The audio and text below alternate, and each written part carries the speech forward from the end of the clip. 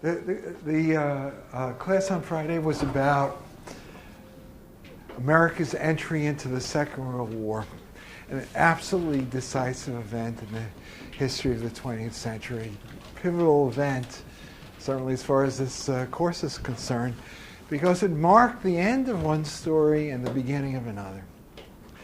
As soon as America came in, the outcome of the war was certain. Hitler's fate was sealed. This was understood immediately at the time. Winston Churchill, the great British leader at the time of the Second World War, his reaction when he heard of the Japanese attack on Pearl Harbor, absolute delight. He says, so we had won after all. He remembers thinking. Being saturated and satiated with emotion and sensation, I went to bed and slept the sleep of the saved and the thankful. It's very clear what the outcome of the war is going to be. It was clear even to Hitler. Right? The end of one story, the beginning of another. What is the story that now begins? It's the story of the Cold War, the dominant political development of the second half of the 20th century. Why is the Cold War of interest to us? It's in a sense a fourth great conflict that we're covering in this course. We looked at the origins of the First World War, the origins of the European War of 1939, the origins of the Second World War, the war in the Pacific. And now, in the rest of the course, we're going to be focusing on the Cold War. Why is the Cold War important? Because it gives us some insight into the question of how international conflict is to be understood, what makes for war, but also, in this case, what makes for a stable international system. Because one of the most striking things about the Cold War is that it wasn't just a conflict, pure and simple. Right? It was a political system. The Cold War political system was the basis for a relatively stable, relatively peaceful international order, an order that more or less came into being by 1963. Right? So we're interested in the Cold War because it gives us insight into both sides of the coin. How is the conflict to be understood? How is it that a stable international system takes shape? So how do we go about getting a handle on all of these issues? Just plunging into the documents, looking at the evidence in a totally mindless way? No, that's never the way to kind of get insight into these fundamental questions. You always want to bring a theoretical perspective to bear. The theory enables you to see what the questions are, to bring the problems into focus. Right? Things which you just ordinarily would take as given, and this is the kind of thing that happens. A theory can help you see why they're puzzling. A theory is important, not because it gives you the answers, but because it gives you a handle on the questions. It enables you to see what the questions are. In the case of the Cold War, people think, oh, there's nothing real to be explained here. Soviet Union is a communist dictatorship. United States, liberal democracy. Obviously, it's going to be a conflict. Cold War is obviously to be understood in ideological terms. And then you start thinking, no, that point of view, it just doesn't make any sense. It's like, this is very similar to the way we looked at the origins of the Second World War, especially the events of 1941. Why would Hitler go to war with the United States when the United States was so much stronger? Why would Japan go to war with the United States? Doesn't make any sense, right?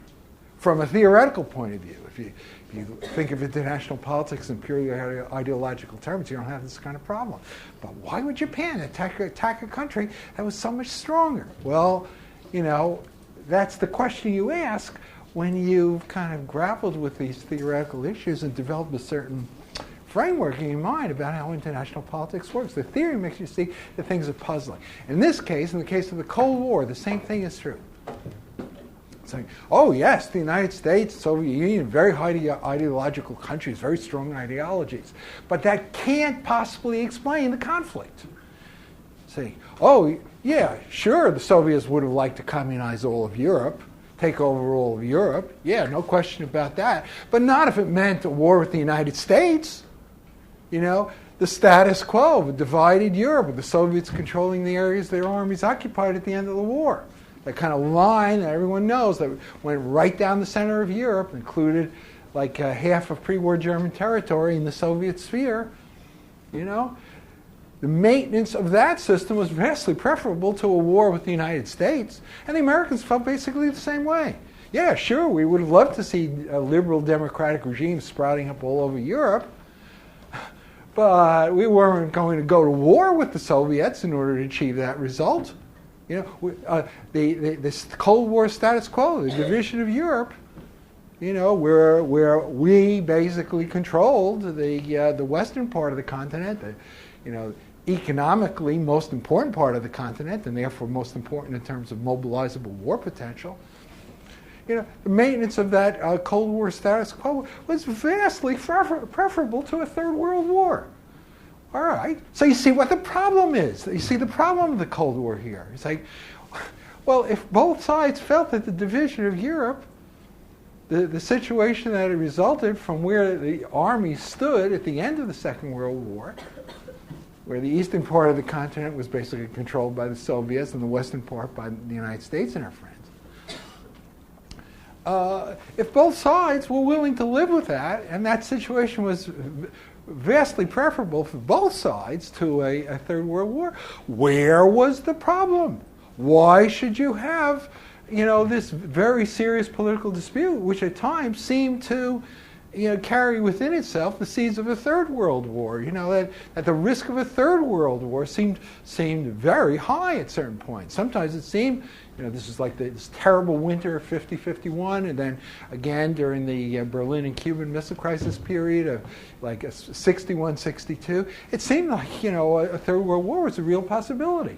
So that doesn't make sense, right? How is it to be understood? Well, that's the puzzle. That's the puzzle of the Cold War.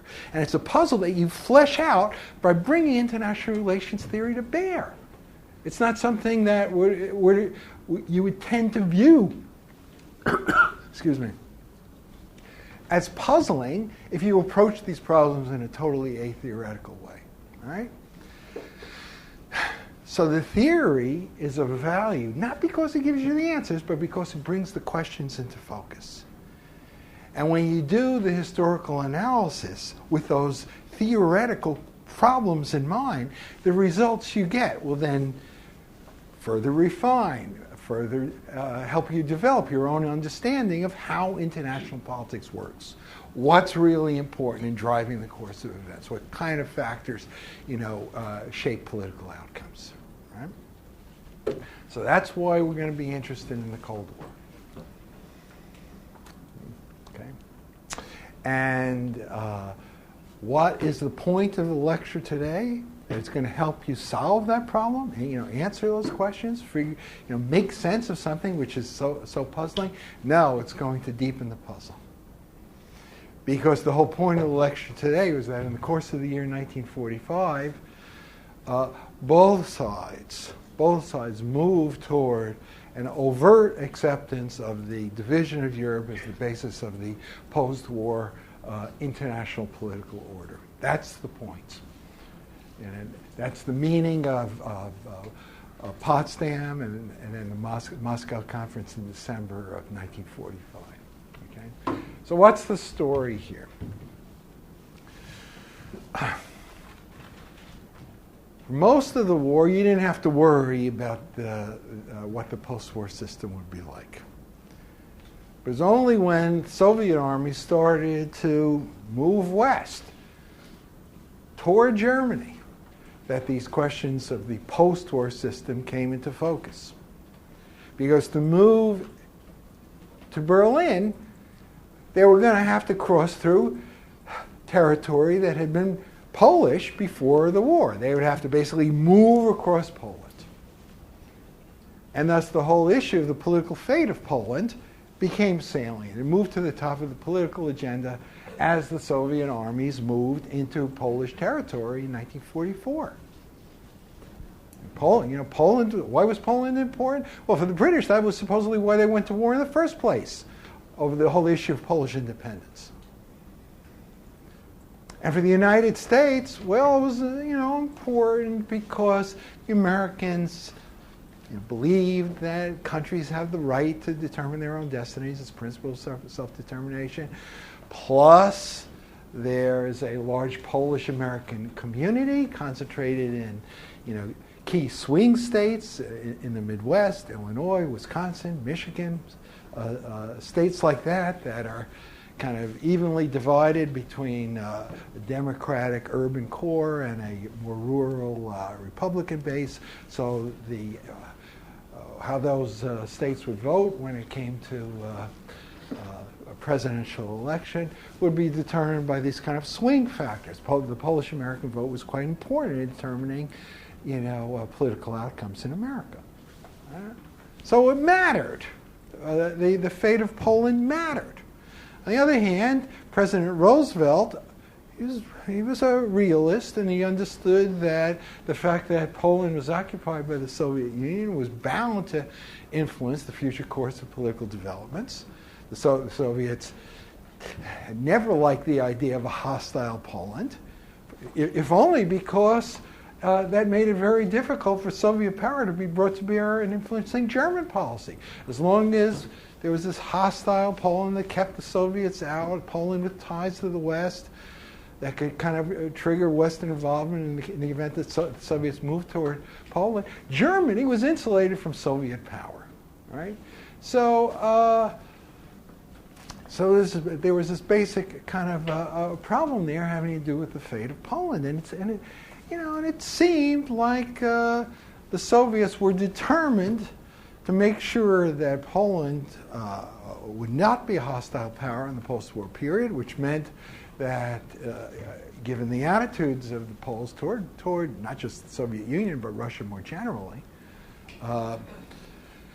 what that meant was that the Soviets would have to control Poland, and that meant imposing a communist regime on Poland because a communist regime would be subservient to the Soviet Union. And it certainly seemed like the Soviets were moving in that direction. Instead, they broke relations with the exiled Polish government in London, the heir of the pre-war Polish state, and instead set about creating their own Polish government, situating it in one of the first major town that they liberated from the Nazis. This was called Lublin. So this was the kind of Lublin government.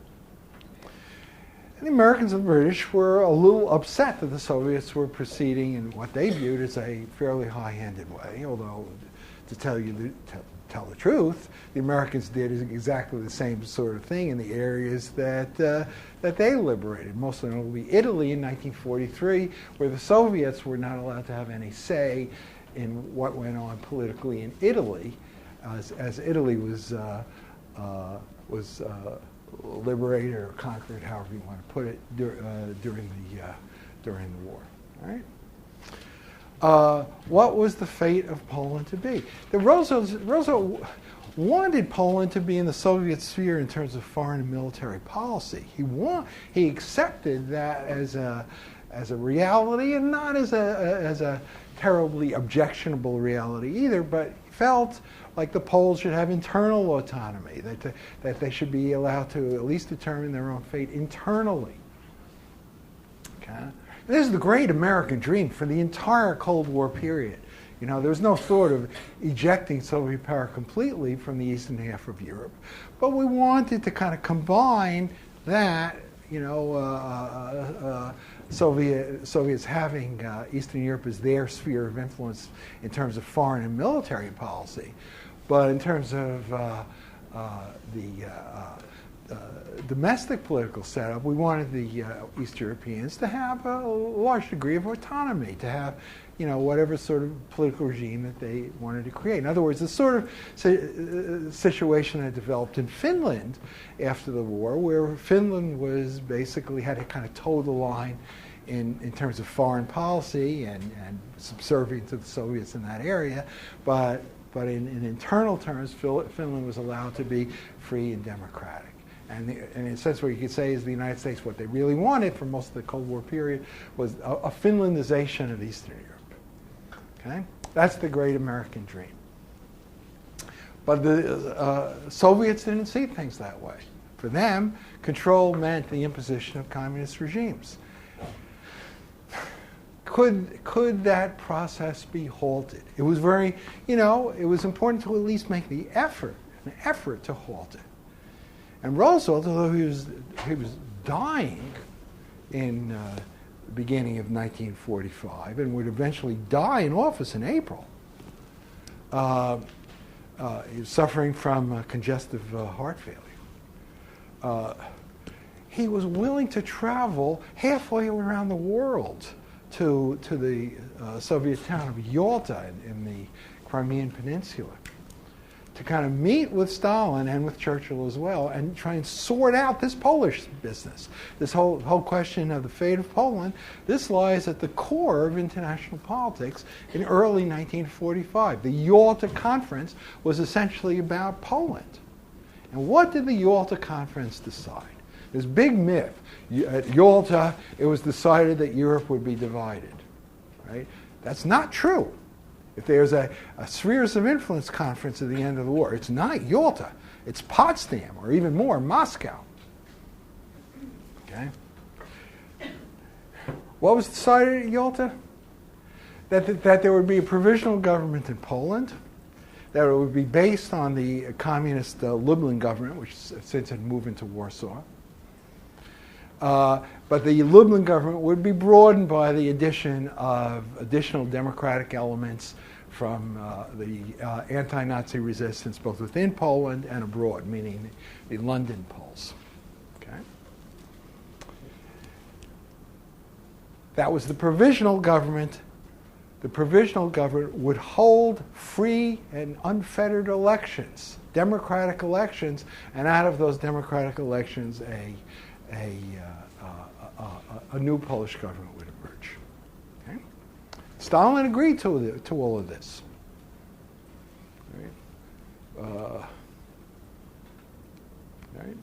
Americans, the British, including all of these, career diplomats, hard-headed people, they were delighted. They felt that they had gotten a whole lot more from Stalin than they had thought they would.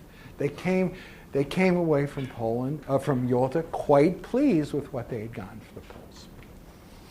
Problem was that Stalin had no intention of holding free elections in Poland and allowing an anti-communist, truly independent Polish state to emerge. Right? And this created a certain clash between him and his Western allies. Churchill was very much exercised over what was going on in Poland. And Roosevelt himself, his dying days, right, had kind of basically come to support a hard line on the Polish issue. The settlement has to be as it was envisaged at Yalta, not this, simply having a lightly disguised communist regime imposed on that country. Okay.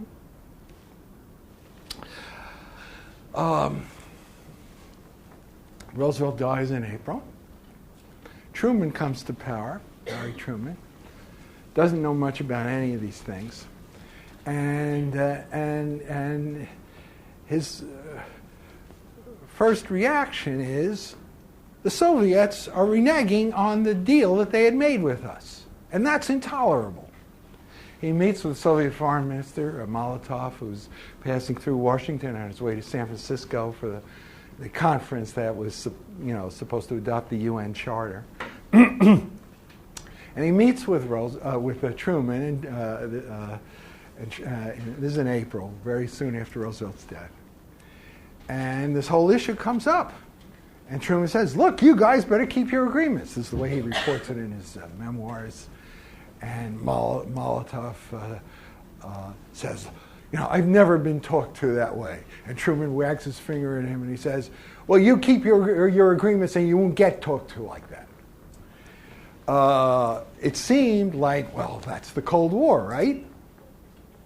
But in fact, the American attitude changes very quickly. Truman learns a bit more about Yalta, that it wasn't quite as straightforward as he had made out. He wants to salvage the relationship with the Soviet Union because the whole prospect of a hostile U.S.-Soviet relationship he does not view with equanimity at all. And he sends Roosevelt's confidant, Harry Hopkins, over to Moscow. And Hopkins himself is dying at this point. Over to Moscow to see if he could work things out with Stalin. And they do come up with a deal, which was tantamount to kind of papering over what the Soviets were doing in terms of imposing a communist regime on Poland. The Hopkins mission in May of 1945 marks the U.S. acceptance of the Soviets having, for all intents and purposes, a free hand in Poland. And when Truman and Stalin and Churchill meet on German territory in late July. Germany capitulates in May. The war with Japan is still going on. They meet at Potsdam outside Berlin in late July. It continues through early August. The whole issue of Poland doesn't come up. The whole issue of, you're not keeping your agreements about Poland, it's a non-issue. Poland had been settled. Okay? The Americans accept Poland as lying fully within the Soviet sphere. And you might think that if we accept Soviet domination of Poland, we're not going to object. They're imposing their control over any of these other countries in Eastern Europe, like Bulgaria and Romania. Romania had been allied with the Nazis during the war. Romanian troops had fought beside the Nazis against the Soviets. You might think, well, after Potsdam, there shouldn't have been any problem. Right? The story of Eastern Europe is a little bit more complicated. I'll return to it in a minute. But for the time being, it seemed to the Soviets that they had gotten from their Western allies basically the green light to do what they wanted in the areas their armies controlled in Eastern Europe. Okay? The real issue at Potsdam, the central issue at Potsdam, was the German question, where Poland had been the focus at Yalta. At Potsdam, the focus was on Germany. What would happen with Germany?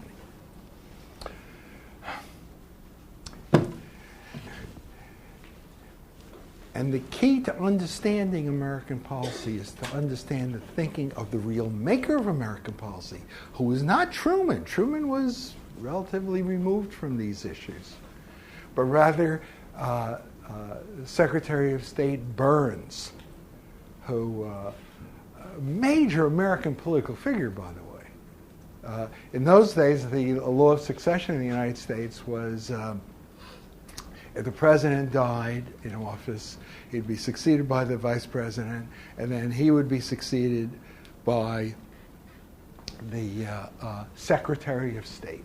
And since there was no vice president after Truman had become president, the Secretary of State would become the successor president. So it was important to have a major figure as Secretary of State, and Burns was very important in American politics at that time. What was American policy on the German question under Roosevelt? Basically, to kick the ball down the road. We don't want to think about it now. We don't want to have to deal with it until it's absolutely necessary. Why was this? Just an oversight? No. It was because the problem itself was so difficult. What should you do with the Germans? Put yourself in the shoes of people during the war, having to think about these kind of post-war problems. Germans had committed all these, horrific crimes. how should they be treated after the war? I mean, kept down forever, run as a colony forever? You know, as soon as they get out of line, do they just bomb them from the air? I mean, Roosevelt was kind of, at times, was thinking along those lines. You know, how long could you keep that up? Was that the basis for a stable system? Maybe you had to think in terms of eventually reaching some accommodation with these people. And so, but the whole idea of a soft peace, of a peace that looked toward reintegrating Germany into the international order, you know, this seemed entirely inappropriate in view of these enormous crimes that the Germans had committed.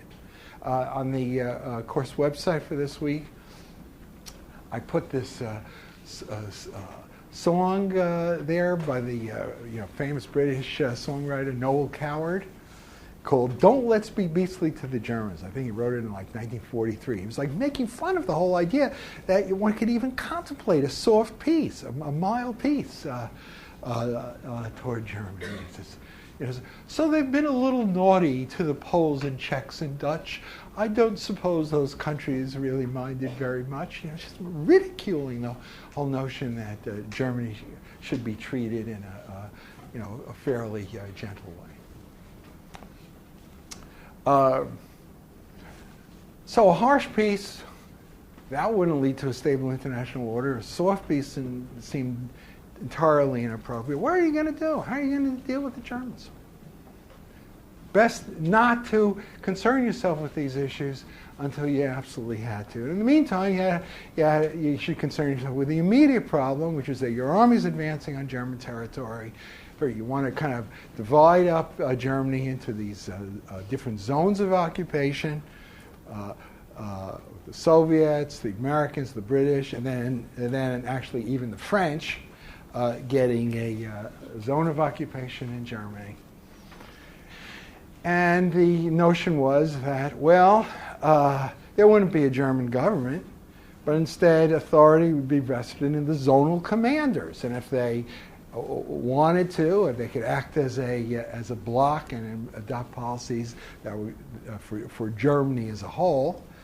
But if they failed to reach agreement there, then each of the zonal commanders would have the final say.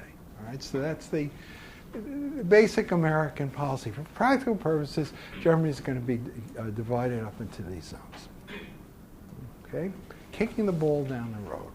It's important because the Americans are not contemplating setting up a German government. They're not contemplating a rapid shift from the occupation into a post-occupation regime, meaning that the occupation is going to continue. If there's not going to be a German government, the occupation is going to continue, meaning, among other things, that American troops are going to stay in Europe. They're going to stay in their zone in Germany. Well, that's an event. That's a decision of fundamental political importance. You just compare it with the decision that was made at the end of World War I to pull all the American troops out of Europe. Because as long as the American troops are in there, there's going to be a counterweight to Soviet power. It doesn't matter all that much how large that force is. Even a small occupation force that's incapable of withstanding a Soviet onslaught would trigger an American involvement in a war with Russia. So Russia is going to think twice before she tries anything of that sort. American power could serve as a counterweight to Soviet power in Europe. The mere fact that American troops are going to be there is going to keep the Soviets from gobbling up all of Europe. The Americans do think in these power political terms. We didn't want the Germans to control over Europe, and we don't want the Soviets to control over Europe. Okay?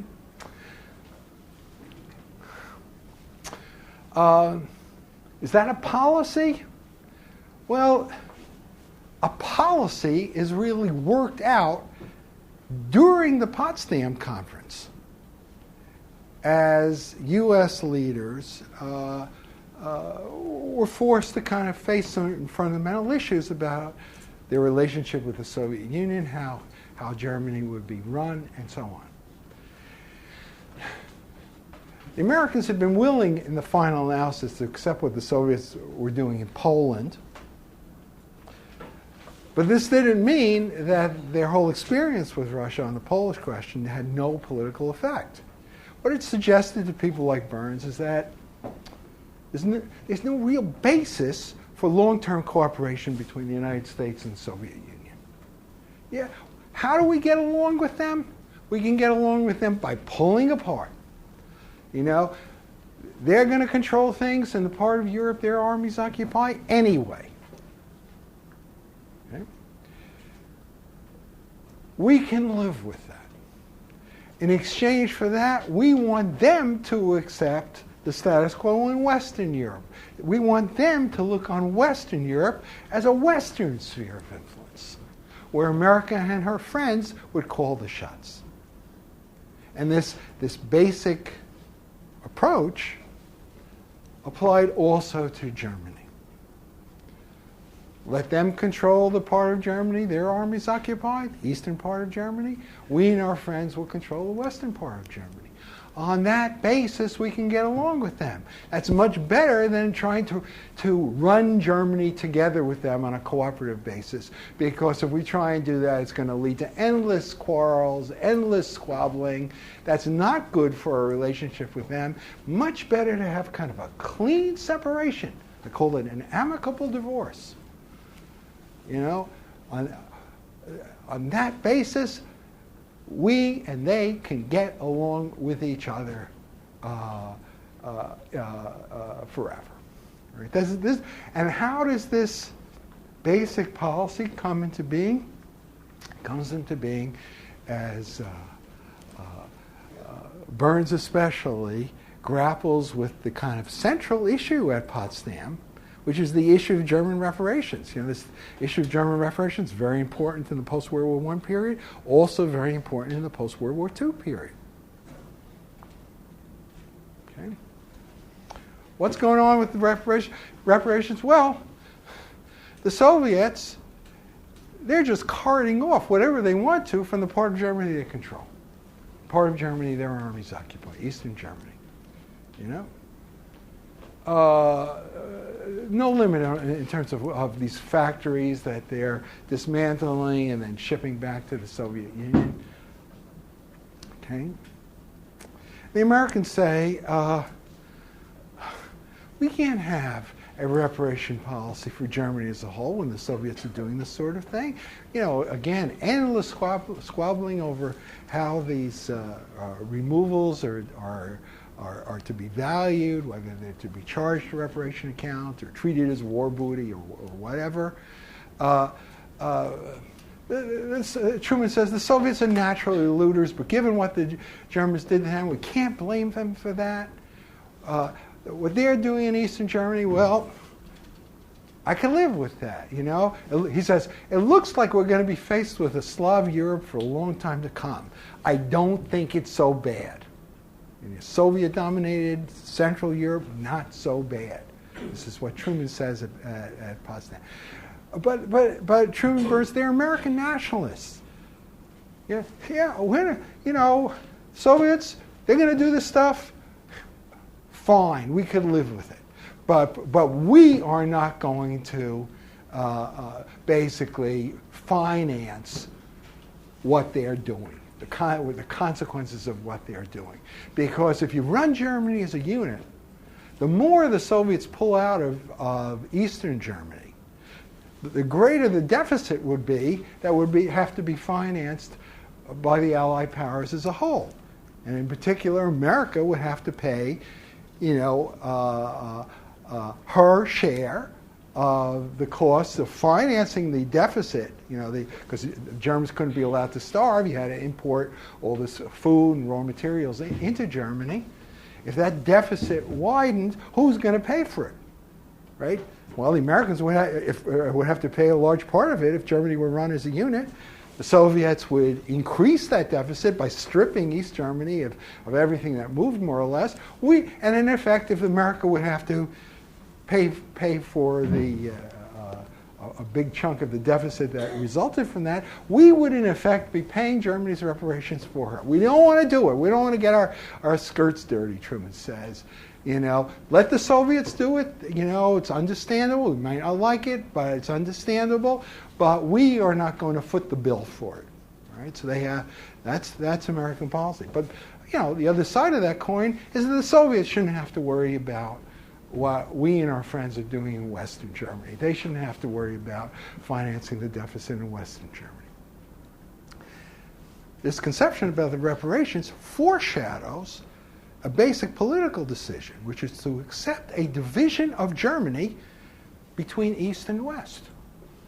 What's the logic here? Well, Burns presents a plan based on these principles to the Soviets. The basic idea is you'll have a free hand to do whatever you want in terms of extracting reparations from the zone that you occupy, and we and our friends will have the same free hand to do what we want in this part of Germany we occupy, right? That applies to the reparations. The implication of that is that Germany, for purposes of foreign trade, is not to be run as a unit, right? Because how can Germany be run as a unit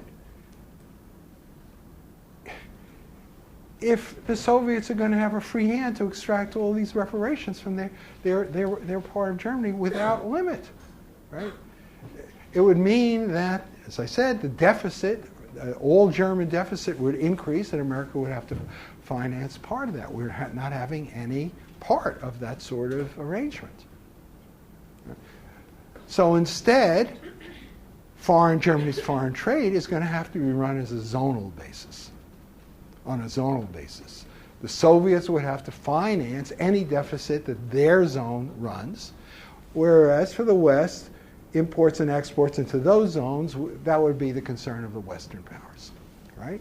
So the zonal system for the reparations leads to a division of Germany between East and West for purposes of foreign trade. Because I say the notion is that Germany is going to be divided not into four parts, where all the zones are going to be totally independent of each other, but two parts, because the assumption is that the three Western powers, and this includes the French, who aren't even represented at Potsdam, by the way, the three Western powers will have no trouble working out some sort of arrangement among themselves for running Western Germany by themselves. Okay? And when you're talking about dividing Germany between East and West for purposes of foreign trade, well, that means in overall economic terms, Germany can't be run as a unit, because Germany can't be run as a unit with trade going back and forth between the different parts of Germany if the two parts of Germany are going to have to relate to each other as foreign countries for purposes of international trade, or actually international barter, right? And when you're talking about dividing Germany between East and West, economically, well, that foreshadows a political division of Germany, because you're going to need administrative structures run by political authorities to manage all these different areas of the economy. And everyone understands this at the time. It's understood that the implication of the Burns plan is that Germany would be divided. And this is rounded out by certain other features of the Potsdam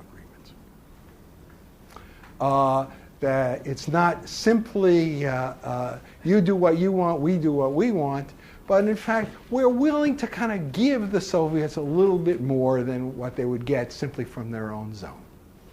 We're willing to allow them a certain share of the plant and equipment in Western Germany that was considered surplus from the standpoint of the post-war economic treatment of Germany. Okay?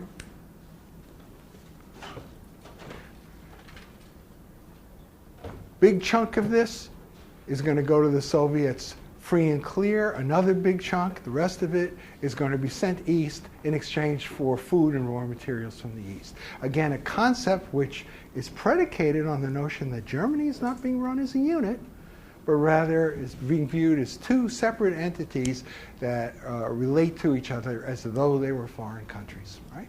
Everyone understands the political implications. Stalin, in fact, takes the lead in extending the basic philosophy of the Burns Plan to include the divvying up of Germany's foreign assets. The clear implication of all this is that Germany is going to be divided between East and West, and on that basis, the two sides can get along with each other. Okay? So then what happens? It seems that the two sides had reached a fundamental understanding. How then can you get the Cold War?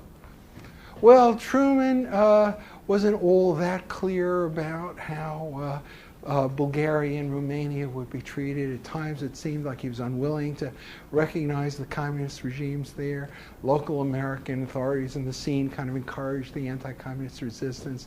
This led to all these problems between East and West in September of 1945. But by December 1945, they're all cleared up. This is the Moscow Conference of December 1945, basically between Burns and Stalin.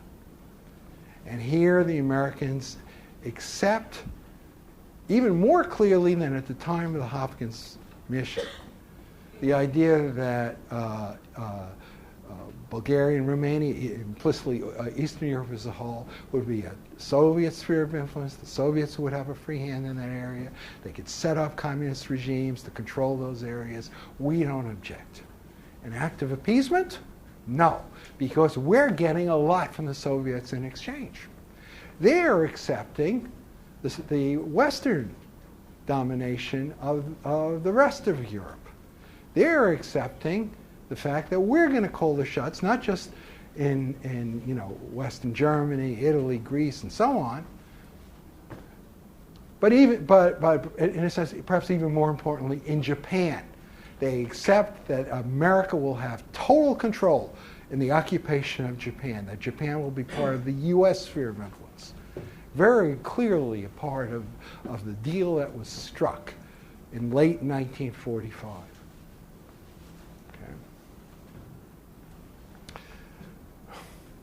What does this mean in terms of the questions that we're concerned with in this class? America and Russia, they had arrived at a certain understanding about what the post-war political system is going to be. The Soviets control the areas they occupy. We control the areas our armies occupy, both in Europe and in Japan. It's fairly explicit what's going on. You would think, therefore, that this would have led to a perfectly stable international order. Everyone accepts the post-war status quo. Where's the problem, right? Where's the problem? And yet we know that there was a problem, because just a few months later, the Cold War begins. In the sense of America and Russia kind of, complaining about each other, hurling all these charges against each other, blaming each other for this and that. So much so that people in early 1946 are starting to think, maybe a third world war is just a question of time. Maybe a third world war is not out of the question by any means, right? What went wrong? How is that to be explained? It's profoundly puzzling once you look at the historical evidence. Right? It's not like, the Cold War is perfectly natural. It's exactly what you would expect given the ideological differences. The ideological differences weren't strong enough to prevent Burns and Stalin from reaching an understanding by the end of 1945. So what happened? Right? That question has to lie at the heart of the analysis of the early Cold War period. Right? It has to serve as, like a chemical stain that you spread on a biological specimen that throws into relief the sorts of things that you're interested in. right? It serves to focus our attention on what was, in fact, causing this problem that led to the Cold War. So let me just end with that point, and that's where I'm going to kind of pick up the story of 1946 next time. Okay, well, let me begin by just reviewing the basic point of the lecture last time. The goal of the lecture was to bring out what at least I view as the central puzzle of the Cold War. What's the puzzle? You look at U.S.-Soviet relations in the period after the end of the Second World War, at least the Second World War in Europe, and what you're struck by is that it seemed that the two sides were willing to live with the basic system that came into being at the end of the war. At the end of the war, the Soviets occupy half of Europe, including half of pre-war Germany, and the Americans and America's allies, the British, the French, occupy the western part of Europe. Right? And it seems not just that both sides are willing grudgingly to acquiesce in the new status quo of a divided Europe. It's a lot more positive than that. I mean, I must say this for me was like one of the big surprises of the documents, especially the big collection of American documents dealing with the Potsdam Conference, enormous collection, published in 1960. Actually, it came to be published almost by accident. The Republicans during the early Cold War period had this whole line that President Roosevelt had been terribly naive. He kind of gave the Soviets half of Europe on a silver platter. The Yalta Conference was this big sellout of the East Europeans and that sort of line.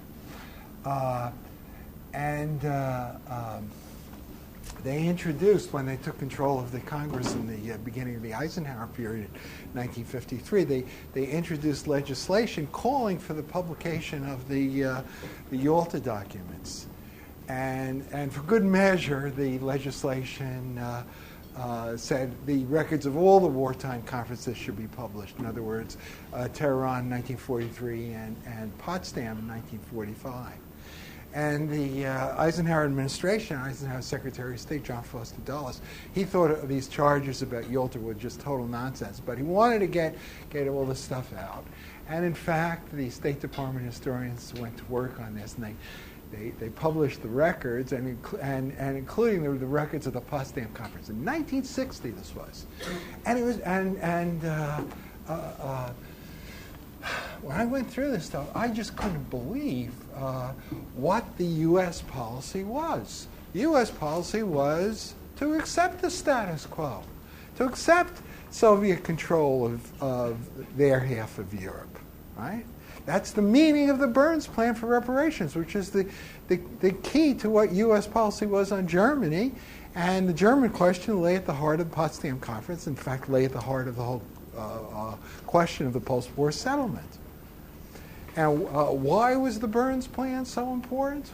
You know, it's like reparations would be dealt with on a zonal basis. Soviets could take whatever they wanted from the part of Germany they controlled. We and our friends would take whatever we wanted from the part of Germany we controlled, right? Germany was to be divided not in 4 parts, but 2 parts, between East and West, because the assumption was that the 3 Western powers would have no trouble working together in terms of establishing some sort of political and economic system in their half of Germany, right? But the treatment of the reparations implied that Germany's foreign trade would also have to be managed on a zonal basis. There would be no unified all-German system for the management of Germany's exports and imports. Why was this? Because the Soviets were free to kind of strip the Eastern Zone. That would mean, if Germany were run as a unit, that the deficit for Germany as a whole would be greater than it would otherwise be, the trade deficit.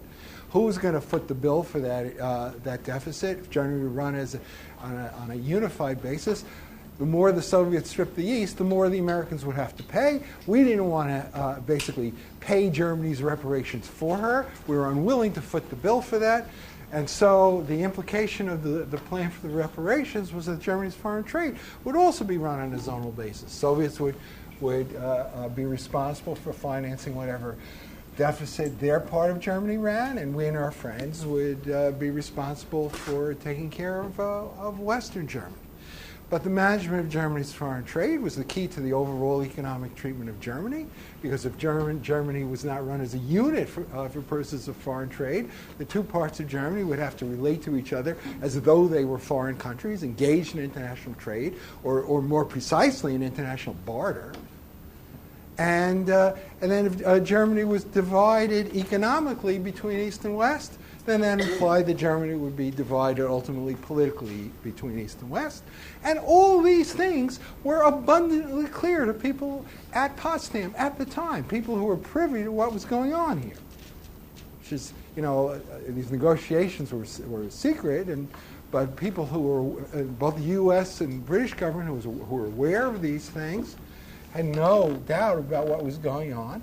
And the Soviets, for their part, who tended to think in spheres of influence terms anyway, were quite happy to accept the deal that Burns was offering. Right? It was not embedded, strictly speaking, in the formal document that was negotiated at Potsdam, but it's quite clear when you read the records of the conversations, and we have British, American, two American versions of the notes, plus Soviet notes that were published later. It's quite clear what the understanding at Potsdam was. And Stalin was delighted to accept it. He takes the initiative in extending this basic philosophy in other areas to include, for example, the provision for dividing up Germany's foreign assets. What lay in the East would go to the Soviets, what lay in the West would go to America and our friends. Not just that, but in the subsequent negotiations, the Soviets kind of block arrangements for a unitary system for the management of Germany's foreign trade.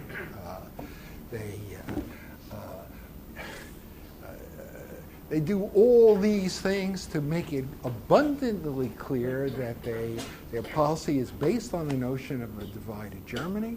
Stalin met with the German communists on June 4th, 1945, and he told them that this is one of the most important documents that was released after the fall of communism in Eastern Germany, when people were able to look at the East German archives. The East German communist leaders wrote up a record of their meeting with Stalin, and Stalin said to them, in the German text, he said, "Es wird zwei Deutschlands geben." There will be two Germanys. Two Germanys. This is June 4th, before Potsdam even. Stalin told the Yugoslav communists earlier in 1945, he says, this war is not going to be like any other war. In this war, each side will impose its political system on the areas that it occupies. It cannot be otherwise. And during the Cold War, people would quote this and say, look how awful Stalin was. Look how from the start he tended to communize the areas the Red Army had conquered. The important thing about this quotation, however, is that it shows that Stalin accepted Western domination, Western control of the areas to the west of the line of demarcation in Europe. He accepted it philosophically. Burns, I mean, the evidence is quite extraordinary. Burns made it abundantly clear that he accepted a system whereby Europe would be divided, Germany would be divided. For example, right after Potsdam, the new French leaders, General de Gaulle and the Foreign Minister Georges Bidault, come over to Washington to talk with the Americans. And then naturally, they talk mainly about the German question. And Burns says that I don't see why you're so upset, because you're now going to be faced with a Germany of 45 million, which is almost precisely the population of the 3 eastern zones of Germany at the time. Germany's going to be truncated. It's clear they accept it. That's the meaning of the Moscow Conference of December 1945. There are 2 Moscow conferences, and you don't want to get them confused. They're important in this period. This is December of 1945. It seems like the United States and the Soviets have reached a deal. There's another one I'm going to be talking about later, December 47. In the May and June of 47. That's very different. But by the end of 45, it seems like the 2 sides have reached an understanding. You control things in the part of Europe you control. We control things in the part of Europe we control. It's like, on that basis, you think,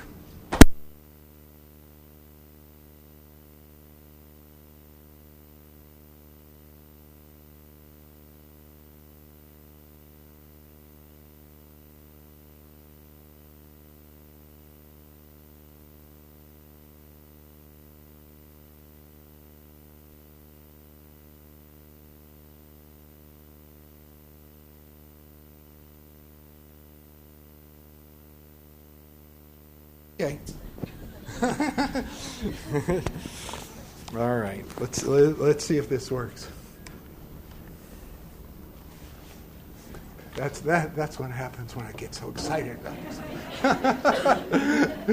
this. Okay.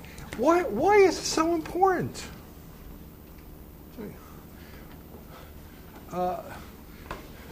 We see that there's a puzzle here. How does this relate to the basic issues that international relations theorists are interested in? Well, it relates to the issue of realism. We're using a theory here to bring out a puzzle. The theory is the countries should adjust to power realities. In this case, maybe the United States would have loved to see democratic regimes spring up all over Europe, but not if it meant a third world war. We weren't going to go use force to kick the Russians out of the part of Europe they controlled. We accept it. We accept it kind of not just grudgingly, but overtly as part of an arrangement, because we're getting something in exchange. We're getting the Soviets to accept the fact that we will call the shots in the part of, not just the part of Europe, but the part of the world that we control, especially Japan. Right? Soviets make the same sort of calculation. Yeah, well, of course they would love to see communist regimes in Western Europe, but not if it means war with America. And they restrain the communists in Western Europe. Huge communist parties in France and Italy. But they're under orders from the Soviets in 1945 and 1946 to not engage in revolutionary activity. This is what a theoretical perspective would lead you to expect. Right? Theoretical perspectives, the basic realist perspective is countries accept power realities. They frame their policies in accordance with power realities. Okay. Does this mean that realist theory provides us with the key to understanding the Cold War? No, exactly the reverse. It explains something that didn't happen. It explains something that you might have expected to happen at the end of the war. Namely, that both sides would accept things as they were. End of story. We can live with a divided Europe. They can live with a divided Europe. On that basis, the 2 major powers could get along. No risk of a third world war. All right. But we know that there was a big risk of a Third World War. At least people sensed it. Where is that sense coming from? Why do relations deteriorate? Why does this kind of spheres of influence understanding of 1945 not provide the basis for a stable international order? You see, that's the importance of theory. It doesn't provide you with solutions, answers, but it brings the problems into focus. It helps you see things that things are puzzling, whereas otherwise you wouldn't have grasped the fact that they were puzzling. By the end of 1945, you would have said, "Oh, they've reached an understanding." You wouldn't have expected a Cold War, and yet by early 1946, the two sides are at each other's throat. I should say.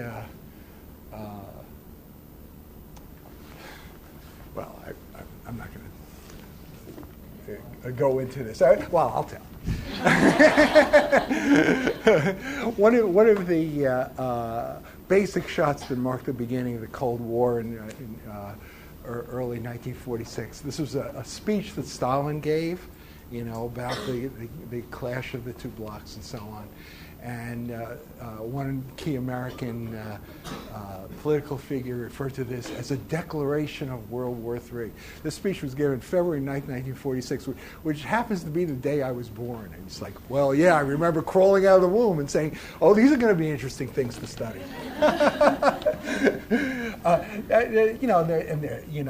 The famous Churchill speech. I put this on the course website, by the way. The Iron Curtain speech. From Stettin in the Baltic to Trieste in the Adriatic, an Iron Curtain has descended across Europe. Right? Opening shots of the Cold War. America is complaining with increasing stridency about what the Soviets are doing or failing to do, really, in their zone of Germany. They had promised, supposedly at Potsdam, that Germany would be run as a unit, and now they're reneging on that promise. How dishonest these people are, what liars they are. A gross distortion of what had actually happened at Potsdam. But it's a measure of the deterioration of the political relationship between the two major powers. So it's puzzling. Why did it happen? It's a historical puzzle, and the puzzle is underscored when you bring a kind of theoretical perspective to bear. It shouldn't have happened. Both sides should have accepted these realities. Why? How is it to be explained? Right? So the perspective, the theoretical perspective, brings flushes out the problem, throws it into relief. How do we get at it? Well, we get at it by trying to kind of understand what was going on by looking at the empirical evidence, the evidence relating to the story.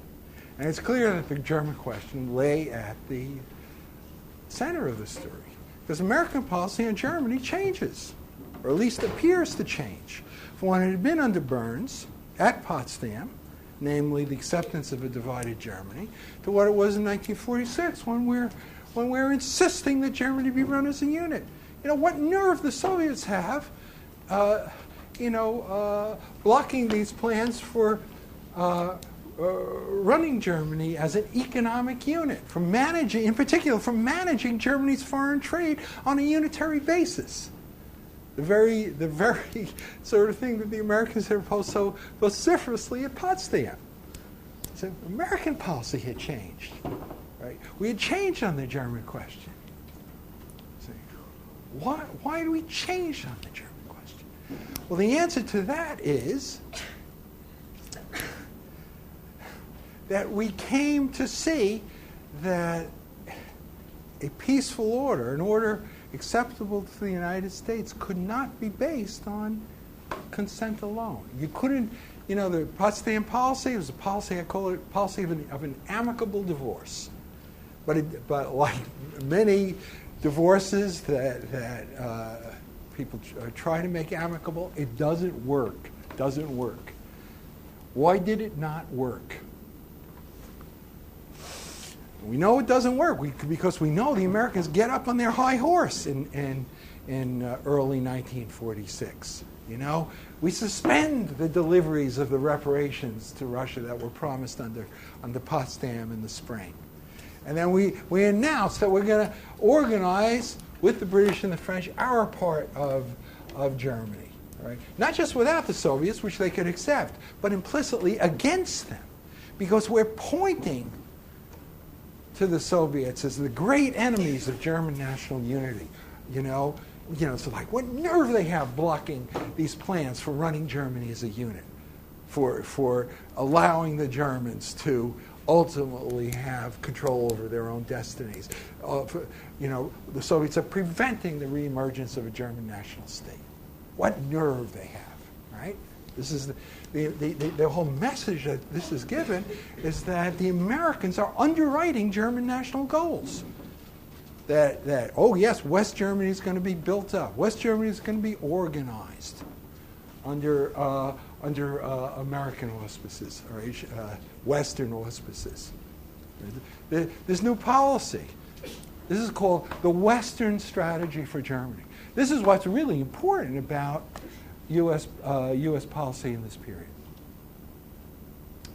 Like people say, oh, well, what's the essence of American grand strategy in this period? It was the strategy of containment that we associate with George Kennan, our old friend George Kennan. He wrote an important article in Foreign Affairs in 1947 called the Sources of Soviet Conduct, in which he called for a policy of the containment of the Soviet Union. In fact, a containment policy was in place from the very outset. It was implicit in the Burns-Potsdam policy, right? We occupied half of Europe at the end of the war. We were not going to simply allow those areas to be annexed in effect by the Soviets, to fall into the Soviet sphere of influence. All the resources of all of Europe, Western Europe, the most economically and technologically advanced part of Europe, having the Soviets get control of all of that. We hadn't shed all this blood in the Second World War to see a new superpower commanding the resources of all of continental Europe. From the Atlantic, in the Soviets' case, straight through to Vladivostok in the Pacific. This would mean that American security was deeply threatened. We're not going to accept that. We're there, and we're going to stay there, until there is enough of a power mass in place in Western Europe to balance Soviet power on its own. Right? It's a reflex. It's obvious. We're not going to just see all of Europe slip into the Soviet sphere. Well, that's essentially what containment means. It's not containment that's important. It's the Western strategy that's new. What's the Western strategy? This is the idea that the three Western zones of Germany, the American, British, and French zones, will be organized under the auspices of the three Western powers, Britain, France, and the United States. That new German entity, Western German entity, will be tied to the Western world in all kinds of different ways. First economically, then politically, and ultimately militarily. That it will be integrated in particular into continental Western Europe, because there was a big continental Western Europe dimension to this strategy. All right? This was a strategy that amounted to telling the Germans, forget about creating a national state. Forget about getting back the eastern half of your country.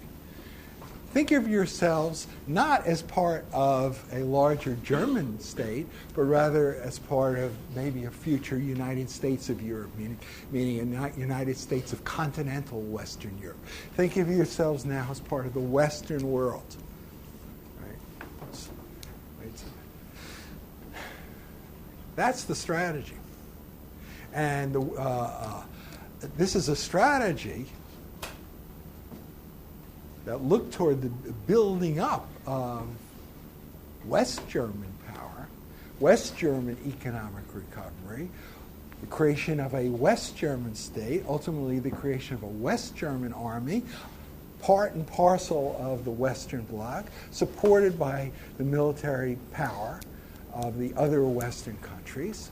We are committed to bringing the Germans over into our side, and in fact, in order to get the Germans to side with us and to kind of put on hold their most basic national goal, the reunification of their own country, we have to play up to them. We have to give them more and more in the way of concessions, more and more freedom of action, political freedom, allow them to create a state of their own, allow them ultimately to create an army. Right? And we're going to support their policy, what they do with that state and with that army. We're underwriting it in order to keep them on our side. Well, as I was saying, this is something the Soviets find hard to accept. I mean, they could accept that that what the Western powers were doing in West Germany was Soviets were being excluded from that, just as we were being excluded from what they were doing in the East. But West Germany was being organized not just without them, but against them. Ultimately, there would be a threat to the whole political system that they were erecting in Eastern Europe in general, East Germany in particular, if this Western strategy, as it was called, was allowed to run its course. And so they had an interest in preempting it, and not just waiting until matters got totally out of hand, but pushing hard to prevent the policy from running its course. Yeah? Was France and Britain in favor of this too? In 1946, it was the United States that took the lead. In 1947, as I'll discuss, the French and the British actually took more of a hardline strategy than the United States, culminating in the London conference in December, when basically they were willing to go further even than the Americans. But in 1946, it's the Americans that are calling the shots here. The British are kind of half sympathetic to this. The French have this big political problem at home with this large communist party and so on. They support it, but in a much more subtle and, shall we say, discreet way, right? If the Soviets oppose this Western strategy and make it clear that they're unhappy with it, and this leads to a certain amount of tension between East and West, well, it's all the more important to kind of develop the power of the Western Bloc as a whole, and that means pulling the Germans into it. Okay? Western strategy for Germany. Why? How? You may say, well, doesn't this show that the United States is basically responsible for the Cold War? We're the ones who are reneging on the Potsdam Agreement, right? We're the ones who are kind of excluding the Soviets from the West, not just that, but organizing West Germany against them, going to the Germans and saying, look, we're your friends. We support your national goals, pointing to the Soviets. They're the ones who are the great saboteurs of German national unity. You should side with us and against them. Right? Does it mean the Americans are responsible for the Cold War? No. Why? Because the policy has to be understood in a larger context. Why had Burns shifted course? That's the issue. And a lot of it has to do with what the Soviets were doing on their southern border in late 45, early 1946, mid-1946. There's this wonderful story. Stalin's foreign minister was named Molotov. And in his old age, Molotov kind of dictated these reminiscences, which were published. And he tells the story about Stalin going to a map of Europe, map of the USSR, and he says, "Oh, I'm happy with our new borders in the West. I'm happy with the situation in the East. But there's one area that I'm not happy with," and he slams his fist against the wall map, and he says, it's our southern border. Saying, we want to make gains in the south, basically at the expense of Turkey and Iran. Say, Soviets wanted control of the Turkish Straits. Well, it was an old Russian goal. Say, the Americans have the Panama Canal, the British have Suez. Soviets should control a waterway of equivalent strategic importance to it. So all this pressure on the Turks, pressure on the Iranians. Iran had been occupied by the Allies, the Soviets, the British, and the Americans during the war because it was essential as a supply channel for Lend-Lease goods to Russia. But the promise was that 6 months after the end of the war, the occupation would end. The foreign forces would get out. It's clear the Soviets were not going to keep that promise. It also seemed that they wanted to kind of set up satellite states in the part of Iran that their armies occupied. It's like, why were the Soviets interested in doing this? Who's going to stop them? Not the Americans. The Americans weren't interested in that part of the world, so it seemed. And the British were much too weak on their own to kind of stop them. So why not make the effort? If it turned out that they were wrong about the Americans and the American attitude turned out to be tougher than they had thought, well, they could always pull back. And so you have the ratcheting up of tension, especially against Turkey in 1945 and 46. It seemed that the Soviets were getting poised to use military force against Turkey, and similarly against Iran. And this meant for the Americans, what are we going to do? Truman's initial inclination had been, we can't do anything. Part of the problem here was that we demobilized with lightning speed after the end of the war. This is a period when there was enormous political pressure within the United States to, bring the boys home, to kind of dismantle this amazing military machine that had been built up during the war. And so we didn't need a huge military force. We had the atomic bomb. No other country had it. America's phenomenally secure. All these, soldiers and their families, they had suffered through all these long years of depression and war. Now they wanted to kind of get back and lead a normal life and start their families. This is the period of the post-war baby boom, of great suburbanization in the United States. So we didn't have very much in the way of military force within months after the end of the war. Still,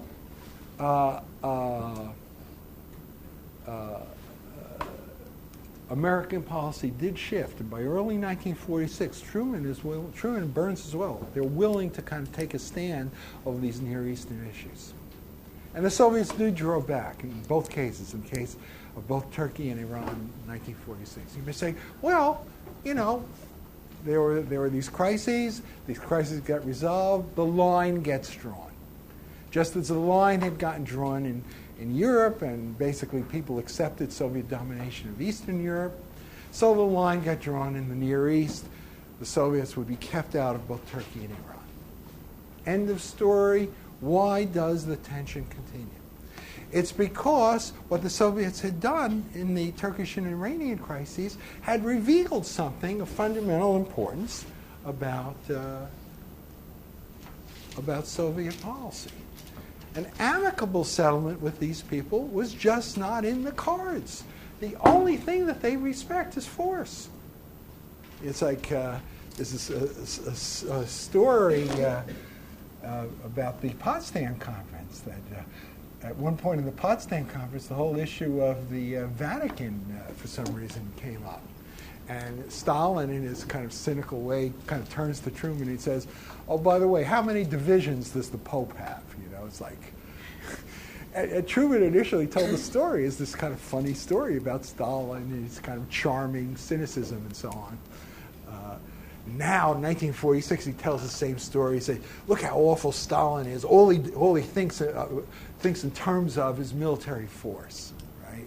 And the only thing that's going to keep Stalin at bay is countervailing force. Right? We can't just rely on a peaceful, friendly understanding with these people. We have to generate countervailing military power of our own. And how do you do that? By over-defining the threat, by exaggerating how bad they are. Right? And this is a conscious strategy. Dean Acheson, who's then Undersecretary of State, he would be the real maker of U.S. policy in the second Truman administration from 1949 to 1953. Acheson has this phrase in his memoirs about the need to make things clearer than the truth, to over-define the threat. Right? By making all these charges against the Soviet Union and their policy in Germany, you were achieving two goals. You were mobilizing opinion within the United States to support a hardline policy. Look how awful these people are, you know. And also you were appealing to the Germans and drawing German power into a Western bloc, into an anti-Soviet bloc, creating countervailing power. This point is very important because, as I say, the evidence shows that this was an explicit strategy. The people felt like they had to really ratchet up the level of rhetoric, you know, for these domestic political purposes. Once again, this is one of these problems you encounter when you study American foreign policy. You can't just play the standard power political game because the American people is unwilling to allow its power to be used in that way. You have to make a moral case. You have to, you know, say we are the embodiment of good, they are the embodiment of evil. It's the same sort of thing that we saw with Roosevelt in 1941, how he had to kind of manipulate things because he was bound by American public opinion.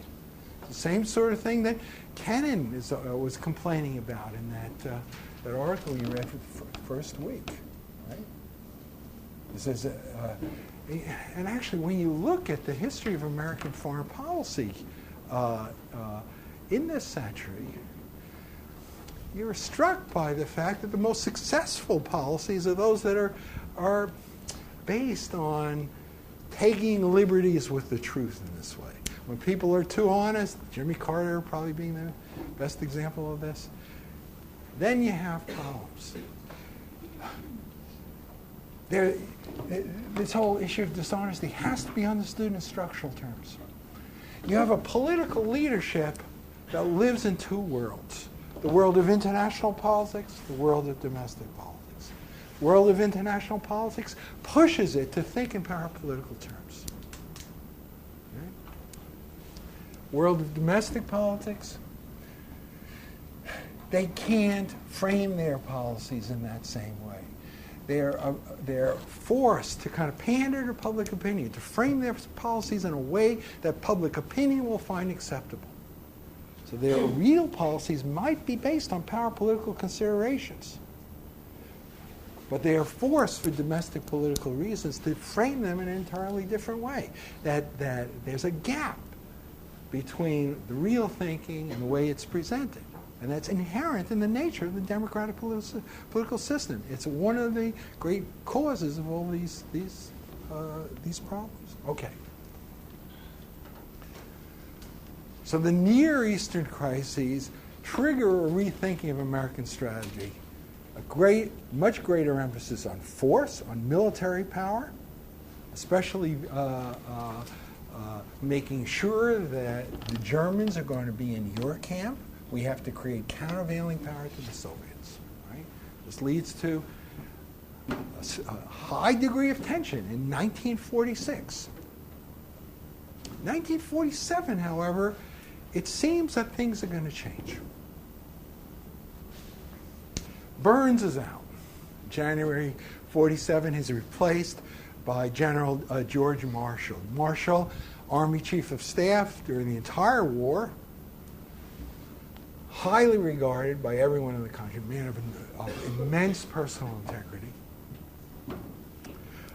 Marshall's brought in because Burns and Truman had a certain falling out. The problem was essentially personal, not over policy.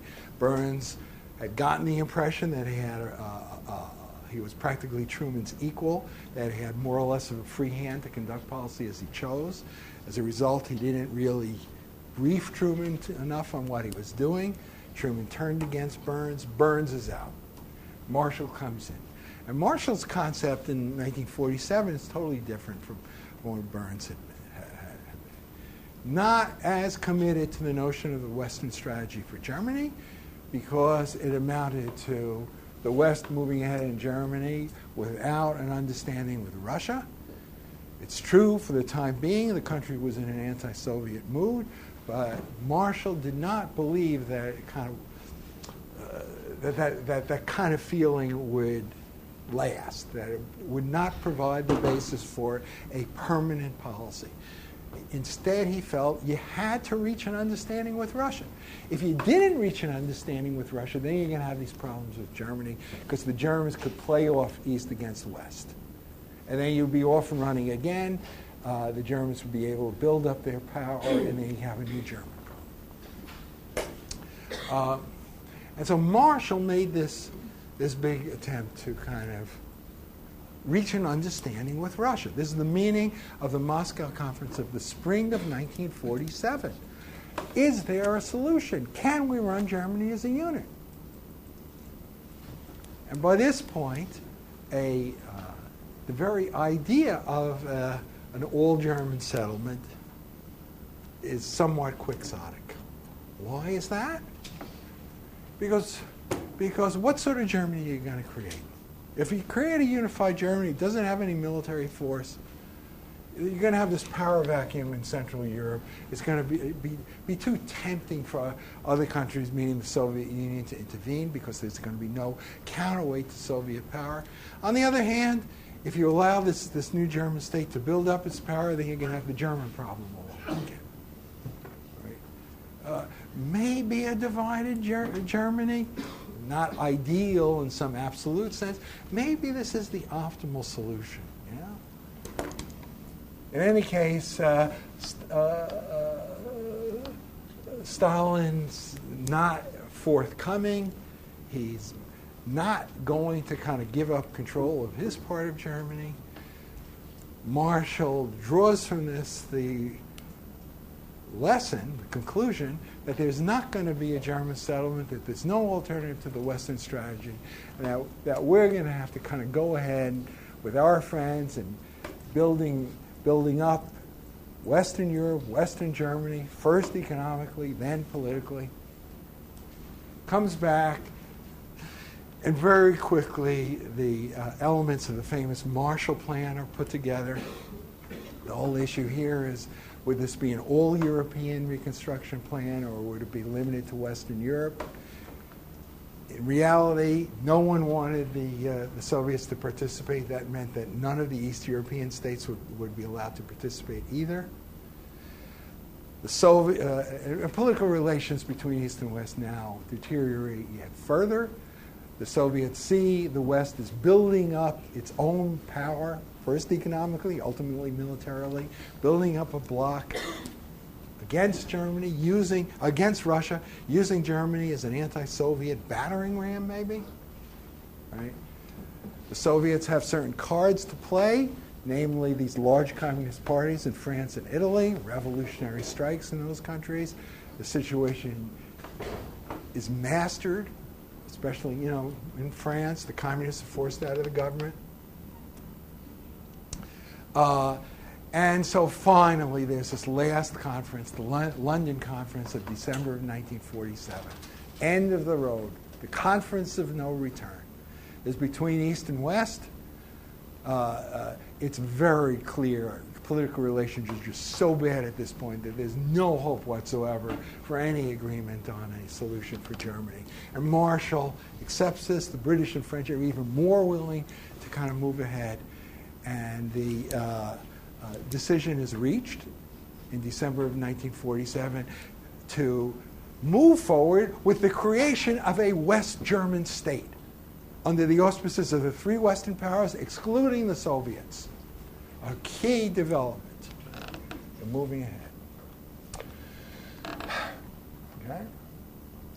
That leads to the great crisis over these issues of 1948, which I'm going to be talking about next time. But let me just end I have a few more minutes, by talking about the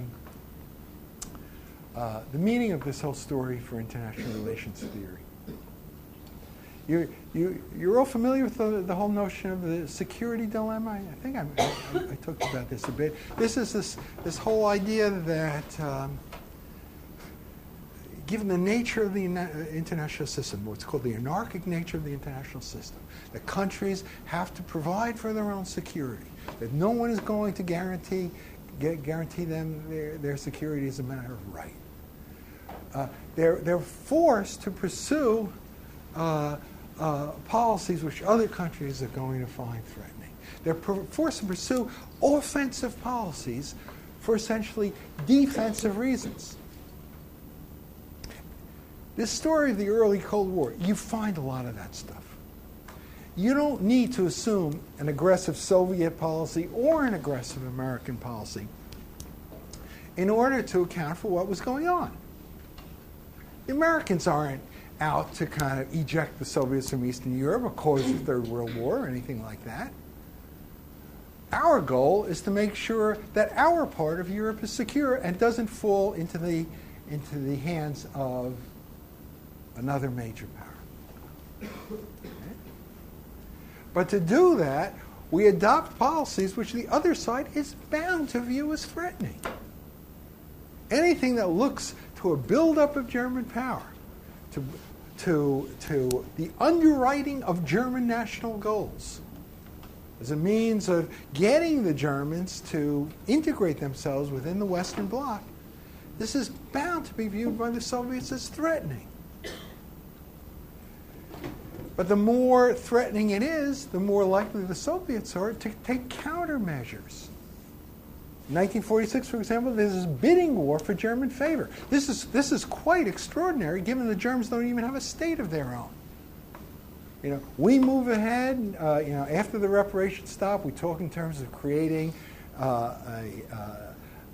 some sort of economic entity in Western Germany, leading to the creation of what was called the Buy Zone, the Anglo-American Buy Zone, the merger of the British and the American zones, and agreed on in July 1946 and put into effect on January 1st, 1947. You know, we're moving in a certain direction, and the Soviets react to that by launching an appeal to the Germans, playing the card of German national unity, suggesting that the Germans might find it to their interest to work with the Soviets. We get concerned by the fact that the Germans might be tempted to move in that direction, and we outbid them. Secretary Burns goes over to Germany, gives a famous speech at Stuttgart in September of 1946, appealing to, German nationalist feeling, It's clear that things are moving in a certain direction which the Soviets would find threatening. But the more threatening it is, the more important it is for us to kind of move ahead with the Western strategy, and so on and so on, a spiral dynamic. A very nice example of the security dilemma, dynamic in an important international conflict. Right? You don't need, pure aggression to have a war. You don't need a Hitler to have a war. A very, very important conclusion. And goes a long way toward explaining why the Cold War came into being and ran its course the way it did. Okay, so let me end there, and next time I'll talk about 48, 49. We'll see how all this stuff kind of comes to a head.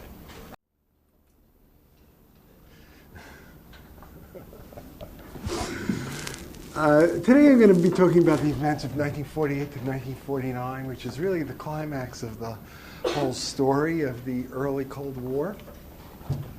Why are we interested in this story?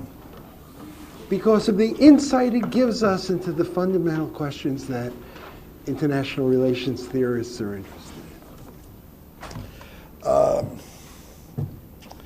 The whole question of how is war to be understood? And we're reacting to kind of standard views that we find around us about this issue.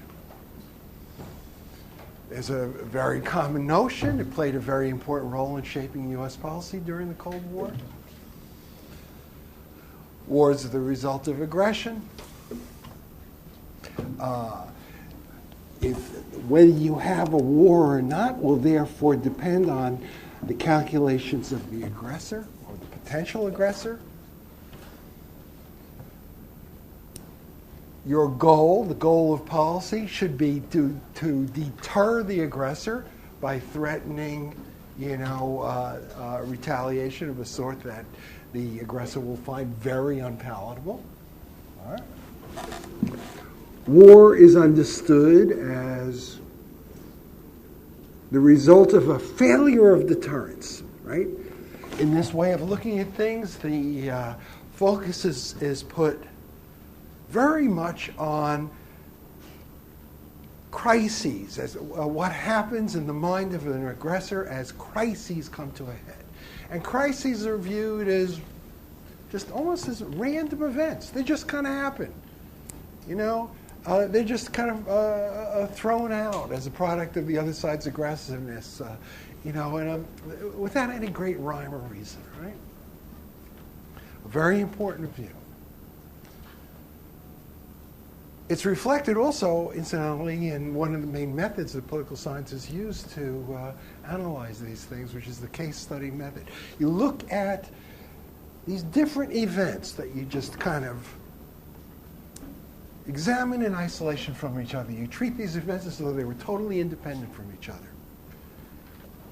These different case studies, Cuban Missile Crisis, Berlin Crisis, Taiwan Straits Crisis, this, that. They just kind of happen. They become part of your sample. It's one way of approaching these things. Very congenial, the deterrence approach to people on the right of the political spectrum, but the people on the left also have their own way of looking at things. How do they interpret war? Well, no one wants war really, but war can happen more or less by accident. Largely inadvertent. Things spin out of control in a way that means that the statesmen who are supposed to be responsible for making these kind of key decisions are overwhelmed by events, and again, wars just kind of happen, right? And this is an approach, the accidental war theory, inadvertent war theory, that again played a very important role in shaping U.S. policy during the Cold War. It was the conceptual basis of arms control. Why is arms control so important? Well, it's because wars can happen by accident. Why do they happen by accident? Because of the workings of the military system. Statesmen don't understand what's going on in the bowels of the military system. And then at time of crisis, these forces just kind of well up and lead to things spinning out of control, to wars that nobody wants, right? And so if you want peace, what you have to do is so structure the military system that you don't run a great risk of unleashing that sort of dynamic. Huh? My point to you, one of the big points of this course, is that those two approaches are not the only two ways in which international conflict can be understood.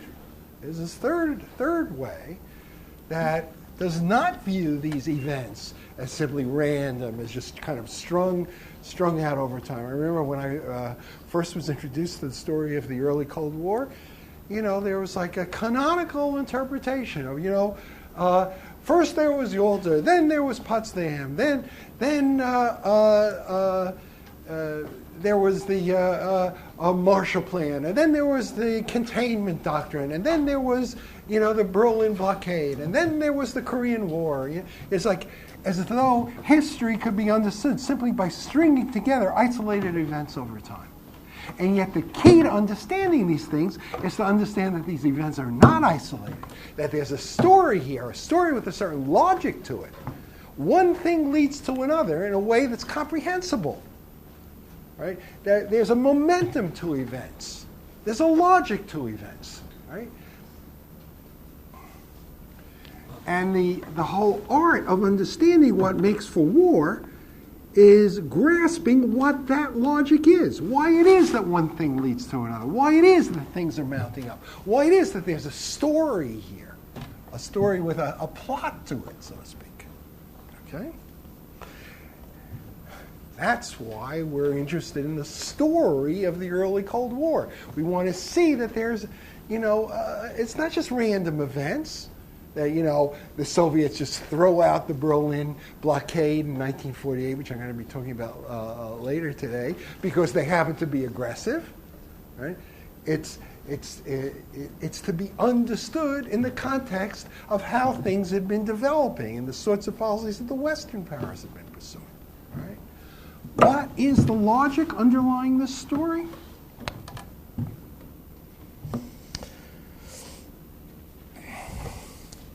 Well, you recall how in an earlier lecture I was talking about the great puzzle of the Cold War. Why is the Cold War so puzzling? Here you have the situation that developed out of the Second World War, resulted from the sort of status quo that existed at the end of the war, where Soviet armies occupied the eastern half of the continent, and Western armies, American, British, French even, occupied the western part of the continent. There was a line of demarcation that between the Soviet sphere and the Western sphere that went right down the center of Europe.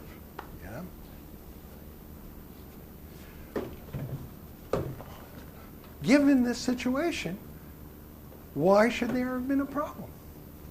Again, it's just like the argument is very straightforward. Oh yeah, the Soviets would have loved to communize all of Europe, impose communist regimes on all these countries straight through to the Atlantic Ocean. But they weren't going to do that if it meant a war with the United States, given how strong the United States was. And you have to bear in mind that in terms of mobilizable war potential, the United States is at the peak of its power in 1945. The British have been exhausted by the war. Soviets have suffered enormous devastation in the war. Germany destroyed. Japan destroyed. But America hadn't been touched by the war. As a matter of fact, the war has served as this enormous stimulus to the U.S. economy. It's what pulled the United States out of the Depression. You look at the figures for industrial production, fully 50% of worldwide industrial production was accounted for by the United States, higher than it had ever been in the past and higher than it would ever be in the future.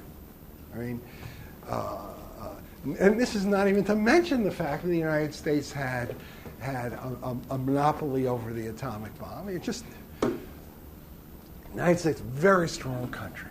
Soviets aren't going to want to go to war with a country like that. They have no chance of conquering the United States. The status quo, the maintenance of the status quo, where Europe is divided, where the Soviet armies are in effective occupation of half the continent, that's vastly preferable to a war. For the Americans, it's the same calculation in reverse. Sure, the United States would have loved to see liberal democratic regimes sprout up all over Europe. Yeah. But pursuing that goal didn't warrant a Third World War. We weren't going to go to war to push the Soviets out of the part of Europe that their armies occupied at the end of the war. Right? And so you look at this situation, you say, well, weren't both sides locked into the status quo? Didn't both sides have no choice, essentially, but to accept the status quo of a divided Europe, of a divided Germany? You know? And if so, where was the problem? Right? Now that's our fundamental, that's the puzzle. And you only see what that puzzle is. You only see how puzzling the Cold War is once you bring a kind of a conceptual framework into play, right? It's like countries don't behave suicidally. They behave in a way that takes power political considerations into account. Power is of fundamental importance to them, right? They're not going to go to war, regardless of their ideology, if it means the end of their system at home. No one wants a third world war as an end in itself, obviously. Right? That's the puzzle. So what's the solution to the puzzle? If both sides are willing to accept the post-war status quo in general, if that's the general rule, and in particular, if each side is willing to allow the other to have a free hand in the part of Europe that it controls, as a general rule, then the problem must, as a point of logic, it must have to do with some exception to that general rule. There must be some area where one side or the other was not willing to allow its rival to have a free hand in its part of Europe. And when you study this thing, you look at it, there was one and only one area where this was the case, and that was Western Germany. Because the Soviets could not allow the Western powers to have a totally free hand in building up Western Germany, economically, politically, militarily. Why? Because German resources are such, and the bulk of German industrial power, German's technological capability is in the western part of the country, the part that the Western powers controlled.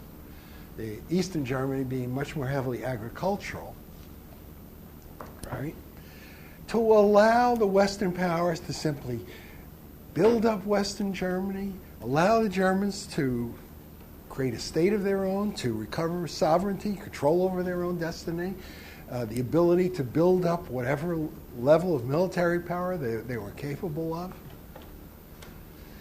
then this would necessarily threaten the Soviet position in Eastern Europe, because whereas the United States was under no circumstances willing to go to war to liberate Eastern Germany, you couldn't quite say the same. You couldn't quite say as much about the West Germans. Much harder for them to accept communist rule over half of their country than it had been for the United States. Right? So this German question was the one great exception to this general rule about how the two sides could get along. This general rule of you call the shots on your side of the line of demarcation, we'll call the shots on our side of the line of demarcation. Because the Soviets could not give the Western powers a totally free hand to do whatever they wanted in Western Germany. Yeah?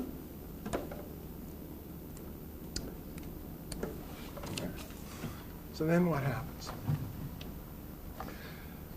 The Western powers have been willing to pursue a relatively moderate policy in Germany in 1945. No German government, real limits on German military power, no talk about recreating a German state and allowing the Germans to regain their sovereignty. But that changed. That changed in early 1946. Why did it change? Why did the United States and America's friends, especially the United States under Burns, move toward what was called the Western strategy for Germany? It's very important that you understand this, because this is the heart of American policy. People say, oh, it was containment, George Kennan was this great architect of containment. That point of view is deeply misleading. The basic notion behind containment, which was that we weren't going to allow the Soviets to take over all of Europe, this was reflexive to the Americans. We had acquired the position we had in Europe as a result of an enormous military effort. All that blood, all those resources, weren't going to just walk away from the position that we acquired there and allow a hostile, or at least a not terribly friendly power to get control of all the resources of Europe, from the Atlantic to the Urals. That's why we had gone into the war against Hitler, and we weren't going to allow Stalin to acquire the same position. Reflexive, automatic. That's the essence of the Burns policy at Potsdam. We're there in Western Europe. This is our sphere. We're not going to threaten your sphere. You'll have total control there, but by the same token, you gotta respect our sphere. Stalin is perfectly willing to go along with this. Okay. So what changed from 45 to 46? It was our realization that a friendly separation of that sort was simply not in the cards. It was our realization that something tougher had to be put in place in order to keep the Soviets at bay, because it had become clear to us, a result of what the Soviets were doing on their southern border, which is to say vis-a-vis Turkey and Iran in the beginning of 1946, that we were dealing with people who had respect for power, for force. If they were not faced with countervailing power, then nothing was going to stop them from expanding. They would respect power, but, and in fact, they had pulled back in both Turkey and Iran in 1946. But the lesson that we drew from what had happened in the Near Eastern crises there was that we had to kind of mobilize our own power, right? We had to kind of get our people to accept a more or less permanent, well, not permanent, but a deep commitment to Western Europe, which would involve maintaining a military presence there for a number of years, and for taking a relatively tough line. And not just our own people, but we also had to bring the Germans on board. Right? We had to kind of pull them into the Western side, because if they came to view us as their enemy, then what would keep them from going over to the Soviets? No one thought that the Germans were great believers in democracy at this point. And so we had to kind of build up Germany again, first economically, and then politically, and ultimately militarily. It was very clear that were the three steps. That was the Western strategy, not just containment, which was kind of obvious, but something which implied that the Germans were going to have to accept the division of their country, that Western Germany shouldn't be viewed as part of, ultimately, an all-German state, but rather as an integral part of Western Europe, or at least continental Western Europe, right? That Western Germany, the three Western zones of Germany, would be organized under the auspices of the three Western powers, again, first economically, then politically, finally militarily, right? Integrated into the Western bloc in all those different ways.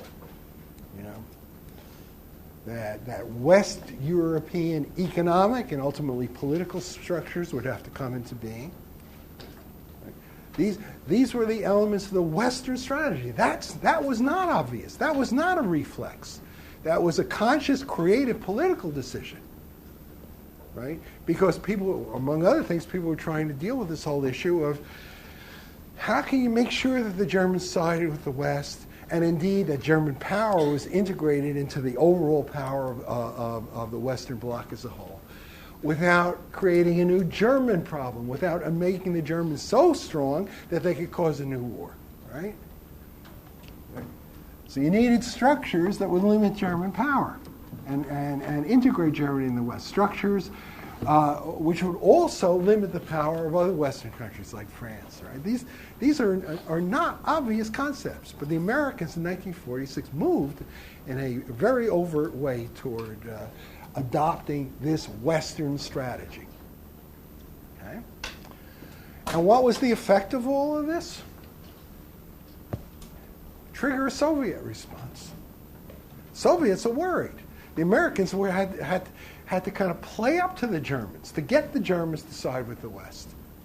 And that meant the Americans seemed to be underwriting Germany's national ambitions, namely the reunification of Germany, right? in the short term, it seemed that the Americans needed to kind of play up to the Germans by allowing the Germans to recover their sovereignty, by building up the German economy and so on. How are the Soviets to respond? Well, there are two ways to respond. They could outbid the Americans for German favor, which they tried to do in 1946, leading the Americans to then outbid the Soviets and pursue even a stronger policy of trying to appeal to the Germans and pull them into the Western side. Or the Soviets could threaten military intervention in Western Germany in the event that the Western powers moved too quickly and too strongly in that direction. Why would the Soviets want to do this? Because they could see what lay at the end of the road. You don't ever want to wait until the problem becomes unmanageable. You want to nip the problem in the bud if you at all can. And that means adopting something of a menacing position in Europe. But the more menacing the Soviets were, the more people in the West were worried about the possibility of war and about what the Soviets might do. Therefore, it was all the more important to build up the power of the West, all the more important to bring the Germans into the Western Bloc because of the contribution they would make to the overall power of the West. And you're off and running. You see, there's a kind of a spiral dynamic there. You know? We move toward building up Germany. The Soviets react the way they do. That leads us to pursue a tougher policy that increases Soviet concerns and leads them to pursue a more menacing policy, and so on. Okay? Now, why is this of interest to us? I mean, this is a political science course. I know some of you might forget that fact at certain points. But all this stuff bears on some of the most central issues of international relations theory. So when you see a spiral mechanism like this in operation, what do you think of? You think of Robert Jervis. You think of the whole security dilemma theory, right? Countries are led to behave aggressively, or in ways that their opponents will find aggressive, for essentially defensive reasons. And if each country does that, and each country threatens the other, and each country deals with those threats by upping the ante and adopting policies which its rival will view as threatening, you're going to have a spiral. That's the security dilemma. The security dilemma is basically this argument that countries adopt offensive policies for essentially defensive reasons. And that's what you find here in the early Cold War period. The security dilemma dynamic. See? Right? The United States doesn't want to threaten the Soviets as an end in itself. But we have to stir the pot. We have to mobilize the energies of our own people and their commitment to keeping the Soviets at bay by over-defining the Soviet threat. A very conscious, deliberate strategy. Dean Acheson, he used the term making things clearer than the truth. We had to make things clearer than the truth. You know, there's a big problem, in democracies. People think, in democracies you have this marketplace of ideas which keeps governments honest and so on. It's exactly the opposite. In democracies, because public opinion is so important, governments have to adopt these somewhat deceptive strategies in order to mobilize public opinion for perfectly legitimate policy purposes. They over-define the threat. It's not like, when people discover this, they get all upset and say, isn't this terrible? What they don't understand is that this kind of thing is built into the very structure of democratic foreign policy, right? The United States has a defensive policy in Europe. We just want to protect the status quo of our part of Europe. But to do that, we now realize we have to mobilize power. That means over-defining the threat in order to mobilize the feelings of our own people. Plus, we have to kind of play up to the Germans so that there's no risk of the Germans going over the other side and that they become committed to our side. All the more important because the essence of the U.S. strategy, this Western strategy, is that Europe is going to be divided between West and East. And that means that the Germans are going to have to accept the division of their country. Right? And what about the Soviets? The same sort of point. right? They don't want a war. It's not innate aggressiveness. They have defensive concerns. They have every reason to be concerned about what a full resurgence of German power would mean, given that Germany's war-making resources, industrial resources, are disproportionately concentrated in the western part of the country. Here the Soviets are in effective control, effective occupation of half of pre-war German territory. Obviously, they're going to be concerned about this sort of thing, right? And how do you deal with these concerns? Well, you're going to do things to make your rivals take your concerns seriously.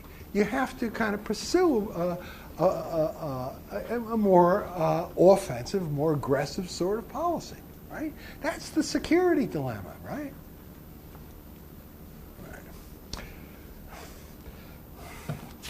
Okay. So what happens? What happens in this story?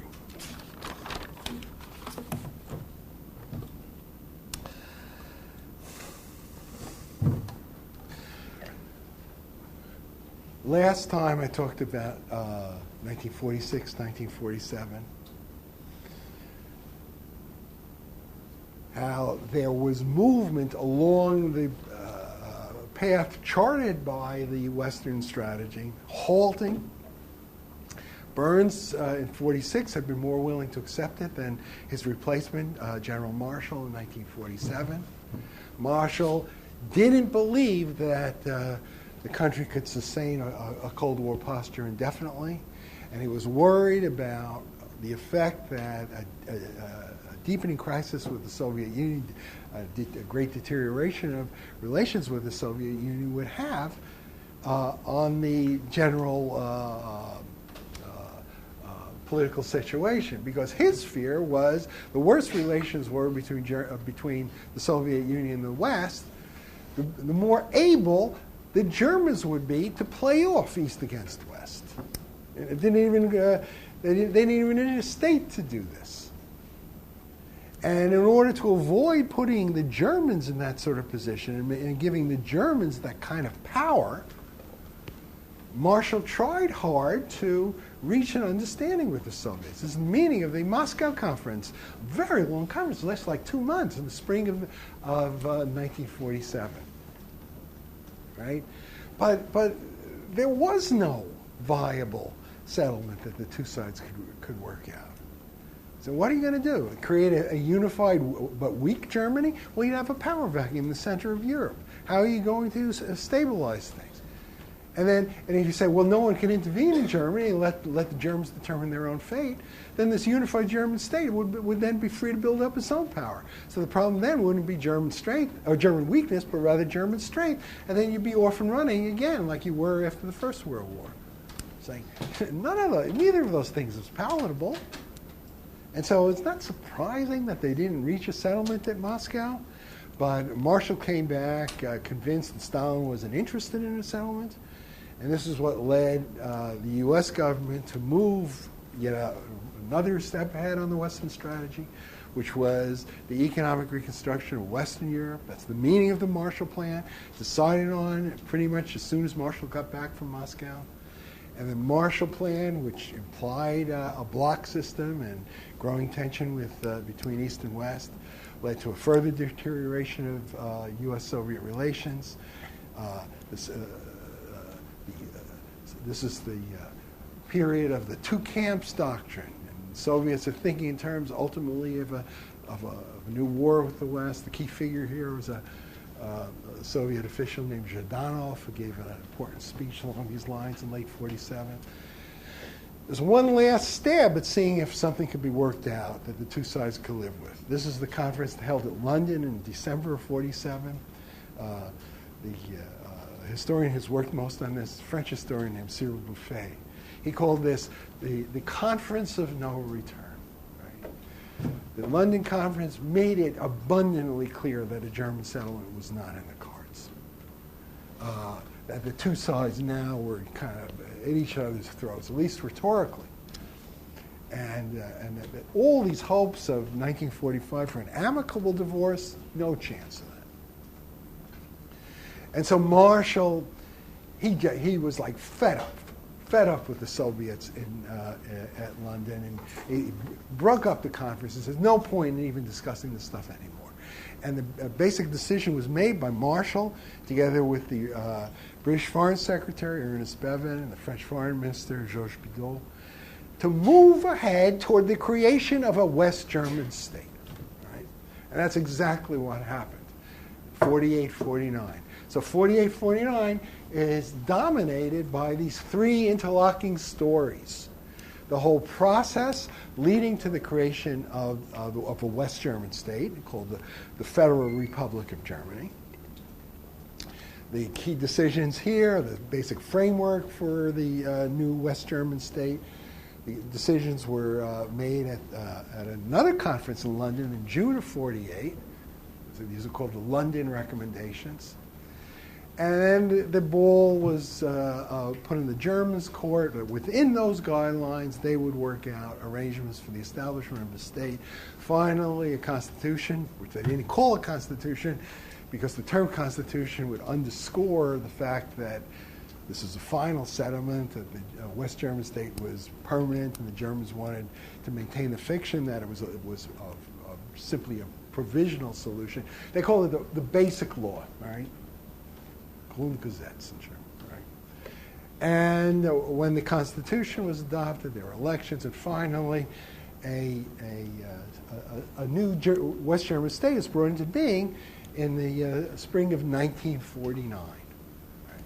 This is a not fully sovereign state, I should say. The occupation still exists, but the occupation is liberalized. There's something called the Occupation Statute that limits the authority of the West German state and grants certain powers to the free Western occupying powers. Okay? The Soviets are deeply upset by all of this, because don't forget, what they're concerned about is not that the West is, not so much that the West is organizing West Germany without them. That they could accept, because they're able to organize Eastern Germany without us, right? What they're upset by is that it seems that the Western powers are organizing this new West German state against them. That in order to gain the loyalties of West Germany, we're pointing the finger to the Soviets. They're the great enemies of German national unity. They're the ones who sabotaged Potsdam. All this stuff that's simply untrue. But these were things that were said for understandable political reasons. Because we didn't have enough force to make sure the Germans stayed in the Western bloc, simply for fear of what the U.S. military will do. Another thing you have to bear in mind when you're understanding the story is that we tore up this amazing military machine that we had created during the Second World War, just like in the space of a year or so. Just massive demobilization. And the troops we had in Germany, just not all that many. They were occupation garrison. That was not what was going to decide the fate of Germany. What was going to decide the fate of West Germany was the decisions made by the West German people themselves. All right, and that conditioned American policy. Okay, that's first part of the process. The Soviets, as I say, are deeply concerned by what's going on here, and they react. How are they going to react? Well, they have this amazing lever in their hands that came into being almost by accident. Because during the war, not only was Germany divided into these 4 zones, not to mention the area that was simply given to Poland, not included in the Soviet occupation zone. Not only was Germany divided into these 4 zones, but the city of Berlin, actually Greater Berlin, was divided up into 4 sectors.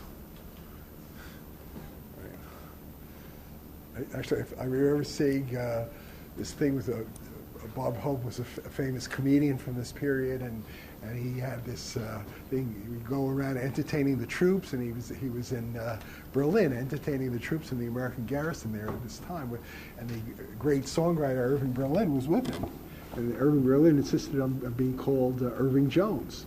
And Bob Hope says to him, Irving, we all know what your real name is. Why did you change it? He says, well, because everything around here named Berlin gets divided up into 4 parts. All right, so the Soviets have this source of leverage here. The western half of Berlin, the 4 western sectors of Berlin, West Berlin, is totally surrounded by Soviet military power. It's over 100 miles inside the Soviet zone of Germany. It's very easy for the Soviets to cut off West Berlin from the rest of Germany, right? And so so you find in early '48, as the West's moving in this direction, a certain hardening of the Soviet line. One key sign of it is the Soviet occupation of not Soviet occupation, a communist coup d'état in Czechoslovakia, which pulls Czechoslovakia totally into the Soviet sphere.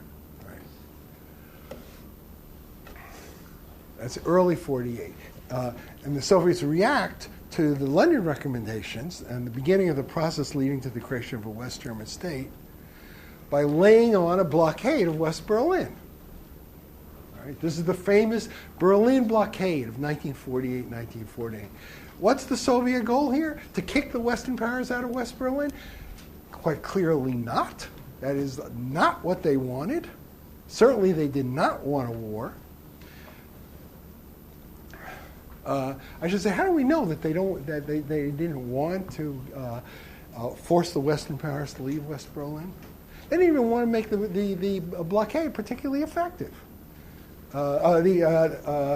Because how did the Western powers responded to the blockade by instituting the famous Berlin airlift. Now, if you know what that part of the world is like, you know how for a big part of the year the skies are overcast. This is where the warm waters of the Atlantic, North Atlantic with the Gulf Stream collide with the kind of cold air of the continental Europe. And so you have clouds for a good part of the year. And it makes it very hard to fly in planes without instruments, without radar. But radar can be blocked.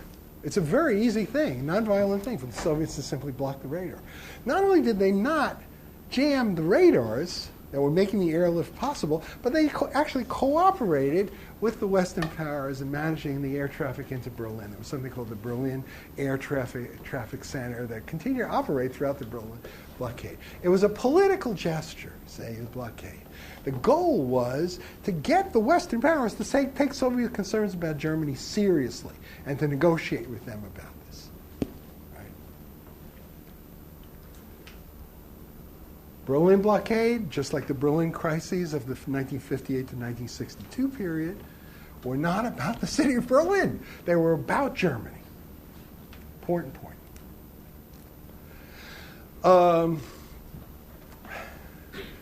So as I said, we react to the Berlin blockade with the airlift. The airlift is an intermediate step. We don't want a war. The authorities in Washington resist the urgings of the military commander in Germany, General Clay, to send an armored column through to Berlin. On the other hand, we don't want to kind of just crawl away with our tail between our legs. We're playing for time. That's the point of the airlift. Neither side wants a war. Right? It's amazing. In the middle of this whole crisis, Stalin actually tells the American ambassador, he was one of Eisenhower's main lieutenants, General Beadle Smith, he says, well, after all, we're still allies. Right? Neither side wants a war. The basic Soviet goal is to get the Western powers to take their concerns about Germany seriously. Okay? And then there's the third track. But there's a risk of war. It's clear that in moving ahead on Germany, the Western powers are pursuing a provocative policy vis-a-vis the Soviet Union. Everyone knows that the Soviets don't like the idea of West being not just excluded from West Germany, but the creation of a Western bloc, including the West Germans, directed against the Soviets, and so on. And so there's this military problem. We need to have an effective defense of Western Europe. We need to put an effective defense structure in place if we're going to expect our European friends to go along with us. Right? So the whole Berlin affair, linked to the whole evolution of the German question, leads to the creation of a Western security system. Key document here, which was negotiated during the period of the blockade, was the North Atlantic Treaty of April 1949. Okay, this is the famous the document that provides the charter for the creation of the North Atlantic Treaty Organization, NATO, the basic security instrument that the West created during the Cold War period. Okay? For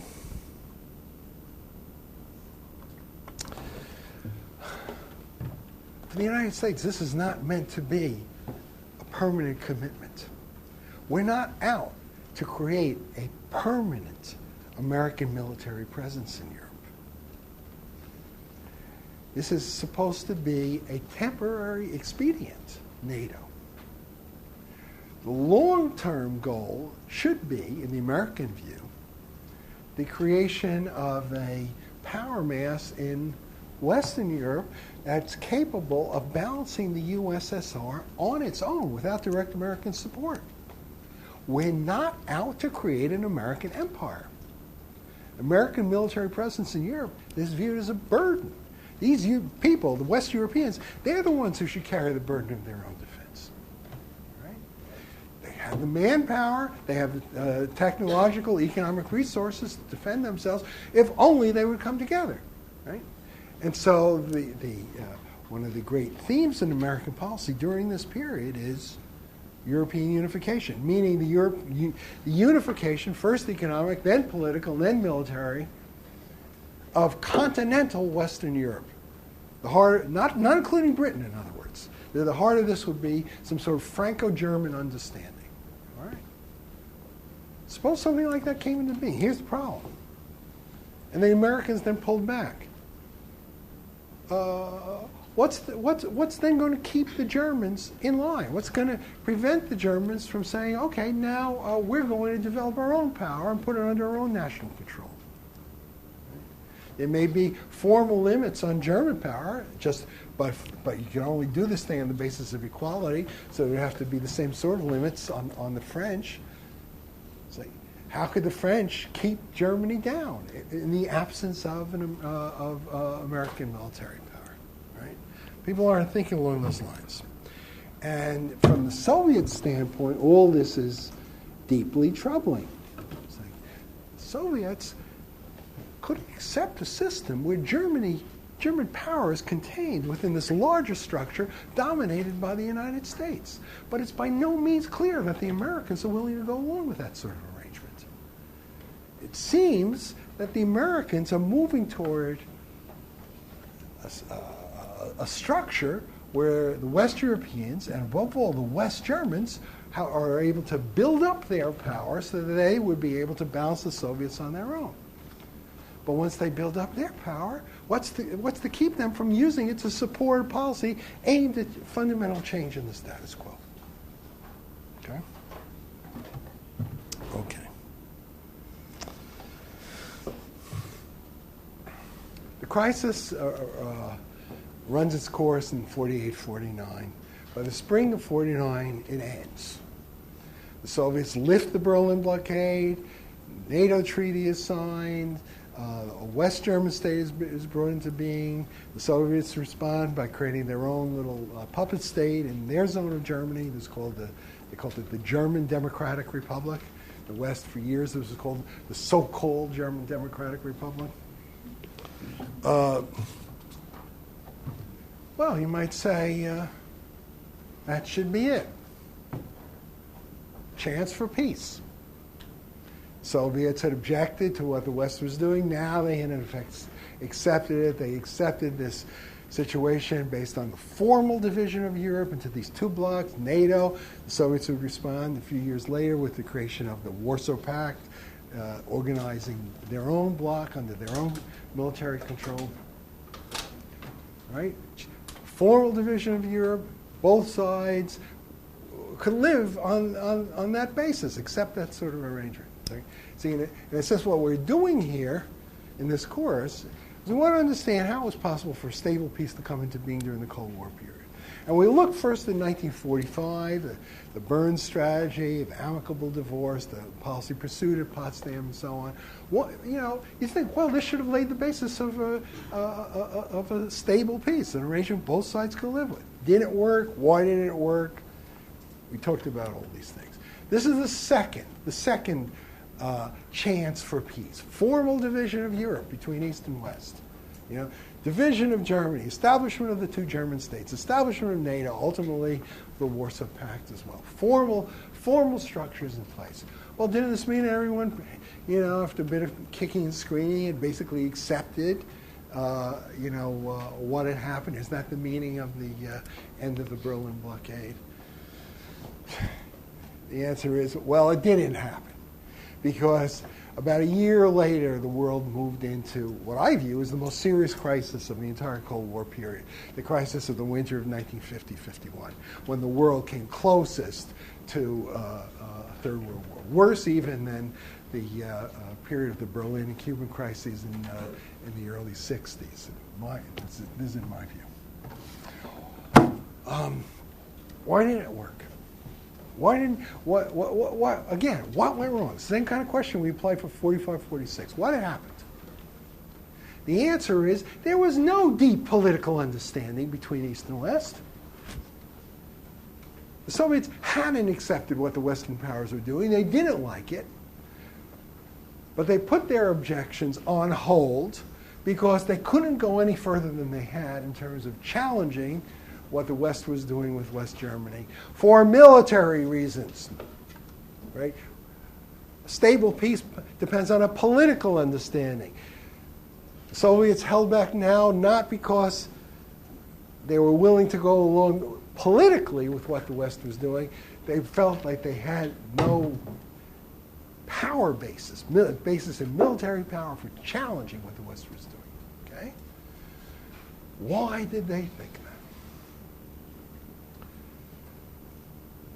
The United States, as I said, they had torn up their military machine. If war broke out, the Soviets would have had no trouble occupying all of Europe to the Atlantic. But that would just be the beginning of a Third World War. And as long as the United States had a nuclear monopoly, there was no question about what the ultimate outcome of that war would be. It would be fought not with forces in being in 1949, but with bombs and bombers built after the outbreak of the war. Right? For the time being, the Americans didn't have very many atomic bombs or bombers, and the bombers they had, they were kind of based overseas and vulnerable bases and so on, and just a handful of these B-36 intercontinental bombers at that point. But that didn't matter in the long run if it was to be a one-sided war. Americans could take their sweet time, and the Soviet Union would be destroyed with bombs and bombers built after the outbreak of the war. Okay? In such circumstances, the Soviets wouldn't want to come close to provoking a war with the United States. On the other hand, the Americans wouldn't want a war either. Because, oh yeah, we'd win in the end, but in the process, Western Europe would be destroyed, or our friends in Western Europe would be destroyed, because we'd be obliged to bomb, France and West Germany and so on as a byproduct of that war, right? So we had no taste for a tough policy during this period. We had deliberately allowed our whole military structure to go to pot in the late 1940s because, for a variety of reasons, we wanted to focus on the economic reconstruction of Western Europe, and the prospect of a one-sided air atomic war was such that we could rely essentially on a tripwire strategy to keep the Soviets from attacking Western Europe. Right? So neither side wanted to go to war, but for military reasons. And what this meant was that there was a fragile military balance in place that was the anchor of the peace. But it was so fragile that it was vulnerable to rapid change. Because as soon as the Soviets developed the atomic bomb, none of those calculations are valid anymore. And the Soviets explode their first atomic device on August 29, 1949, and very soon after that, the world moves into a period of extremely great crisis, and that's what I'm going to be talking about next time. Okay? Today I'm going to be talking about the really the darkest period of the entire Cold War. I think this great crisis of the winter of 1950-51 and its meaning for the whole story here. Actually, this is the first of a two-part lecture on the whole period from 1949 to 1954, which is a crucial period in the history of the Cold War. It's not just that the world moved into a very dark crisis, but eventually it came out the other end with what you might think of as something like a stable international system. The system that was established by the Paris Accords of 1954. I'm going to be talking about this at very great length. It's like before I started studying the Cold War, I never even heard of the Paris Accords. It turns out that they are of absolutely fundamental importance, as important for the history of the Cold War as the Versailles Settlement was for the period, for the interwar period.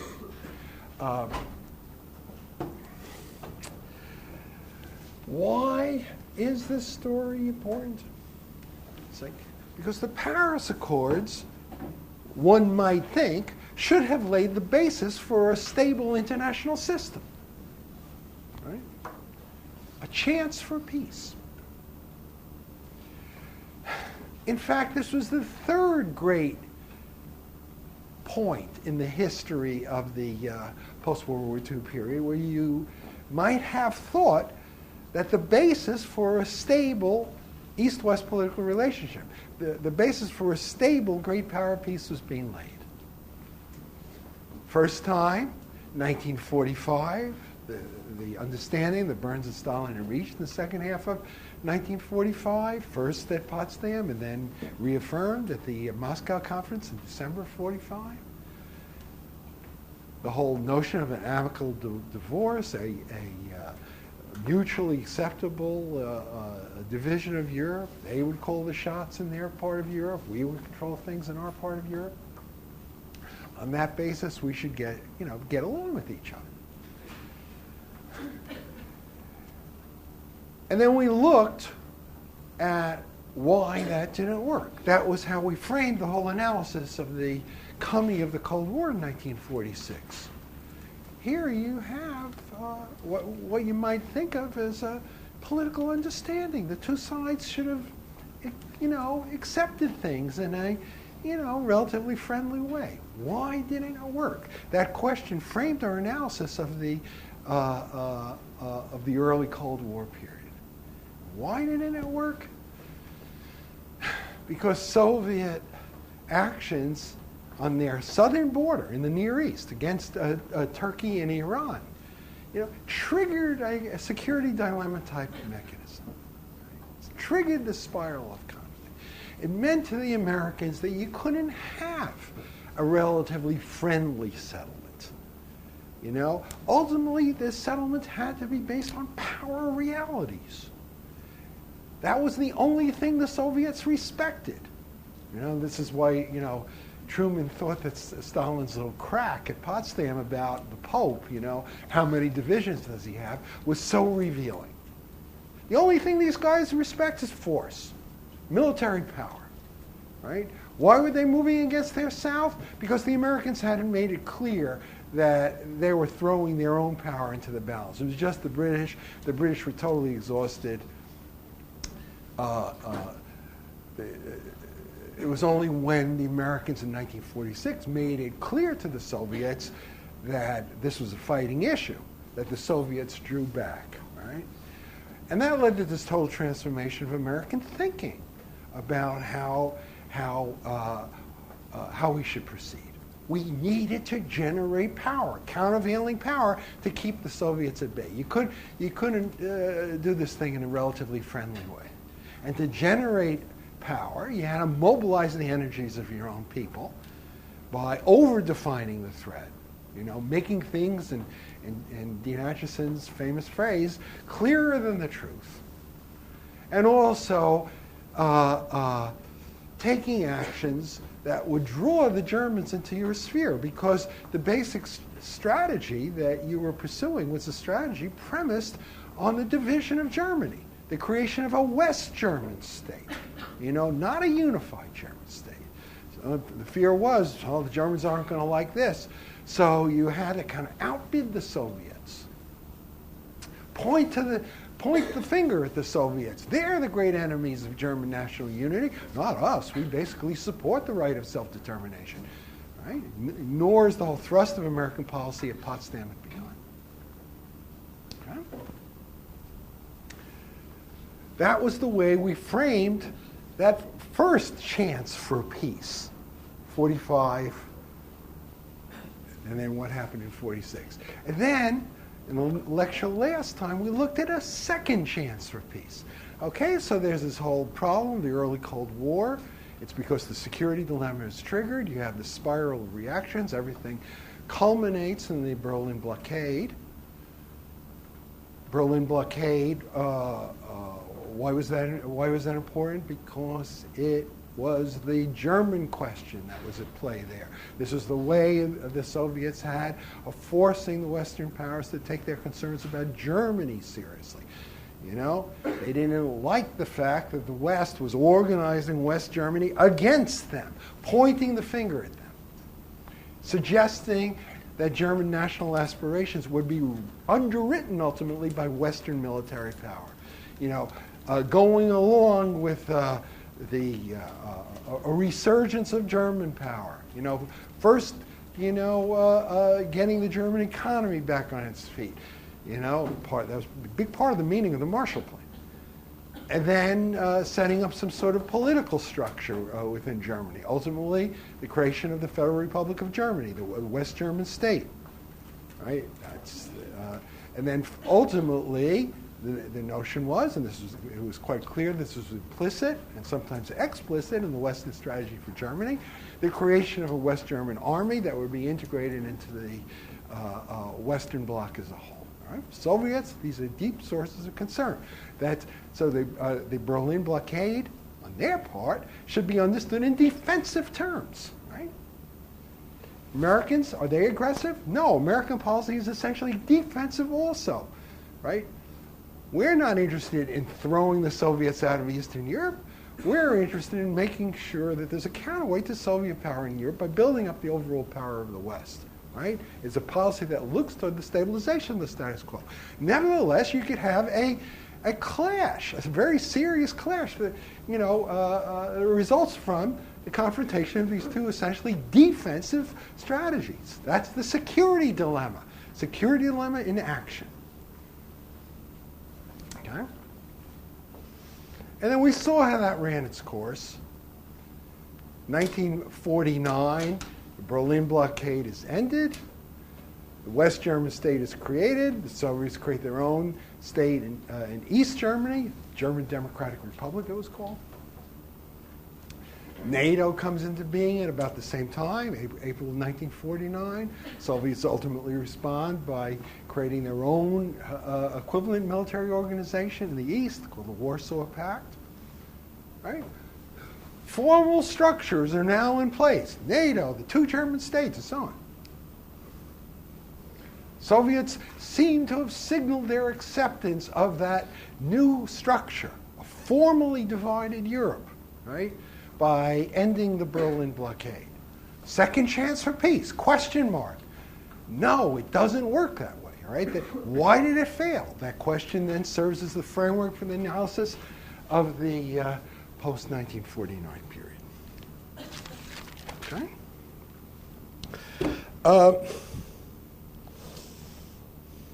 Why did it fail? It failed for one basic reason. Oh, yeah, the Berlin blockade was ended. The level of tension was diminished for a while in early 1949.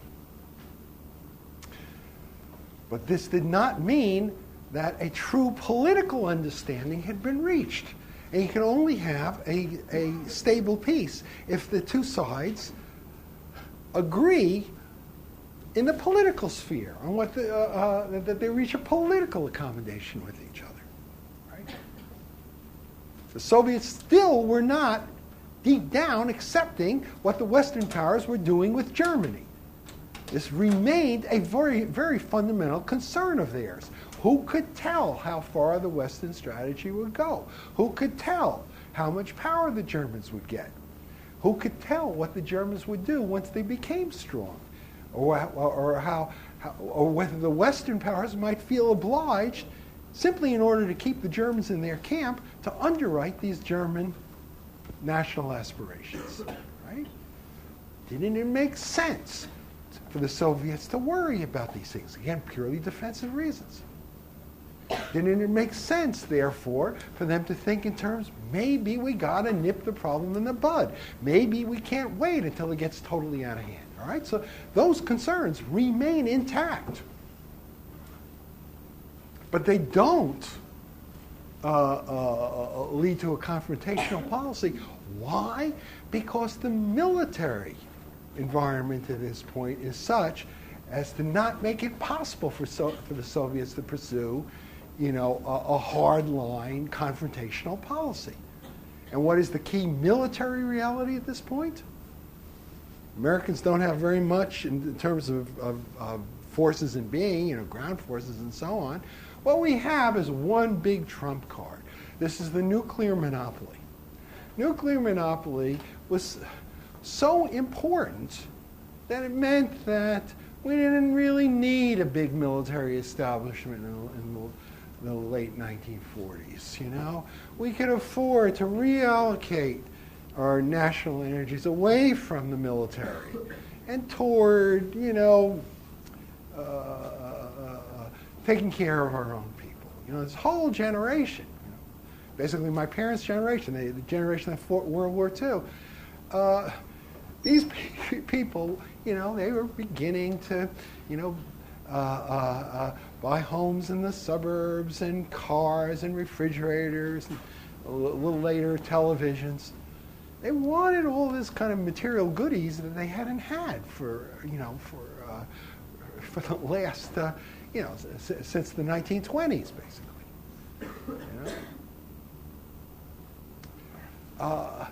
And so there were big cuts in the military budget. No one wanted to have a big standing army. The troops wanted to come home and so on. This phenomenal military machine that the United States had built up during the Second World War basically dismantled, almost overnight. Like, by the end of '46, America didn't have a significant offensive military capability. Why could we do this? Because the war broke out.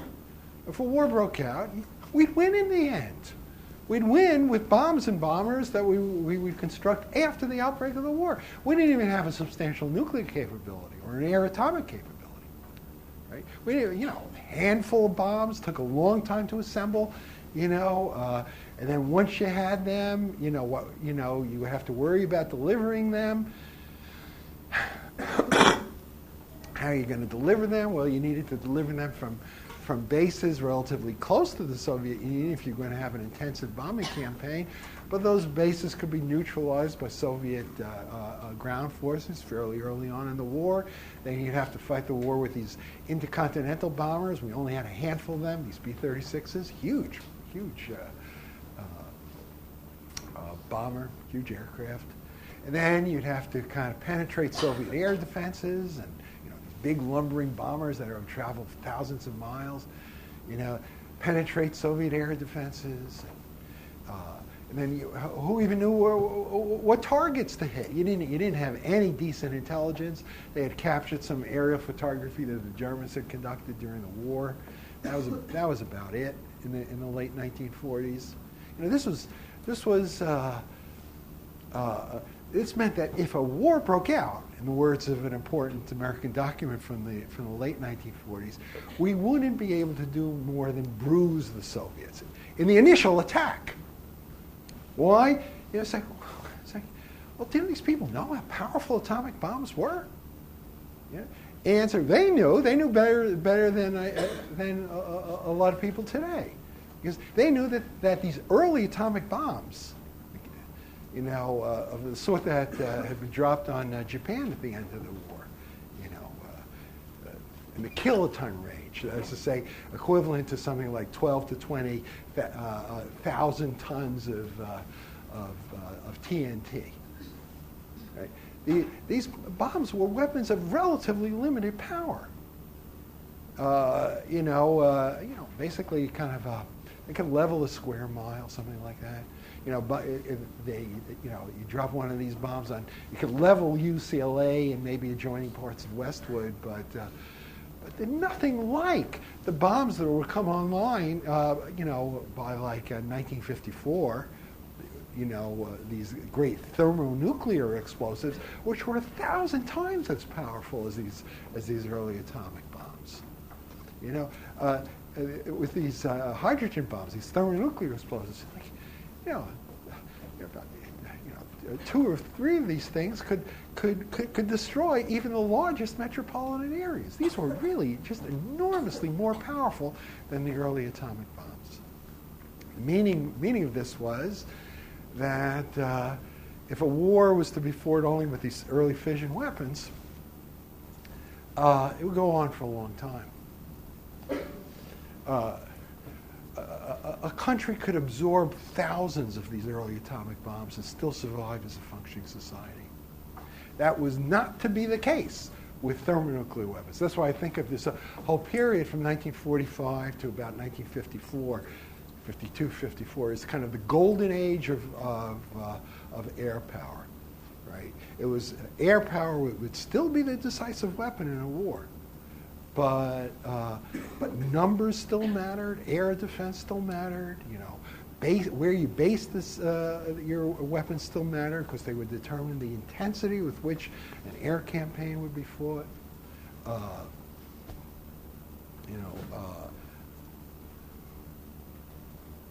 After 1954, when the thermonuclear weapons came online, these weapons, air power became the victim of its own astonishing technical success. These wars became largely unfightable. That was not the case in the early atomic age. You could fight a war basically with these fission weapons. You could absorb a large number of them. How many you absorbed could be dramatically affected by such things as the intensity with which you can conduct a bombing campaign aimed at destroying the enemy's air atomic infrastructure. That's to say, not just the nuclear forces in being and their delivery systems, but their production facilities, the factories producing the atomic bombs and the aircraft that would carry them. Right? This is numbers still matter. Right? So it didn't, the United States had relatively few numbers. It was not eager to have a Third World War in the late 1940s, because even though the sense was, oh, well, yes, we would win in the end, we'd be able to destroy the adversary in a war that might last for 5 to 10 years. with bombs and bombers produced after the outbreak of the war, with bases that we were able to reacquire on the periphery of the enemy after the outbreak of the war, with target intelligence that we were able to acquire after the outbreak of the war. But for the time being, no more than bruise the adversary. So it's not like we could look forward to a war with equanimity. It's not as though our nuclear forces would enable us to knock the enemy out at the very beginning of the war, and we could protect our allies in Western Europe that way, keep the enemy from overrunning Western Europe. No, we'd win in the end, but it would be a Pyrrhic victory. Because Western Europe, our allies there, they would be destroyed in the process of our gaining that victory. So we were held back. It wasn't foolish on the part of Truman and Marshall to take a very cautious line in the Berlin crisis. A lot of people think, well, America had the nuclear monopoly. We should have brandished this. The Soviets would have been deterred. Not as simple as that. Okay? Soviets, for their part, they wouldn't want a war either. Right? Because even though they would have initial gains, they knew they would lose in the end, as long as America had a nuclear monopoly. So both sides are held back. But this is a fragile military balance. It's really can break very easily as a result of one single event. And what is that event? The breaking of the American nuclear monopoly. If the nuclear monopoly is the one thing that holds them back, then if we no longer have a nuclear monopoly, the whole equation becomes very different. All these things that didn't matter very much in the period of the American nuclear monopoly now matter a great deal. Right? Why? Because once both sides have the ability to produce atomic bombs, they have to worry about what the other side is going to do. Each side's goal is to regain an effective nuclear monopoly by destroying the enemy's air atomic infrastructure, right? And the faster you move against the enemy's nuclear production facilities, aircraft production facilities, bomb stockpiles, aircraft on the ground, based on the ground, the less the enemy is going to be able to attack similar targets in your own homeland. And if you can protect your own air atomic infrastructure and build up your own air atomic forces, then you're going to be able to effectively destroy your adversary.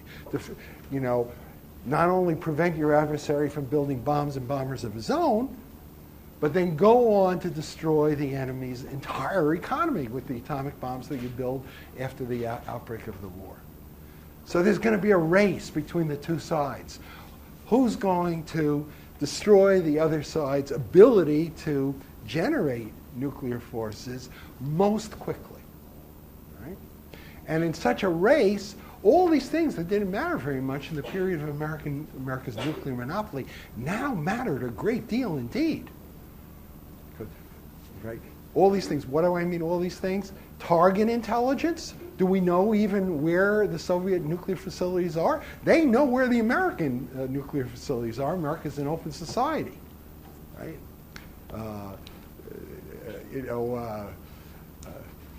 In those days, aircraft that were flying across the country would point out where the nuclear facilities was to the passengers on the plane as one of the sites that they should see along the way. I mean, this was a big advantage for the Soviets. We didn't have the target intelligence. The whole basing problem. Well, they'll be able to neutralize the bases that we had, for example, in the British Isles or the Cairo-Suez area or Okinawa. Very quickly at the outset of the war. Then we would have whatever bombing we would do would be done with these handful of B-36s that we had. Even if you produce more of these things, you can conduct a much more intensive campaign, bombing campaign, from bases that are located close to their targets than if you had to rely on these intercontinental forces. And so so there was a sense of, well, we may be vulnerable. People say, oh, well, the Soviets didn't have the ability to strike the United States until the late 1950s. Not true. According to our best intelligence at the time, the Soviets were perfectly capable of attacking targets in the United States as early as 1950. They developed this. I just put it on the board. The American nuclear monopoly was broken on August 29th, 1949. It's one of the most important dates in the history of the post-war period. Right? And he said, well, why were people worried about this? Because the Soviets could attack the United States, targets within the continental United States, with bombers that they had produced on one-way missions. Right?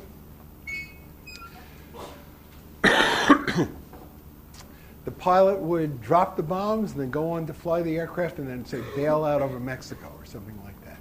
The Soviets were capable of doing this. How did they even have a bombing force?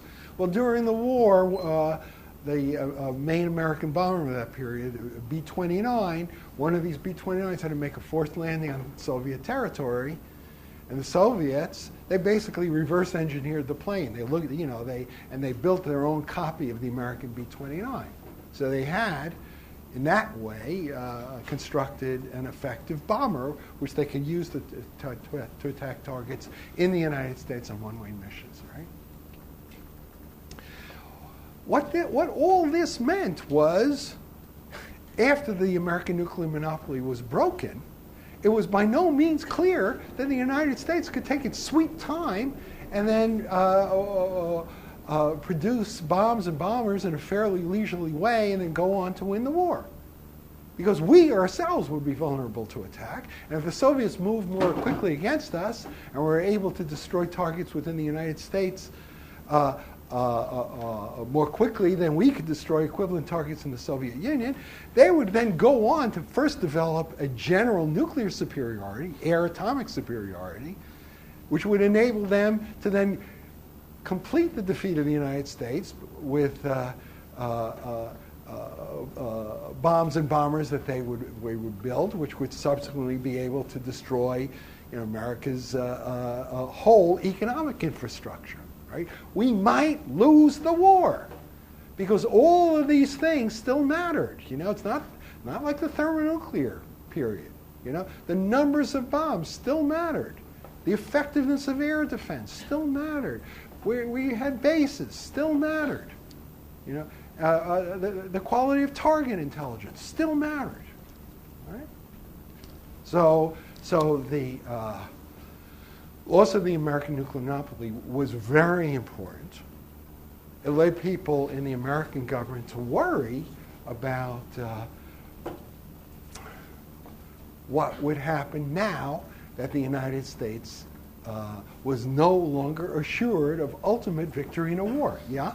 So on August 29th, that was when? August 29th was when the Soviets exploded their first nuclear device, right? This meant the American nuclear monopoly was now broken. And the political, first military and then political consequences of this were quite clear to the United States, right? Because don't forget, the one thing that was holding the Soviets back, not a large American army in Western Europe or anything like that, it's like we had a tripwire strategy, very, very small military force in the late 1940s. The one thing that was holding them back was the American nuclear monopoly. You break that nuclear monopoly, what's holding them back? And they have this big political incentive now to move ahead. This German thing, who can tell where it's going to go? Maybe you got to nip it in the bud.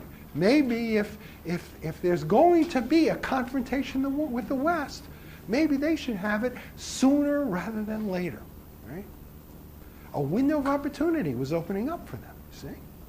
This is what Stalin tells Mao in late 1950, the Chinese leader, Mao Zedong. He says, if war is inevitable, let it happen now, right? So the Soviets, for these structural reasons, you see, become more aggressive following the the breaking of the American nuclear monopoly. It's expected on the part of American leaders that they will become more aggressive for precisely these reasons. There are kind of interesting documents from early 1950 making this kind of analysis. We expect them to become more aggressive. We don't know where it's going to happen. It could happen in Berlin, it could happen in Finland, it could happen in Iran or Turkey, all these places on the periphery, and, or it could happen in Korea. And in the event, that's exactly where it did happen. Right? Stalin, who had earlier held back the North Korean communists from attacking the South, now gave them the green light. The Americans had this kind of sense of weakness in this period. Even when the Americans had the nuclear monopoly, they were unwilling to make really hard and fast commitments. We withdrew from Korea. Right? The Secretary of State Acheson, he's Truman's Secretary of State for Truman's second term, 49 to 53. Acheson says that South Korea is outside America's defense perimeter. Early 1950. Why would he do this if America is so strong? Answer is they have the sense of American weakness. Right? Soviets think risks are relatively limited. They're in a strong position to take a harder line because of the shift in the military balance. And they give the North Korean communists the green light. Kim Il-sung gets the green light. Right? And so North Korea invades the South. The aggression is so blatant that the Americans intervene. They're able to kind of hold on in South Korea, and in fact, General MacArthur is able to kind of reverse the course of the war by landing in Incheon behind the North Koreans' lines, and then pretty soon, American armies are marching into North Korean territory toward the Chinese border at the Yalu River. And this leads to a Chinese, not a Soviet intervention in the war, I should say. The Soviets intervene in a minor way by allowing Soviet aircraft to be used in support of the communists. But basically, it's the Chinese now, who in October and November of 1950 are willing to take on the Americans. And it says this is a much more serious act than the initial invasion of South Korea in June. So, when in June, basically, the Americans had said that we're not going to do anything. South Korea lies outside the American defense perimeter. This is practically like an engraved invitation that you're giving the communists to kind of move against South Korea. When the Chinese intervened against America, they were under no such illusions. Here's China, fresh from their victory in their own civil war, and they're taking on what was the strongest country in the world in terms of its mobilizable war potential. It's pretty amazing. Why was this? It's because the communist side is willing to take a much more aggressive line. We're willing to pursue a much riskier policy, a policy that could lead to a third world war, because they felt that if war broke out, they might well win. This is exactly the American calculation. If war breaks out, this is what General Bradley, he had been Army Chief of Staff, now he's Chairman of the Joint Chiefs of Staff, says in the National Security Council in late 1950, he says, if war breaks out, we might well lose. In fact, we would probably lose. That was the assumption. So America is very cautious. This is why we don't expand the Korean War in 1950, 1951. The last thing we want to do is escalate the conflict and run the risk of a third world war at a time when we might well be defeated. Right? This is these are scary. These are very scary months. This period in the very end of 1950 and through the first few months of 1951. Because it did seem like the Soviets are poised on the brink, right? It did seem like the Americans are, practically cowering in fear of what would happen, of how things could deteriorate. but not to the point where they're unwilling to take countermeasures. Because one of the most striking things about this period is that the U.S. government adopts an astonishing rearmament program. This is embodied in an important document called NSC 68/4 of December of 1950, laying out the basis for a massive rearmament.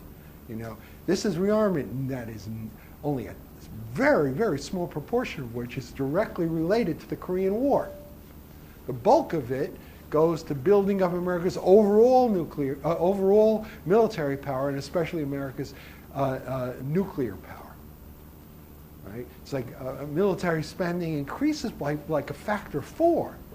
Like during the Reagan period when the American military budget went up by 30, 40, 50% maybe. People thought, oh, this is a massive American buildup. It's nothing compared to, building up by 300, 400%. It was astonishing, right? And it eventually led to a change in an utter transformation in the strategic balance. I give you like a little schematic representation of this in that little chart there. I'll talk about it in a minute. It's slow in coming. Why is it slow in coming? Because this is a period of dramatic change in military technology. Above all, in the nuclear area, because there is all these advances in bomb design, so that something called the yield-to-weight ratio. In other words, for relatively light bombs now, you can get a lot in terms of explosive power. And what this means is that you don't need these huge, heavy bombers to deliver these bombs. They could be delivered in, medium bombers, which is much easier to produce, providing you can provide the basing facilities for them. Much more effective way of delivering the nuclear attack. Not just that, but also they could be deployed on carrier-based aircraft that could, be sent to the periphery of the Soviet sphere. It's like a dramatic increase in the production of fissionable material thanks to advances in technology in that area as well. But the changes are not limited to the nuclear area. These are dramatic changes in military technology across the board, to a certain extent a result of these increases in military spending. For example, this is the period when we're really shifting from propeller-driven to jet-propelled aircraft. Changes in the beginnings of military electronics, and especially military computerization. Computers having been developed initially for military purposes during the war, now they're applied for the first time to a major defense program with the construction of the SAGE air defense system, 1954. The introduction of electronics, especially computerization, is going to ultimately transform the nature of warfare and have a huge impact on the course of the U.S.-Soviet relationship during the Cold War. The dramatic increases in intelligence technology, for example, our ability to kind of eavesdrop on what the Soviets are saying to each other. All these things are going on in this period, but they have two important effects. First, the short-term effect is it slows down the process whereby a decision to increase military spending will result ultimately in a transformation of the military balance, where the decision to increase spending will be converted ultimately into forces that are deployed to the field, military end products, right? Why is this? Because in World War II, when we went to war, basically you go to the auto factories in Detroit, and then you say, stop making passenger cars and start making Jeeps. Stop making trucks and start making tanks, that sort of thing, right? very easy to kind of make that sort of conversion. You could do it practically overnight because the technology is essentially the same. Not so during a period of dramatic change in technology when you have to kind of rethink the whole design of the assembly lines, the whole nature of the production process. Bring in all these engineers and all these machine tools to kind of re-equip the factories to kind of produce this much more modern equipment. This takes a lot longer to do, a lot longer for these end products to start flowing off the assembly lines and being deployed to the forces in the field. Right? So it takes a long time, not overnight, a long time for the balance to be shifted. All right? And it's only at the very end of the Truman period, late 1952, that you see a dramatic effect in terms of the transformation of the military balance. Okay? By the end of 52,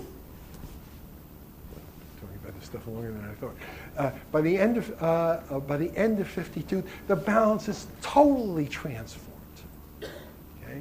The Americans now have totally the upper hand. Why? Precisely because of the technological revolution that was going on at the time. The Soviets have huge, massive military equipment, but it's no match for what we have because it's all this old junk. It's totally obsolescent, right? Now the United States has total military superiority. By the end of the Truman period, America is stronger than it ever had been in relation to any foreign power. And this would continue for another few years to the early Eisenhower period. That period, say from 1952 to, 1959 or so, this is the high point of American military power. We're stronger than we had been during the early Cold War, stronger than we would be during the later Cold War. And what this means is that the American government now has a free hand to kind of move ahead in terms of the shaping of the political structure that it would like to create between the United States and the West European allies. Okay, I'm going to stop there, and next time I'm going to be talking about the nature of the political system that's brought into being and what its political effects were. This lecture today is the second of a two-part lecture on the 1949 to 1954 period, an extremely important period in the history of the Cold War.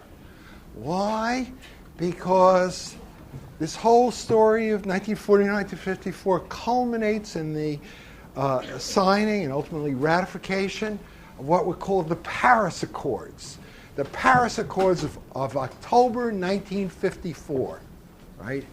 The Paris Accords, which established the basic framework for relations among the Western powers. That's to say, United States and the three big European allies, Britain, France, and West Germany, for the remainder of the Cold War period. Right? Why were the Paris Accords so important? Not just because they established the framework for relations within the Western Bloc, but also they established a certain framework. Yes?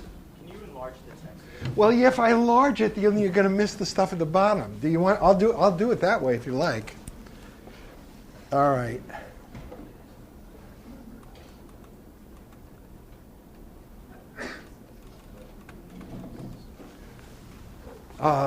Okay. Maybe when I get further into the lecture, I'll take the screen down a bit. All right.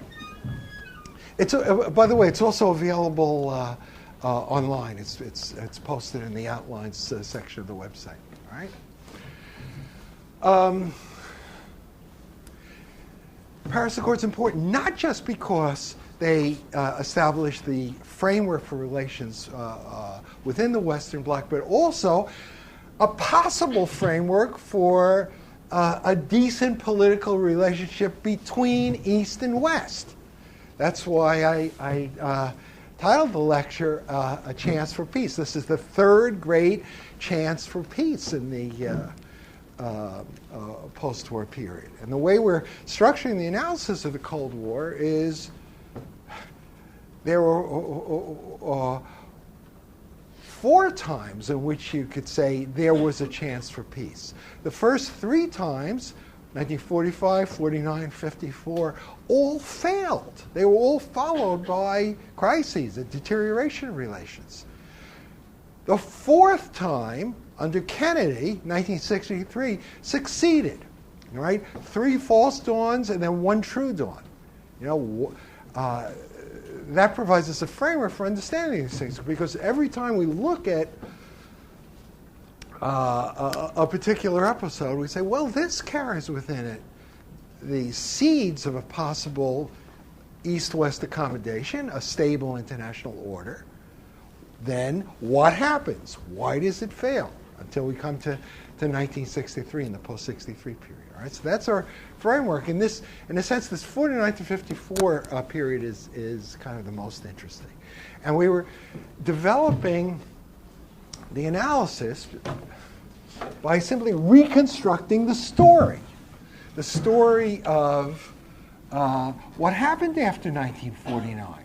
Why did the sort of system that you might have thought had come into being by the spring of 1949, a formal division of Europe into 2 blocks, the formal establishment of the 2 German states, the establishment of the North Atlantic Treaty Organization, all the end of the Berlin blockade, which symbolized Soviet acceptance of what the Western powers were doing in West Germany.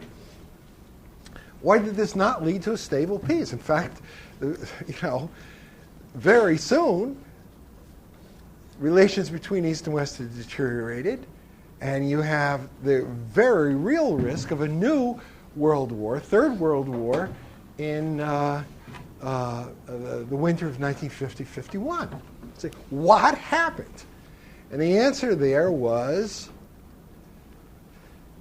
the 1949 arrangements didn't establish the basis for a stable international order because the Soviets had not accepted, deep down in any serious way, what the Western powers were doing with West Germany.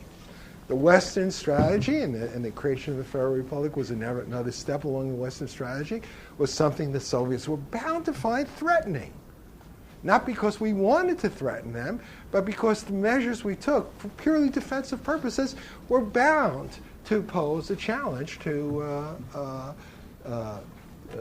the Soviets that they would find hard to live with. Because who could tell how far this thing was going to go? Oh yes, today you're establishing a West German state, not a fully independent state by any means.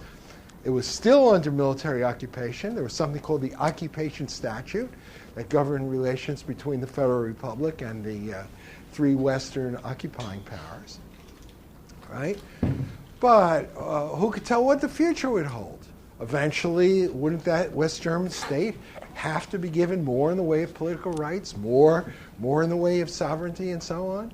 And the real test of whether a country is truly independent, whether it's able to stand on its own 2 feet, is can it develop the means with which to protect itself, to defend itself? Can it build an army, an air force, and so on? And if the Germans went down that route, given their profound dissatisfaction with the status quo, the division of their country, the fact that half of pre-war German territory was under effective Soviet control, wouldn't the eventual establishment of a strong Germany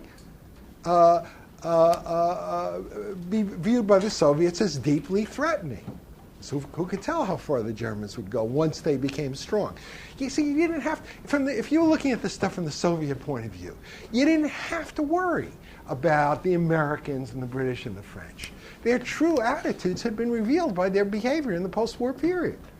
Right? They were quite happy to live with a divided Germany, to accept the status quo of the divided Europe. But you couldn't say the same thing about the West Germans. Right? So the Soviets did not, in 1949, accept what the Western powers had done in West Germany and were continuing to do. They had to accept it for the time being for purely military reasons, because in military terms they weren't in a position to challenge it. right? If a war broke out, yes, they would be able to overrun all of Western Europe in the initial phases of the war. But then the Americans would gear up and start building more atomic bombs and more bombers. The war might last 5 or 10 years. But as long as America had a nuclear monopoly, the outcome of the war could not be in question. Okay? Right?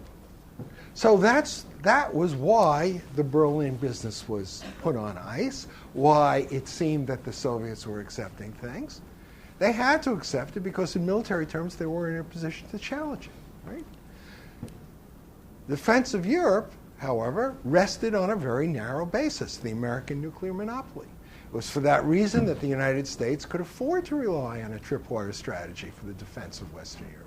You didn't have to build up a large military force in being, because everyone knew that in the long run, when the United States would win the war, you could count on the prospect of a long air atomic war to deter the Soviets, to prevent them from marching to the Atlantic. Overnight, that whole situation changed. Overnight. That's why I put that date, August 29th, 1949, on the blackboard last time, because that date is of fundamental importance to the story. That's the date the Soviets exploded their first nuclear device, detected immediately by the Americans. Right? The American nuclear monopoly is broken. The one thing that had counterbalanced Soviet land superiority in Europe, American nuclear monopoly, no longer exists. There's no longer a counterweight to Soviet power in Europe, right? And the sense was that, if a new war broke out, the United States might well lose. This is what General Bradley said in late 1950. We might well lose. Because all of these problems that really didn't matter much in the era of the American nuclear monopoly, the vulnerability of our overseas bases, the small size of the nuclear stockpile, the absence of adequate target intelligence, and all those kinds of things, now they mattered a great deal, because there would be a race, and those sorts of things would determine which side would win the race. Right? As each side sought to destroy the air atomic infrastructure of its opponent. The bomb factories, the bomb stockpiles, the air bases, the aircraft assembly plants, and so on. And if you could develop superiority in terms of air atomic power, you could then go on to destroy your enemy as a functioning society. It might last a long time, because these early atomic bombs are weapons of relatively limited power. But eventually, whichever side was able to get the upper hand in such a war would be able to win. Right? So that's why we were so scared in 1950. It was assumed that the balance had shifted practically overnight, and that the Soviets, who had been cautious in the late 1940s, were going to pursue a more aggressive policy. We didn't know where it would come. In the event it came in Korea, when Stalin decided, after holding back for quite some time, to give the green light to the North Koreans to attack the South. Not only that, but to encourage the Chinese to enter the war against America, which is a much more serious thing.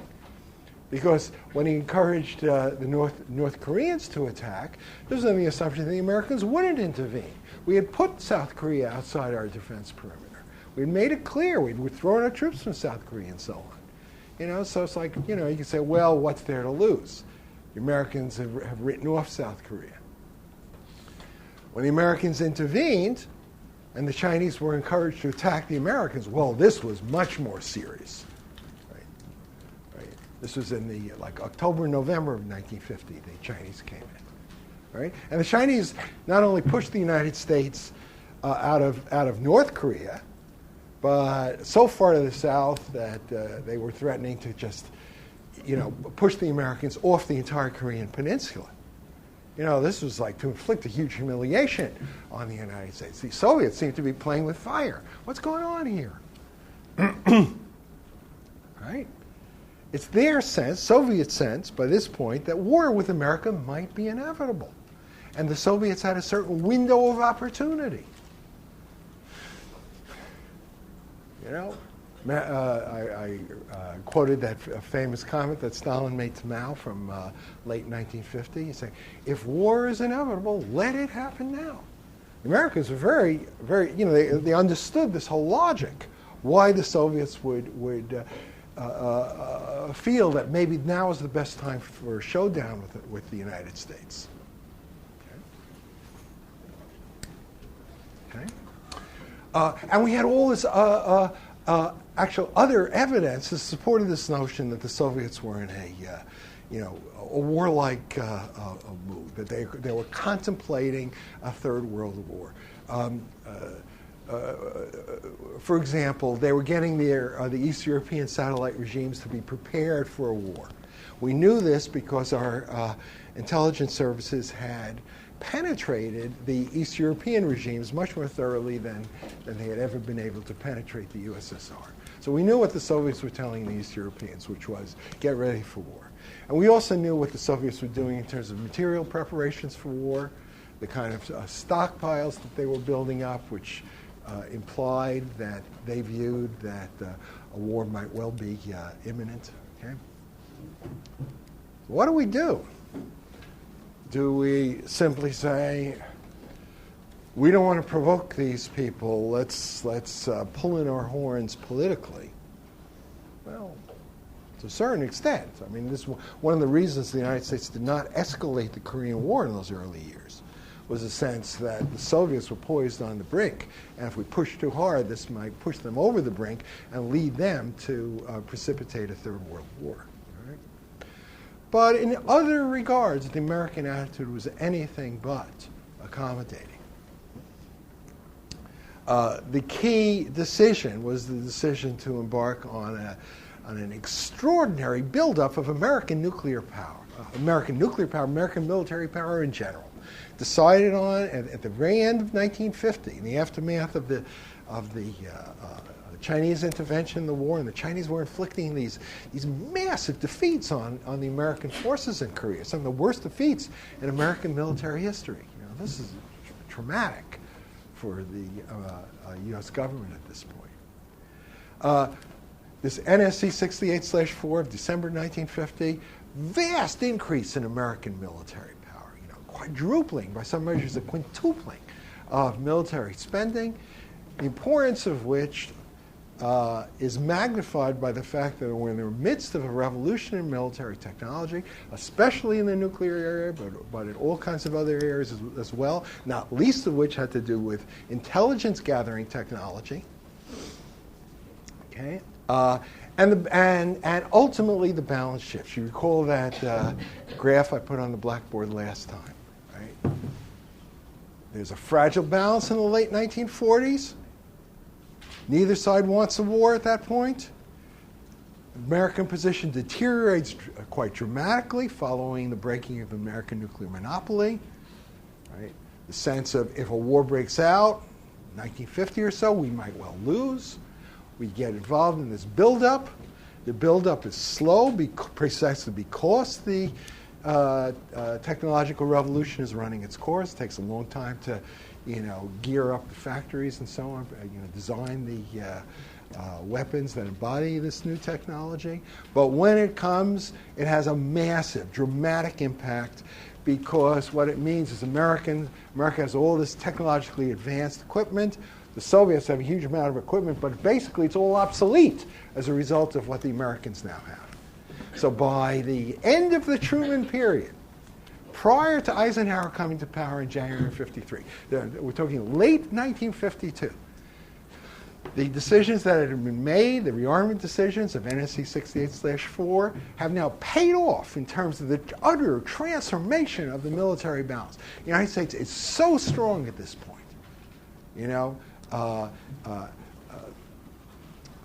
so strong, not just in the sort of atomic capability that could have been built in around 1950, but now thermonuclear capability.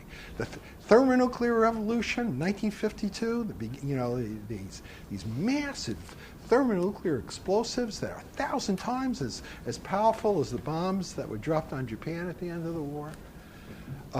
The Americans are just, producing these things in massive quantities. And Soviets have nothing like it. They don't have anything like it in terms of the delivery systems. And there's a dramatic change in Soviet policy in this period as well, as America develops this upper hand. The Soviets, were quite bellicose in terms of their rhetoric and their behavior around 1950-51. By the end of 52, this is to say before the death of Stalin and before Truman left office, right?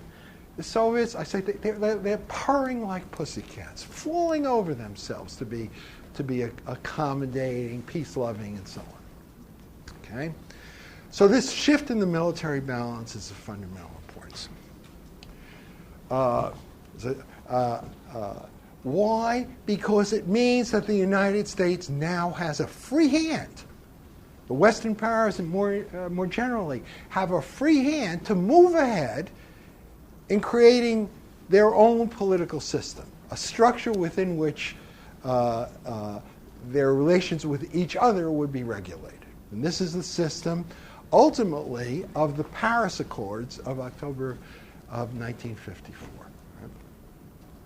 Now, they didn't have a free hand in 1950. Why was this? Because if they moved ahead and too fast in terms of restoring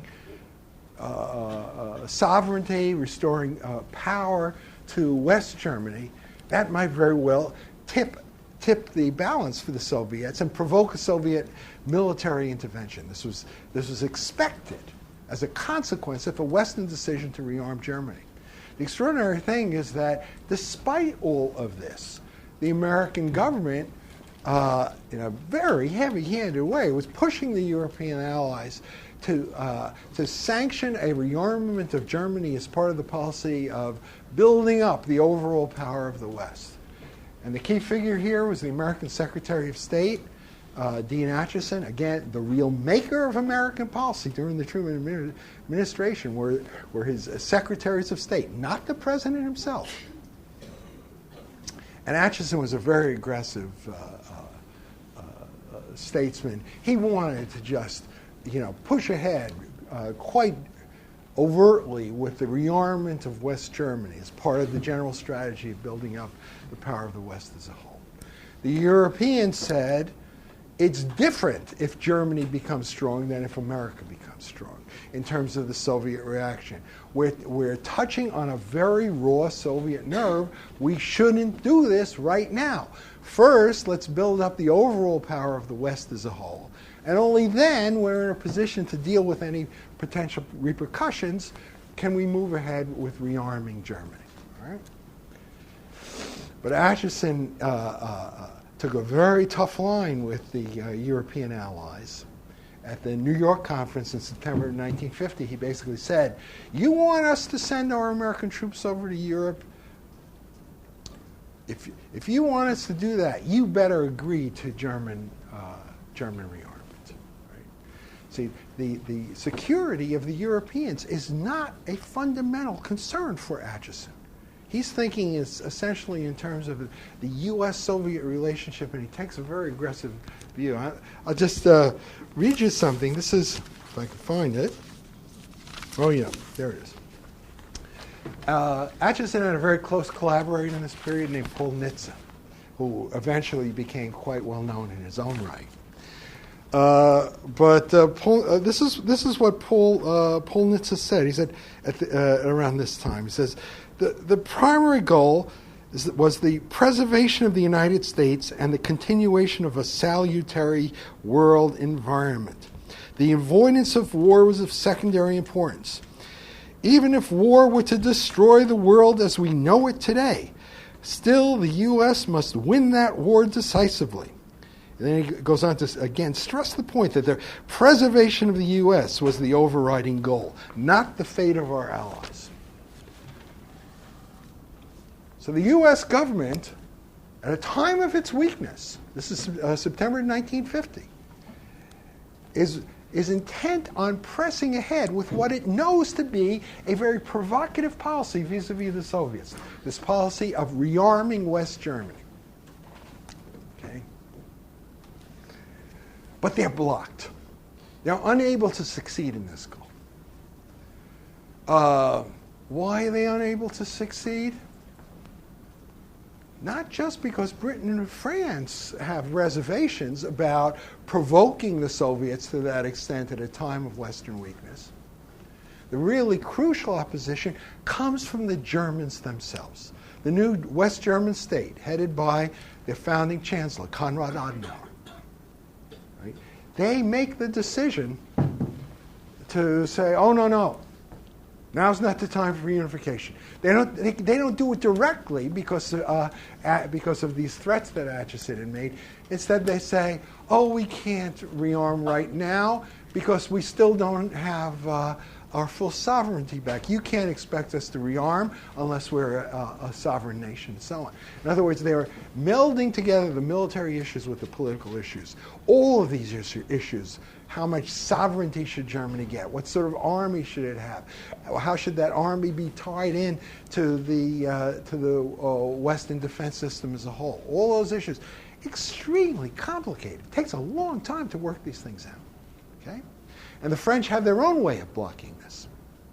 What the French do is, again, they don't want to kind of give Atchison a flat no because they very much want those American troops. You know, the Soviets are quite threatening now.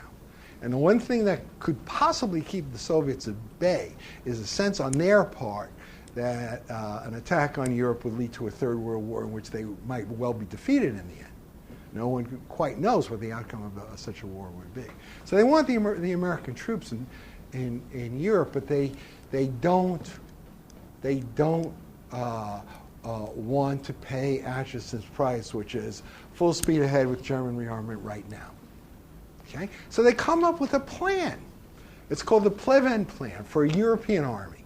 All the continental West Europeans, the Germans, the French, the Dutch, the Belgians, the Italians, they'd get together and they would form a single army, a single uniform, a single chain of command, and so on. Okay? Not that the French wanted this or even took this whole plan all that seriously, but it was a way of kicking up a lot of dust and giving Atchison a chance to pursue negotiations on this complicated plan, the Pleven Plan, a plan for what was to be called the European Defense Community, while a significant American combat force was being deployed to the European continent. Right? This whole period in U.S.-European relations was actually quite important because it shaped the view that the Europeans came to hold of the United States, which was, we need these people. America's very strong. We need an American force in Europe to serve as a counterweight to the Soviets. But we can't just give them a blank check. There has to be a counterweight to American power within the Atlantic Alliance because the Americans pursue a policy that is not congruent with our own interests. American policy was too bellicose, too belligerent. Right? It has an important effect on how, especially, the two main continental partners of the United States, West Germany and France, came to think about each other and came to think about building Europe, as it was called. The policy of building Europe, as we saw, was implicit in the Western strategy for Germany. French went along with this. In the words of a very good French historian, the whole policy of building Europe, of creating these supranational European structures, economically, then politically, militarily. This was to be held up to the Germans. It was a means of seducing and controlling Germany. because these European structures in which Germany would be integrated would limit Germany's freedom of action, and the whole idea of creating a new Europe, creating a new European identity that would supersede these old-fashioned national identities. Well, this would capture the imagination of Germany and serve as an outlet for Germany's political energies and allow the Germans to kind of find a substitute for reunification as the focus of their national policy, right? But that was the initial idea of the policy of building Europe as far as the French were concerned. Now they are taking this more seriously because they come to see that they and the West Germans are in the same boat in strategic terms, right? They're both threatened by the Soviets, and they're also both threatened by an overly aggressive American policy that could provoke a Soviet action against Western Europe. So there has to be some counterweight to American military power within the Western alliance. And that counterweight would have to be based in Europe. And because the British hold themselves aloof from the too great an involvement in Western Europe, the new European counterweight would have to be built essentially in close collaboration with the two main continental West European powers, namely West Germany and France. So the French are now thinking much more seriously about the need to kind of work with the Germans, not just to provide a counterweight to Russia, but to provide a counterweight to America, right? An important point. Okay.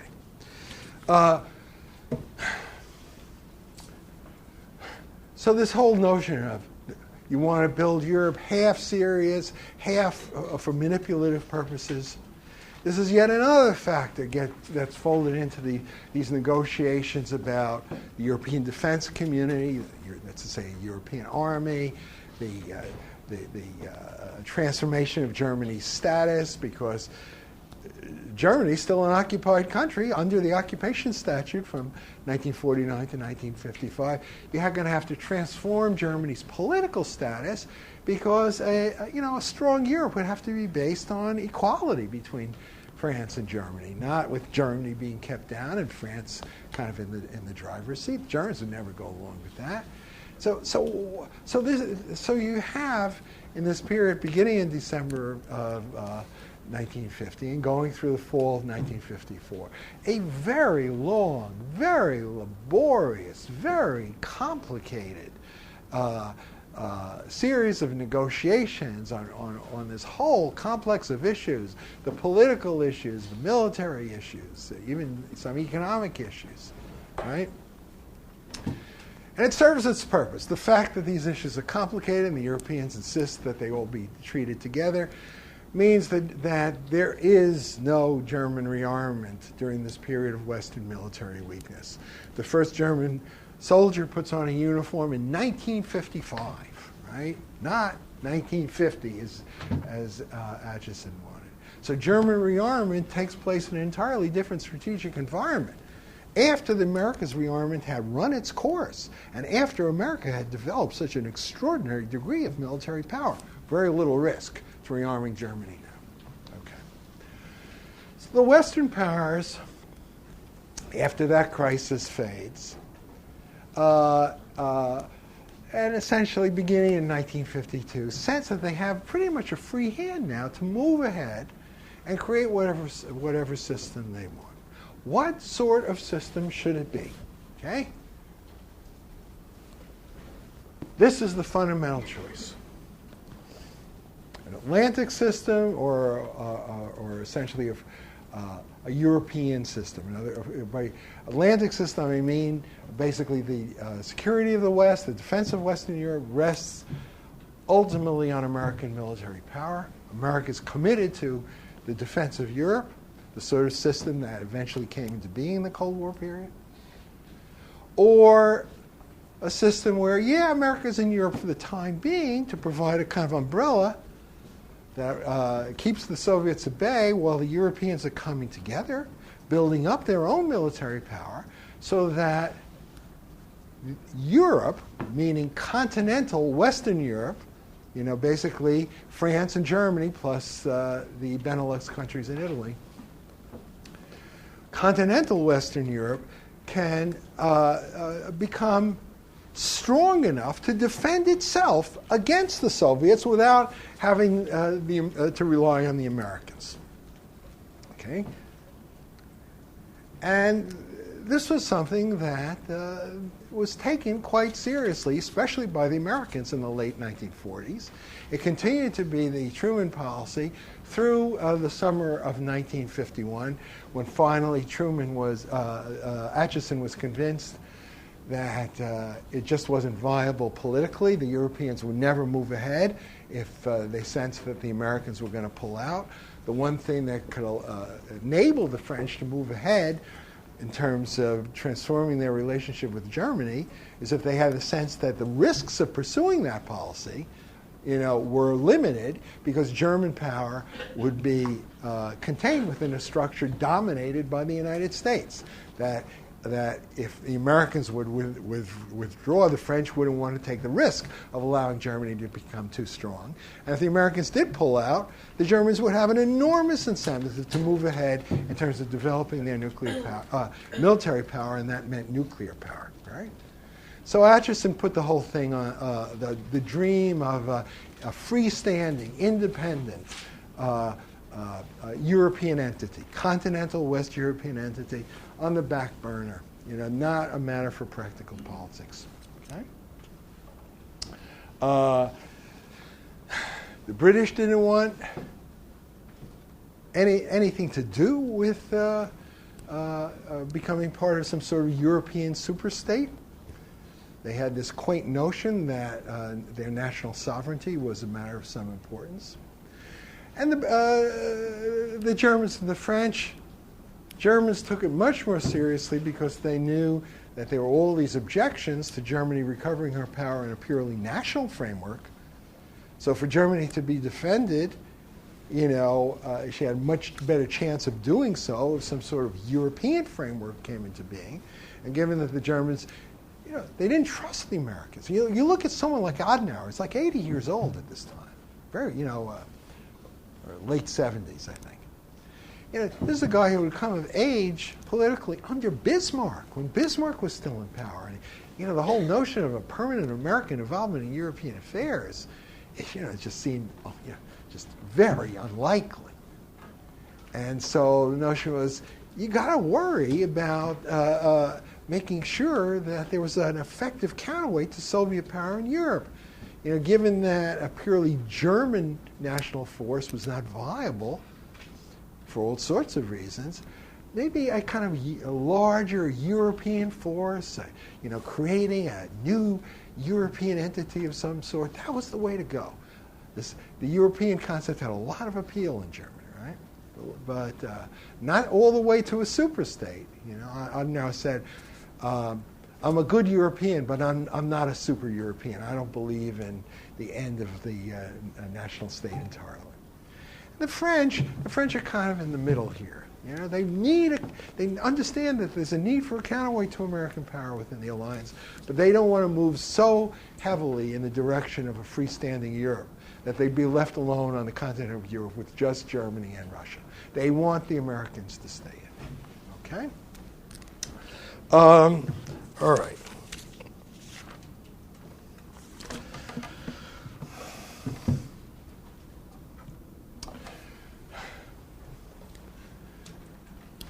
So the negotiations proceed, given that all these countries are pursuing that policy.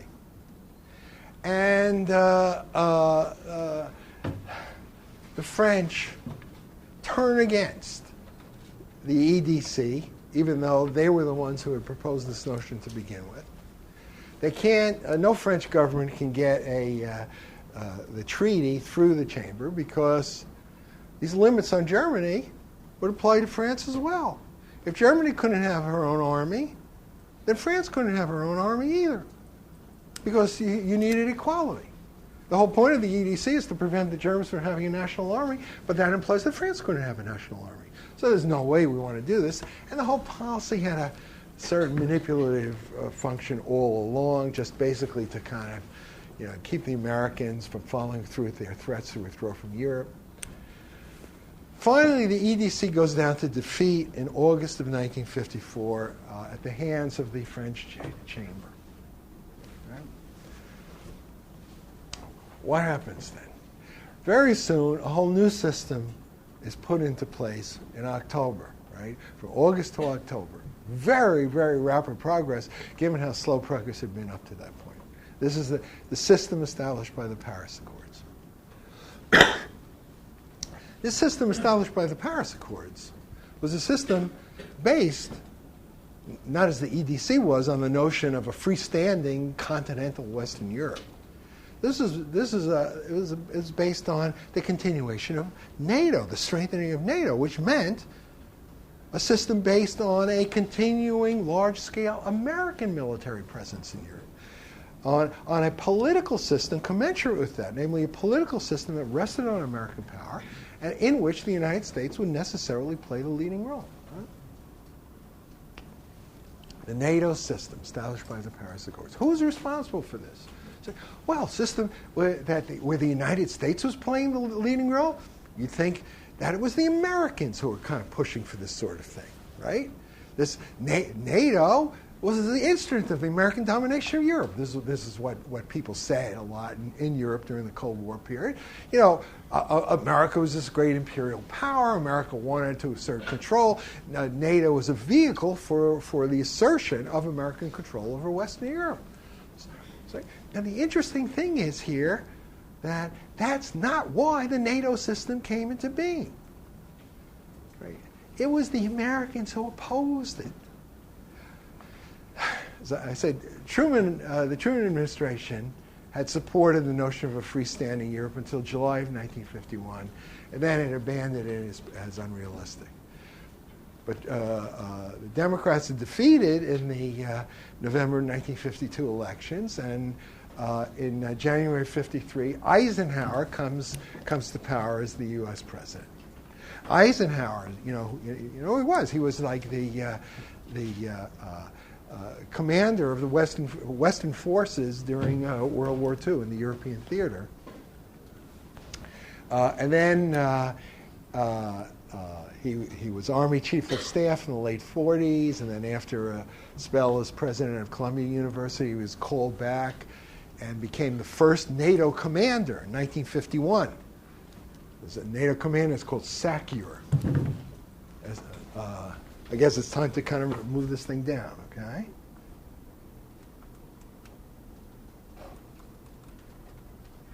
Okay, there it is, SACEUR, Supreme Allied Commander in Europe. And Eisenhower had a certain strategic concept. He wanted the Europeans to stand on their own. Right? Sure, the Americans had to be there for the time being because they needed an umbrella, an American umbrella under which they could kind of come together and rearm. And Eisenhower, his heart was set on the EDC, even though he considered it preposterous in military terms. It was just so important in political terms because it symbolized the Europeans merging themselves into a single strategic unit. Okay? Saying, we didn't want to be present in Europe forever. We didn't want to create an American empire there. Right? It was the Europeans that pressed for the NATO solution. It's like, especially the French. The French Prime Minister at this time is Pierre Mendès France, one of the most interesting figures in the whole history of this period. He allowed the EDC to go down to defeat because he saw that it was just hopeless. And he was instrumental in crafting the set of arrangements that came into being in October of 1954, the arrangements embodied in the Paris Accords. So let me talk about what the Paris Accords provided for. Okay? The British, the French, not the Americans wanted this system. The Paris Accords provided for the recreation of a German army, but an army with limited armament, and in particular wouldn't be allowed to have nuclear weapons. Not only that, but the German army would be fully integrated in the NATO system. meaning that where it would be deployed, how it would be provisioned, all the kind of the whole logistical tale that would supply the forces in the field. This would be developed not on a purely national basis, but would be developed by the NATO authorities on an international basis, so that these German forces would be dependent on a logistical system that ran through their rear, namely through France. And this meant that the German army was incapable of independent military action. So the risks that a strong German army would pose were quite limited for military reasons alone. The powers of the NATO commander, SACEUR, were actually expanded in the Paris Accords. NATO commander, always an American general. And basically the Europeans were intent, much more intent than the Americans were, in keeping the Americans in. The Americans didn't want it. They felt like the Europeans should be able to defend themselves. And Eisenhower and his Secretary of State, John Foster Dulles, they accepted this new set of arrangements very grudgingly. They were, as I said, they had their hearts set on the EDC. Okay? Paris Accords.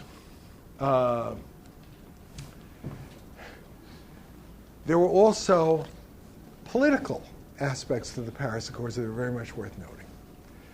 Germany had been, even after the creation of the Federal Republic, an occupied country. There was an occupation statute.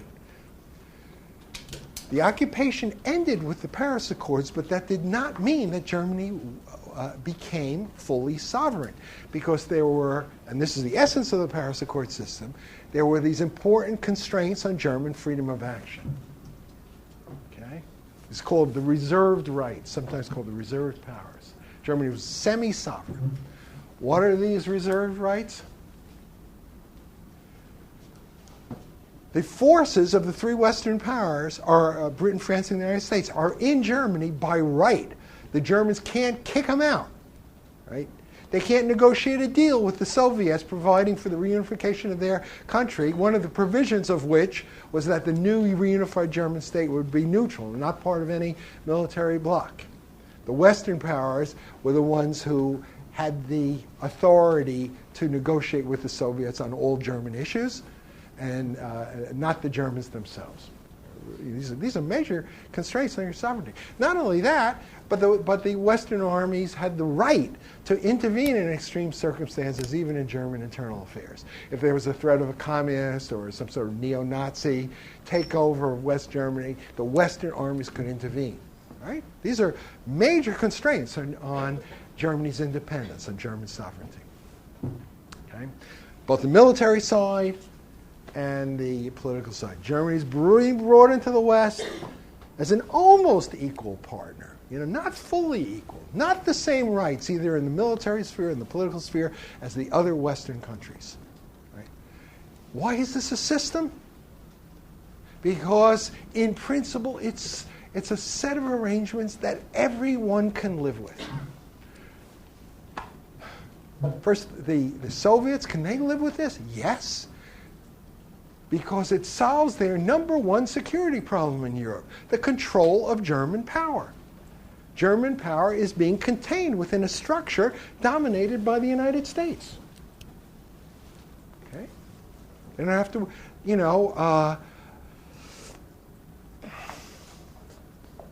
the NATO system, in principle, it's directed against the USSR, but in reality, it provides a source of reassurance for them.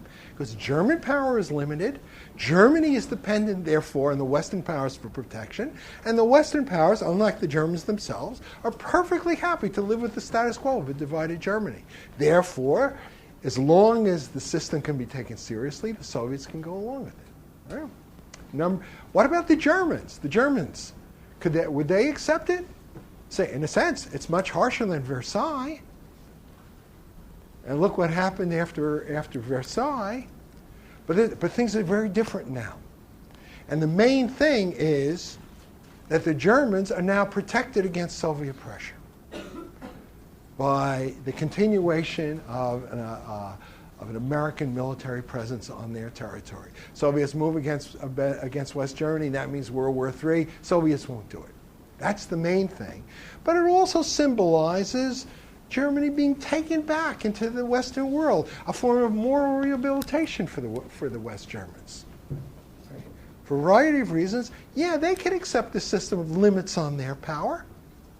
They have a variety of reasons for accepting it, but the main thing is it provides for their security. It solves their number one security problem, the prevention of Russian attack. All right? Why does it not work? And we know, again, that this third chance for peace doesn't work because just a few years later, the world moves into a new cycle of crises with the Khrushchev ultimatum on Berlin, November of '58, culminating the Cuban Missile Crisis of October of '62. So why does it not work? To answer that, you can't point to the Germans and you can't point to the Russians. The answer is it has to do with the Americans. It's the Americans that don't want to accept it. Right? We don't want to accept a system based on a permanent, large-scale American military presence in Europe. And we don't want to accept it for all the best reasons. Right? This system, the system based on American power, is not consonant with Eisenhower's whole image of America's place in the world. Right? America is not a great imperial power, according to Eisenhower. The Europeans are capable of defending themselves. They should defend themselves. Right? We shouldn't have to carry that burden. Right? And it's that Eisenhower concept, for all the right reasons. Right? It's that Eisenhower concept that plays the fundamental role in making this system not viable. And basically aborting this third great chance for peace that we see. So to kind of get at this issue, beginning the lecture next time, I want to talk a lot about what the Eisenhower strategy was, and especially the Eisenhower nuclear sharing policy. Okay, we looked at these different points in time when it seemed like the two sides were on the verge of reaching an understanding that would put the peace on a relatively stable basis. 1945, Potsdam, the Moscow Conference. 1949, this kind of formal division of Europe into blocs, the ending of the Berlin blockade. In each of these cases, we tried to understand why the arrangements that seemed to have been falling into place didn't work, that they didn't provide the basis for a stable international order. And so last time we came to the third such point in time, the 1954 system. The system established by the Paris Accords of October 1954. Why was it that the system established by the Paris Accords could, in principle, have led to a relatively stable international order, in effect, the receding of any great risk of war? It's because the system established by the Paris Accords solved the USSR's number one security problem in Europe, namely the control of German power. Right?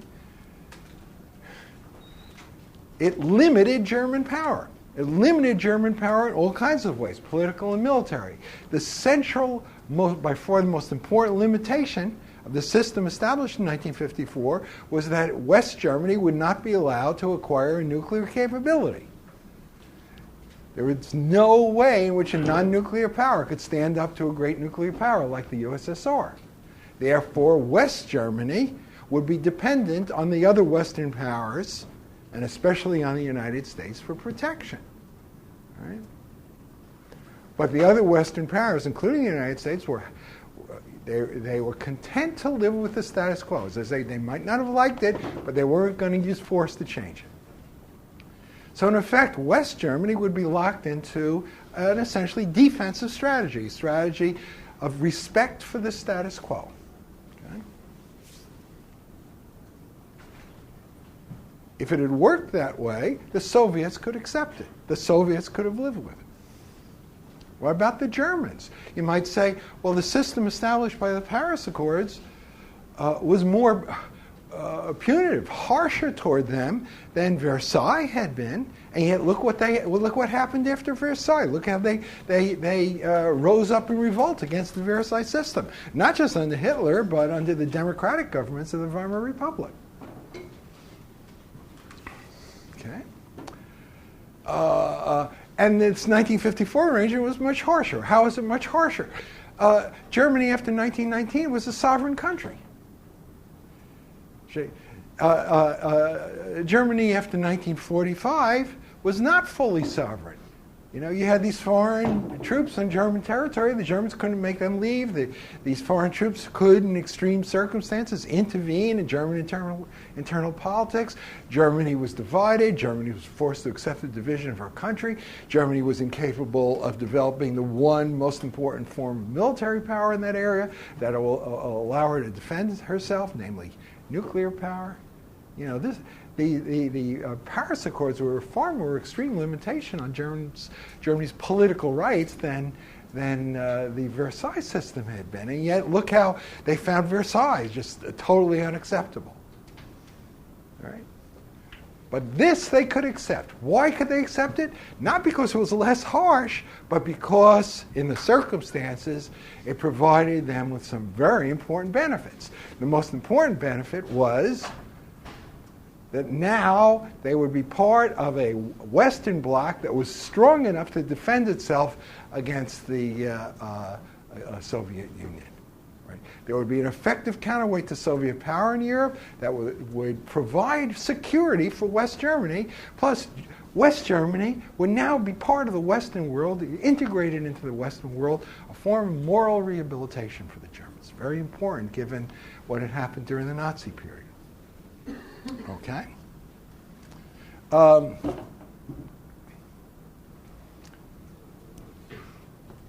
why did the system work? If it solved the fundamental problem that the Soviets had in Europe, control of German power, if it gave the Germans the most important thing that they could aspire to, namely security, integration in the West, why did it work? The answer necessarily is that the third major actor, whose participation was essential for the system to work, namely the United States, refused to go along with it. Right? The American participation in the system was the most problematic element in the whole equation.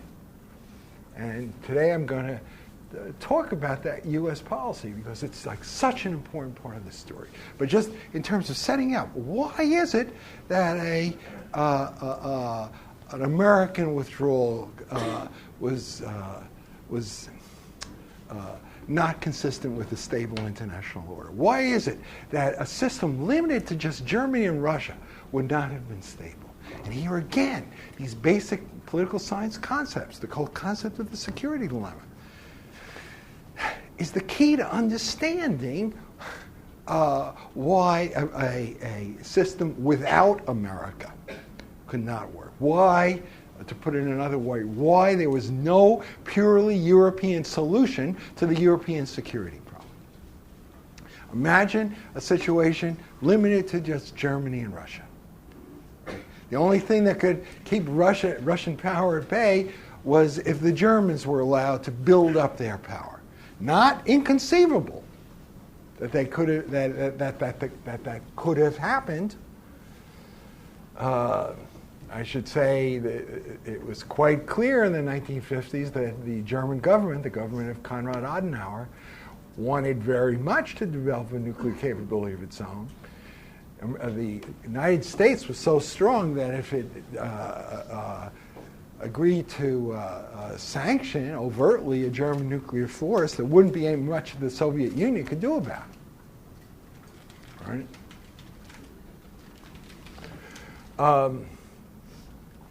So it's not inconceivable that the Germans could have developed a nuclear force so that they would be strong enough to stand up to the Soviets on their own without direct American support. They had the material capabilities to develop it. By the way, it doesn't mean that they would have to match the Soviets in terms of numbers or anything like that. right? Nuclear weapons, and by that I mean thermonuclear weapons, the sort of weapons that began to be produced after the first true thermonuclear explosion in 1952. These thermonuclear weapons are so powerful that you don't need all that many of these things to neutralize the nuclear force of another country. They could totally stand up to another country, right? No matter how strong that country is, right? So in principle, the Germans could have done it. But suppose you had both a strong Germany and a strong Russia. Would that have been a stable system? Would nuclear deterrence have been so strong that the two sides could, they balanced each other off so that there would have been no risk of war? If so, you didn't need the United States to remain present. The answer there is nuclear weapons can be used for more than purely defensive purposes. They can be used, in principle, for coercive purposes. Countries can play on the possibility that matters will escalate as a way of threatening their adversary and getting their adversary to accommodate them politically. And if you really care about certain political issues that are at stake, you could, risk nuclear escalation. In the case of a purely Russo-German relationship, if Germany was strong, the German population in East Germany was not going to remain quiescent and simply accept the continuation of rule by their communist overlords. They would be encouraged to resist. And if they resisted and there was rioting in East German cities and so on, then West German troops might very well intervene because they would calculate that the Soviets would be very reluctant to escalate for fear of seeing the Soviet homeland destroyed and so on. Soviets might escalate, but who could tell how far the process would go as each side played this poker game of what's called risk manipulation, increasing the level of risk as a way of exerting coercive pressure on its adversary. Right? A purely Russo-German relationship would not necessarily have been stable. And certainly the Soviets had real fears that it would not be stable, that a strong Germany would pose major risks for their position in East Germany, Eastern Europe, and thus in the world as a whole. Okay? Very different story if the Americans are involved. You can kind of view American involvement as kind of a cushioning, separating Germany and Russia from each other, providing reassurance to both of those powers. Right? See, the extraordinary thing about the NATO system is that officially, of course, it's directed against the Soviet Union. But it also provides the Soviets with an important degree of reassurance. Reassurance vis-a-vis Germany. You're not going to have to worry about Germany. Why? Because German power is contained in this political structure dominated by the United States. We're going to keep the Germans from developing the kind of capability that might really threaten you. We're going to make sure that they pursue a purely defensive policy and don't contemplate any fundamental changes in the status quo. Source of reassurance for the Soviets. Source of reassurance for the Germans. They don't need to develop a nuclear capability of their own so much if the Americans are there to protect them. Right? Right? It's a certain stability to this system with the American, based on the American presence in Europe, because the sharpness of the security dilemma is kind of blunted, it's softened by the presence of the United States. All right? American presence is important to have a stable system. We're there not because we want to be a great imperial power and throw our weight around and have this major presence in Europe as a matter of principle.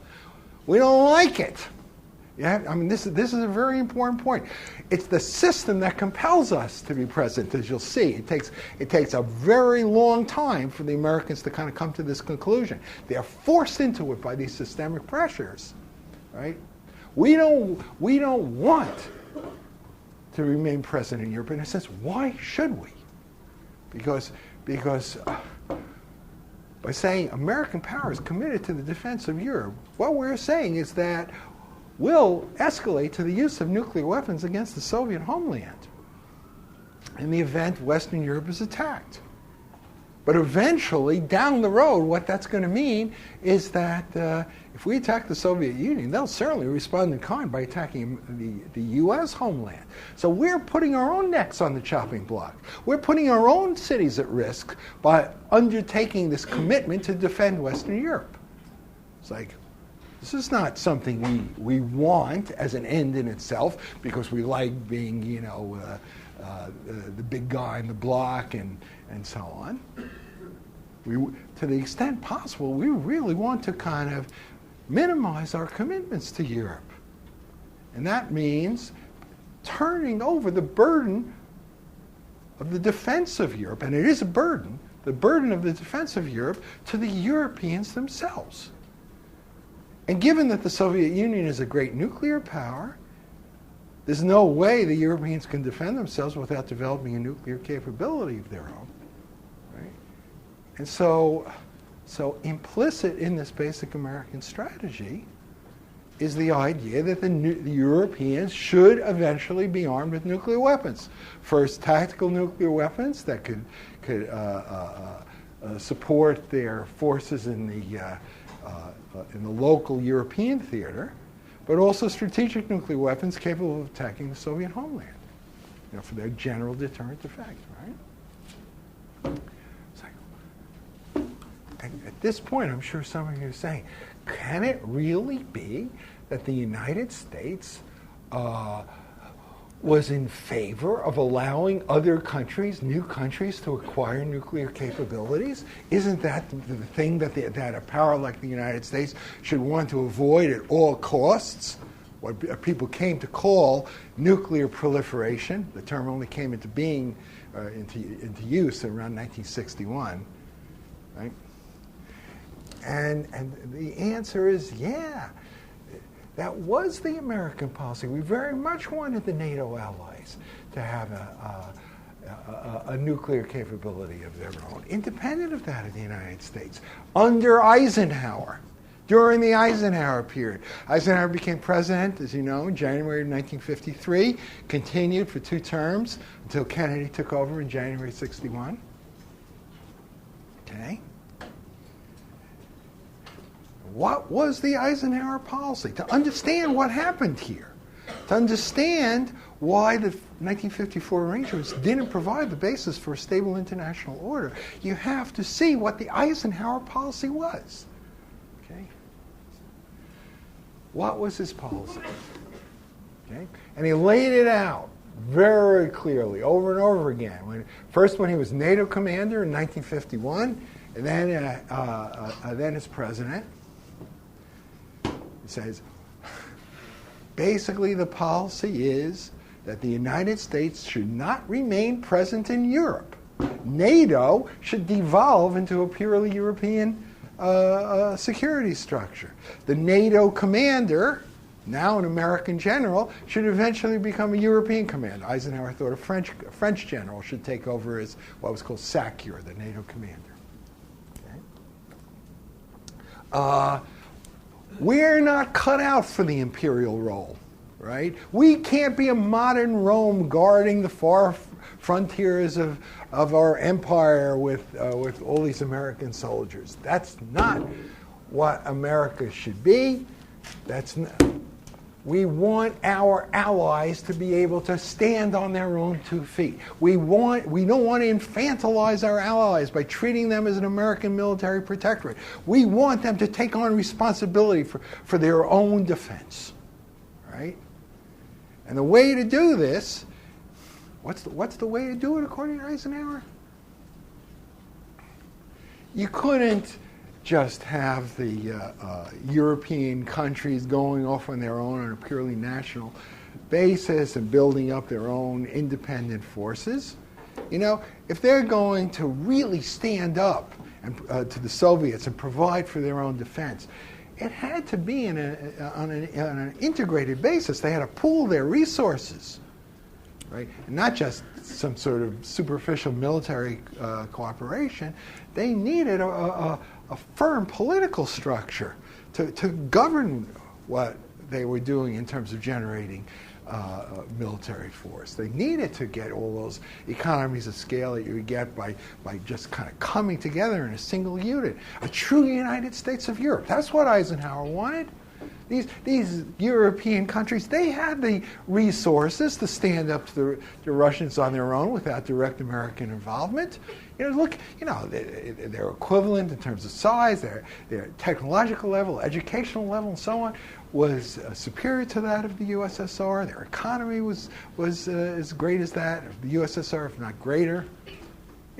What they needed was just to come together and form a true United States of Europe. Europe had to become a third-grade power mass in world affairs, a third-grade power bloc, independent of the United States. They should put all their kind of silly concerns with their national identity aside. All this stuff no longer made any sense. They should think of themselves not as Frenchmen or as Germans or as Dutch or whatever, but as West Europeans, part of a new United States of Europe. Americans under Eisenhower are very obsessed with this whole notion of building Europe, creating a European superstate.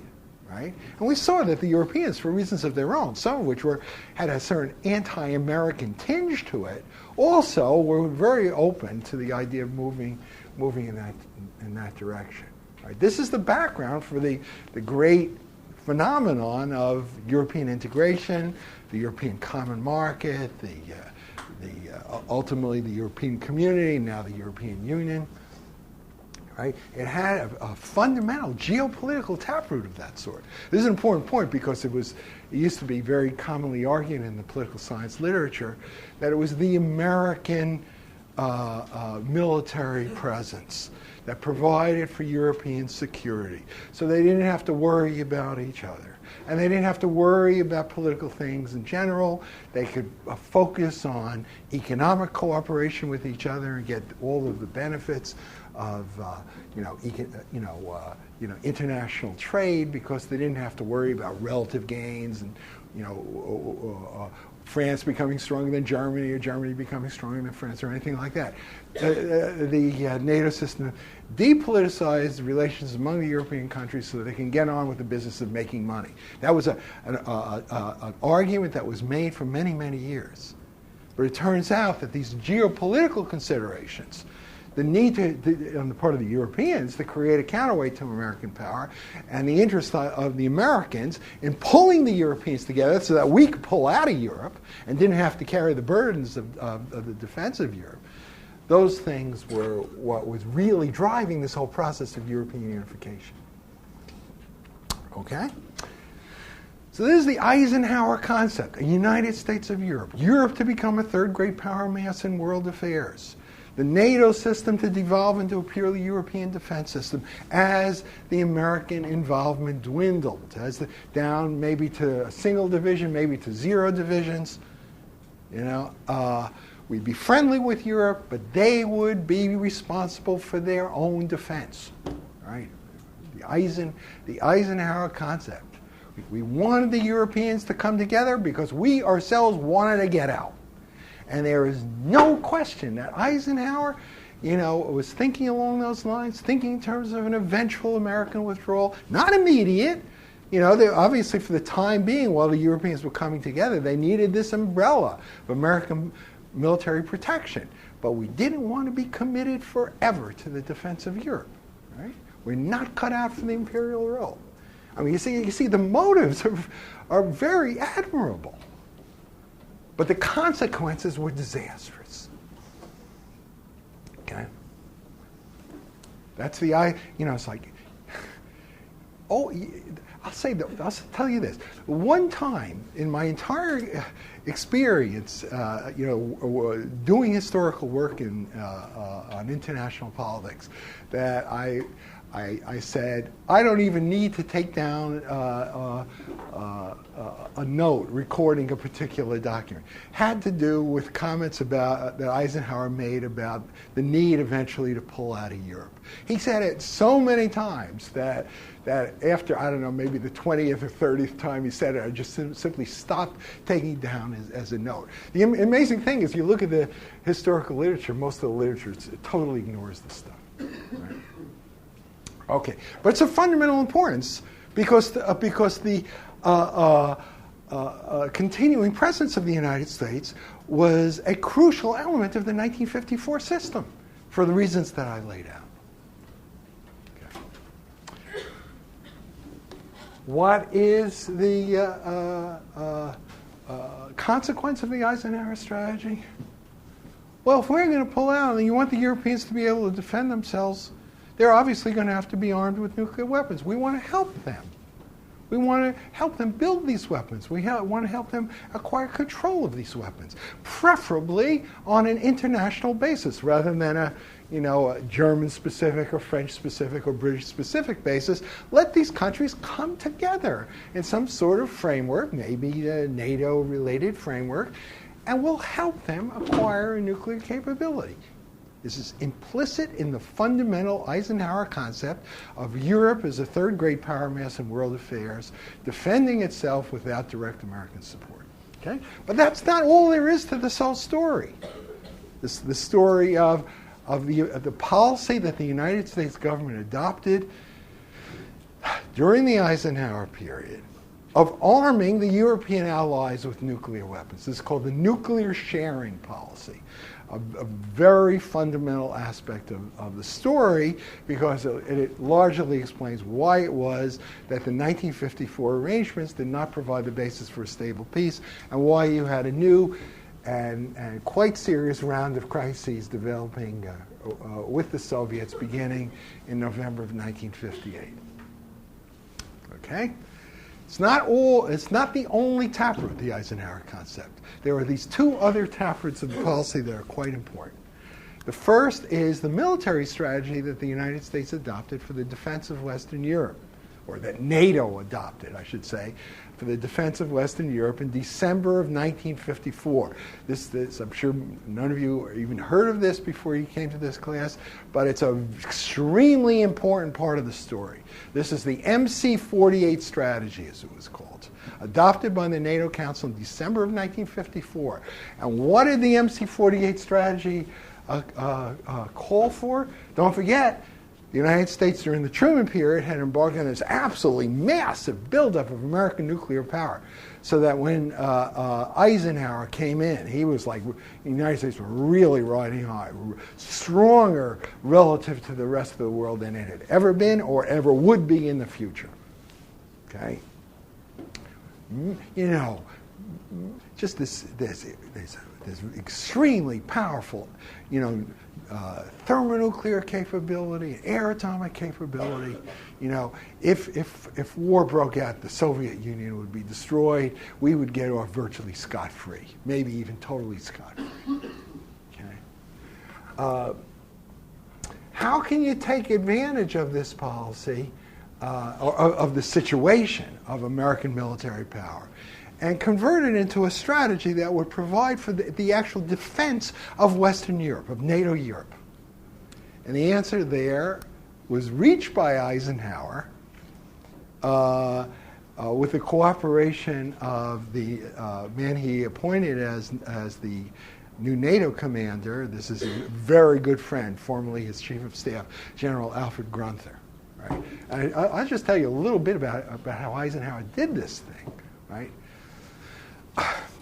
When Eisenhower was sacked here in 1951, when he left, he wanted Grunther to replace him. But Truman instead chose General Ridgway, who had been the commander in Korea after MacArthur was relieved there during the Korean War. A distinguished military commander. But Ridgway was very old-fashioned in his approach to nuclear weapons. Right? And Eisenhower didn't like the Ridgway strategy at all. So this is what he did. He basically got rid of the entire Joint Chiefs of Staff that he had inherited, right? just basically fired all these people. Very unusual in American history. And he was able to appoint new chiefs of staff. And he made sure that there was a balance on the JCS between people who took a very heavy pro-nuclear position, like the JCS chairman, Admiral Radford, Air Force Chief of Staff General Twining, and people like General Ridgway, who he appointed as Army Chief of Staff. And Ridgway took a very conservative line and much greater emphasis on conventional forces and so on. And this meant that the JCS would be divided, and Eisenhower himself, who had all the prestige of a victorious general, would have even greater power as arbiter between the different factions within the military, right? And moving Ridgway from NATO headquarters to the position of Army Chief of Staff created a vacancy at NATO, and Eisenhower appointed now his friend, General Grunther, as the new NATO commander. And Grunther, with Eisenhower's full support, stage managed this whole policy that led to the adoption of MC-48. Now, and this is a policy based on the idea that there was one and only one way in which Western Europe could be actually defended in the course of a war. We're not talking deterrence. We're talking about physical defense. And that was through the massive, concentrated, and extremely rapid use of nuclear weapons, both in the theater and strategically as well. Right? Strategically, the nuclear offensive would be directed at the sources of Soviet military power in the Soviet homeland. The whole industrial structure that was supporting Soviet military power in the field, you wipe it out at the beginning of the war. But it takes a little while before the effects of that will be felt on the battlefield. So you had to kind of hold the line in the theater during this relatively brief period of time when the sources of Soviet military power were essentially drying up as a result of the American atomic offensive. Okay?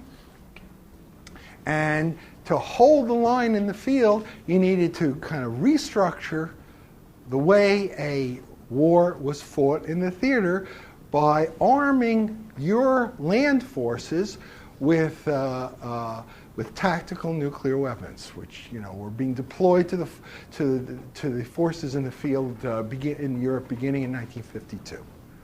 Okay.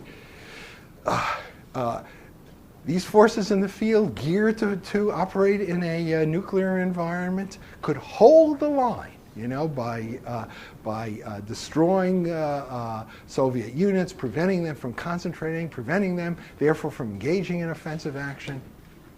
Right? You could hold the line. Okay? And that was the only way in which Europe could be actually defended in the course of the war. What were the implications of the strategy? These are not provisions of the strategy, but they were implications of it. 3 implications: preemption, predelegation, and nuclear sharing. Preemption, what does that mean? It means we go first. We don't wait for the other side to make the first move. As soon as we come to the conclusion of the war, it's pretty much inevitable. The weapons go off. Why is this? Because we can't wait. If Europe is going to be defended, we have to be able to prevent the other side from using its weapons against us. The only effective way to destroy the other side's weapons, to prevent them from exploding on, say, cities in Western Europe, is by destroying the delivery systems on their bases, including bases within the Soviet Union itself. Right? Because otherwise, Western Europe would be destroyed in the event of the war. We can't just sit on our hands and wait. Okay? And time is of the essence. Over and over again in the documents, you find, people from Eisenhower on down saying we can't allow the enemy to strike first. Well, if we can't allow the enemy to strike first, guess who is the one who is going to be striking first, right? And if time is of the essence, we can't mess around with lengthy political consultations, with the whole NATO Council and getting the opinion of people from Luxembourg and Portugal and Iceland and so. You can't mess around like that. You got to make the decision really fast. And who is going to make that decision? Who's the one who has the information about what's going on in the theater? Who can make the decision about when to move, when to strike? The NATO commander, in this case General Grunther. The NATO commander would have pre-delegated power, pre-delegated authority to order the beginning of the nuclear attack. Right? And this is one of the most important features of the American strategy during the Eisenhower period. Pre-delegation. The delegation, the transfer of the president's authority to high military commanders like the U.S. commander in Europe, who's also the NATO commander, of the authority to initiate nuclear operations without receiving direct presidential authorization. Very important. It's all deliberate, you see. One of the functions of it is it's a source of reassurance for the Europeans, because one of their concerns is once the Soviets acquire nuclear capability and they're capable of attacking the United States, will the United States ever use nuclear weapons to defend them? How can you make the American nuclear threat credible? Well, by pre-delegating authority to the NATO commander. Here's a guy who's thinking day in, day out about how to defend Europe, right? He's like more European than the Europeans themselves. If anyone is going to do it, he's going to do it. So if you pre-delegate authority to him, then that's a source of reassurance for the Europeans. The Soviets will know about this, in large part because NATO is thoroughly penetrated by Soviet intelligence, something we're well aware of, and we don't uproot the spies because we want them to report back to Moscow what our strategy really is. All right? Preemption, pre-delegation. And I said nuclear strategy, I meant nuclear sharing. It's an error there. Nuclear sharing. If this is going to be a war in which the only weapons that count are nuclear weapons, right? They're going to be absolutely decisive in such a war. If you don't have nuclear weapons, you're just playing with toys. It doesn't mean anything. So the implication of the MC-48 strategy was that the Europeans should be armed with American nuclear weapons and trained to operate in a nuclear environment, right? Have effective control over American nuclear weapons. Yeah? Is this related to Eisenhower's massive retaliations? Vaguely, right? Basically, massive retaliation, that's just kind of words. This is an actual military strategy. When it's massive retaliation, you can think of that in deterrence terms, right? Second strike terms, right? If they do anything, we're going to retaliate massively. This is, we're going to move first. Europe is not just going to be protected through an American deterrent philosophy of a retaliatory philosophy, right? This is, Europe is going to actually be defended because we're going to make it physically impossible for the Russians to use nuclear weapons against Western Europe. Right? It's same sort of thing. I'm going to be coming back to this mass retaliation business later in the course. Okay? Nuclear sharing, if this is the way war is going to be fought, the Allies have to be equipped to fight this kind of war. They have to be armed with nuclear weapons. So nuclear sharing, the transfer of effective control of American nuclear weapons to the European allies was part and parcel of the MC-48 strategy. Okay?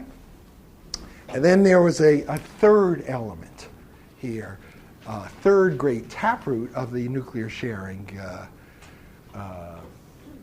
policy. And this was the sense of, for the time being, we can have this kind of strategy. We can have a strategy based on America going first and going hard with a nuclear attack, both in the theater and strategically as well. But it's not going to last forever. Okay, and this is a very important point about the thermonuclear revolution.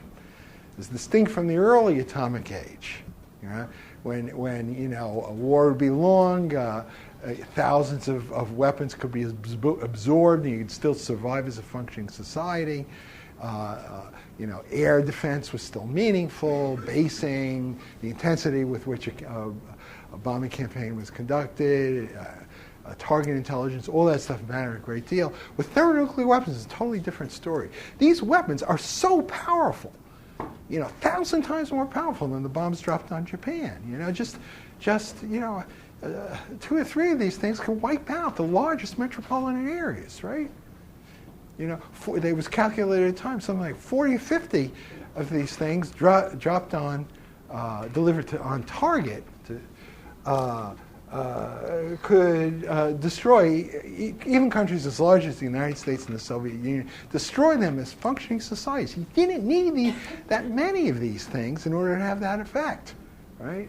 And it was hard to imagine, you know, a preemptive attack being so powerful that it would so totally wipe out the other side's nuclear forces that the other side could be prevented from retaliating.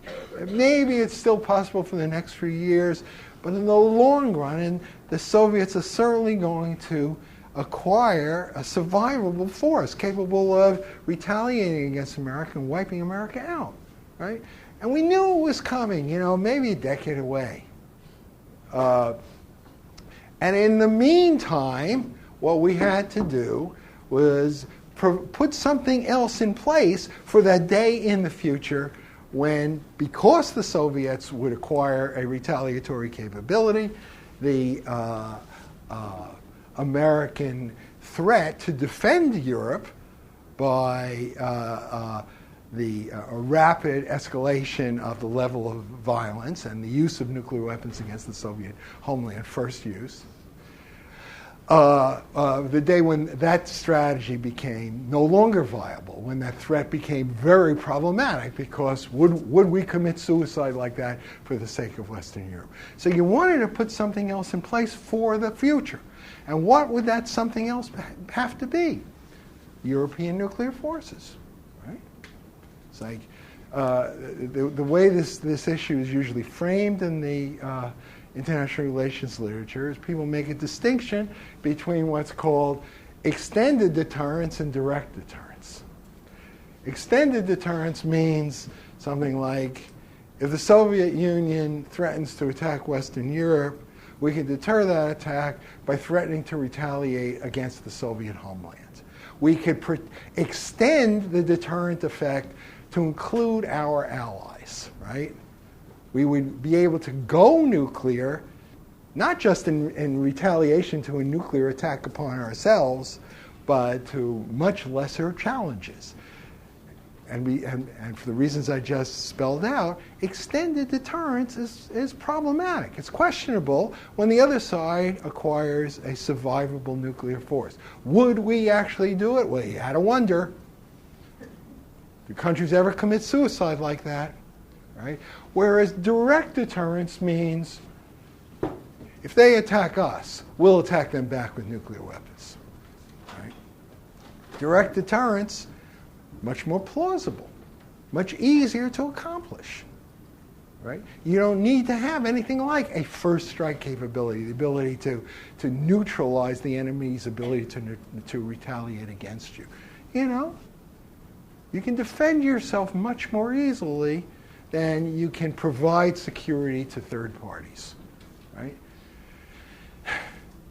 American extended deterrence in the future, not viable, but direct deterrence, that would be viable. Let the Europeans have nuclear weapons. You know, that would then provide them with a credible deterrent threat, right? So for that reason as well, because we could see the future, we wanted to move in that direction. Okay.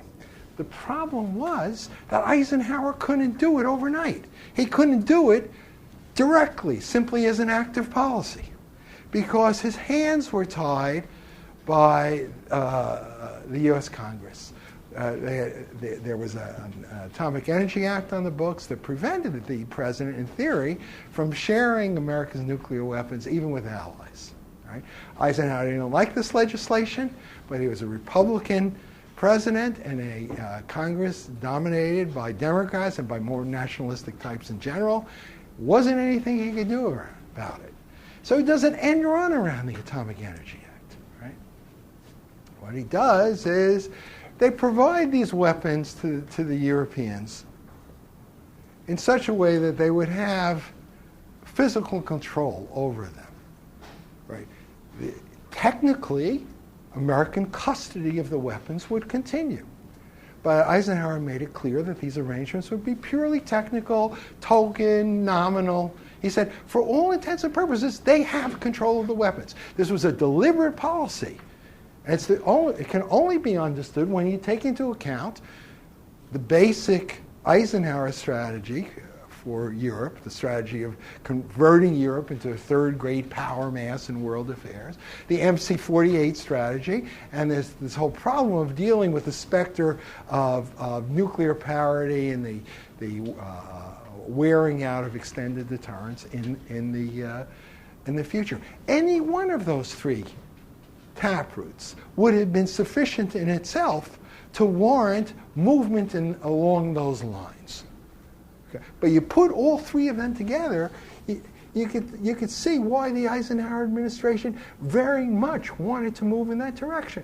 So by the end of the Eisenhower administration, you have American nuclear weapons under the effective control of the European allies, including of the Germans. Right?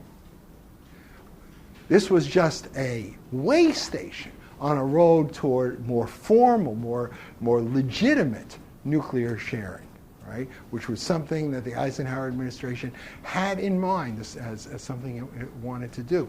But you could see the effect that this had on the 1954 arrangements. 1954 arrangements, German power was to become limited. The key to that, Germany was to become non-nuclear. And yet the thrust of the Eisenhower policy was to move in the other direction, toward a nuclearized Germany, toward an American withdrawal from Europe.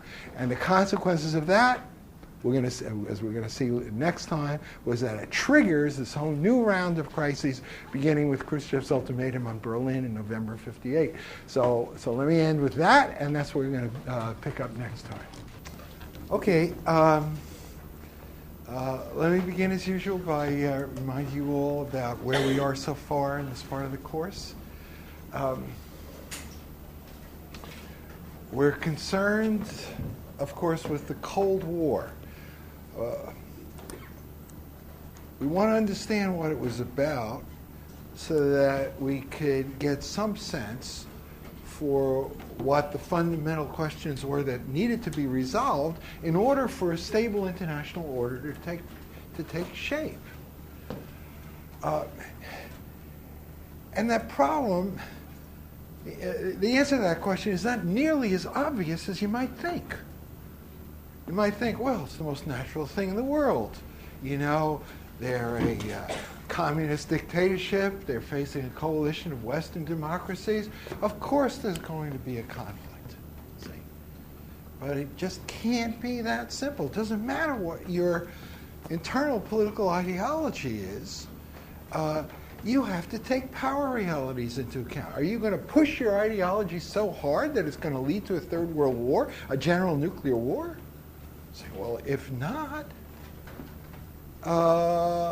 then shouldn't you have had a stable system coming into being practically right from the start? Shouldn't it have been the case that American power and Soviet power balanced each other so completely that neither of those two countries, let alone any third power, had any room for maneuver, any ability to seriously challenge the status quo? Wasn't this kind of bipolar structure of power that you had in the aftermath of World War II sufficient in and of itself to lead to a stable peace, to lock everyone into respect for the status quo? It obviously didn't happen that way, though, right?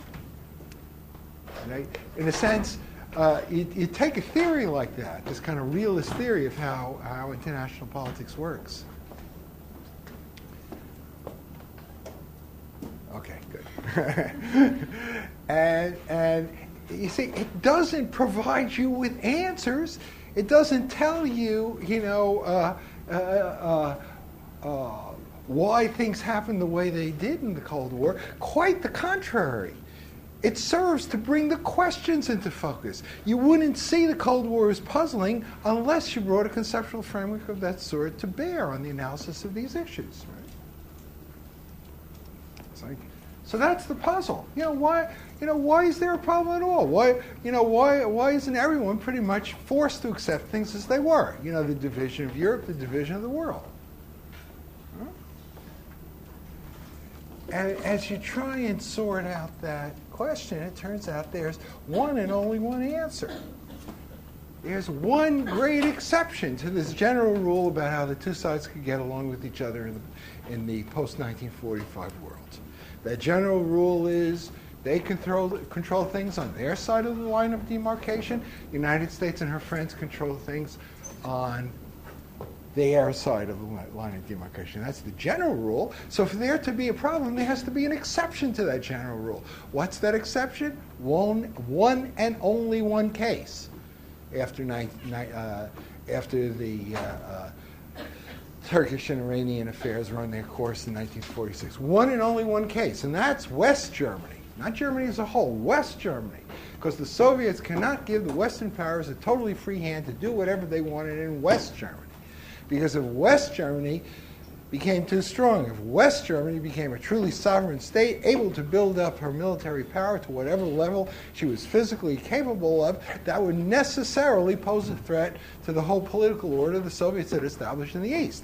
Because unlike the Western powers, West Germany was not all that happy, not all that content to just live with the status quo. West Germany was deeply opposed to the post-war status quo and craved the reestablishment of a unified German state. Right? So the problem of German power had to be central. And in order to exercise some control over what happened in Western Germany, the Soviets had to pose a certain threat in order to get the Western powers to take their views seriously. But the more threatening they became, the more the Western powers were obliged to move ahead with their policy for Germany, the so-called Western strategy for Germany, the strategy of organizing the three Western zones of Germany under the auspices of the three Western powers, organizing that state first economically, then politically, and finally militarily, tying that West German state into the Western world in a variety of different ways: economic, political, military. Right? The more the Western powers moved ahead with that, a policy which entailed allowing West Germany to recover her political rights, to create a state, to get some control of her own destiny, ultimately to build up her military power, that would necessarily be viewed by the Soviets as threatening. So you have this kind of spiral dynamic. Yeah? The harder they push, the harder we have to push back, and that simply leads them to push harder still, and us to push harder still back. Right? A spiral dynamic, because you have a security dilemma situation coming into play at this particular period. Right? You see, for you to have a major conflict, you don't need to have one side or the other being particularly aggressive. Countries are led to pursue policies which their opponents view as threatening for purely defensive purposes. We got to build up West Germany, not because we want to overthrow the communist order in the East, but simply in order to defend ourselves. Right?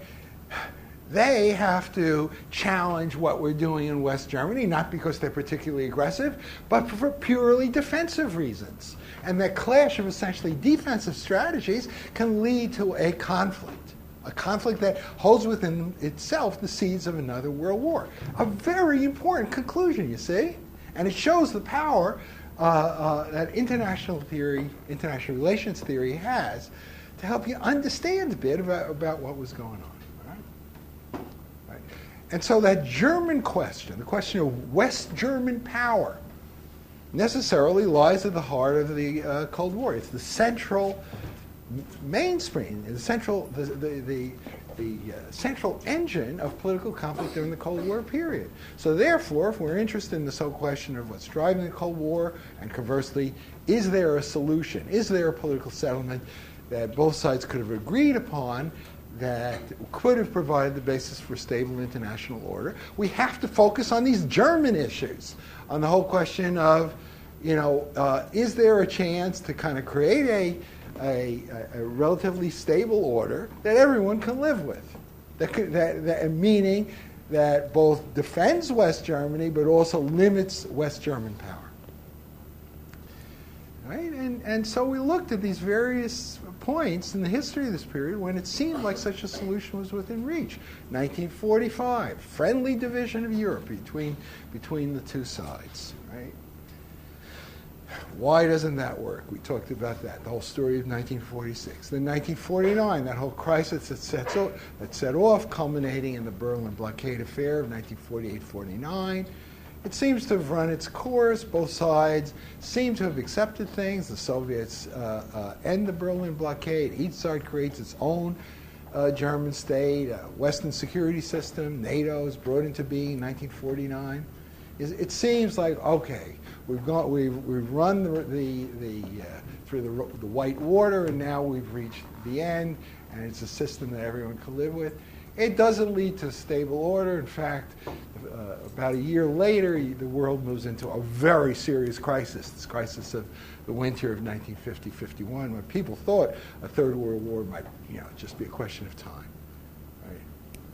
And that would mean a war fought with these early fission bombs. Thousands of these things could be used. The war could take 5 to 10 years, people thought. Unclear who would win. It seemed like there was a very good chance the United States would lose such a war. Right?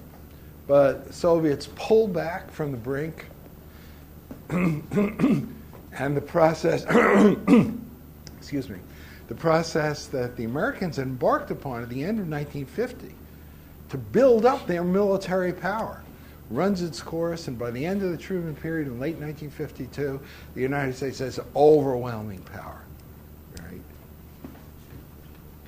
And thus a free hand to basically move ahead with the other Western countries in building up a Western political system. And of course, the great question here is, how will Germany fit into that system? You're asking West Germany to take her place in the Western world and thus to accept the division of her country. Because the only chance for unification is some sort of settlement which provides for the neutralization of that reunified German state. The Soviets aren't just going to hand over East Germany to a West Germany that's going to remain part of NATO and for the power of that unified German state to be part of the Western Bloc. The Soviets are going to go along with this at all. It's only going to be on the basis of the unified German state not being part of NATO. So the Germans are always tempted to kind of reach a deal of that sort with the East, meaning that the West has to kind of keep upping the ante in terms of what it's willing to bid for German loyalty to the West. Right? So, but the West has a free hand now. The question is, how will West Germany fit into the Western system? And you have this whole long, extremely complex process that dominates inter-allied diplomacy in the early 1950s. Beginning with the Pleven Plan of I think it was December of 1950, the idea of creating a European army, the whole business with the European defense community. I don't expect you to remember any of these things. I'm not going to ask you about the EDC or the Pleven Plan or anything like that in the exam. But the important thing to bear in mind is it's just this extremely complicated process. You have all these military issues. What sort of armament should the Germans have? How should their army be organized? What should the relationship be between the West German army and the NATO structure? All these kind of what sort of presence should the Western powers have? Military presence on West German territory? What should their rights, military rights, be? All these kind of political things about Who's going to be responsible for West Berlin? Who's going to be responsible for German unification? What role should the Germans have in any of these things? Whole business with the reserved rights and so on. Yeah, you had a whole series of treaties that was signed in 1952, never ratified because there was so much opposition to this. A big part of French policy in this period is not to actually bring about a European army, but just throw some sand into the gears of this American juggernaut, which is just pushing ahead much too fast and much too early for a major rearmament of Germany. But finally, this whole process runs its course by 1954.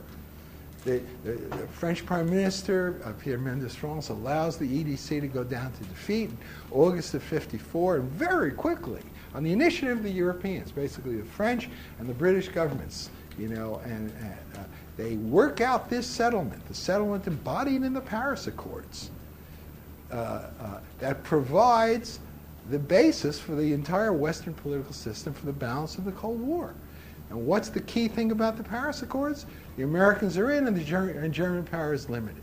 How is German power limited? All kinds of ways, political and military. But the key thing, the key limitation on German power is that West Germany is not going to be allowed to build nuclear weapons of her own. Right? Very important limitation. Because if you don't have nuclear weapons, how can you stand up to a big nuclear power like the Soviet Union by yourself? You can't. So you're dependent on the Western powers, the NATO powers, for protection. And those forces are going to have to be on your territory for geographic reasons. Right? And as long as they're in their territory, that military presence is going to cast its political shadow. And there are going to be real limits to how far you can go in pursuing a purely national policy, because you're so dependent on these foreign countries, the United States, Britain, and France, that have no intention of coming anywhere close to the risk of a new war in order to support German national goals. Right? So Germany is locked into the status quo by virtue of the system established by the Paris Accords. Right? And so we have here in 1954 a third chance for peace, you'd think. Finally, we're home free. Finally, we've worked out a settlement that everyone can live with. Soviets can live with because it solves the problem of German power. Right? German power is contained within the structure dominated by the United States. As long as the Americans are there in Europe, as long as the Americans basically control the NATO system, there's not much that Germany can do, right? But the Germans could also live within in the final analysis, because basically it provides them with security against the Soviet threat. Right? Yes, they have to put their national goals on the back burner, but the immediate need is to preserve their own freedom and also to preserve their own ability to remain part of the Western world, which is important to them for all kinds of reasons, military, political, even moral, because it symbolizes the Germany's acceptance back into the Western world as an almost equal partner. Very important after what had happened during the Nazi period, right? Yeah? What did Eastern Germany, the people in East Germany, did they ever try to rebel? Yes. There was a big rebellion in 1953. The Soviet control of the East rested on brute force. The Soviets were no doubt about that. They often told the East Europeans, the East European communists, that the only reason you're in power is because of Soviet bayonets. In 1953, there was this big uprising in East Berlin against the communist regime there. Soviets had to intervene. Every few years, there's something like this. There was this big uprising in Hungary in 1956. You've heard of that. Czechoslovakia in 1968. Poland was like right on the verge of this sort of thing, 1982. To this day, there's no love in Eastern Europe for the Russians. No, but the system was based on brute force. once you take that away, like the Soviets did during the Gorbachev period, the whole thing was just bound to collapse. People looked at the kind of collapse of the East German regimes and they said, oh, look at the great courage of the, not just East German, but East European regimes in general, the great courage of the people there and, demonstrating against the government. But it was like a foregone conclusion. As soon as the Soviet policy changed and you're not going to use force, these regimes are going to collapse. It just rests on brute military force. Okay? Inherently unstable for that reason.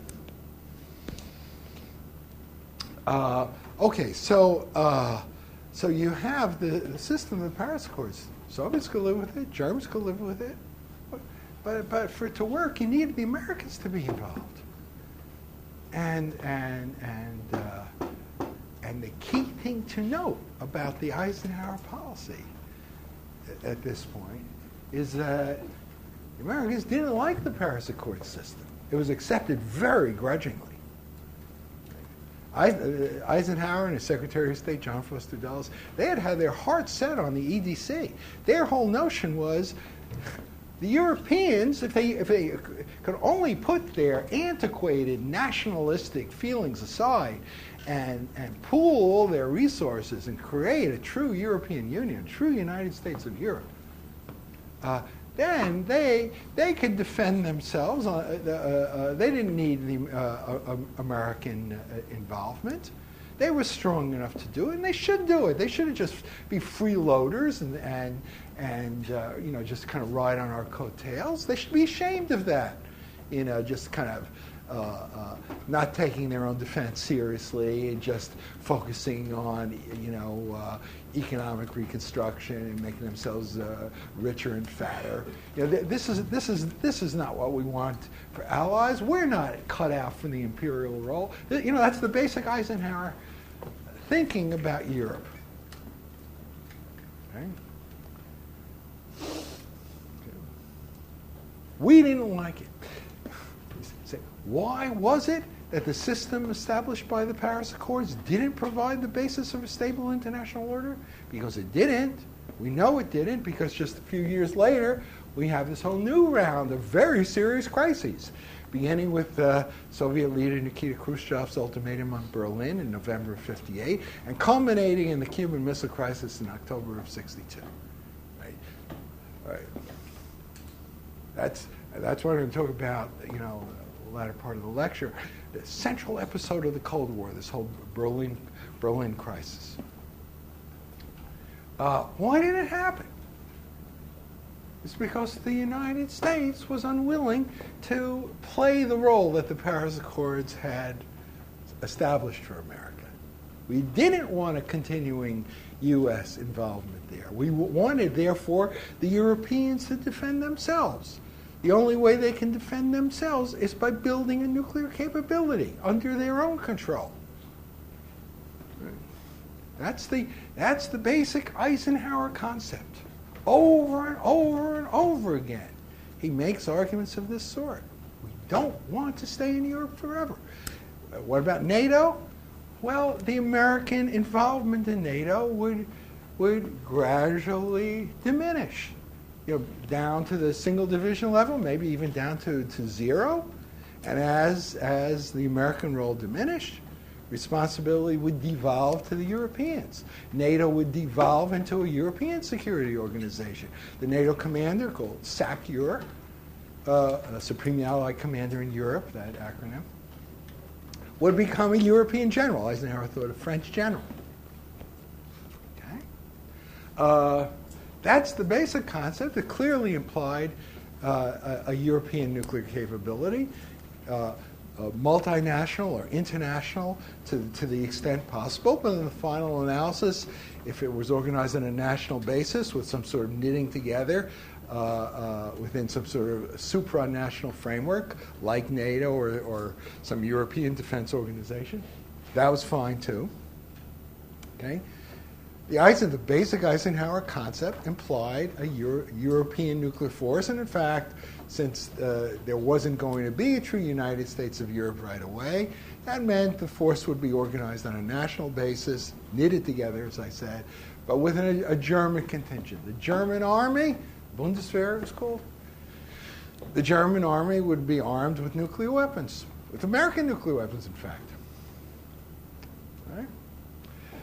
And then there were two other reasons pushing toward this policy, what was called the nuclear sharing policy, the sharing of America's nuclear weapons with our European allies, allowing them to get effective control over American nuclear weapons, sharing our nuclear capability with them, helping them build an indigenous nuclear production capability, helping them also with the delivery systems and so on. Two other taproots of this policy, the whole MC-48 business, the strategy for the defense of Europe that was adopted by the NATO Council in December of 1954. MC-48, a strategy for the massive, concentrated, and immediate use of nuclear weapons at the beginning of a war, both strategically, that's to say, against the sources of Soviet power in the Soviet homeland, and tactically in the theater against troop concentrations, the whole logistical system, weapons stockpiles, and all that kind of thing, right? The heaviest emphasis on nuclear weapons that the Western Allies ever had in their military strategy, heavier than it had been prior to MC-48 during the period when General Ridgway, for example, had been sent here, much more old-fashioned approach, and heavier than it would be in the even in the late 50s, let alone in the 60s, 70s, and 80s. Not just if war breaks out, we're going to go nuclear and do it in a big way at the very outset. It's like the implication of the strategy was we're not going to let the enemy get the jump on us. Right? As soon as we're convinced the war is pretty much inevitable, we're going to launch our attack. That's called preemption. We go first. We go first even before the enemy has done anything, even before the enemy has attacked our forces or crossed any borders or anything like that. Why? Because the precondition for the political viability of the strategy is that Western cities would not be the targets of nuclear attack. And the only way that you could assure that was the case was by destroying the enemy's nuclear force while it was still on the ground. Because once those aircraft became airborne, well, you may be able to shoot down some of them, but it's very unlikely you could shoot down all of them. And we didn't want them to be able to place any of their nuclear weapons on target, not just on American cities, but on the cities of our West European allies. And we're strong enough in 1954 to contemplate a strategy of that sort. American strategic superiority was so massive at this point that a policy of that sort was actually feasible. And because time was of the essence, that meant that authority over the use of nuclear weapons would have to be pre-delegated to the NATO commander who would make the key decision. Right? Again, very important in the history of the nuclear age, and also in the history of U.S.-European relations. But the most important implication of the MC-48 strategy for our purposes was nuclear sharing. Say, nuclear weapons are the only weapons that are going to matter. You know, they're going to be absolutely decisive at the very beginning of the war. And because speed was so essential, you know, you had to make sure that all the NATO forces, not just the American forces, but the European NATO forces, were trained to operate in a nuclear battlefield and equipped to use nuclear weapons. You know, operational readiness was crucial for this sort of strategy. So you couldn't go through this whole thing with having the weapons under tight control and stockpiles and only released when all these different codes were released and so on. You know, they had to be at the ready. And if you didn't allow the Europeans to have nuclear weapons, and you had this sort of strategy which said basically nuclear weapons are the only weapons that count, what sort of message are you giving them? Oh, well, you're children. We're going to protect you. you know? That was not at all in keeping with the basic Eisenhower philosophy. These people are our partners. You've got to treat them as equals. You know, how can you say they can't have weapons that our enemy, the Soviet Union, already has? How can you say they can't defend themselves against the Soviet Union by having access to the same sorts of weapons? Right? You look at this stuff through the eyes of people in the 1950s. You know, these arguments are so powerful. They're so plausible. You see. And then there was the whole thing I called the shadow of parity. This system established by the big American buildup of the early 50s, where America, you know, had this just absolutely massive strategic nuclear edge. Everyone knew it wasn't going to last forever. Didn't mean that the Soviets would necessarily have to build a force equal to that of the United States. All they had to do was to build up a force that was large enough to survive whatever the United States could throw at them, and then go on to drop a certain number of weapons on the American homeland in a retaliatory strike. And that number of weapons that they had to be able to drop wasn't all that big, because these thermonuclear weapons are so extremely powerful that, I don't know, like 50 of them could destroy that are dropped on target, could destroy the United States as a functioning society. And everyone knew that eventually the Soviets would be able to develop what was called a second strike capability. They didn't have it at the time. As it turned out, they only developed it by 1963. And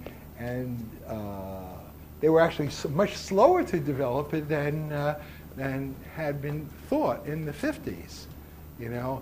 And that was not because they didn't have the technical skill and the material resources to do it, but they were wasting a huge amount of their military budget on stuff that was literally worthless, like air defense weapons. They spent a huge amount on air defense that would simply have been ineffective in shooting down the American bombers that would launch the attack on the Soviet Union. A lot of this was understood only in terms of the structure of bureaucratic power within the Soviet national security establishment, the great power of air defense forces bureaucratically. It didn't make sense strategically.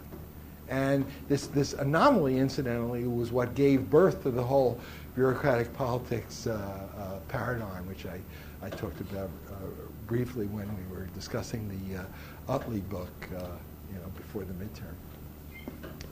Okay.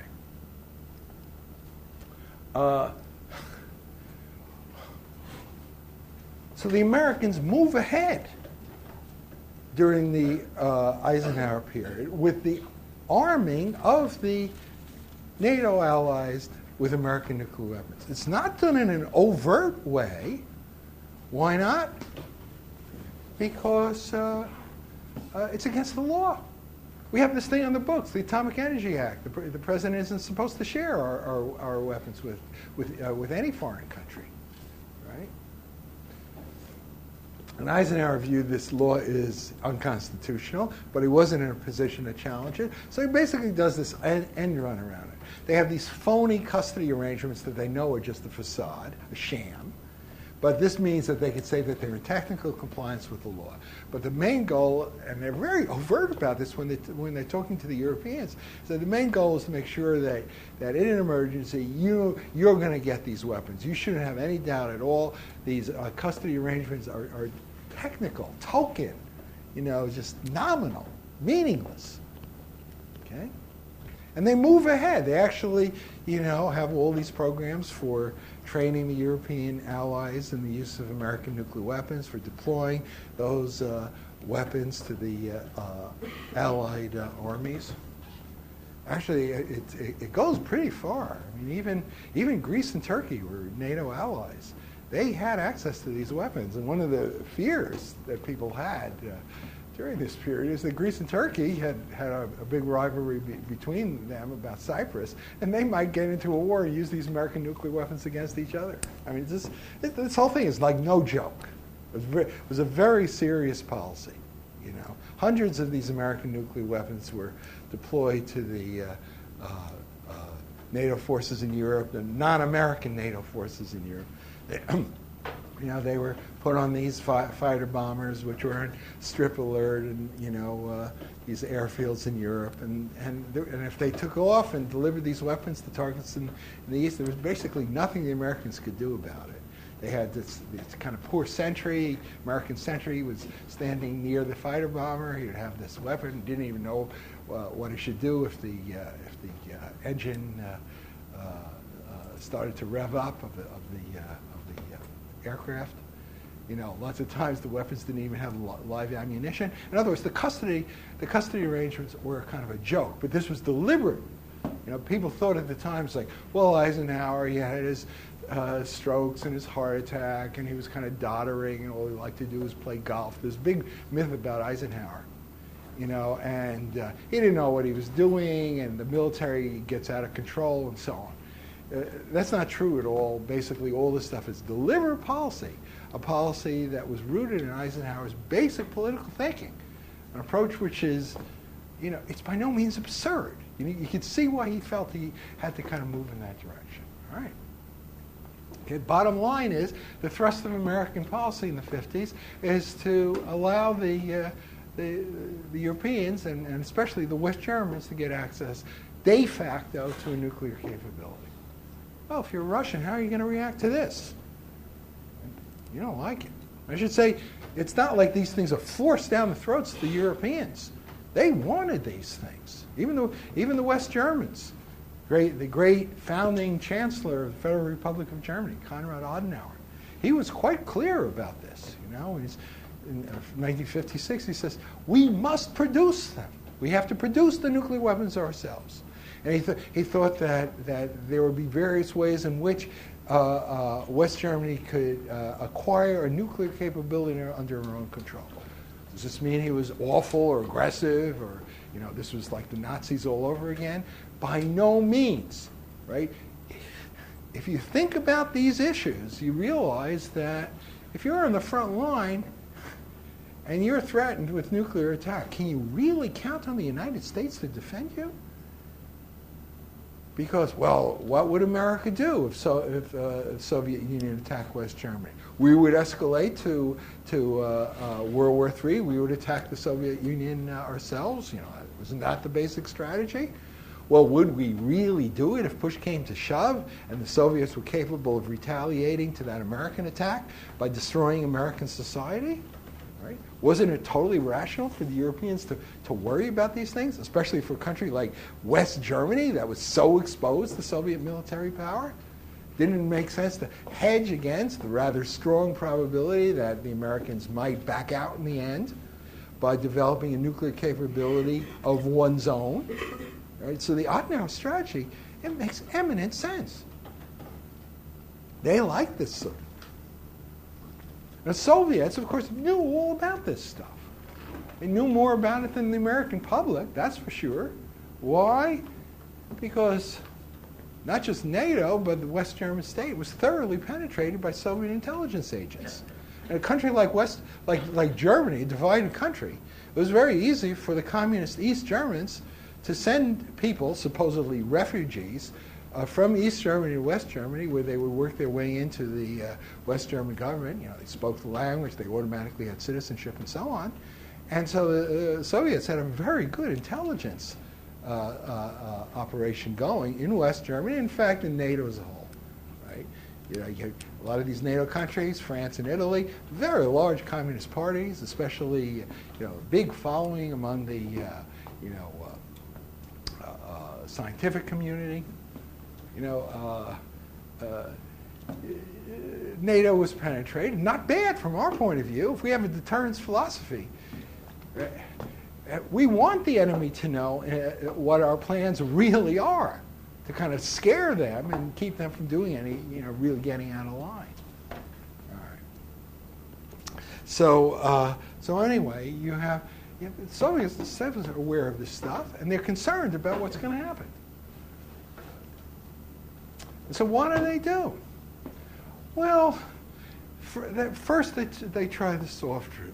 There were all these plans in the mid-50s for a nuclear-free zone in Central Europe. They got the Polish foreign minister, a man named Rapatsky, to propose this plan. It's called the Rapatsky Plan. don't have to remember this name. The key thing is they try and go the soft route of let's have some sort of arrangement that keeps nuclear weapons out of West German hands, and in exchange will also include East Germany, Poland, and Czechoslovakia in this nuclear-free zone.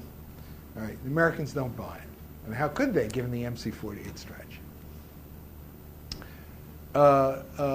And then it becomes clear that this isn't working, so the Soviets say there's no alternative to a tougher policy.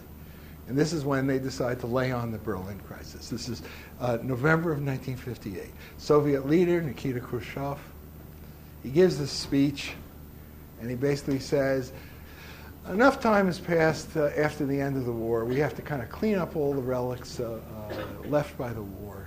Among these relics is this bizarre anomaly of West Berlin, this Western military enclave in the middle of East Germany, right? It's like this shouldn't be. It's a relic of the occupation. By now, the occupation should be ended. We have these two German states. They're the ones that, by rights, should control their own territory.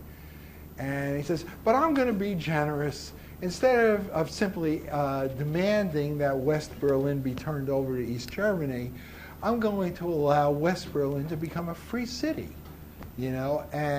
But it can't be under the military protection of the three Western powers anymore, which meant there was nothing protecting it. Right?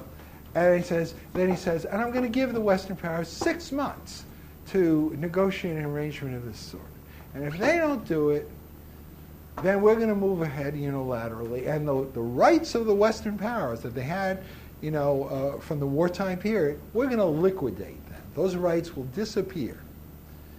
And this included the right to supply West Berlin. And if the Western powers actually have the audacity to try and enforce their rights by using, you know, military forces, and actually, you know, invade East German territory on the way to West Berlin, well, we will rise up in defense of our East German ally. In other words, he's threatening war in the event that the Western powers don't go along with his plan to liquidate the rights that they had gotten at the end of the war with regard to West Berlin. Right? Does it want war? Of course not. You know, military balance is so unfavorable. And if you want a war is going to give the Western powers 6 months warning in order to prepare for it. You know, it's obviously not the case. So you have to say, what's his goal? What's, you know, it's like you look at all the different possibilities. Did he want to just take over East Berlin, West Berlin? You say, you know, well, there are all these refugees leaving East Germany through Berlin. It was an open city at that time. You just take the subway going from one part of Berlin to the other. Okay, you know, didn't he need to kind of take over West Berlin to kind of stabilize the East German state? The answer there is no, because you could just do it by sealing the border. When the East Germans asked Khrushchev during this period, can't we just seal the border? And he said, no, I have bigger fish to fry. There are more important things I want to do. I want to keep this thing alive. Right? It's not, you see, they don't have any interest in taking over West Berlin because West Berlin is a strategic liability for us. It's our Achilles heel. Very easy for the Soviets to apply pressure on us by threatening our position in West Berlin. Why would they want to squander that? Right?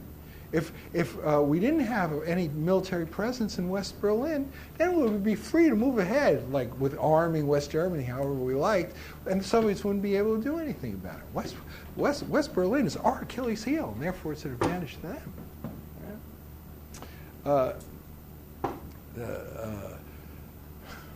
What could it have been? Why would they lay on the Berlin crisis? Timing and some of the statements make it fairly clear that it had to do with the nuclear armament of West Germany, what the Americans were doing in terms of allowing the West German Bundeswehr to get effective control over American nuclear weapons. They don't quite put it that way because they don't like to display their own vulnerability, their own anxiety. So, they compensate for their weakness by engaging in this appearance of toughness and bluster and so on. But it's clear that these are real concerns. Okay? How do the Western powers react? See, Eisenhower's not worried because he knows what the military balance is. As a matter of fact, there are people high up in the American military that like the idea of taking advantage of this to have a war. They think a war is inevitable. We might as well fight it at a time when we're really strong. Like this General Twining, for example, Air Force Chief of Staff. Eisenhower doesn't think in those terms at all. Eisenhower, he thinks that the whole Berlin business is a can of worms. He had warned President Roosevelt against it when these arrangements were being worked out toward the end of World War II. He wants to liquidate the whole Berlin problem. He knows that it's a source of weakness for the United States. And he's willing to go pretty far in terms of abandoning standard Western positions in order to strike a deal with the Soviets. The main thing has to do with recognition of the legitimacy of the East German state. East Germany was singled out. We recognized all these other communist regimes, Poland and Czechoslovakia and Bulgaria and so on, obviously the Soviet Union itself, but not East Germany. East Germany had less legitimacy than the other communist satellites. Right? And there were a whole bunch of reasons why it was done. It was to kind of keep open the hopes of the West Germans for a future unification of their country. The more you move toward recognizing East Germany, the more you would kind of foreclose those hopes. Okay?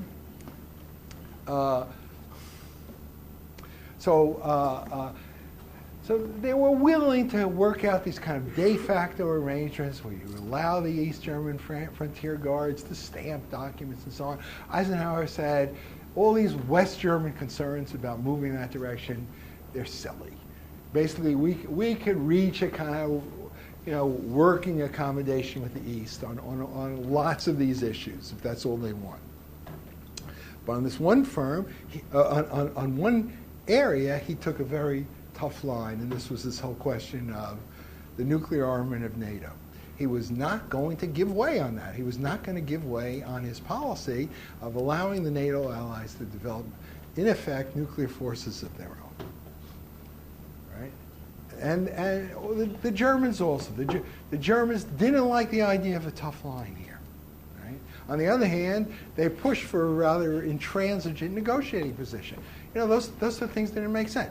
You're intransigent in negotiations, but you don't want to, even contemplate the eventuality of going to war. A famous story told by the American Foreign Service officer who was the interpreter for Secretary of State Dulles when he met Chancellor Adenauer in December of 1958. And they talked about what would we do if the Soviets followed through on their threats and liquidated the Western rights in Berlin, a few months down the line. And then Dulles laid out American policy, which is gradual escalation culminating in the use of nuclear weapons. And Adenauer kind of looks at him and says, for God's sake, not for Berlin. On the other hand, they take a very hard-line negotiations. But the Americans kind of put a lot of pressure on them, and the Soviets give way, the Germans give way on all these issues except for one, which is the nuclear status of the Bundeswehr. And the Americans aren't going to push them on this. The British don't like the idea of a tough line at all. The French take a rather interesting position, not substantively different from the Americans, but they think in the final analysis the Americans are not going to go to war for the sake of Western Europe, let alone for Berlin. They don't think that Americans should, but they say when that happens, the whole Western system will collapse, and we need to put something in its place What would that something be? Some sort of Franco-German structure that could provide a European framework for balancing Soviet power. And so the French are relatively open during this period to the nuclear armament of Germany. So the whole inter-allied aspect of the Berlin business is a bit of a mess. Eisenhower, though, manages to get the Allies to kind of go along with the American policy, firm but not truculent. We don't give way on substance, but we're willing to kind of talk. And in fact, he offers to meet Khrushchev, who comes to the United States in September of 1959. He meets him. The Soviets, as part of what the arrangements that are worked out, they agree to kind of put off their ultimatum. The deadline is lifted. And there's supposed to be a summit conference with the three Western powers to deal with this German question, to be held in Paris in May of 1960. But in the run-up to the summit conference, it becomes quite clear that there's no real chance for a settlement. Neither side is going to give away on substance, and that means that the Americans come to the conclusion that, well, the summer conference is going to fail, and then we're going to have a showdown. So we've got to get ready for the showdown. And a showdown means we have to be prepared to escalate to the level of general nuclear war, which means we need to get as good target intelligence as possible, which means that we have to send over these very high-flying U-2 spy planes over Soviet territory to take photographs so that we can see exactly what we want to hit, right? And one of these U-2 spy planes is actually shot down while the Paris summit is going on in May, giving Khrushchev an excuse to kind of break up the summit. Like how outrageous it is that other countries are conducting intelligence operations against us. Of course, we would never do that ourselves, right? Paris summit fails, and all these people saying,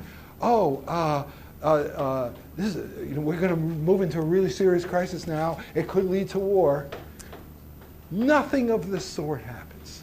In fact, the U-2s had demonstrated how serious the Americans were about getting ready for a war, and that was enough to intimidate Khrushchev and get him to back off. Right? So the Berlin business is put on the back burner for the rest of the Eisenhower period. Right? There's an election in November of 1960. Kennedy wins. He squeaks by with a very narrow margin, and takes office as president in January of 1961. Very soon after that, the Soviets start up again with Berlin, leading to the most severe phase of the Berlin crisis, the phase of 1961-62. The showdown culminates in the Cuban Missile Crisis of October of 1962, which, by the way, is the real meaning of the Cuban Missile Crisis.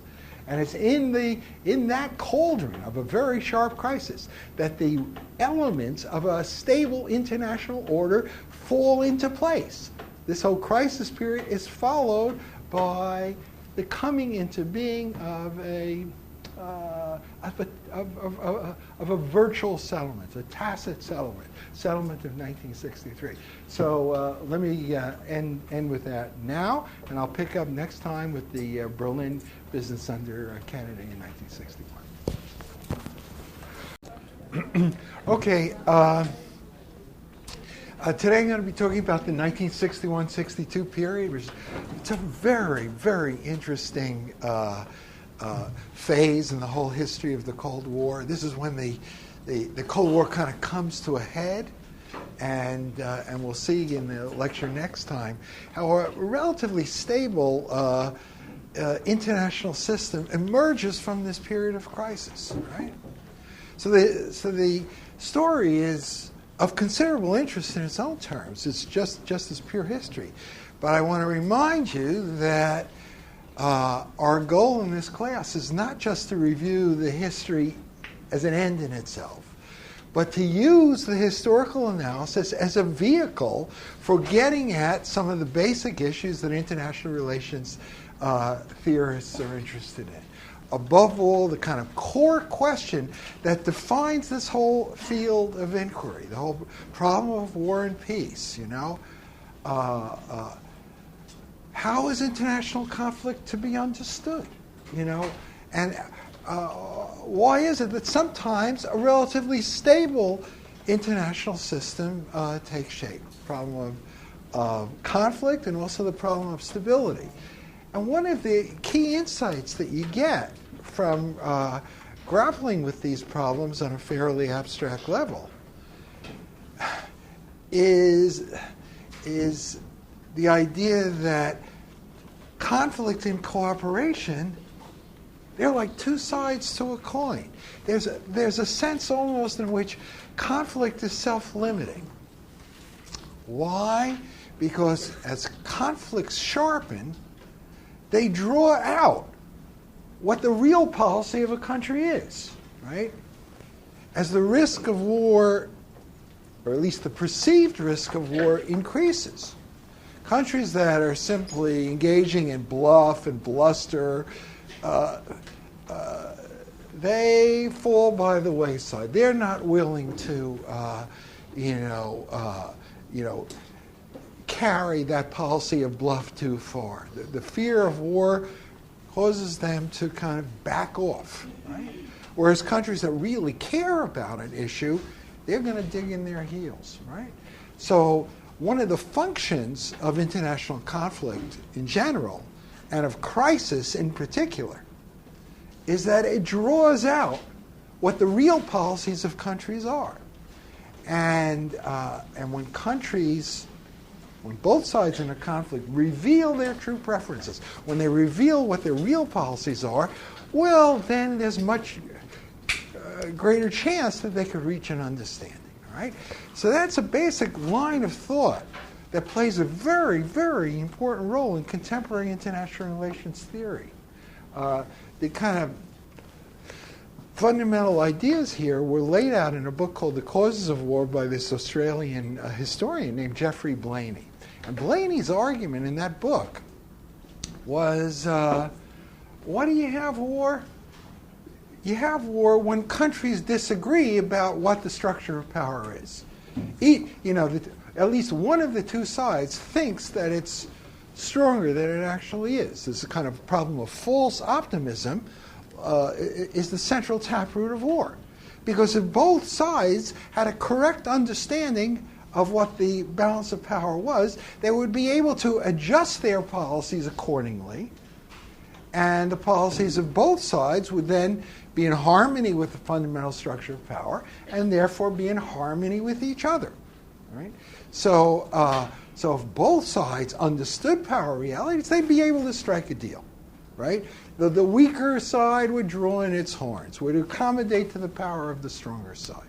The stronger side would have an accurate understanding of how far it could go, and so on. So the notion is that war results from a kind of information problem. Why does that information problem even exist?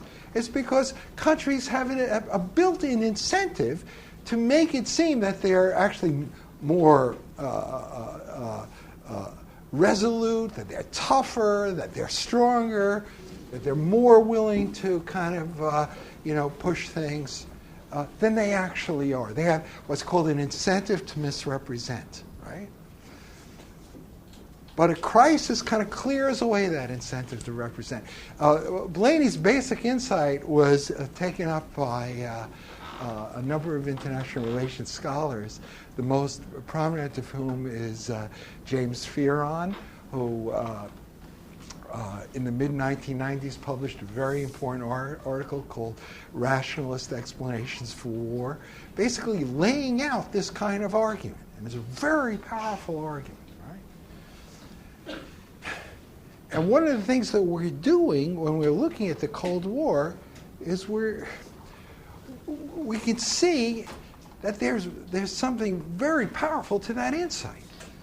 That the Cold War conflict, especially when it reaches crisis proportions as it did during the Berlin crisis period, has the same effect that Blainey said war had. According to Blainey, what cleared up these misconceptions was the actual outbreak of war. War revealed what the true balance of power was. You could see how strong each side was. And when those things became clear in a post-war period, then you had a period of stability until these misconceptions began to build up again. Well, crisis plays the same role that war plays. It reveals something fundamental about how tough each side is, right? And it helps the two sides reach some sort of settlement. At least that's the concept, right? And we could see this whole dynamic at work when we look at the whole Berlin crisis period. The period from the beginning of the crisis with Khrushchev's ultimatum of November of 1958, that I talked about last time. So when the crisis begins, until after all these different phases, various ups and downs and so on, it reaches its climax in the Cuban Missile Crisis. An important point, by the way, about the Cuban Missile Crisis. People think of, the Cuban Missile Crisis, it just kind of happened out of nowhere. It was like this summer thunderstorm that just kind of comes on the scene, runs its course, and then kind of goes away. But one of the big insights that you get by studying the history of international politics is that that's not the way events are to be understood. They're part and parcel of a historical process. They're embedded in a historical process. Cuban Missile Crisis didn't just happen out of nowhere. It was the climax of this great crisis that had been building up in Europe, focused on Berlin, a crisis which really was about Germany, right?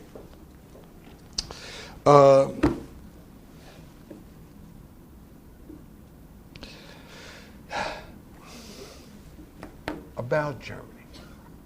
That's the fundamental insight that you get by looking at the whole story of the Cold War in its very dramatic phase, which is the phase from 1946 when it began until essentially late 62 or early 63 when it was resolved. The German question was the central taproot of the Cold War. Why do we know that? Because there's this basic understanding, basic structure of the system. The two sides can get along by not challenging each other's preeminence in its part of Europe. Right? There's one great exception to that rule that has to do with West Germany. The Soviets cannot afford to give the Western powers a totally free hand to do whatever they want in West Germany. If their policy is such as to lead to a full resurgence of West German power, let's just say full sovereignty for West Germany, including the ability to build up military power, including nuclear power, to whatever level the Germans are physically capable of, well, that's something the Soviets would find intolerable. It's something that they would conceivably be willing to risk war over. And certainly to pursue a policy of escalating the level of tension short of war. Okay? German question has to be central. And so then the question of war and peace turns down to boils down to the whole question of, can the two sides reach an agreement about Germany? Where the Soviets are prevented from taking over West Germany. To be sure, West Germany is still part of the Western Bloc, but West Germany would pose no threat to the Soviets. In particular, West Germany would not be allowed to develop a nuclear capability under her own control. Couldn't they reach such an agreement? Well, you think that they had it. You look at what was agreed to in the Paris Accords in October of 1954, that's what the Paris Accords provided for. West Germany had promised not to build nuclear weapons on her own territory. That promise was built into the whole structure of the Paris Accords in a variety of different ways. Instead, West Germany would be provided with security by being integrated into the NATO system more generally, a system based on American power. Any possible German threat would be contained within a system dominated by American power, right? But it doesn't work. The proof that it doesn't work is you have the Soviets laying on this Berlin crisis just a few years later, 4 years later. Why do they do it? Just out of sheer aggressiveness? That's not the way international politics works. We've seen that over and over again in this course.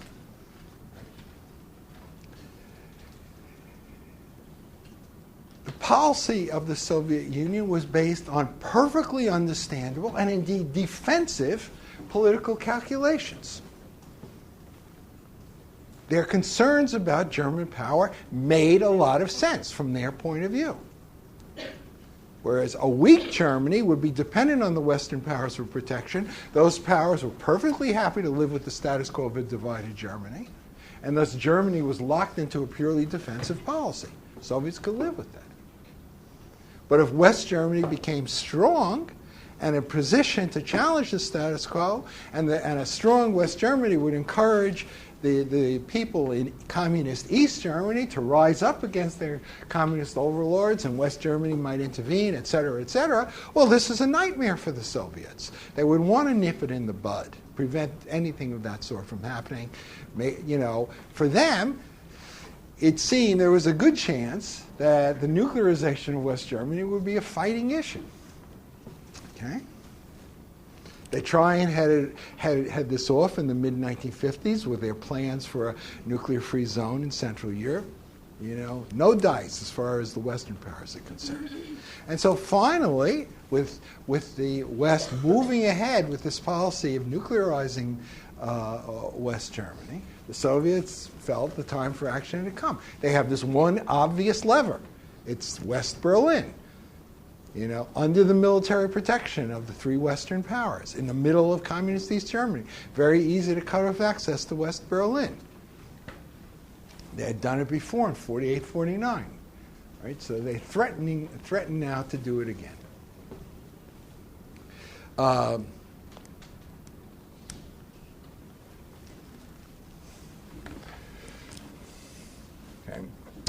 So you have the Soviets making this threat now over West Berlin. Why are they making this threat? Because the West is proceeding with this policy of building up German power, despite the Paris Accords. Why are the Western powers doing that? Because Eisenhower has a certain concept of how things should be structured, of what America's relationship to Europe should be, of how the European countries should be treated, or what their role in the international system should be. Eisenhower's basic feeling is these people are inherently strong enough to defend themselves. They have the population, they have the economic resources.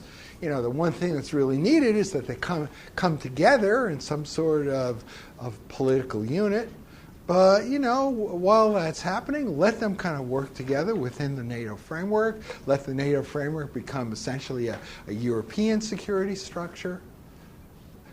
Let Europe become a third-grade power mass in world affairs. Because when that happens, America can pull out. We're not cut out for the imperial role, according to Eisenhower, right? The Europeans can and therefore should defend themselves. They should take responsibility for their own political destiny. They shouldn't be totally, emasculated, totally dependent on the United States. And we shouldn't have to bear the burden of the defense of Western Europe forever. Right? That's a basic concept. It's underscored by these other considerations having to do with military realities. You know, the MC-48 strategy implies that the Europeans should be armed with nuclear weapons. The prospect of looming strategic parity, where if the United States escalated to the level of general nuclear war, the Soviets would retaliate with whatever they had left and go on to destroy American society.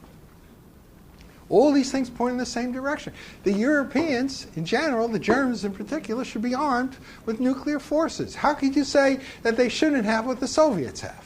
How could you say these people shouldn't be allowed to defend themselves? It would just be poison in the alliance. They obviously wanted to defend themselves, not for aggressive reasons.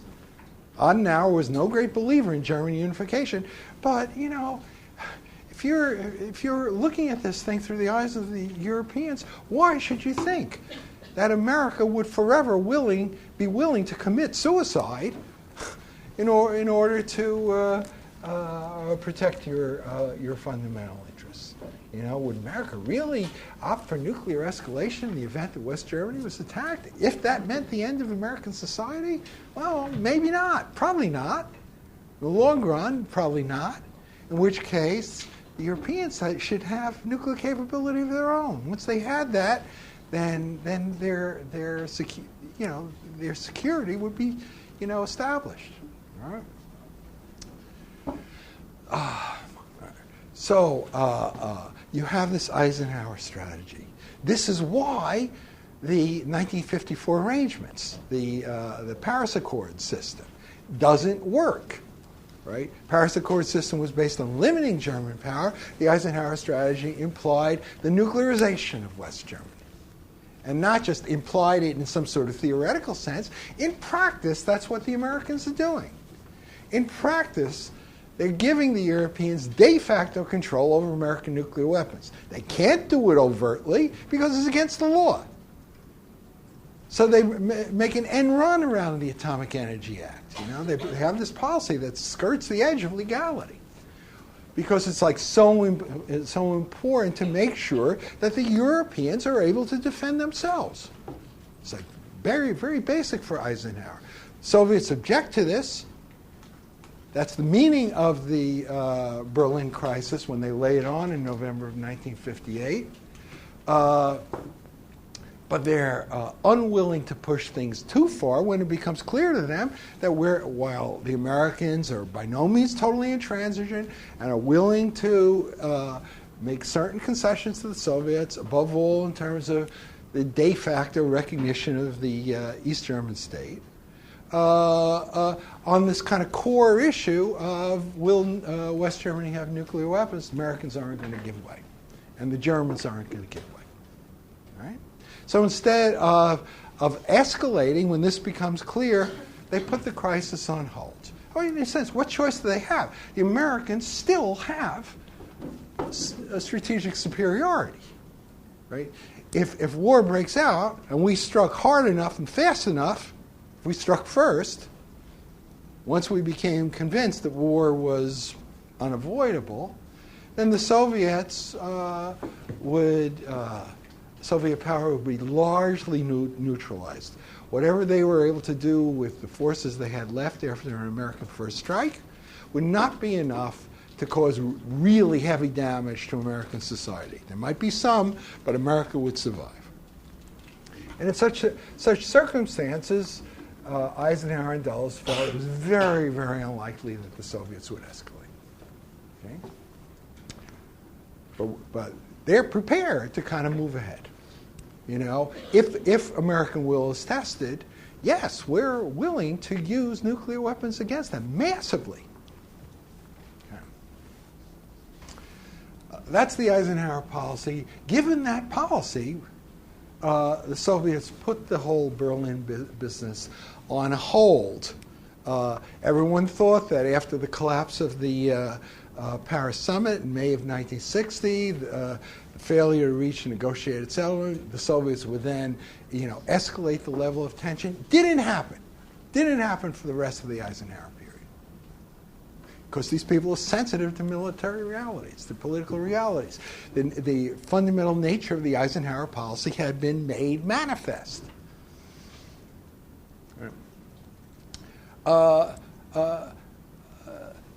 In November of 1960, John F. Kennedy is elected President of the United States. Takes office in January of 1961. And surprise, surprise, the Soviets try again.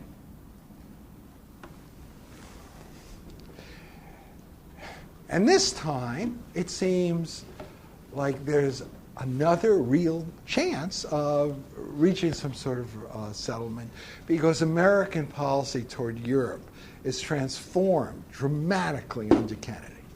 How's it transformed? You look at the textbooks and say, oh, well, there was this fundamental change between Eisenhower and Kennedy.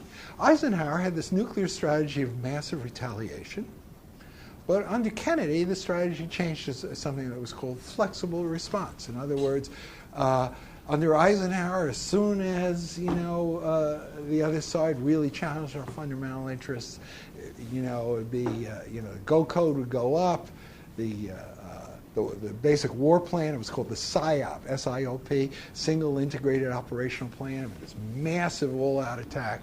The SIOP would be executed, and pretty soon, in words of one of the famous documents from this period, the Soviet Union would be a smoking, radiating ruin. Right? That was supposedly the Eisenhower strategy, a tripwire strategy. They move against Berlin, boom, it's World War III, total thermonuclear holocaust. Under Kennedy, however, and this is the standard line that you find in all these textbooks, they moved away from such a heavy reliance on nuclear escalation. They wanted to kind of really draw out the conventional phase of the fighting. They wanted to build up their conventional forces so that the president wouldn't be forced to choose between thermonuclear holocaust or surrender. They wanted a third option. That's the standard view. It turns out that view is essentially incorrect. Certainly, it's a gross distortion of the difference between the Kennedy and the Eisenhower military strategy. Under Eisenhower, if Berlin were cut off, the plan was to start with low-level probes, and gradually escalate the level of military operations if those probes were blocked by the East Germans of the Soviets, to escalate the level of military operations up to the level of a full reinforced division, which is a major force, right? Serious force. And if the Soviets fired on that division, then, in the terms of one of these documents, the fat would be in the fire, and then it would be total nuclear escalation, World War III, execute the PSYOP, all the bombs would go off. Right? How did the Kennedy policy differ from that? If Berlin were cut off, we would also have a policy of gradual escalation, conventional fighting, probes up to the level, not of a single division, but to the level of 3 divisions. In other words, a full Army Corps. It's a little bit further, a little bit more longer phase of conventional escalation before he went nuclear. But if that didn't work and those forces were fired upon, then the notion was that the president, whether he wanted to or not, would be under enormous pressure to use nuclear weapons. And once any of them were used, you might as well, destroy the other side's ability to use his nuclear weapons against you by attacking the other side's nuclear forces in the Soviet homeland. In other words, again, World War III. This was not a plan for limited, discriminated, controlled, protracted general nuclear war. Once the decision was made to go nuclear, it would essentially be the same as it had been under Eisenhower, namely full nuclear escalation. Right? So the rhetoric suggested a far more dramatic transformation of U.S. military strategy than actually occurred. Right? And I'm going to be talking about why the Kennedy people adopted that sort of rhetoric, the flexible response rhetoric, the whole idea that a nuclear war could be fought in a discriminate, controlled way where you avoid causing damage to the enemy's civilian populations, you just attack his nuclear forces and so on. How do we know that that was not the real strategy? Because the war plans didn't change. To have the capability of fighting a protracted nuclear war, you would need to create survivable command and control facilities to control the nuclear forces in a nuclear environment. It wasn't done. The war plans didn't provide for, discriminate nuclear attacks. Okay. The rhetoric didn't correspond to the real military policy. It was concocted, as I'll explain in a minute, for political reasons. All right. So that's not the way policy was transformed from Eisenhower to Kennedy. This whole notion, Eisenhower had massive retaliation, Kennedy had flexible response, doesn't really capture what was going on there. But there was a transformation of absolutely fundamental importance. The Kennedy concept was radically different from the Eisenhower concept, not in the area of general nuclear strategy, but in the area of NATO policy, of America's relations with the European allies, of the vision, the long-term vision of America's role in the world, America's role in Europe. Right? In a sense, Eisenhower, the Republican, he's kind of like the idealist. The Europeans should get together and form a United States of Europe, and they should be able to defend themselves, whereas America should kind of pull out of Europe, and we're not cut out for the imperial role. And so.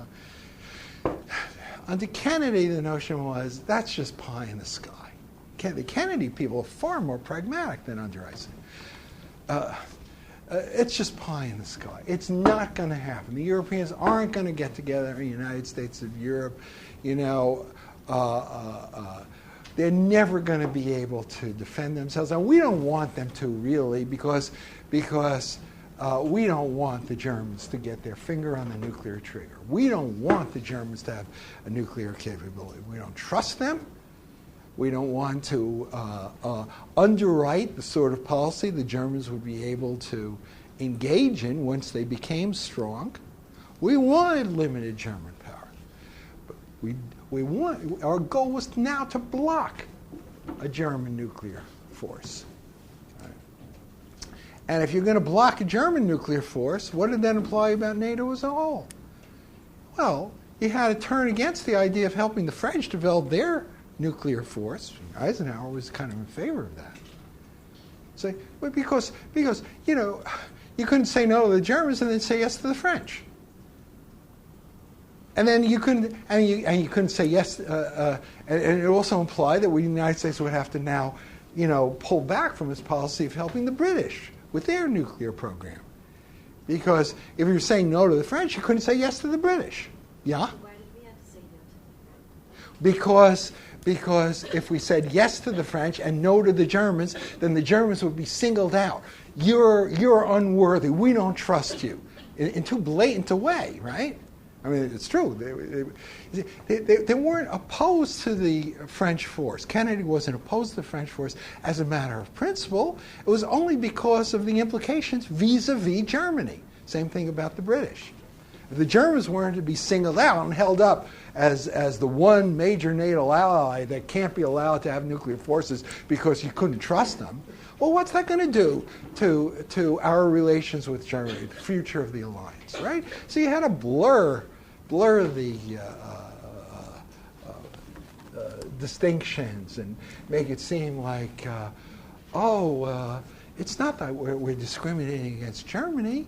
We just think it's very bad for other countries to develop nuclear forces of their own, because nuclear proliferation is this terrible thing. By the way, this whole term proliferation, it was unknown during the Eisenhower period. The whole word proliferation has a very negative connotation. It's a loaded term. Proliferation, is, the term itself suggests, the acquisition of nuclear capabilities by new countries is inherently bad. Under Eisenhower, they didn't talk about this. They had the term nuclear sharing. That suggests generosity. It says, being helpful to your friends, to your allies. Allowing the NATO allies to develop nuclear capabilities. This is inherently good. You see. So there's this transformation that's reflected in the terminology.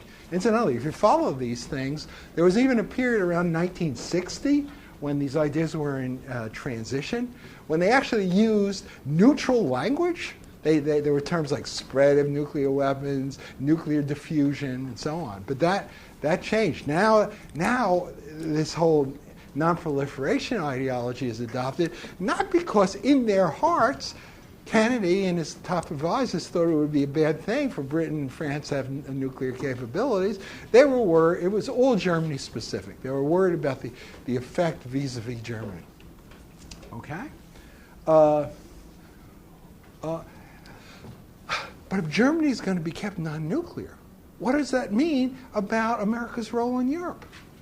Someone's going to have to protect West Germany. British and French couldn't do it. There's not going to be some sort of European superstate in which the Germans are embedded that can do it. See? It's going to be Uncle Sam.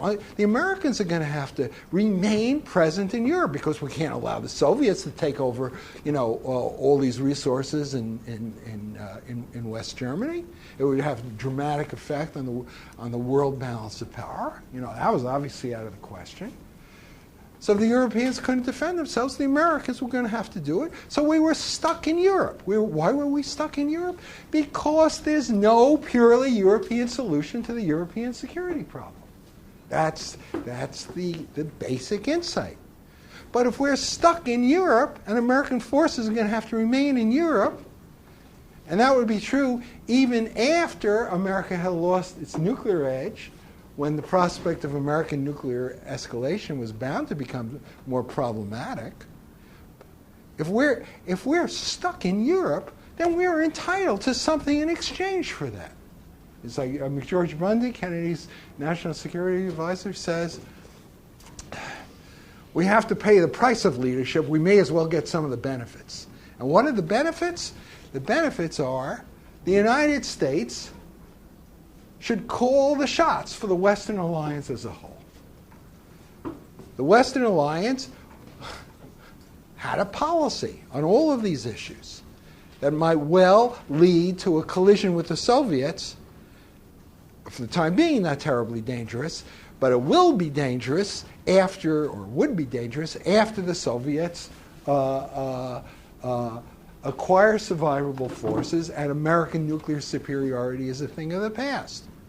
We got to worry about this stuff now.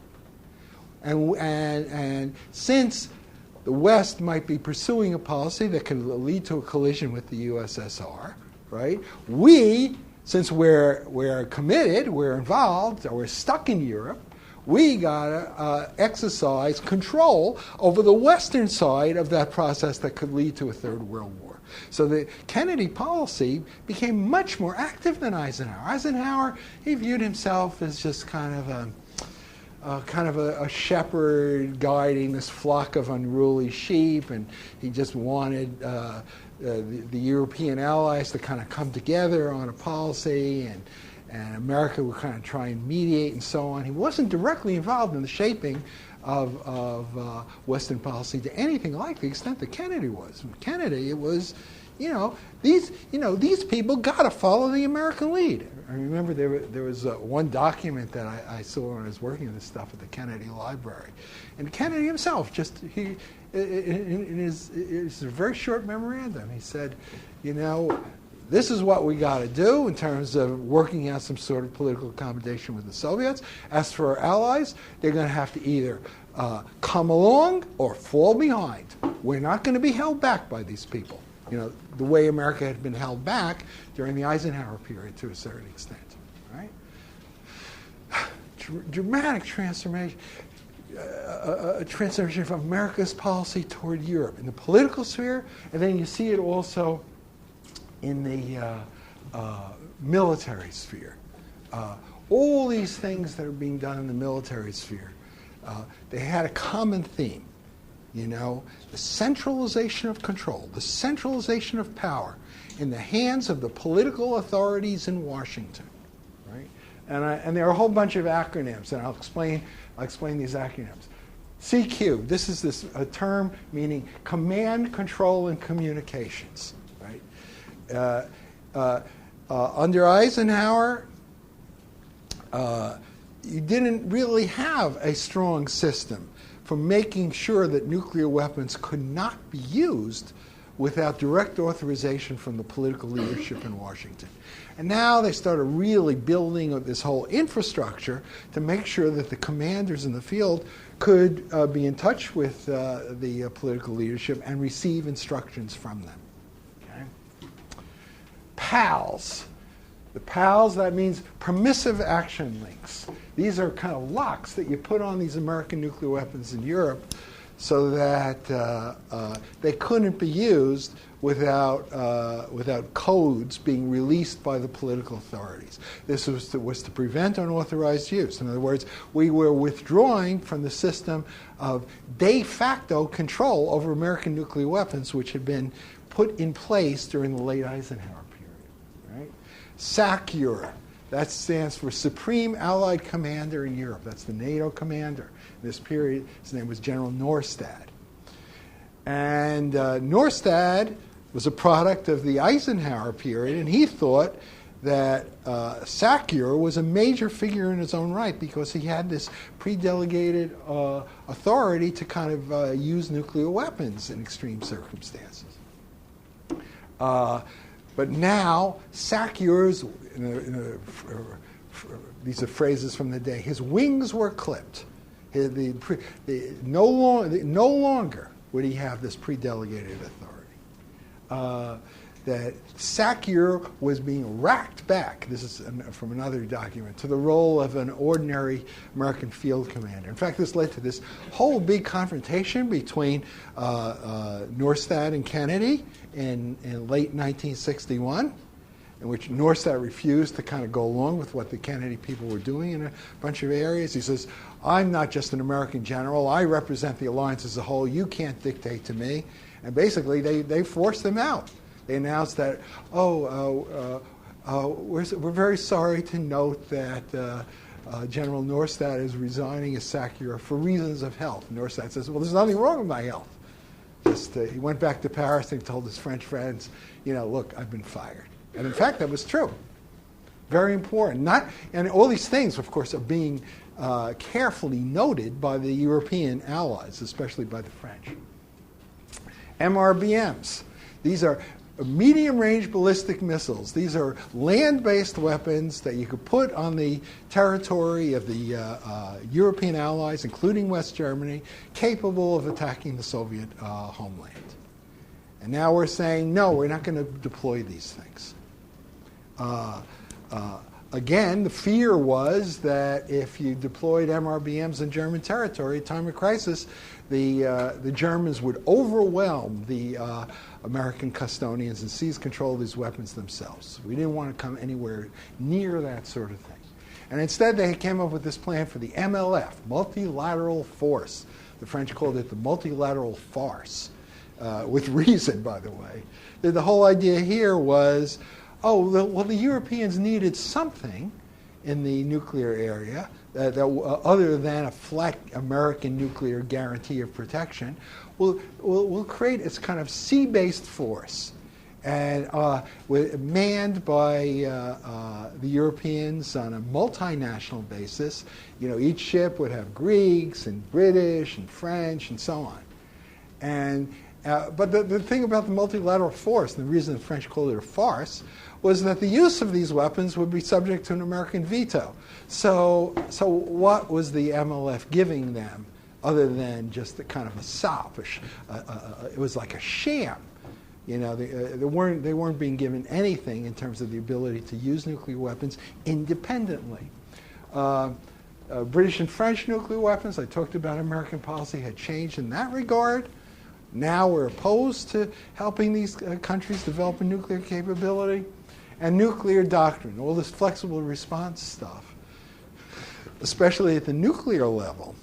The whole idea that if war broke out, it would be fought in a way that spared the enemy's cities so that the enemy would have a very strong incentive in a retaliatory strike to avoid attacking your own cities, and the war would be fought in this kind of protracted way, in a very controlled way, and so on.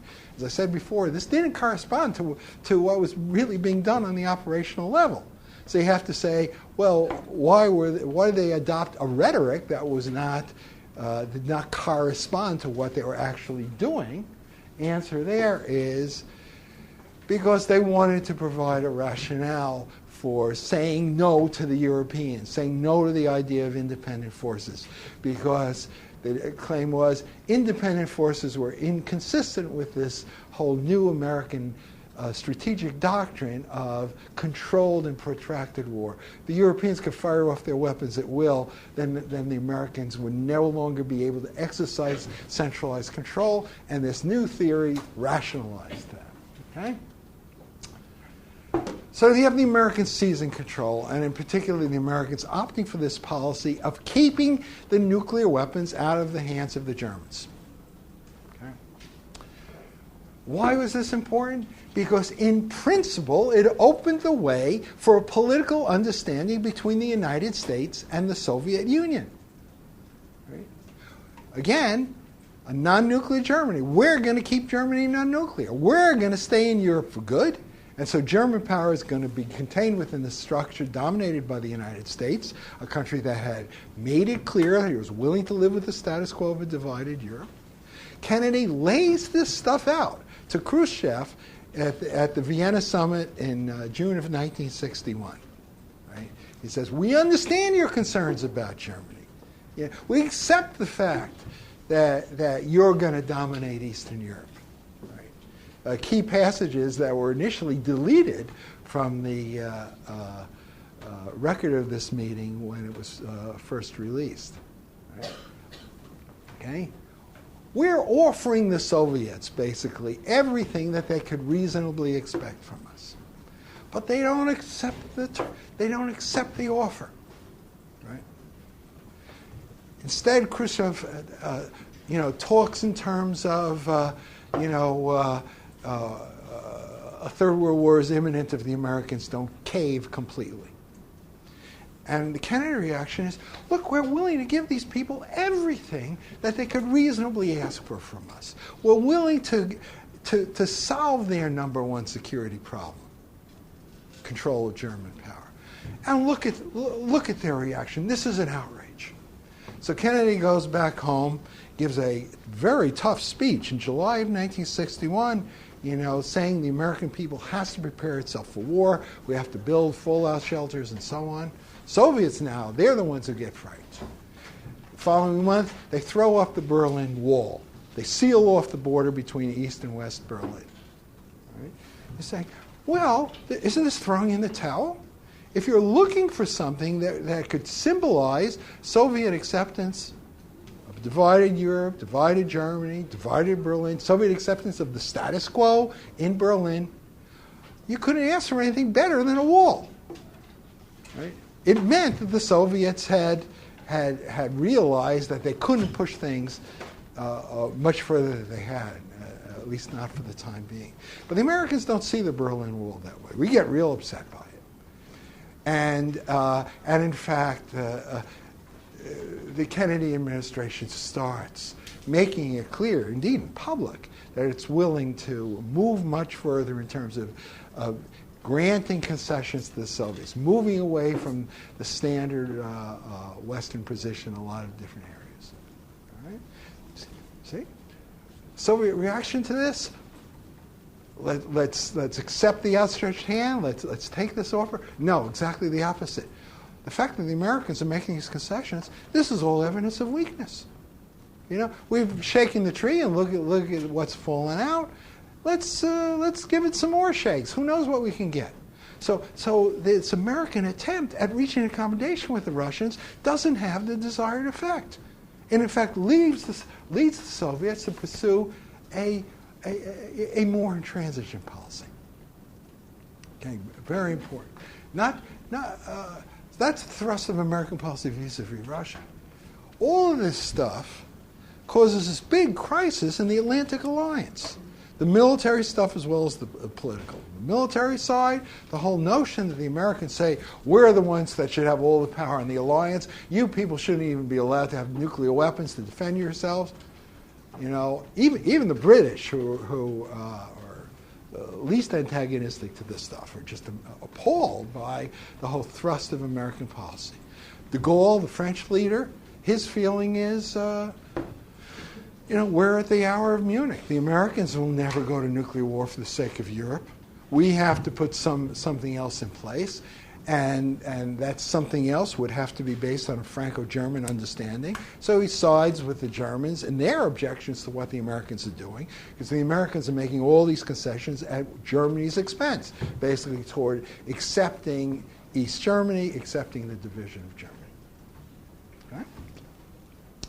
Big crisis in the alliance, especially between the United States and Germany. But our feeling is that if we can reach a deal with the Soviets, we could pretty much force the European allies into line.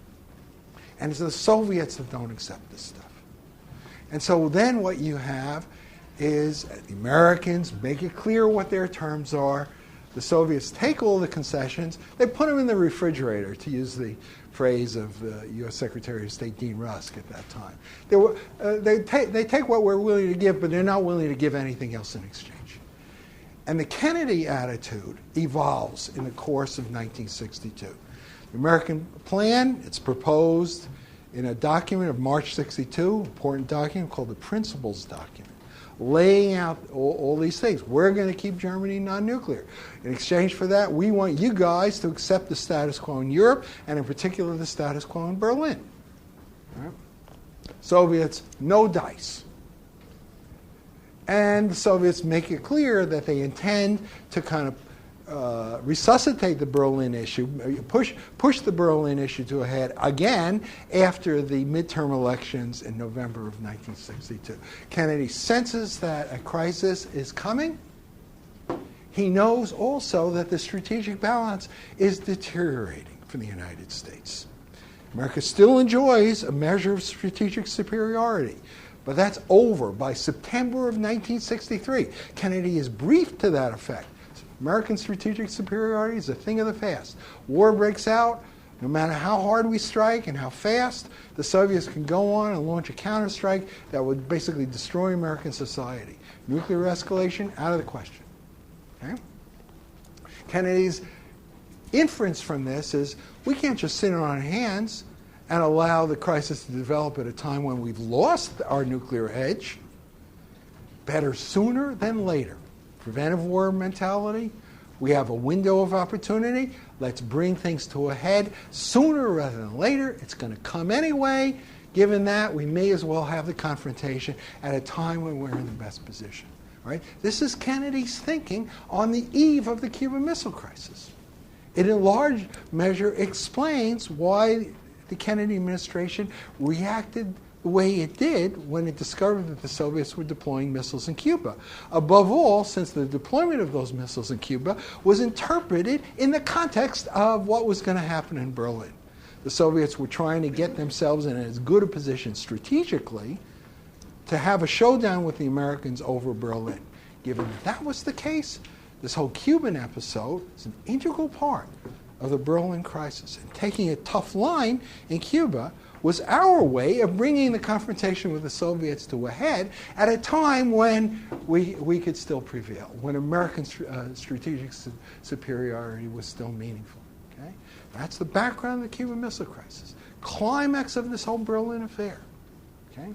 The United States basically gets the Soviets to back down in October of 1962. The entire political equation totally transformed. Okay?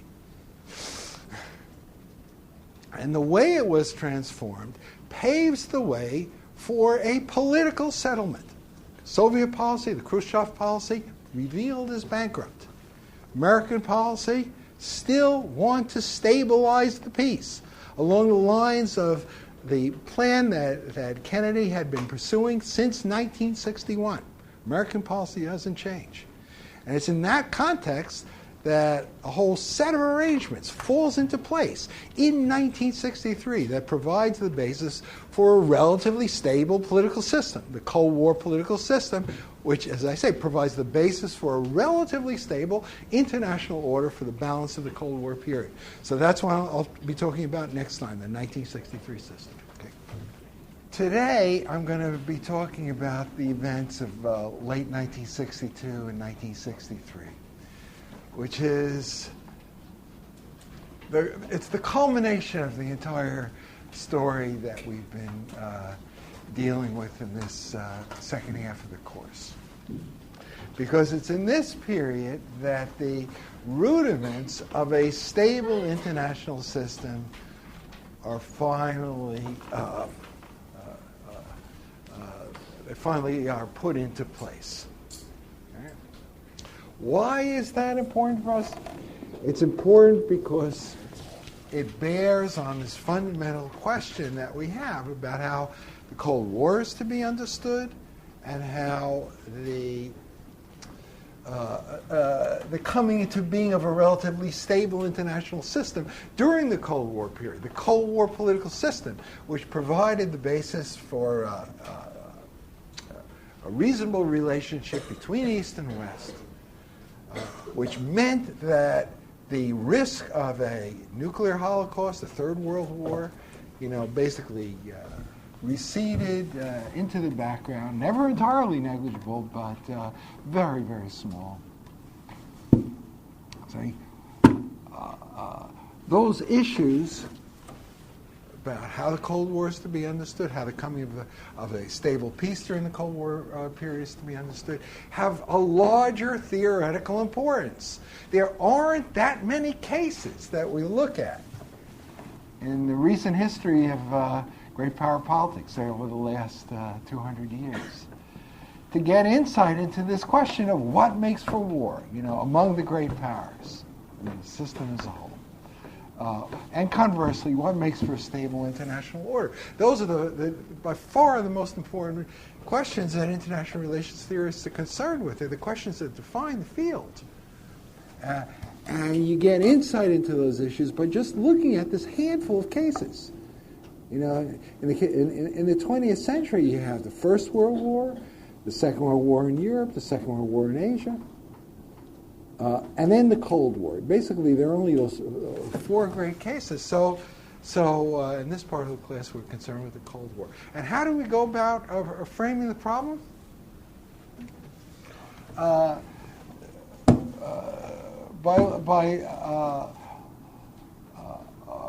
approaching it as a story of three false dawns followed by one true dawn. We looked at the fundamental political problem, the question of Germany.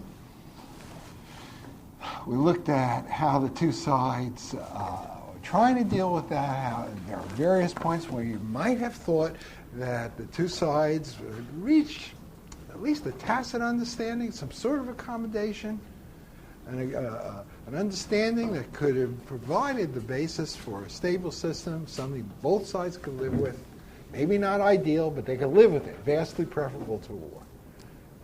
We looked at the Potsdam system in 1945 and 1949, and kind of formal division of Europe into blocs, and then 1954, the system established by the Paris Accords and so on. Those three cases were of interest because it seemed like those arrangements were arrangements that everyone could live with. And in all three of those cases, we noted that, no, they didn't provide the basis for a stable system. After 1945, you had the Cold War breaking out in 1946, and after 1949, you had the Korean War breaking out in 1950. After the Paris Accords were signed, 4 years later, you have a new and very serious round of crises beginning with the Khrushchev's ultimatum on Berlin in November '58. Right? And so we focused in on those issues. What went wrong? What had gone wrong? What was the heart of the problem? Was it ideological? Was the Soviets just so impossible? You couldn't expect them to really accept true peaceful coexistence of the West? The answer there was no. The problem was a lot more subtle, more complex than that. In the case of the 1954 arrangements, it had to do with this American policy, the Eisenhower policy, the policy of building up Europe, enabling the European allies to provide for their own defense. And that meant arming them with nuclear weapons, and that meant in particular arming the Germans with nuclear weapons. There were people even in the Eisenhower administration who objected to this kind of thing. So, oh, you can't allow the Germans to touch these things. That's going to create all kinds of problems. Look what happened, in the past, World War I, World War II. Eisenhower didn't buy any of that stuff. He says, of course, Germany had been a problem in the past, but that had been because Russia had been weak. Now that Russia is strong, I'll take a strong Germany. That's straight power politics. That's straight realism, right? It's like you're thinking solely in terms of power realities. You're not concerned with national character or ideology or anything like that. Right? So Eisenhower moved ahead, not overtly, because a lot of this stuff was of dubious legality, the nuclear sharing policy, but it's quite clear what he had in mind, and that they were actually moving ahead under Eisenhower to arming the Europeans with American nuclear weapons. By the end of the Eisenhower period, the Europeans, and including the Germans, had control of hundreds of American nuclear weapons. Effective control, not legal control. And that was a big part of the problem there. Eisenhower didn't view America as destined to be a European power, to have a permanent military presence in Europe. We're not cut out for that role, Eisenhower's view. The Europeans, they're strong enough to do it on their own. We should help them. They should kind of come together and carry the burden of their own defense. Our necks shouldn't have to be on the chopping block. Right? This is the Eisenhower philosophy. It's not absurd, but you look at the consequences that it had. Right? A nuclear-armed Germany, necessarily a concern for the Russians. This is the number one security concern. Right? They're bound to react and to, in fact, use the most obvious source of leverage that they have, namely the fact that West Berlin, a Western enclave in the middle of communist East Germany, it's like very easy for the Soviets to apply pressure on the West by interfering with access to Berlin, by threatening the status of Berlin. Then what are we going to do? World War III? Question mark. That's the Eisenhower policy. You can see why it causes problems. 1961, change of administration. Totally different philosophy. Transformation of U.S. policy, U.S. European policy, not so much on the military side.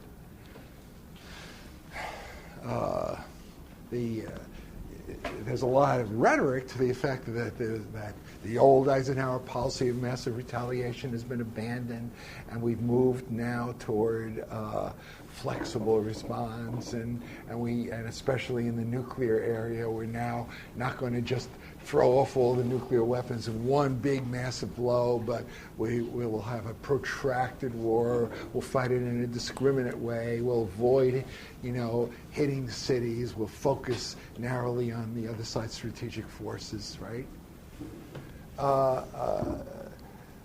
That strategy was rhetoric.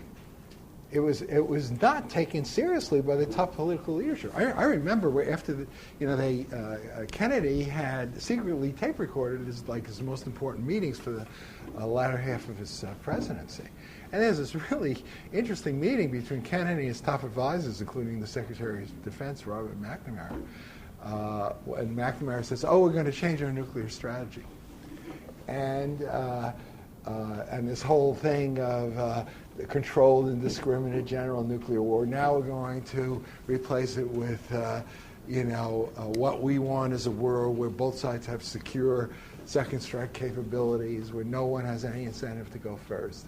And Kennedy and McNamara and Kennedy's national security advisor, George Money, are talking about this like it's this big joke, about these nuclear strategies. We keep concocting these things that they don't really have any effect on the war plans and what we're actually planning to do at the operational level, but they exist for political purposes.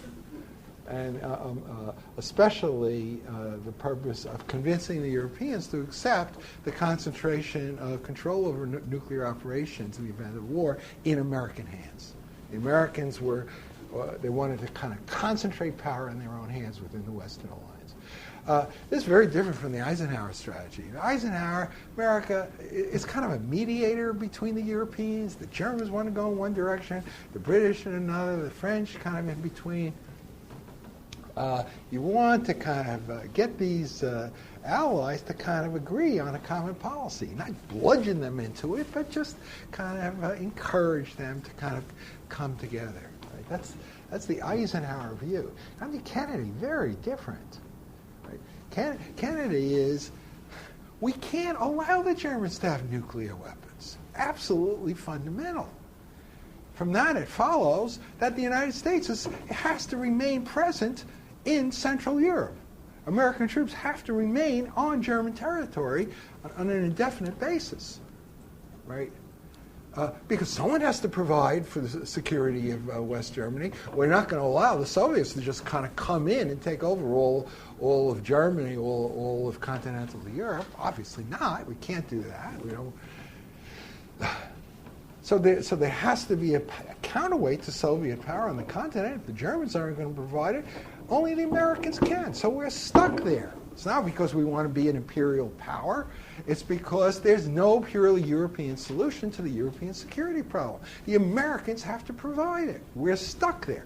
But if we're stuck there and we have to pay the price of being the protector of Western Europe, then we should get something in exchange. We have the right, basically, to call the shots for the Western alliance as a whole. Not only that, but if you're basically telling the Germans you can't go nuclear, how then can you say, oh, it's okay for the British, okay for the French to have their nuclear forces, we'll help them with that, because that just rubs the Germans' nose in the fact that they're being discriminated against. And what kind of alliance can you have with a country that's the object of such distrust and such discrimination? So you've got to blur things a bit. You say, oh yeah, well, we oppose all these national nuclear forces. You know, it's inconsistent with our basic philosophy of how a nuclear war would be run by the West. You know, you can't have all these different countries going off on their own with their own independent nuclear strategies. It would just mess things up. So everything has to be concentrated in American hands. And we have this general aversion to nuclear proliferation, meaning that no new countries should develop nuclear forces. And all these things, the purpose is to avoid giving the Germans the sense that they're being discriminated against. You know, our policy is very general. It applies not just to Germany, but it applies to everyone. So we want to get the British out of the nuclear business. We oppose the French nuclear capability and so on. Right? This creates real problems in the alliance. But so you have this new policy under Kennedy. Right? Why is it important in terms of the larger issue that we're concerned with? It's important because it opens up the possibility of a deal, of a political understanding with the Soviets. Right? This whole arrangement that Kennedy has in mind, and he lays it out to Khrushchev, the Soviet leader, when they meet in Vienna in June of 1961. He said, we're both great powers, right?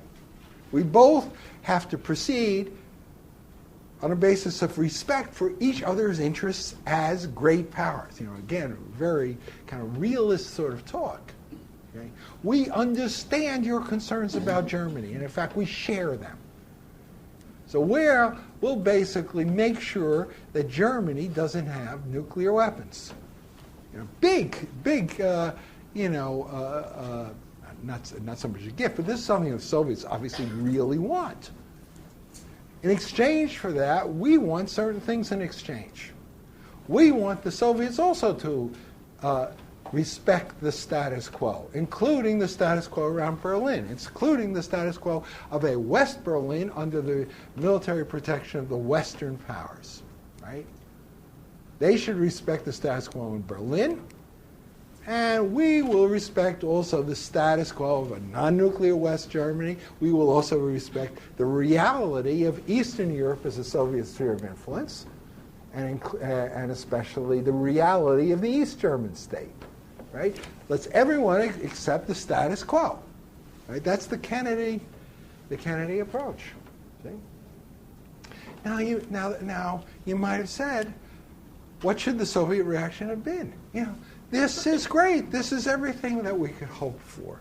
Let's sign on the dotted line. Let's seal the deal. But they don't do that. They don't.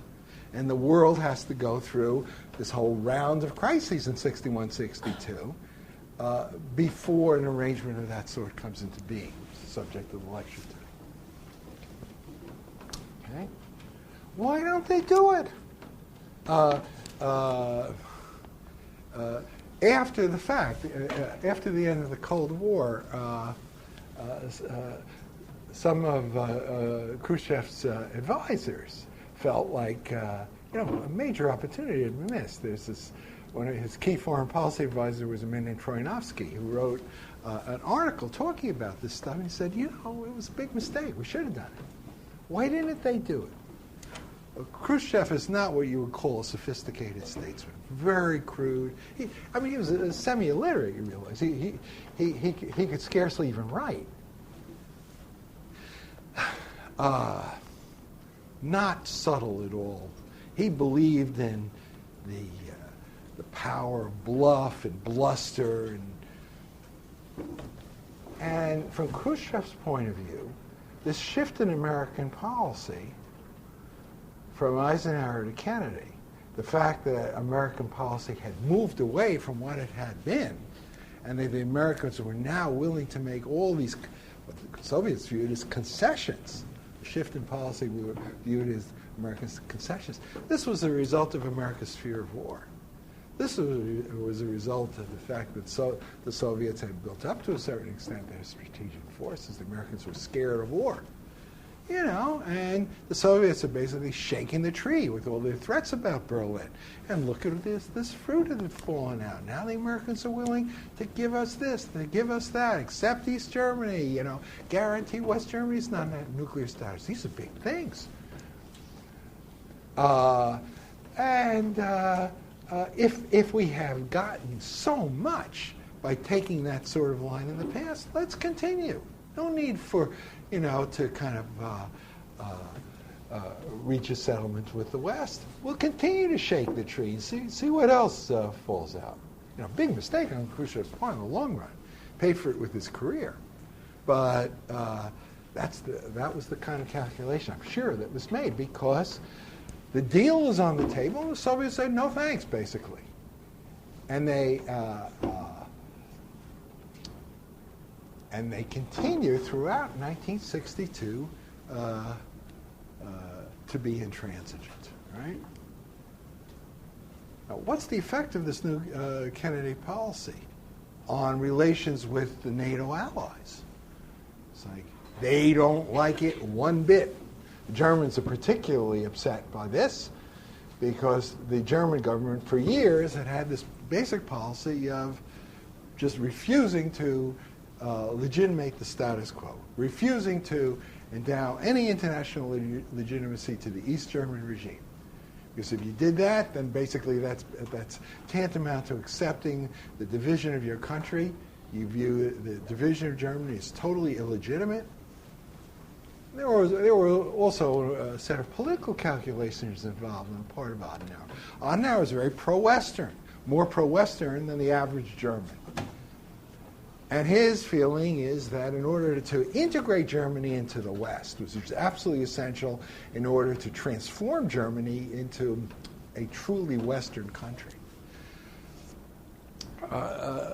to do that, you had to kind of discredit the alternative policy, the policy championed in the 1950s by his social democratic rivals, which was for Germany to break with the West, make a deal with the Soviets, a deal that provided for the reunification of Germany, but of a neutral Germany, a Germany that did not belong to either bloc. For Adenauer, this is just a recipe for disaster. If this reunified Germany was weak, who was going to protect it? It was not going to be part of NATO anymore. It would be vulnerable to Soviet military pressure. If it was strong, then that would create problems of its own, right? The key was to integrate Germany in the West, and that meant accepting the division of Germany, because the Soviets would never agree for a unified Germany to be part of the Western Bloc, right? They're not just going to hand over East Germany on a silver platter so that it would add to the power of the West as a whole. Okay? But Adenauer knows that the alternative policy, the reunification, cum neutralization strategy, had a lot of appeal within Germany. The Americans also knew this, and that's why they felt that they had to really go the extra mile to support Adenauer and give him what he needed. But Adenauer said, we have to kind of discredit the socialists. And the way he did this was not by saying, we're abandoning unification, but by taking an extremely tough line on the reunification issue, a line that he knew would be totally unacceptable to the Soviets. We don't accept even the eastern border of East Germany, the Oder-Neisse line it was called, the loss of pre-war German territories to Poland, right? We don't accept the legitimacy of the East German state or any, all of these things. Very, very tough line, had the important domestic political benefit of Adenauer of outflanking his, more nationalistic opponents from the right by raising all these demands that he knew were unfulfillable. Right? So the German government had become committed to all the shibboleths about we can't do anything to endow East Germany with recognition. We won't accept the legitimacy of anything the Soviets are doing, and so on. So when the Americans are moving toward a policy of de facto recognition, accepting the reality of East Germany as well as, and the Soviets for their part would accept the reality of West Berlin, the Germans were not pleased about this at all. In large part because a lot of this stuff was done unilaterally without really consulting with them and getting them on board. Right? So the Germans are progressively alienated in late 1961 and early 1962 by this American policy. And Adenauer, in fact, is leaks documents and this sort of thing. He's moving toward a revolt against America. And what makes it possible for him to do this is that Germany is not isolated in this regard. Germany has important support on the part of the French. The French, under French President Charles de Gaulle, gigantic figure in the history of this period, he doesn't like what the Americans are doing, either in the military sphere or in the political sphere. It's not that substantively he disagrees with the American goals. He wants a peace based on the status quo. He's not a believer in German unity. He likes the fact that Germany is divided and so on. But he doesn't like the way the Americans are playing the Western hand. They're giving away too much too fast, and thus they're projecting an image of weakness, not an absurd, analysis. Okay? The substance might be correct, but the tactics were totally wrong. That's one objection. The other objection is, all this stuff that the Americans are doing to kind of basically emasculate Western Europe, deprive the Europeans of access to nuclear capabilities under their own control. This is inconsistent with the sort of role that Europe should play in the world. See, the French, they understand the importance of an American presence, but they also are worried about America becoming too strong within the Western alliance. Their feeling is that there has to be a European counterweight to American power within the Western alliance. America is necessary to balance the Soviets, but within the Western world, the Americans can't be allowed to be too strong. And all the stuff that the Americans were doing, with remember all those acronyms last time with the MRBMs, the MLF, the PALs, and the change in secular status, all those things. The Americans are running away from nuclear deterrence, and yet nuclear deterrence is the only thing that can keep the Soviets at bay. So de Gaulle becomes progressively alienated from this U.S. policy in late 61, 62. Plus, he feels that what all this means is that push comes to shove,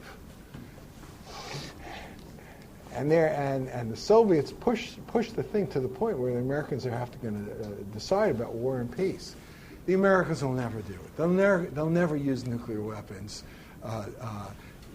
in the event that West European security is threatened.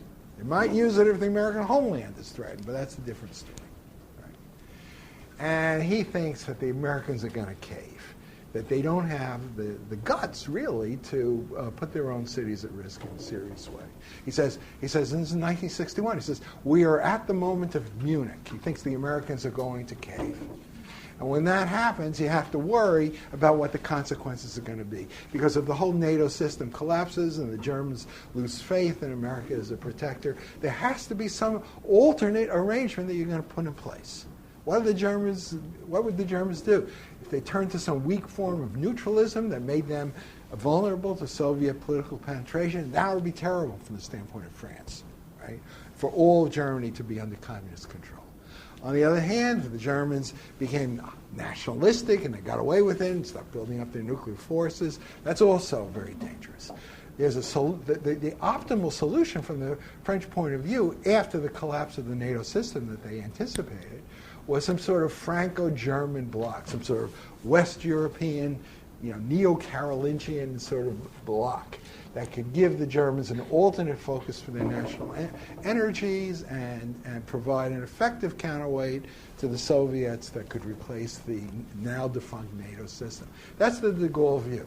And so in order to create the political basis for that, he has to kind of side with the Germans in terms of opposing America's new NATO strategy under Kennedy. See, for Kennedy, he has to fight this war on two fronts. It's hard enough just dealing with the Soviets under Khrushchev, right?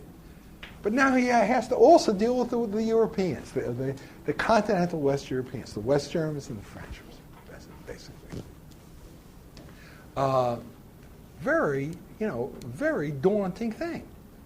Vastly complicates his problem. In the long run, Kennedy and his top advisors think America is so strong and has such important means of leverage that the Europeans, or at least the West Germans, can be pretty much forced to do what the Americans want. If the Americans are able to strike a deal with the Soviets, the West Germans can be forced to go along. Right? That's the Kennedy view. But still a problem. Right? The core of the problem, then, has to do with U.S.-Soviet relations. Can they reach an arrangement?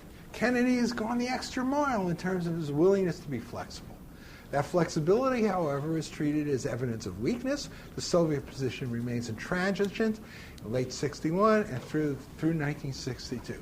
March of 62, the Americans proposed their plan, laid out in this document called the Principles Document. What's the basic idea of the American plan? Acceptance of the status quo. We'll keep West Germany non-nuclear, right?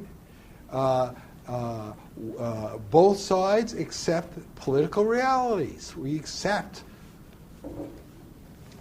East Germany as a political reality. You, for your part, have to accept West Berlin as a political reality. On that basis, if everyone accepts these things, we can live with each other. Basically, we're going to give you a non-nuclear West Germany, guarantee that. In exchange for that, you accept our military presence in West Berlin. Essential to protect the political and economic status quo in West Berlin. We're not going to sacrifice the freedom of these 2 million West Berliners. Right? It would be humiliating for us. Our entire position in Europe and ultimately in the world as a whole would collapse if, after all these solemn commitments we've given to protect West Berlin, those commitments were revealed as utterly worthless. We're not going to do it. We're a great power. You wouldn't do it. Kennedy tells Khrushchev, we're not going to do it either. Right? That's the American plan. Soviet response, oh, we'll take the concessions, but we're not going to give anything in return. So gradually in the summer of '62, the Americans come to the conclusion that a showdown with the Soviets is inevitable. In fact, the Soviets say, we're not going to do anything until after the American midterm elections in November of '62. But after that, we're going to insist on a Berlin settlement along the lines that we had laid out. In other words, for you guys to have to get out of Berlin, right? And this is unacceptable for the Americans. They sensed that a showdown is a matter of time. Okay? And so what is the American reaction? American reaction now is to say if a showdown, if a confrontation is inevitable, it's much better for us to have it sooner rather than later. Right? Why did they think that? It has to do with the way the strategic balance is changing. Remember that chart I put on the blackboard? Of how the strategic balance had changed and how after the buildup of the early 1950s, by the end of the Truman period, the Americans had just overwhelming strategic superiority. It gradually fades in the late 1950s. Americans still have an important nuclear edge in the early Kennedy period, but Kennedy is told that it's not going to last forever. It's just a matter of time. It's not going to be too long before the Soviets achieve nuclear parity and America no longer has a nuclear edge. Nuclear edge means, can you rationally go first in the event of a war, with launching an all-out attack basically against the other side with the hope of neutralizing the other side's retaliatory forces so you wouldn't suffer too much with the weapons that survived that attack. Americans still had that in the Kennedy period. Kennedy is told it's not going to last much longer. And in fact, in September of 1963, this is another very important date, Kennedy is told, we no longer have it. Right? We no longer can rationally launch a first strike. Right? This is the end of America's nuclear superiority. They know it's coming. They know it's not far off. If that's the case, we don't want to just kick the ball down the road in the whole Berlin problem. We don't want the Berlin crisis to break out after we've lost that extremely important instrument of power. Much better, therefore, to bring matters to a head now. See, this is this whole Windows logic that political scientists pay so much attention to. This is almost like preventive war thinking. We can't wait. And Kennedy, that's his frame of mind that he's in when he learns about the deployment of the Soviet missiles in Cuba and the decision to make the Cuban business such an important issue. That decision, it has to be understood in the context of this larger thinking. The Cuban Missile Crisis is not this isolated event that just has to do just with Cuba. Right? The stakes are very broad. They have to do with U.S.-Soviet relations in general and all the stuff that's happening in Europe with Berlin.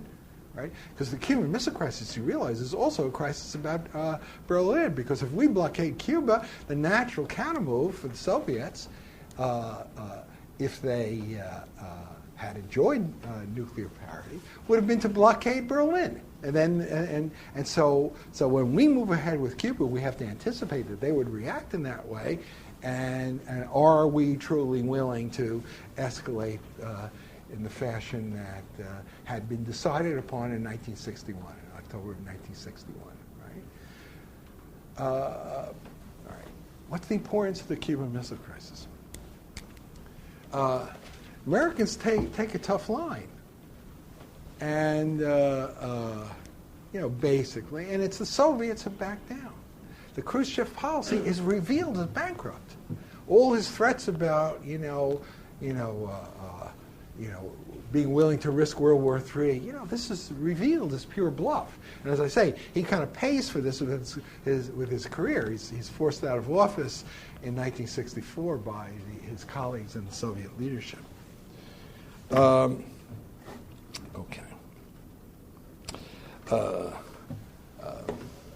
Very, very important.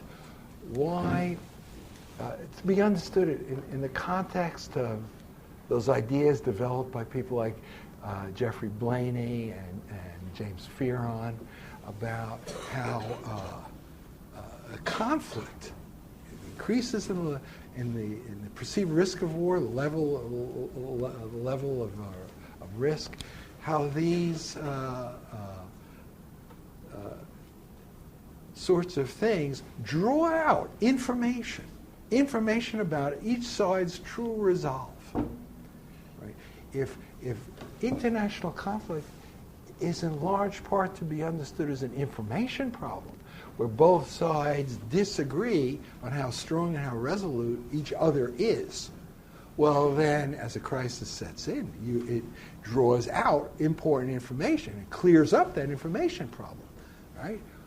We see that Khrushchev was engaged in bluff. We see that the policy he had pursued was bankrupt. Right? Second effect was vis-a-vis the Allies. This whole de Gaulle notion that we were at the hour of Munich, the Americans would never risk a serious nuclear showdown with the Soviets, turned out to be not true. The Americans were much tougher than the French had anticipated.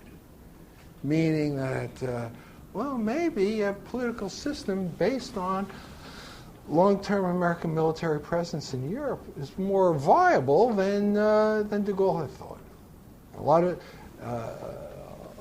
lot of people in the West, in Western Europe, felt like Kennedy's stand over Cuba endowed his policy with much greater credibility than it otherwise would have had. Right? Plus, there's a third effect, which has to do with Kennedy's own sense of himself and his relations with his subordinates. His subordinates had basically sold him this policy in 1961, this policy toward Europe of concentrating all the nuclear weapons in American hands, of getting the European allies out of the nuclear business, and so on. Kennedy had come to the conclusion that that policy was a big mistake. It was kind of a disaster. It had poisoned our relations with the Europeans, and it hadn't gotten us anything in terms of a deal with the Soviets. And he had come to the conclusion at the time of the Cuban Missile Crisis that his own judgment was better than that of his advisors, which, by the way, in my view, was a totally valid conclusion, and that he could kind of strike off with it on his own and change the basic policy that had been adopted and put in place in 1961. And what is the change that he had in mind now?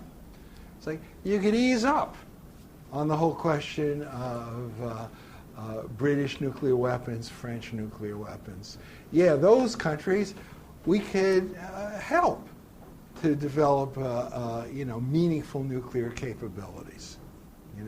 But in exchange for that, we wanted them to side with us on the policy that we were pursuing with Russia that focused on the German question, right?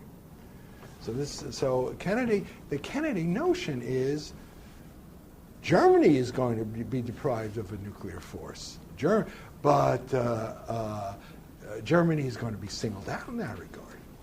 Because what we're going to do is we're going to reconnect with Britain and especially with France and reconstitute the bloc of the three Western powers, Britain, France, and the United States, isolating West Germany within the Western alliance. The West Germans weren't going to like it, but they're not going to have any choice. They have nowhere else to go. Right? This is the new Kennedy policy that's put in place after the Cuban Missile Crisis. Reach out to the British. This is the meaning of this whole Skybolt affair, the Nassau conference in December of '62, right after the missile crisis. Is new policy. Very, very. It's not just concocted to kind of deal with a minor political problem that developed, We're abandoning the policy that had been adopted in 1961. Kennedy thought the whole multilateral force was a big joke and so on. He only kept it in place because it seemed to bother the Soviets, and that meant that it was a bargaining chip that we could use with them. Not just with the British, also with the French. All these overtures to the French at the end of December of 62, or beginning of January 63, we're going to help you with your nuclear force, but it's part of a general understanding where we kind of come together and pursue the same policy on all these kind of core European issues.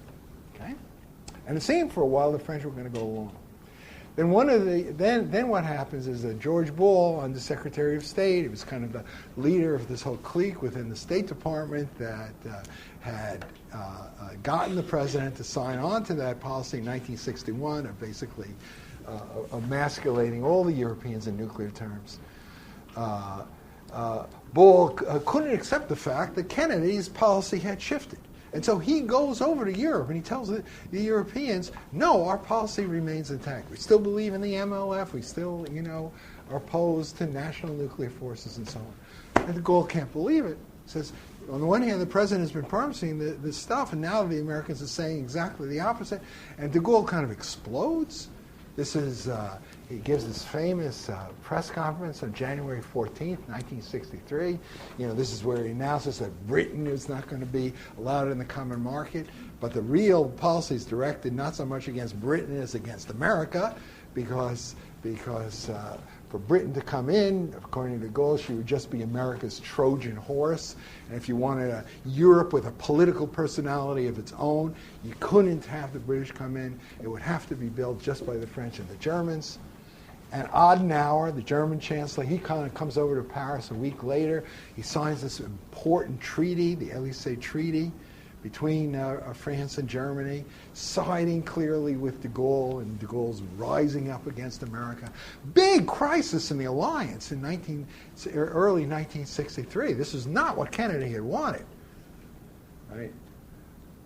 And this is before anything had been really solved with the Soviets. So what happens is Kennedy says, well, there's not much we can do about France, but we have a lot of leverage over the Germans simply because of geographical realities. Germans are much more dependent on American military protection than the French are. And by threatening to withdraw, we can get the Germans to toe the line. Big crisis in U.S.-German relations over the Élysée Treaty in early '63. We basically drew the line in the sand. Said, you want to pursue this policy with de Gaulle, go right ahead, but then just forget about American military protection. If you want American military protection, you got to do what we tell you. And the Germans kind of cave. They put a preamble into the Franco-German treaty that basically drains it of any political meaning, reaffirming Germany's commitment to NATO and to the alliance with the United States. Adenauer is pretty much forced out. He views this as the third time in his political career in which he was fired.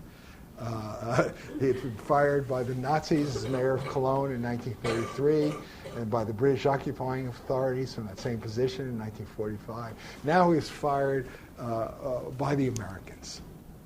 The Americans basically told the key leaders of Adenauer's own political party that they got to get rid of the old man. He was very bitter about this, right? So the NATO crisis kind of came to a head in early '63. Not in the way that Kennedy had wanted. All right. And this lays the basis for what would happen with the Soviet Union. Right. We had demonstrated that we had the ability to call the shots in the West as a whole. Would the Soviets go along now with the sort of settlement that the Americans had laid out beginning in 1961? Our terms didn't change. The policy embodied in the principles document of March '62, that's still intact. Right? The Soviets don't want to accept an overt deal. Right? They don't want to make it clear that after talking about West Berlin being an ulcer and a rotten tooth that had to be pulled and all this stuff for all these years, they were now willing to formally accept the status quo in Berlin. All right? But the fact that they're not willing to do it formally doesn't mean that they're unwilling to do it in a kind of more tacit, more informal way. Okay? And in fact, the vehicle within which the settlement is worked out is the negotiation of the Nuclear Test Ban Treaty of July of 1963. This is like the top of the iceberg.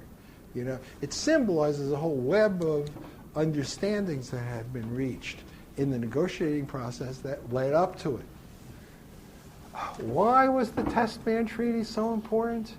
Because the curse of nuclear weapons, had to be dealt with, and this was an important step in the interest of all humanity. No, it was important for political reasons. People think of arms control as an apolitical process. Why was the Test Ban Treaty important in its own terms? Because if countries can't test nuclear weapons, they can't build.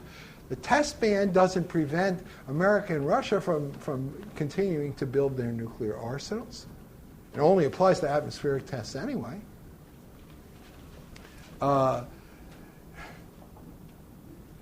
It doesn't. What it does is prevent new nuclear powers from developing nuclear capabilities because if they can't test, they can't build. Right? And who are the nuclear powers we're worried about? Two countries. Federal Republic of Germany, West Germany, and the People's Republic of China. Right? The test ban negotiations are in part designed to explore the possibility of joint U.S.-Soviet action against the Chinese nuclear program. Military action, I mean. Soviets aren't quite ready to go that far, meaning that the only country that could be affected by the test ban would be West Germany. Right? But if we are giving the Soviets something they very much want, in other words, a guarantee of West Germany's nuclear status, then they got to give us something else in exchange. What is that? Berlin. And in these negotiations, the Berlin issue and the whole question of Germany's nuclear status are tightly bound up with each other. Okay? This is a deal that ties everyone to the existing status quo. Right? It's not aimed overtly against West Germany because no one wants to discriminate against Germany in such a blatant way. Right?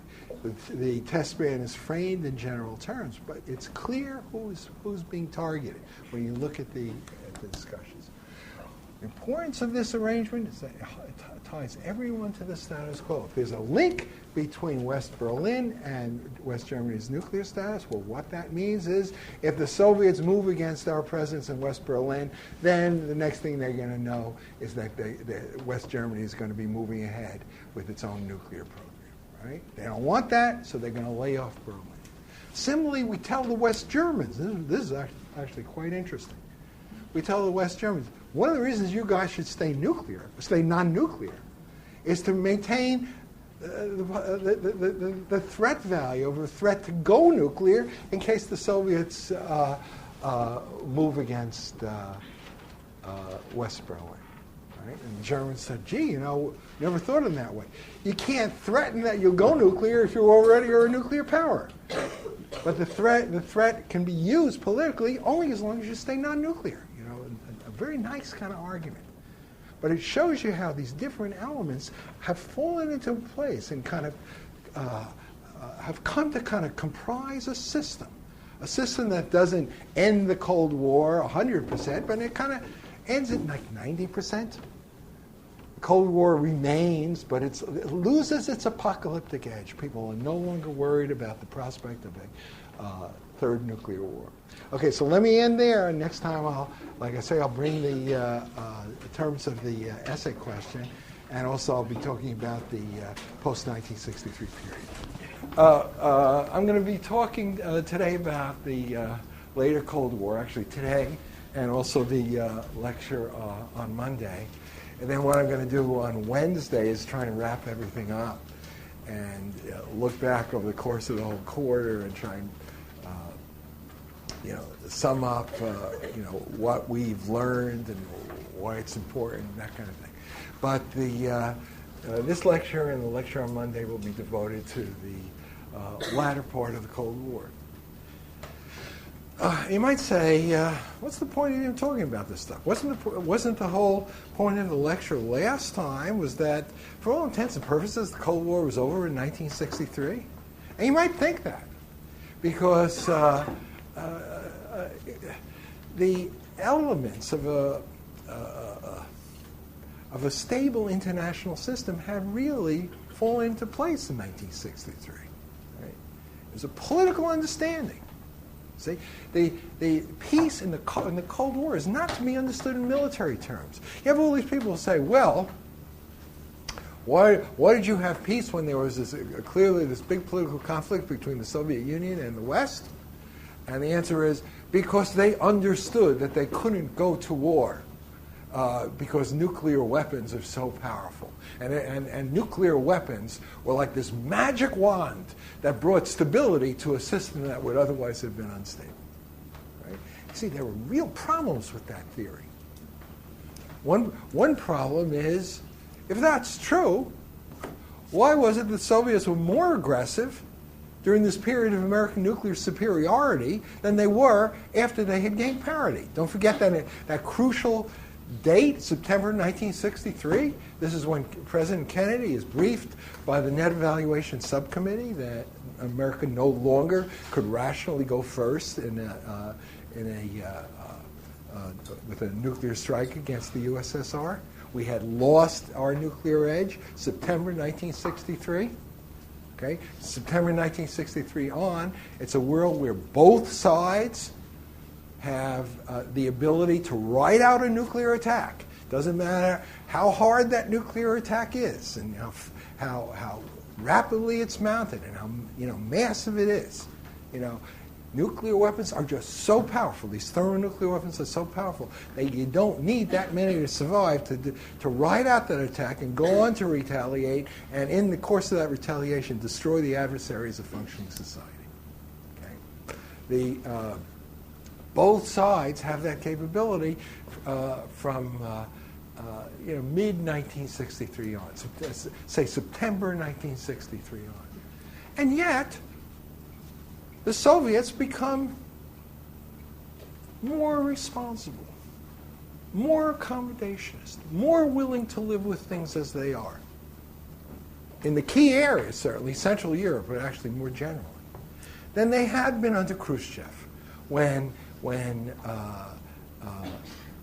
they suffered from nuclear inferiority, when the Americans could rationally attack them.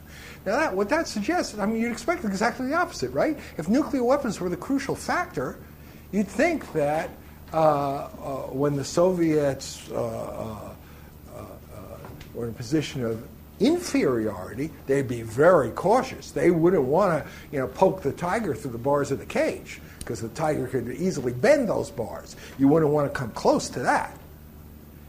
But when they ended, when American nuclear superiority ended and the Soviets had achieved nuclear parity, well, then you'd think it would be totally different, right? You'd think that they would feel freer to take a much tougher line, because what are the Americans going to do? The Americans can't threaten to use nuclear weapons against them for fear of seeing American society destroyed in a retaliatory strike. We have much greater freedom of action. We can pursue a much more aggressive policy. It doesn't happen that way. And what that shows is that nuclear weapons are not what changed the whole situation and brought a stable peace within reach. Okay?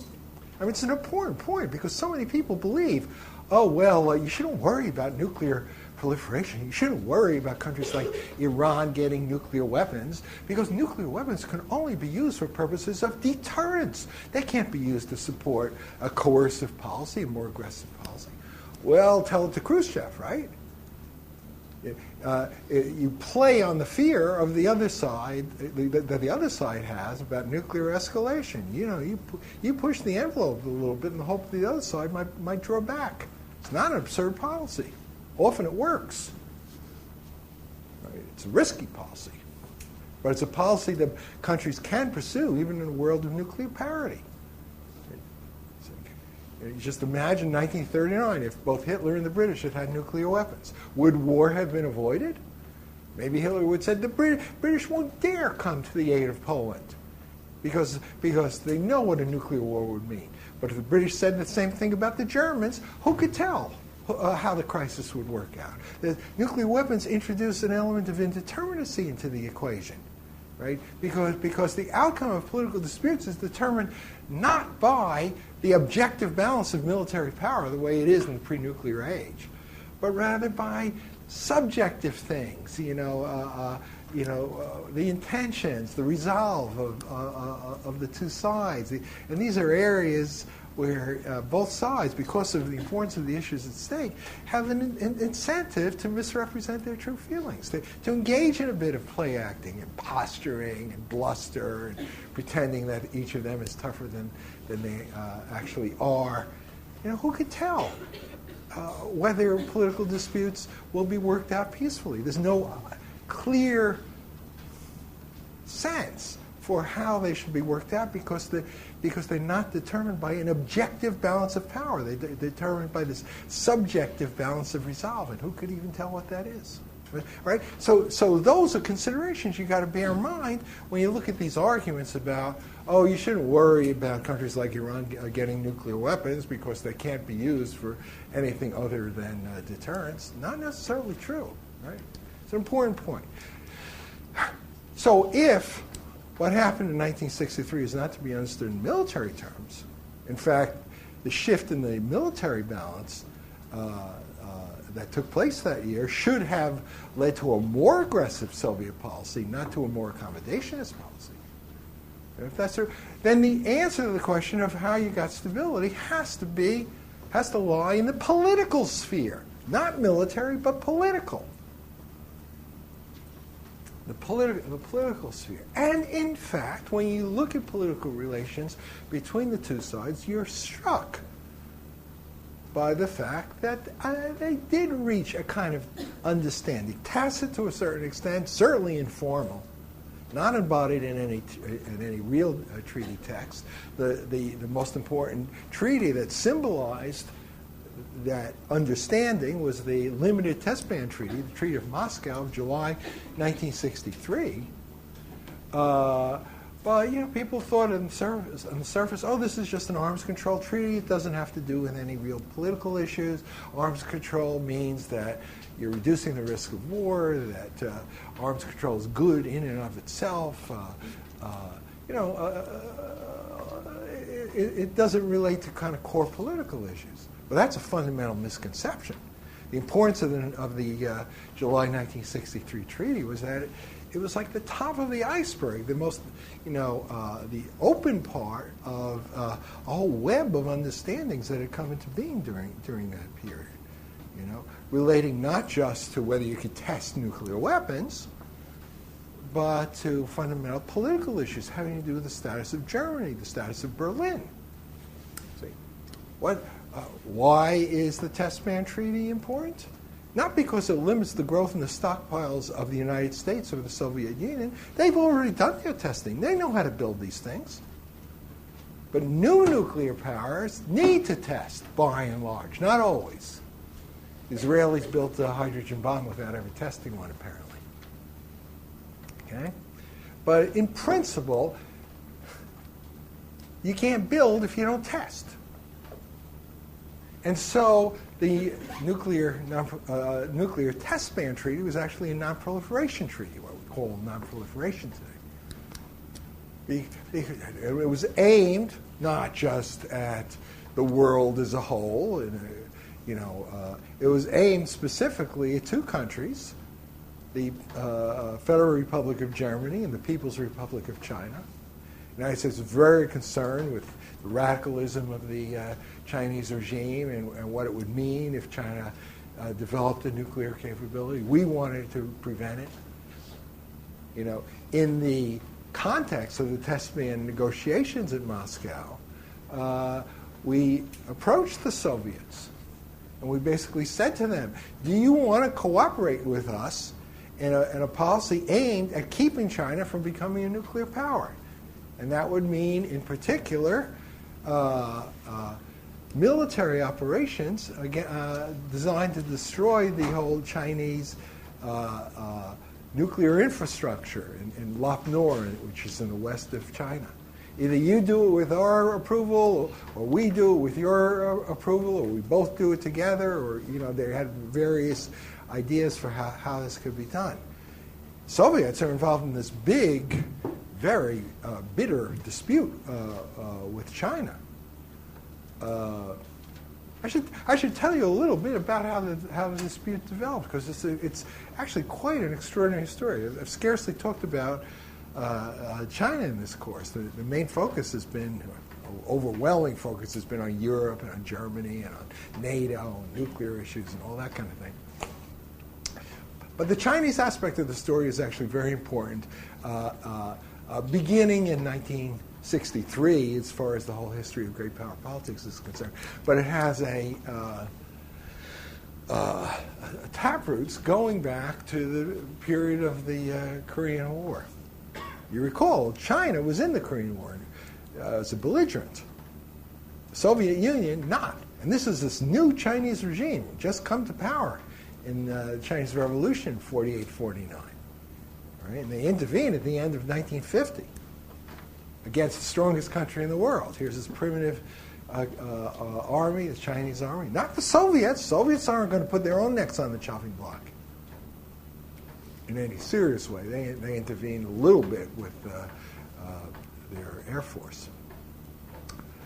But this changes the relationship between the Chinese and the Soviets a bit. Because it's the Chinese, they're the ones that are standing up to America. The Soviets are kind of cowardly in comparison.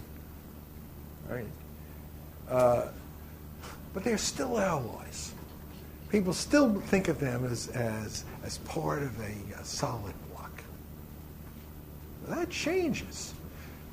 By the end of the decade, by 1960, the Sino-Soviet schism is out in the open. Each of them is accusing each other, the other of betraying the revolution and not pursuing policies in line with true communist principles. Chinese actually put forward territorial claims against Russia. Suggesting that these territories that had been Chinese at some point in the past should revert to China at some point in the future. Territories in the Soviet Far East, around Vladivostok, that whole area. And a key issue that lies at the heart of this whole Sino-Soviet debate around 1960 is the nuclear issue. Because the Chinese take what the Soviets view as an extremely cavalier line about nuclear war. America's this paper tiger.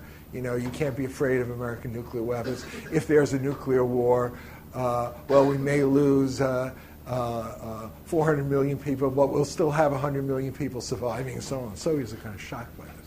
All right. Is the Sino-Soviet dispute something that just kind of developed off on its own?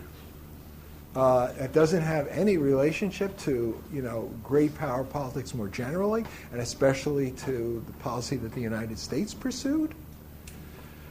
One of the most striking things, I think, that's emerged from a study of declassified material relating to the Eisenhower period is that contrary to what we were told at the time, contrary to what we were led to believe at the time, Eisenhower and Dulles didn't believe that the Soviet Union and China were part of a single monolithic international communist bloc. They understood that these were separate countries, that there were tensions between the two of them. But their strategy was to pretend that they were a unified bloc in order to divide them, in order to create tensions between the two of them. And Dulles, Eisenhower's Secretary of State, John Foster Dulles, he lays this out very clearly in a meeting with his British and French counterparts at Bermuda in December of 1953. And he says, the kind of approach the British have of weaning China away from the Soviets by being nicer to China and so on, he says, that's not the way to go. He says, what you want to do is take a tough line, because if the West is tough, that's what's going to create tensions between Russia and China. That's the way to kind of drive the wedge between those two powers. You say, well, what's the logic there, and how does it relate to anything that the United States actually did? The logic is, if we pretend that they're a unified bloc, what that means is, if we get involved in a war with China, the bombs are also going to fall on Moscow. Right? And what that would mean was that the Soviets, the last thing they want is to have a third world war for the sake of China. The Soviets would have an interest either in pulling the Chinese back from too aggressive a policy vis-a-vis the United States, or separating themselves off from China. You want to pursue that policy, you're on your own. Either of those two courses of action is going to alienate the Chinese, who would expect the Soviets, for the sake of communist solidarity, to support them. Right? And so the notion is that a tough line can drive the wedge there. And so you look at American policy vis-a-vis China in the 1950s under Eisenhower. There were four big crises under Eisenhower in U.S.-Chinese relations. There's the crisis of the end of the Korean War, when we threatened nuclear escalation. We again threatened nuclear escalation during the Indochina crisis in 1954. And then there's another crisis, 1954-55, we again threatened nuclear escalation. The first Taiwan Straits crisis, and then the second Taiwan Straits crisis in 1958. Right? Look, these the Taiwan Straits crises. You know what they were about? They were these tiny islands lying, just offshore the Chinese mainland. No real strategic value in themselves. They're a strategic liability. See, why on earth would the United States contemplate the use of nuclear weapons over something that trivial? It's like, answer is, the policy is not as absurd as you think, because it had this larger political goal of driving the wedge between Russia and China, threatening the Chinese with nuclear escalation so that they would go to the Russians and say, well, what are you going to do if the Americans use nuclear weapons against us, right? And so it's not an accident that it was in the course of the Eisenhower period in the 1950s that the Sino-Soviet schism develops, right? And the Americans, by the Kennedy period, they understand all this. They come to the conclusion, we can use this. We can use the fact that the Soviets are at odds with China as a way of dealing with the China problem. The last thing we want is to see this radical, revolutionary China, cavalier about the use of nuclear weapons, becoming a nuclear power. Because Kennedy thinks, well, that's going to have a dramatic effect on America's whole position in the Asia-Pacific area. Right. And so they broached this issue to the Soviets. Part of the function of the Test Ban Treaty is to create an international norm. No one should test. No one should... there shouldn't be any more nuclear powers. And under the umbrella of that norm, you could take action, military action, against incipient nuclear powers, like China then, or for that matter, like Iran today. Okay? The interesting thing is, the Soviets, for all their anxiety about China, and there's an extremely long border between the Soviet Union and China. It's not like this is a remote country. for all their anxiety, they're unwilling to go that far. They're unwilling to take the Americans up on their blandishments. And so they pulled back from that. Right? That's in 1963. By 1969, the whole situation is reversed. By 1969, when there are these border clashes between the Chinese and the Soviets, and people are thinking, oh, maybe there's going to be a Sino-Soviet war, it's the Soviets who approach the Americans and say, let's move jointly against China. How would you feel if we had a preemptive attack against the Chinese nuclear facilities and so on? And it's the Americans now who say no. Right? A very important change in the structure of the U.S.-China-Soviet relationship in the course of the 1960s. All right. This 1963 business, though, we're not going to be able to include China as part of this deal with the Soviets. It's going to be pretty much limited to Germany. The Germans are forced pretty much to sign the Test Ban Treaty. You know, and I was telling you about this whole crisis in U.S.-German relations in 1963. The American representatives in Germany, they talk with all the leaders, political leaders within Germany, especially in Adenauer's own party. Adenauer is forced out as chancellor. And the Germans are obliged to demonstrate their fealty to the United States by coming up with this new preamble to the Franco-German Treaty that makes it clear that none of this stuff with France is going to affect their relationship with America. Okay. You have Germany being forced to sign the Test Ban Treaty. Why is that important? Because, as I say, if you can't test, you can't build. What this means is that the non-nuclear status of West Germany is being underscored now. Right? Why are we doing this? Why are we? Is this just a present that we're giving the Soviets? This is their number one concern. Don't forget. Strong West Germany. That means a nuclear West Germany. No, we're getting something really important in exchange. They're pretty much, they pretty much agreed to accept the status quo in Berlin. Don't forget all these threats beginning November of 1958. We're going to kick you out of Berlin, culminating in the Cuban Missile Crisis. Okay. Cuban Missile Crisis plays a very important role in this story. You have this political understanding coming into being. You might say, not just despite the fact that the two countries came to the brink of war in October of 1962, but in large measure because of the Cuban Missile Crisis.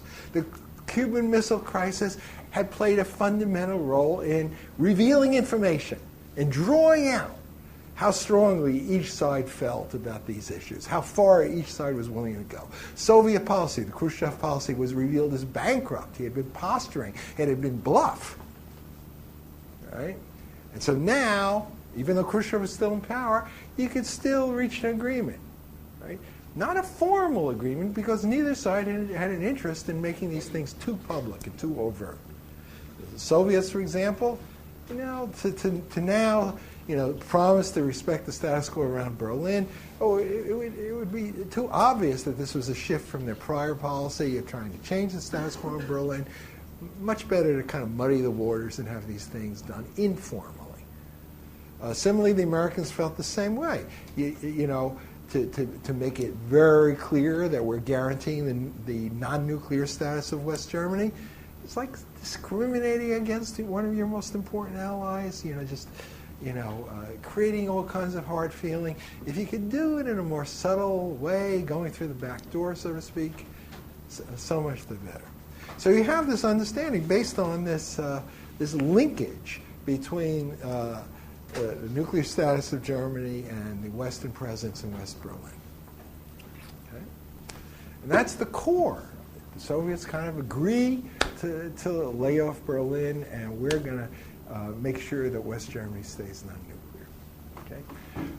How is that linkage established? Well, these two issues They're linked in the documents. They're discussed practically in the same breath. They're always juxtaposed to each other. But there's also a logical linkage. What's the logical linkage? The logical linkage is if they move against Berlin, this is our line, the whole NATO system will collapse. The American guarantee will be revealed as worthless. The American policy, the whole NATO policy, bankrupt, right? And so after Berlin is lost, then the West Europeans, and especially the West Germans, will look for an alternative because they could see now they couldn't trust America, and they would have to defend themselves. And that means that Germany would have to build a nuclear force. Okay? So the prospect of that happening should deter the Soviets from moving against Berlin. Right? And you know, whereas if West Germany did develop a nuclear force, the Soviets would retaliate by moving against Berlin, and to prevent that from happening, to kind of protect the freedom of their 2 million compatriots who lived in West Berlin, the West Germans would be kept back from going that route unless they absolutely had to. Right? So that's the there's this connection there, and we basically tell the West Germans, if you were serious about protecting West Berlin, you shouldn't go nuclear now, because you want to preserve the threat value of the possibility of your going nuclear as a way of deterring the Soviets from moving into the city. I mean, it's a very nice argument, right? It's a subtle argument. That's the way threats work. If a threat actually has to be implemented, it's failed. You want to, for a threat to be effective, it shouldn't have to be implemented. It should do the trick of getting the other side to refrain from doing what you don't want it to do, for fear of your being forced to implement the threat. So it's the same sort of thing. So that linkage between West Berlin and West Germany's nuclear status, that's the core of this understanding that's reached in the guise of this arms control treaty, in the context of the arms control, framed in much broader terms. But when you look at the documents, it's West Germany that people really have in mind here. Okay? And it's rounded out in various ways. Two ways. The first way has to do with the linkage between Cuba and West Berlin. See, there's a parallelism here, geographic parallelism.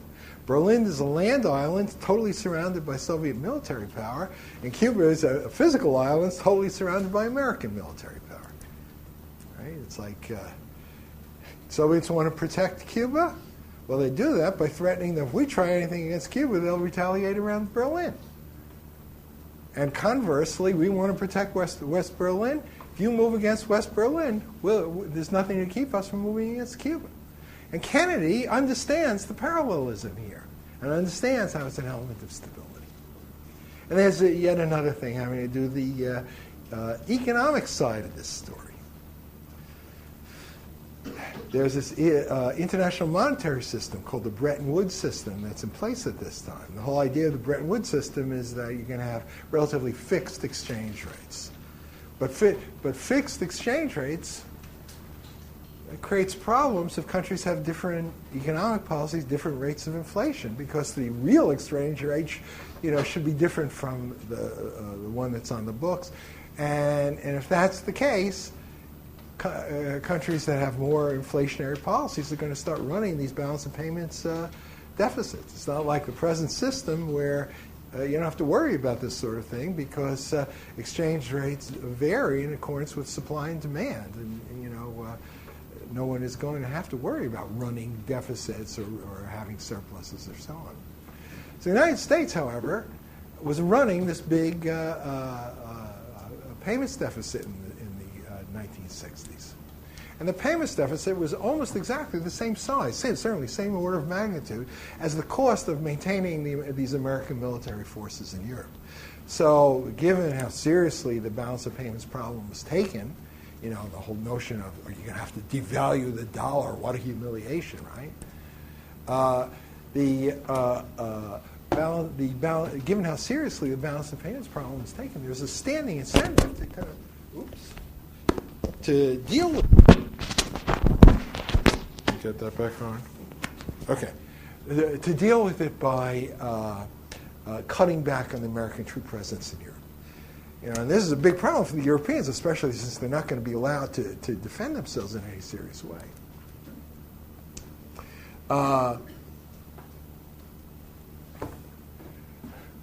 When the Germans agree to, in effect, sign the Test-Ban Treaty, accept this non-nuclear status, it's a clear understanding that they're entitled to something serious in exchange by way of American military protection. And what are they entitled to? The maintenance of a sizable American force on German territory that could serve to virtually guarantee that if Germany is attacked, America will be involved. Right? And we make that promise to them. Our Secretary of State, Dean Rusk, goes over to Frankfurt and gives a speech in October of '63, basically promising to maintain the American troops in Europe at a certain level. But then how is that force going to be paid for? The Germans, for their part, say that all these dollars that they're accumulating, by virtue of the fact that they're running a surplus and America's running a deficit, they're not going to cash in those dollars. And the most they'll do is they'll use those dollars to buy American military hardware for their own armed forces, which the Americans like because this increases Germany's dependence on the United States, spare parts for those weapons and so on. All this stuff is quite explicit, I should say, in the declassified documents. It's not something that's historical construction. Okay. So those things round out the settlement. The near settlement, I say. And then you look at the diplomacy of the 1960s, and by the end of the decade, you find the Germans, the new social democratic government under the Chancellor Willy Brandt, the Germans adopting a new policy for them. Well, it's been in the works for some time.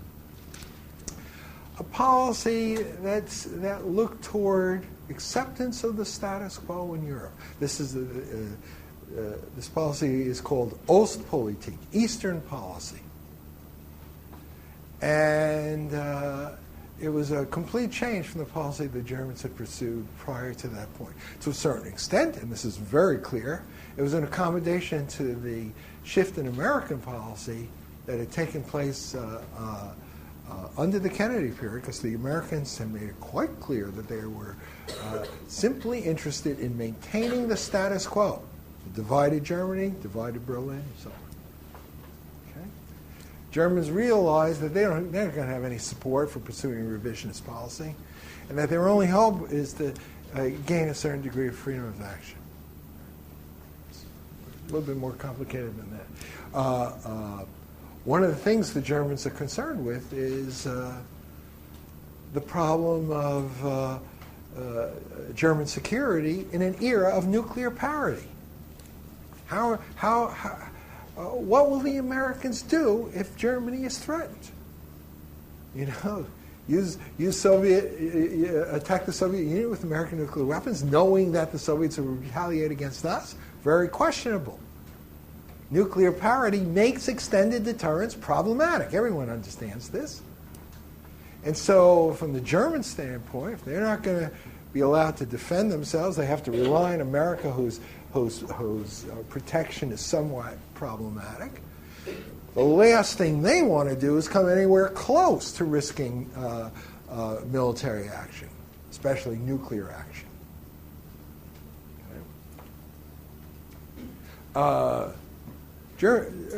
Germans have all kinds of incentives for shifting their policy, and the new policy is in fact adopted by the Brandt government that comes to power at the end of the decade. And very quickly, they do a number of things. There is a whole series of interlocking treaties. It's like a package of treaties that's signed during this Ostpolitik period from like 1969 to 1973 or so. There's the a basic treaty between Germany and the Soviet Union, accepting things as they are. Treaty of Moscow, 1970. Treaties with Germany on one hand and Poland on the other hand, between Germany and Czechoslovakia, essentially accepting the post-war status quo.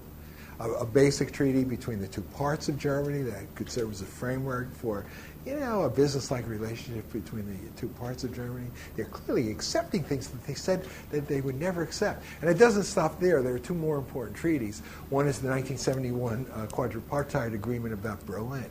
A very peculiar treaty because Berlin isn't even mentioned in the text of the treaty, but everyone knows what it applies to. Again, stabilizing the status quo around Berlin in a more formal way than had been done prior to that point. And then finally, and perhaps most importantly, is the nuclear non-proliferation treaty, which is, from the Soviet standpoint, this is aimed again at West Germany. The Germans sign it in 1969, but they don't ratify it until much later because they make their ratification contingent on all these other treaties being signed. So that's what ties all this stuff together and makes it into a package. Okay, the temptation, when you look at all this stuff, it's like, well, this is a formal stabilization of the status quo in Europe.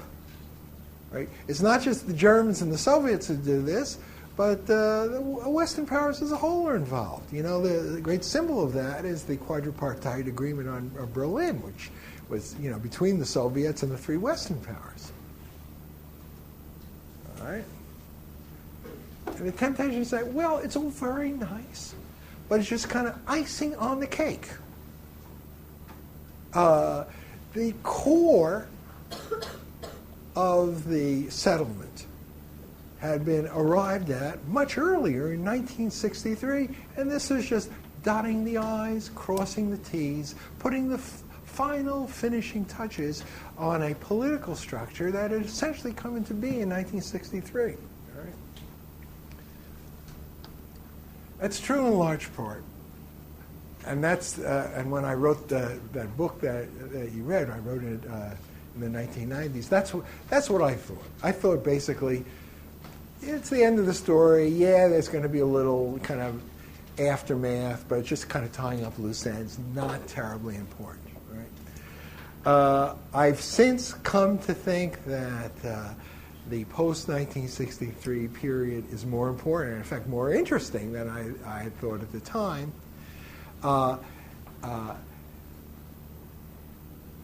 And the reasons for that have to do with the implications of U.S.-Soviet nuclear parity and its consequences for Europe. Just a couple more minutes today, and I'll be continuing this stuff next time. You do not have a stable structure of power in Europe post-1963. What's going to defend Western Europe if the Soviets someday decide to, turn up the pressure? Soviets, like any country, are interested in dealing with possible threats before they get out of hand. The way of doing that is to extend their power, extend their influence, to make sure that the shadow of Soviet power falls on Western Europe and that the West Europeans accommodate to Soviet power. Could this lead to what was called a Finlandization of Europe? You know why that term was used? Because Finland is a Western country with a democratic political system, welfare state, all that kind of thing, Western style. But it lies within the Soviet sphere for purposes of foreign and military policy. Right? The Finns are beholden to the USSR. They don't want to risk alienating the USSR. They accommodate the Soviets in all kinds of ways. Couldn't this happen to Western Europe as a whole? And if it did happen to Western Europe as a whole, and Western Europe was in fact neutralized or worse Well, and that could result in a dramatic shift in the world balance of power. Finlandization of Europe as a consequence of strategic parity and of the non-nuclear status of West Germany is a fundamental concern. What would you do if the Soviets moved against Western Europe in principle? You can't attack the Soviet homeland for fear of retaliation. Well, could you just build a very strong conventional defense that could hold the line against the Soviet forces? Well, in principle, you could do it, but it's not a total solution to your problem. Why? Because no matter how strong your conventional defense is, you still have to face the problem the Soviets might use nuclear weapons against you locally in the theater without attacking the United States with nuclear weapons. If that happened, what are the Americans going to do? Launch a nuclear attack against the USSR, knowing that would result in the destruction of American society. Fight a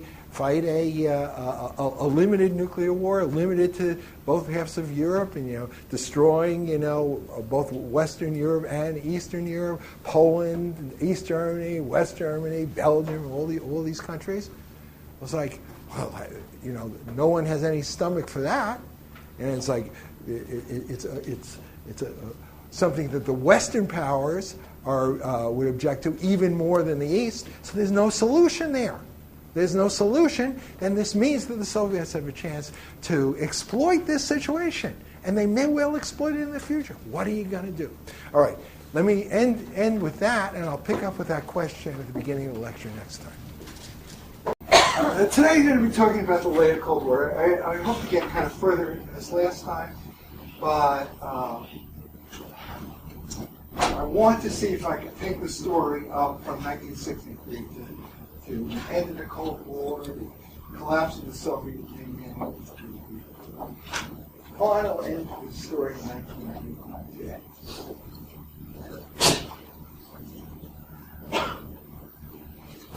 Well, I used to think that there's no real point in covering any of this stuff. I used to think that, for all intents and purposes, the story is over by 1963. That's when the elements of a relatively stable system had been put in place. A system that everyone could live with, a system that tied everyone to the status quo, and that further developments were just icing on a cake. By further developments, what do I have in mind? Basically, this whole complex of treaties that was negotiated in the end of the 1960s and very early 1970s, called the Ostpolitik treaties. Social democratic government headed by Willy Brandt came to power in Germany at the end of the 1960s. It implemented a new strategy. German policy had been in flux in the course of the 1960s. The Adenauer rigid strategy, never to be taken at face value in any case, because it served internal, instrumental political purposes more than substantive foreign policy. That had been revealed as bankrupt by the events of the early 1960s.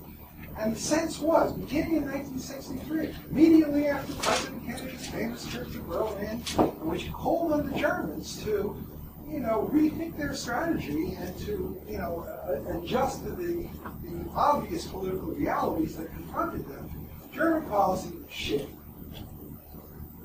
Germany was totally dependent on the United States for protection. Therefore, if Germany was to have any hope of pursuing independence policy, she had to accommodate to those new political realities, namely what America's new political position was. Not just America, but the position of Germany's other allies, Buffalo, France, to a certain extent, as well. And so the basic German policy was, we got to accept the status quo. We don't want to be totally isolated in the West. We want to kind of regain our freedom of action. We don't want to come anywhere close to the point where we're risking a nuclear war. And so the German policy moves toward acceptance of the status quo. And that's the basic idea of these various treaties that were negotiated.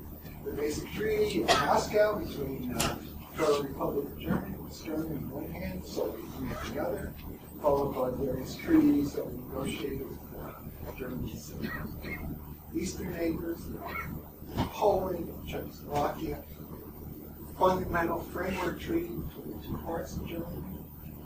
But not just that, there were two other important ingredients to this whole construction that were tied to these basic also treaties.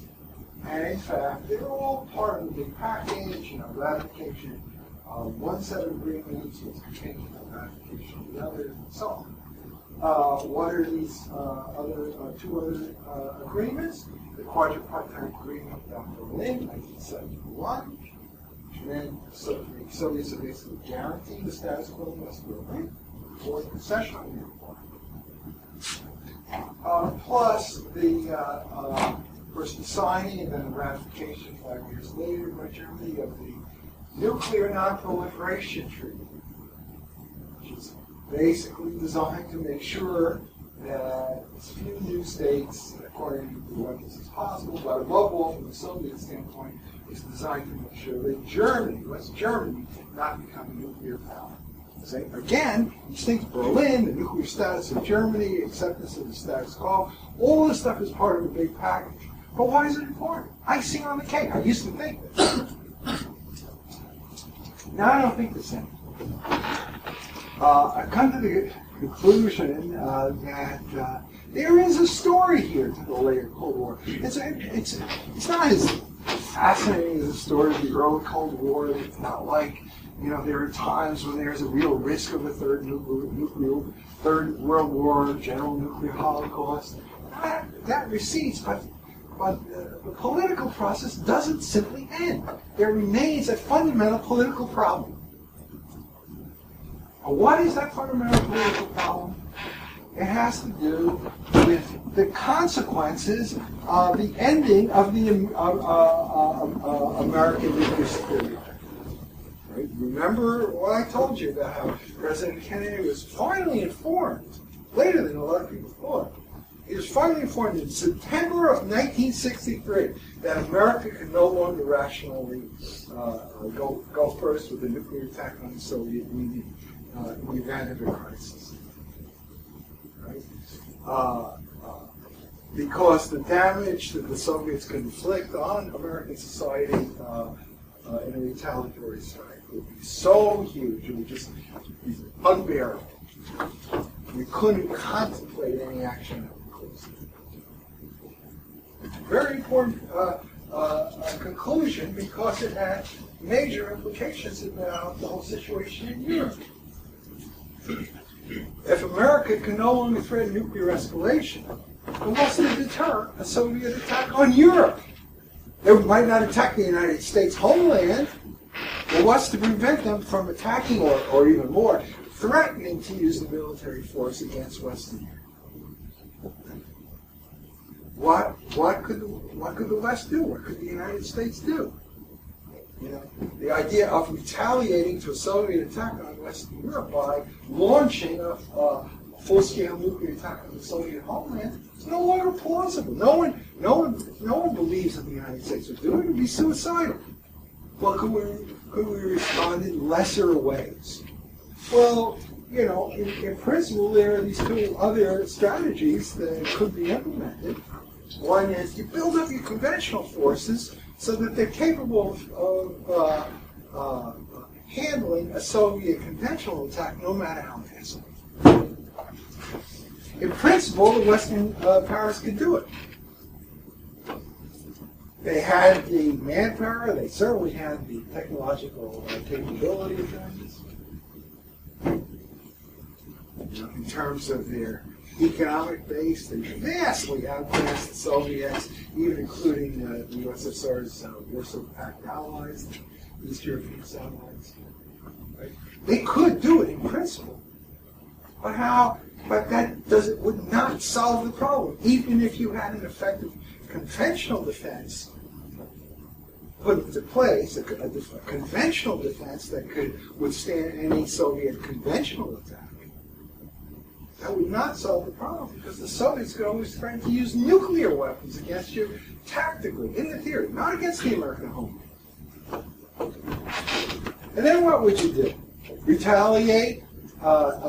Respond to that tactical nuclear attack, a local nuclear war, by escalating to the level of a general nuclear war? Would you ever do it? If the same logic would be in place. The Soviets, if you attack the Soviet Union, they would respond by attacking the American cities. It's a suicidal strategy. You wouldn't do it. If anything, the risk that the Soviets would respond in a way would be even greater if they were to first use nuclear weapons as part of an attack. So the whole idea of a conventional defense, it has its limitations. But then you say, well, why? If the Soviets are going to use tactical nuclear forces, so can the West. Well, yes, yeah. But not against the Soviet Union itself, just against Soviet forces in Eastern Europe or wherever they would be found. But that would mean that you have in mind the prospect of a two-sided, limited nuclear war limited to Western Europe and the East European satellites, Poland and Czechoslovakia. Who's going to be deterred by that prospect more, the Soviets or the Western powers? Would West Germany relish the prospect of a war in which both West Germany and East Germany were destroyed? Oh no. That prospect is more distasteful to the West than it is to the U.S. itself. So once again, you're not going to do it. And there's a sense in this period that the problem of the defense of Western Europe is unsolvable. We don't know how to deal with it. They come up with a strategy. It's called flexible response. Flexible response means we don't know what we're going to do. We're going to keep our options open. We may do anything. We're going to respond flexibly depending on the circumstances. People who analyze this stuff said, basically, this is a confession of bankruptcy. There's a famous military analyst, British military analyst named Lawrence Freedman, who kind of characterized flexible response as an inadequate conventional defense backed up by an incredible nuclear guarantee. Doesn't make our military position isn't very good because in an era of nuclear parity, Western Europe can't be defended by the threat of American nuclear escalation. Richard Nixon, president from 1969 to his forced resignation in 1974, he basically said, the American nuclear guarantee, he said, is a lot of crap. He said, we will never use the tactical nuclear weapons. Well, if you're never going to use the tactical nuclear weapons, if you're going to use the strategic ones, where the risk to yourself is much greater, it's like the American nuclear guarantee is very big. Well, what are the political consequences of this situation? If you were German, how would you react? You wouldn't want to come close to the point where there was any risk of war, because you're incapable of defending yourself. You weren't allowed to possess nuclear weapons of your own. You were totally dependent on the United States, and what America would do was problematic. It's very what would you even want America to do? Use the nuclear weapons or not use them? If American policy was to not use them, then you were totally at the mercy of Soviet power. If American policy was to use them, and push came to shove, your whole country, both West Germany and East Germany, would be incinerated in a limited nuclear war. This is a very basic problem. People are talking about this stuff all the time. If you're in that situation, what do you want to do? Well, you want to do whatever you could to to minimize the risk that nuclear weapons would actually be used, which means political accommodation, movement toward acceptance of the status quo, movement toward reconciliation with the East Europeans, with establishing a decent relationship with the USSR. That's the meaning of post-20. The other side of the coin is, well, isn't that great? Isn't that wonderful? The other side of the coin is that this is a source of weakness for the West Europeans in general, or West Germans in particular, and pushes them toward peace. Well, couldn't it be presumed to have exactly the opposite effect on Soviet policy? It's a source of weakness for the West. Shouldn't it be a source of strength for them? Couldn't they threaten, in effect, to move in the direction of war, to increase the level of tension, to increase the risk that at the end of the road was a war, as a way of, shaking the tree, getting more political concessions out of the Western powers, and making sure that Soviet power cast its shadow on Western Europe, and the West Europeans were forced to live under the shadow of Soviet power. Right? This prospect, this was called the prospect of Finlandization of Western Europe. Why? Because Finland itself, although eternally democratic and free market economic system and so on, had to live in the shadow of Soviet power, had to toe the Soviet line in matters of foreign and military policy. Couldn't join the Western Alliance or anything like that. Okay? Finland's a small country. Western Europe in general, West Germany in particular, the resources there make a big difference in terms of the world balance of power. And the fear is that a very active Soviet policy can Finlandize all of Western Europe, certainly West Europe. That Soviet influence, Soviet power could penetrate Western Europe, and the West Europeans would, under the pull of these gravitational forces, be pulled toward the east. America's position in the world would deteriorate. This is very clearly a fear of Richard Nixon and his National Security Advisor Henry Kissinger during the period when they were.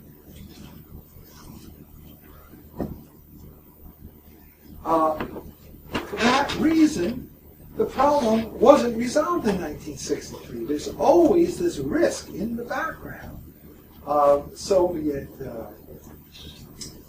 policy moving in that direction. Well, for the time being, the risk is not that great. Why is that?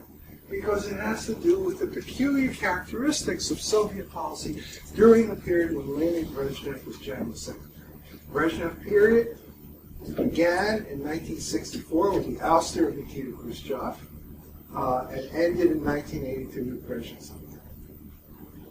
Although you could say, to a certain extent, it even continued through 1984 when Brezhnev's successor, his after one, Vladimir Chernenko, was the general secretary and essentially continued to be Brezhnev. What was there about the whole Brezhnev period that meant the Soviet Union did not really pose such a great risk at this period? Brezhnev's Soviet Union was a country in decline. Its economic performance was worsening year by year, and in political terms, the Soviet system was becoming increasingly corrupt. It was quite clear that Soviet leadership didn't really have any strong ideological commitments. I just saw there was an article by David Remnick in the New Yorker a couple of weeks ago in which he actually quoted Brezhnev as saying, to use some Russian word, he said Brezhnev was in effect saying that the whole Marxist Bolshevik ideology, communist ideology, he said it was a crap hole. He said he used the word crap hole.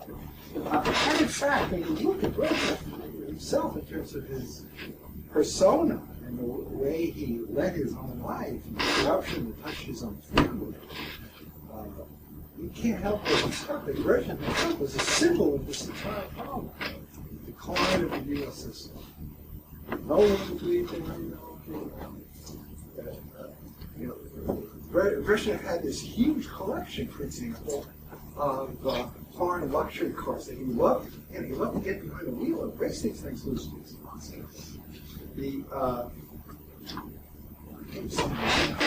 over 60 of these cars. There's a famous joke from this group. Brezhnev's mother coming to visit him in Moscow after a lapse of many years, and showing her around his sumptuous apartment, all his fine clothes, his collection of all these wonderful luxury cars. And as he's doing this, he sees his mother is becoming increasingly depressed, increasingly upset. He says, but Mom, what's the problem? Aren't you pleased with my success? And she says, well, of course I am.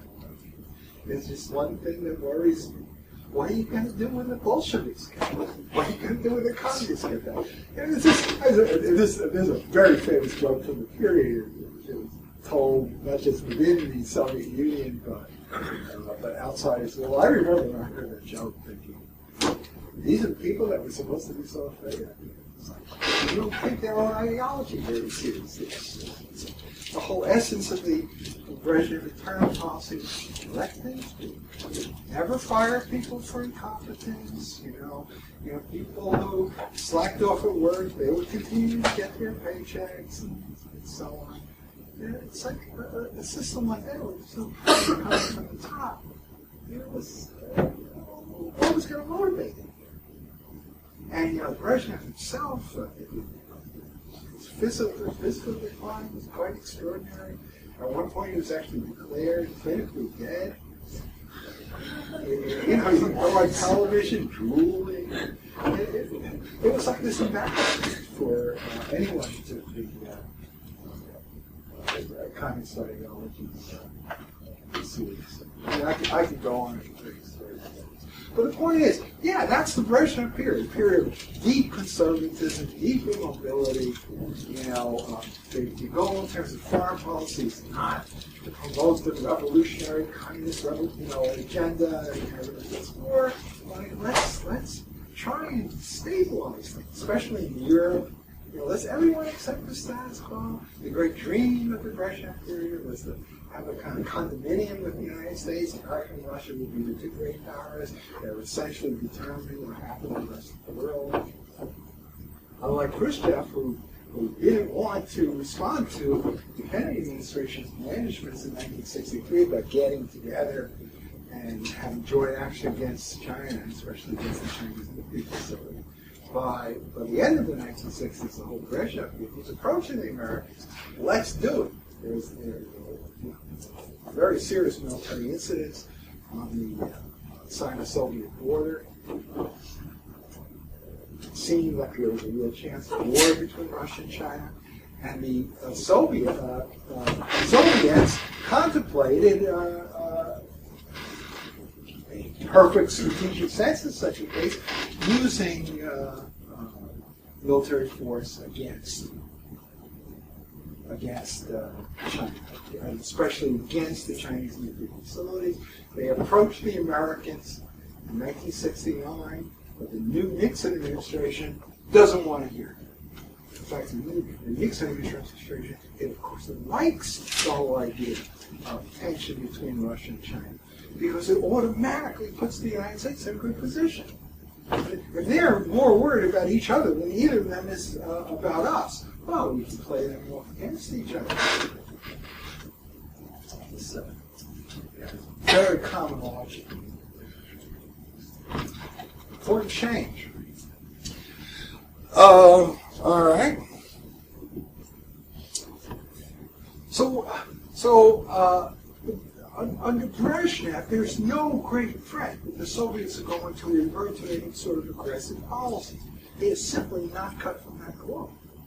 But that doesn't mean that the strategic problem resulting from the end of American nuclear superiority and the fact that what we call extended deterrence, America's ability to deter an attack not just on the continental United States, but on Western Europe and on other allies as well, was becoming increasingly threadbare. that problem, that doesn't mean that problem has ceased to exist. It's still there because it's a structural problem. For the time being, we don't have to worry about it. But if you're a responsible statesman, you're trying to think what your position is going to be down the road, you have to worry about it.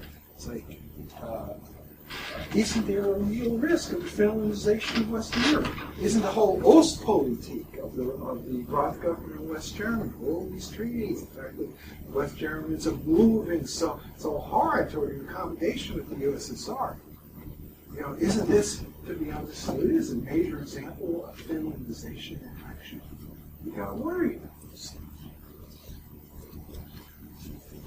Because Brezhnev's not going to last forever, and his cronies are not going to last forever, and given the fact that the rot within the Soviet system is spreading, it doesn't stand to reason that they're bound to be reformers within the Communist Party of the Soviet Union who are going to come to power and try and salvage the situation, get the Soviet economy moving again, pull Russia together as a society. And when that happens, if Soviet power is reinvigorated, then you may have these real problems. Okay? They may start increasing the pressure on Western Europe. Yeah, you have all these treaties, but what do treaties mean? When power relations change, treaties tend to get taken with a grain of salt. Okay. How did Nixon and Kissinger propose to deal with it? What was the policy of the Johnson administration? Johnson came to power, as you know, after President Kennedy was assassinated in November of '63, and he stayed in office until Nixon took over in January '69. Johnson very much wanted peace. He wanted people to view him as the peace president. Well, there wasn't much he could do because he felt like he had to intervene massively in South Vietnam to prevent the loss of that country to the communists, because he assumed that was what the containment strategy called for. I mean, Johnson is not cut from the same cloth intellectually as Kennedy. And you're just amazed at the kind of difference between the sophistication of John F. Kennedy and the lack of it of Lyndon Johnson. Get involved in Vietnam. And it tends to limit what you can achieve with the communists in general, the Soviets in particular. But as his term in office was running out, Johnson wanted to see if he can make a real effort toward, putting peace on a stable basis. As with a lot of unsophisticated people, Johnson thought that the key to peace was arms control. If we can make arms control agreements with the Soviets, then we could, establish a firm peace. I must say that this notion is a very persistent notion that arms control, disarmament, is equal to peace. If you want peace, the way to proceed is by making arms control. Doesn't necessarily follow, right? Sometimes arms control can give you a very different signal. You remember the whole story of the Anglo-German naval agreement in 1935, and the signal it gave Hitler. But people believe this. Johnson in particular believed it. And he wanted to start talks with the Soviets on strategic arms control. Toward the end of his term as president. And he was prevented from following through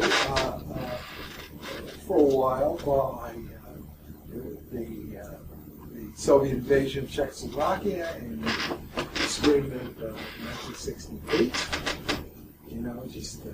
But even that just put Johnson on very temporarily. And even after he was a lame duck president, even after his vice president, Hubert Humphrey, lost the election for president in 1968, Johnson, in that period, right before Nixon took office, but after Humphrey had lost, Johnson still wanted to push ahead and start talks with the Soviets.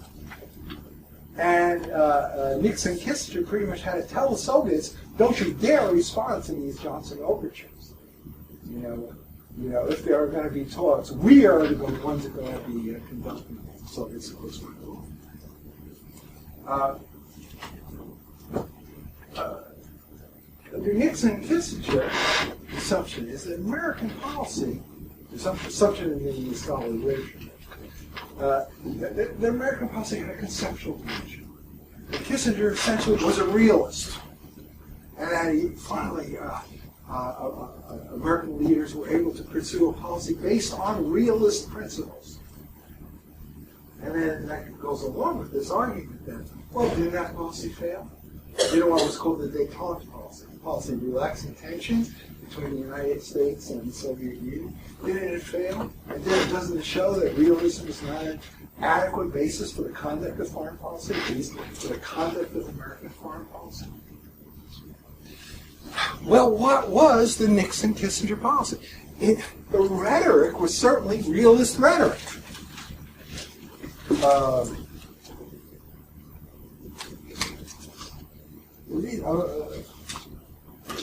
This is what Kissinger later claimed in his memoirs. He said, one of the key features of their policy is the transformation of U.S. policy through China. From deep antagonism between America and China, intensified frankly by the Vienna, to real reconciliation symbolized by Nixon's trip to China in 1972.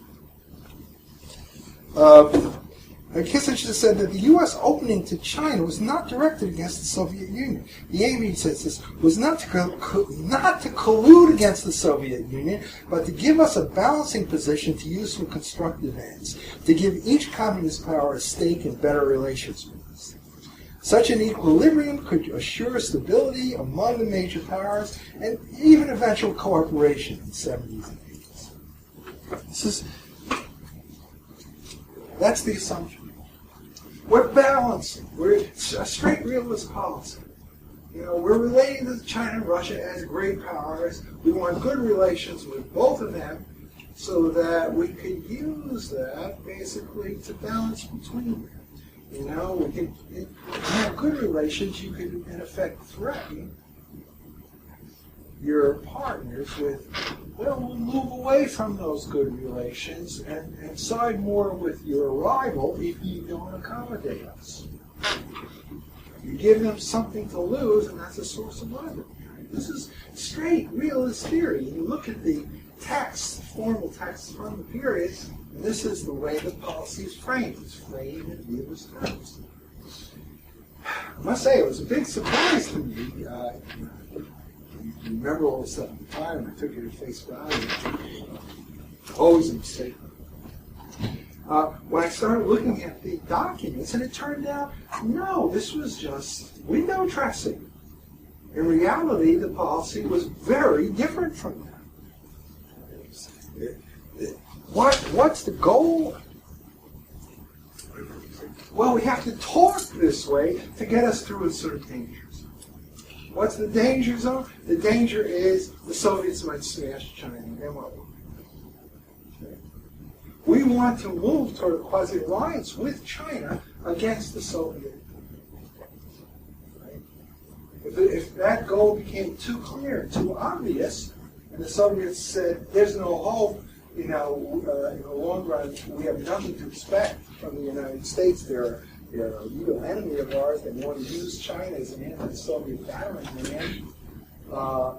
While we can, before the American commitment to China really becomes safe and concrete, then we can move against China to improve our position.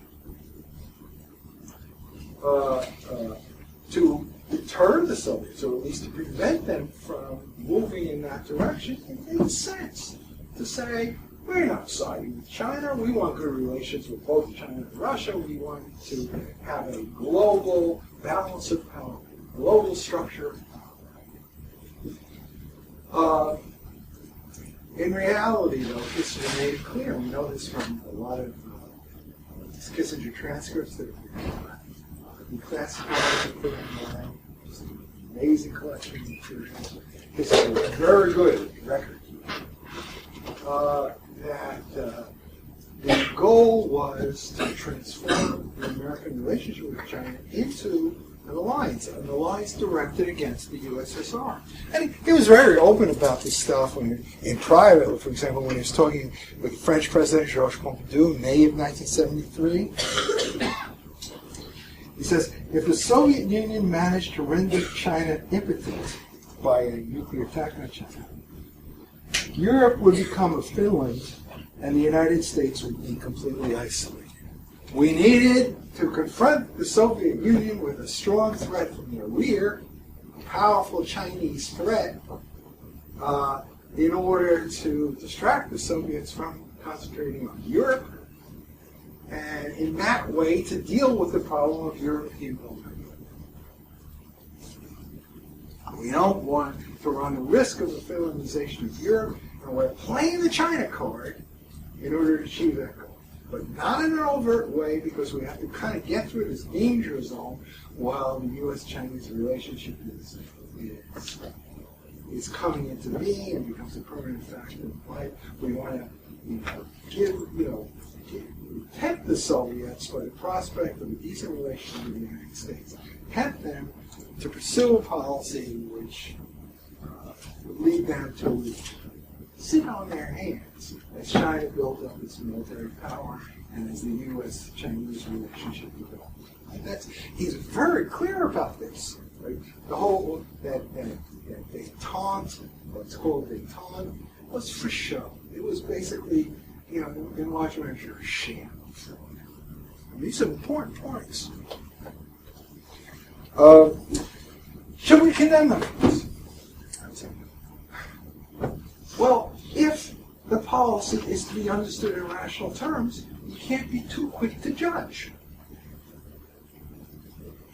And it has this rational basis. It's a response to this fundamental structural problem about how the defense of Western Europe was becoming increasingly problematic in an era of nuclear after America's threat to escalate the level of general nuclear war had lost credibility.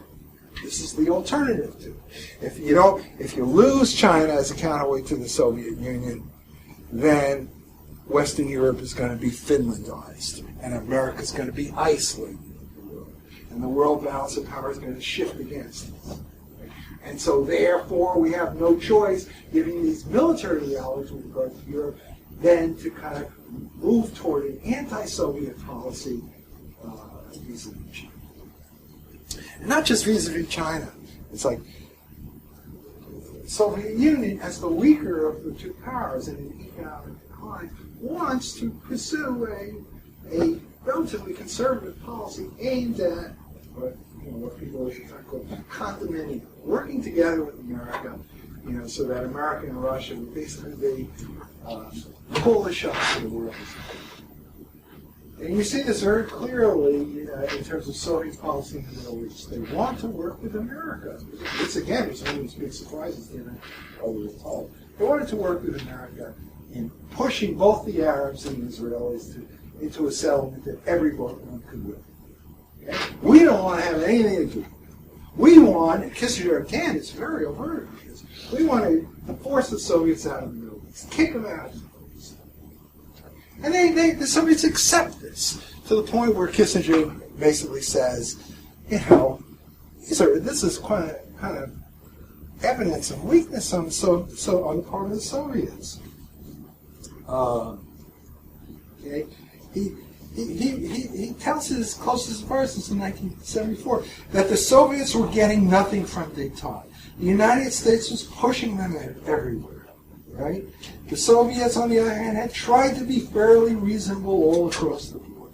You cannot find a single place where they have really tried to make serious trouble for us. Even in the Middle East, where our political strategy put them in an awful bind, they haven't really tried to screw us.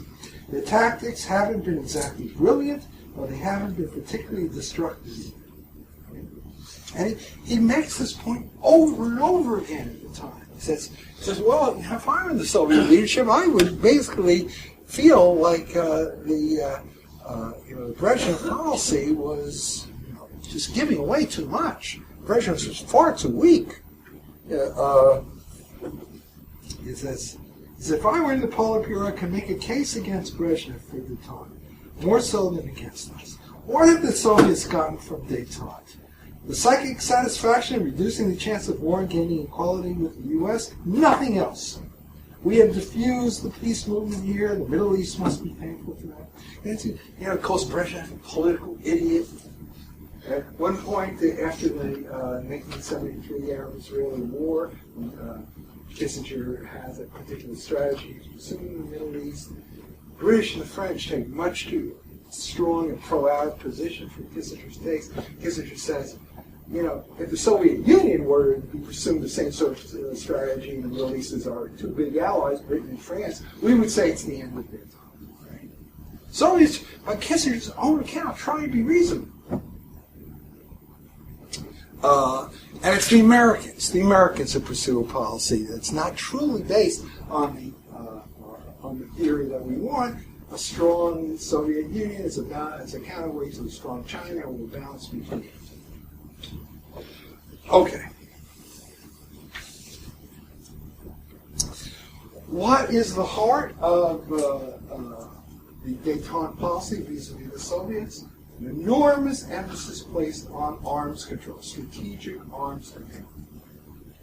This famous strategic arms limitation talks, SALT, by the usual acronym, the SALT talks, the SALT treaties, the limitations on both American and Soviet offensive strategic weapons, the even stronger limitations on defensive weapons, the anti-ballistic missile systems, and so on. Is there a conceptual basis for arms control in the sense of, does this stuff really lead to a more stable international order? Well, there are always problems with that notion. One is that in the whole process of negotiating these arms control treaties, you want to build up new weapon systems, if only to serve as bargaining chips that you can give away in the course of negotiations. So the arms control process actually leads to the development of weapons, to kind of get hawkish people in both countries to buy into the arms control process. You have to kind of buy them off by giving them more of what they want in terms of new weapons capabilities. There's a more important, more fundamental way in which the arms control process was inconsistent with this basic notion that it would lead to a stable international order. The idea of arms control, the ruling out of defensive weapons and such, was that it would create a more stable nuclear balance by reducing the incentive either side had to preempt, to go first in a crisis. Because no matter who went first, the results would be the same, and you couldn't limit damage to yourself by affecting defensive systems, and that would encourage you to strike first, and so on. That would make for a more stable system, an incentive to preempt war. Isn't there? That's why you want to force both sides not to have ADM systems, anti-ballistic missile systems, defensive systems that can shoot down. What's the problem there? It's like, if you want an arms control treaty, it's crucial that what each side has be verifiable by satellites, looking down on what each side has from outer space. And so you have to be able to count what each side has. But if something is countable and it's locatable like that, that means it's also targetable.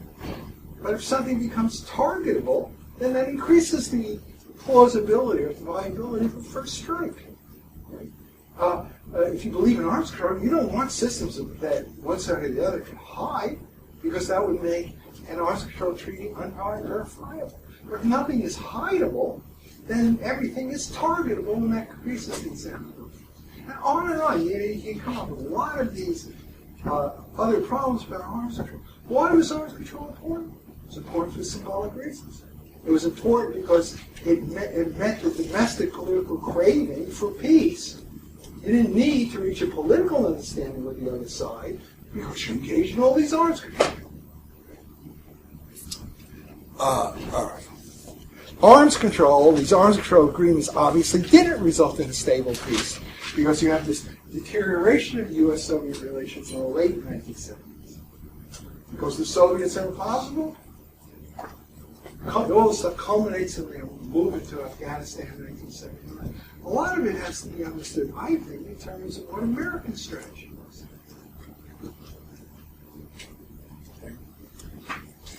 In any case, détente deteriorates as the Soviet situation internally continues to deteriorate in the late 70s, early 1980s.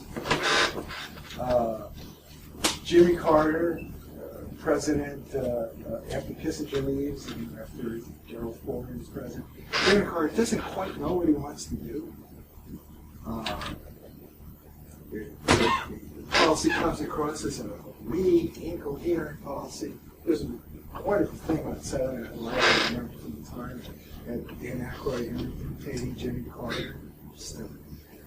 Jimmy Carter's talking. This is after the U.S. hostages were seized in the U.S. Embassy in Tehran, and Jimmy Carter talking about our good friend the Shah, and our good friends, the enemies of the Shah. Carter didn't seem to know what he wanted. But Reagan did. Reagan comes to power in large part as a result of the sense of American weakness having, encouraged the Soviets to pursue more aggressive policies, culminating in the movement to Afghanistan in 1979. Reagan wants a much tougher policy, and he pursues a much tougher policy aimed, at exploiting Soviet economic weakness, escalating the level of the arms competition so as to force the Soviets to spend more on armaments and weaken that internally in terms of aggravate the domestic economic problem, conduct a kind of economic warfare directed against them, support counter-revolutionary movements in Afghanistan, making it much harder for the Soviets. The extraordinary thing is that, number one, this was a coherent strategy. We now know on the basis of evidence that was released only fairly recently. Number two, it worked. It worked. The prospect of an escalation of the arms race was taken very seriously by the Soviets. This is the context of the whole Gorbachev phenomenon in the latter half of the 1980s. The whole shift in Soviet policy that we associate with Gorbachev, end of the Cold War, liquidation of the Soviet Empire and the Soviet conflict with the U.S., has to be understood very clearly in the context of the Reagan strategy. We all know how the Gorbachev experience ended. Once you remove Soviet bayonets from Eastern Europe and say these Eastern European nations are on their own, that's the end of the communist order in Eastern Europe. Never had it. Foreign decision. And in fact, it led directly to the dissolution of the Soviet Union, the collapse of the whole communist order in Russia at the end of 1990, end of the Cold War. So in a sense, we will. All right, so that's it for the whole Cold War. Next time, what I want to do is kind of try and pull everything together and talk about the meaning of peace.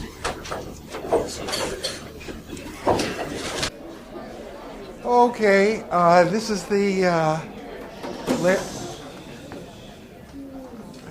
last lecture in the course, and the time has come to kind of just sit back and take a look at what we've covered in the course of the quarter as a whole, and to try and think through what it all means. This is basically something that I can't do for you. Every one of you in this class, you have to try and do that for yourself. Right? What I've tried to do is give you some of the tools that you need for making up your own mind about these issues.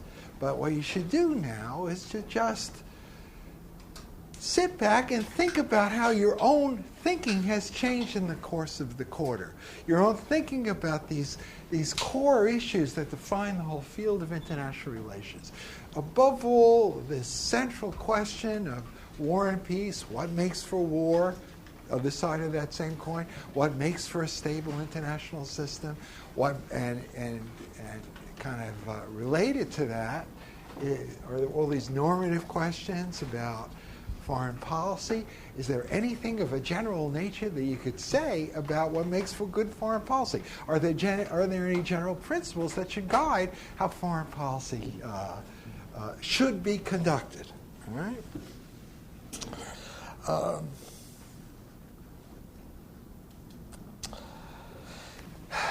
You get at those issues not by just absorbing a lot of facts in the hope that if you learn as much about the historical record as you possibly can, that the answers to those fundamental questions will just emerge automatically. You have to do some real thinking. And that means you have to bring a certain theoretical framework to bear in order to draw meaning from the historical record. You know, the theory is important not because it provides you with ready-made answers or because it provides you with some sort of conceptual framework in which all the factual material can be squeezed. It's important because it brings the questions into focus so that when you then approach the historical material, you could see what light it throws on those fundamental conceptual problems. It helps you answer those questions. You know what it's like? It's like in biology when you kind of put a chemical stain on a biological specimen, and it throws into relief what's important in what you're observing. It's the same sort of thing. Theory brings out what's important in the historical record. All right? So there's a method for doing this. And a lot of what you've been asked to do in this course is to develop a sense for what that method is and to apply it to the material that we've covered in this course yourself. Okay? As you go about doing this kind of thinking, you need a certain framework for drawing your conclusions. And what I suggest you do is just go back to the syllabus. And in the first part of the syllabus, I just laid out some of the questions, the fundamental questions that we're going to, that we were going to be concerned with in this course.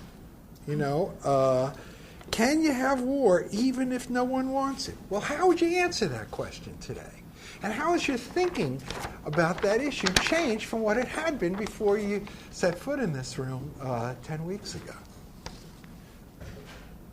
ago?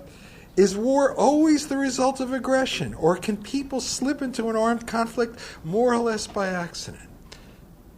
What effect do nuclear weapons have on international politics? Are they a source of stability, or did the emergence of a stable peace during the Cold War period have relatively little to do with nuclear weapons? And what is the story we're exploring tell us about the effect of different political systems? Do democracies, for example, pursue a particular kind of policy? And if so, is that policy a source of peace or of instability? All right? Those are very fundamental issues. And by this point, having done all this work this quarter, you should be able to talk intelligently about all those questions. In any case, the measure of what you will have gotten out of this class is the degree to which your own thinking about those issues has become more sophisticated than it had been before you started grappling with them at the beginning of the quarter. Okay? So I can't tell you what answers you yourself should give, what your thinking should be. Right? All I could do today is tell you about how my own thinking has changed after dare I say it, over half a century of being obsessed with all these questions, ever since I was a freshman at Berkeley in 1962. I remember taking an undergraduate course with Raymond Sontag, the author of that Broken World book that you read earlier in the course, and just being bowled over, just being totally overwhelmed by the whole perspective that underlay the lectures that he gave in that course. Because, the power of it derived from the fact that it was totally different from what I had been led to believe. So, if someone had asked me at that time, how do you explain, international conflict, I would have thought, well, it has to be explained in moral terms. If you want to understand what caused the war, you had to figure out who's to blame, who the aggressor was. War is the product of aggression. You look at the Second World War. Who could be more aggressive than Hitler? Look at the Japanese attack on Pearl Harbor, an act of aggression, pure and simple, bolt from the blue. Cold War, these terrible communists. Look how awful Stalin was and how many people he killed internally in Russia and so on. All those sorts of things. Unthinkingly, I said, well, that's the answer. These great international conflicts culminating in these major wars have to be understood in moral terms. Who the aggressor was. Aggressor theory of war. And it's like, over the years, come to see the limitations in that point, in that perspective. It's not that there is no such thing as aggression, but the reality is that international politics doesn't work in such a simple, straightforward way. Okay? Why was that theory, that war is the product of aggression? Why was it so important? Because it had major implications about policy. If war is the result of aggression, if you want to prevent war, you have to deal with possible aggression for adopting a policy of deterrence. You had to affect the calculations of the would-be aggressor as he faced his moment of truth by making it clear to him that the costs would outweigh any possible benefits. Right? So the whole strategy of deterrence was rooted in a certain theory of what made for war. Okay, that was the view I had when I came in. Yeah, deterrence made sense. That whole theory of war made sense. And over the course of the years, even at the very beginning, I came to see that no, that doesn't capture, and it doesn't come close to capturing what makes for war, or answering the fundamental question of war and peace. My view today is very different. It's that war is to be understood as the climax of a political process, unfolding over time, over space at least of years, maybe over decades. A political process with a certain logic to it. It's not just random events, but there's a logic that leads from one episode to the next episode to the next episode. A logic that has a lot to do with power considerations, with security considerations, strategic considerations, and with regard to that process, moral judgments are often very problematic. It's very hard to figure out who's right and who's wrong, who the aggressor is, who the victim is. Moral issues are much grayer than we had been led to believe. Let me talk about that a little bit. What do we mean? A political process. Political as opposed to what? Well, political as opposed to moral, for example. The term political implies it's very hard to make hard and fast moral judgments. You can see things through the eyes of both sides in a conflict. It's hard to say who's right and who's wrong. You think 1914, who's right and who's wrong? You know, were the Austrians wrong in trying to deal with this whole problem of, that Serbia posed, the threat to the political integrity of the Austrian Empire coming from Serbia? Or were the Serbs wrong to strive for self-determination, for creating a larger Yugoslav state?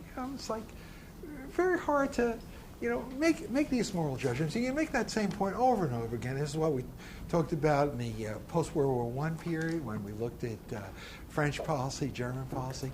You can understand why the Germans would want to resist the Versailles Treaty. On the other hand, you can understand why the French would be a little bit reluctant to allow Germany to once again reemerge as the number one power in Europe, stronger, in fact, than she had been in 1914. Who's right? Who's wrong? Very hard to make those judgments. Okay. I say a political process, political as opposed to moral in that sense, but also political in the sense that power considerations loom large, political in the sense, political as opposed to military in the strict sense of the term.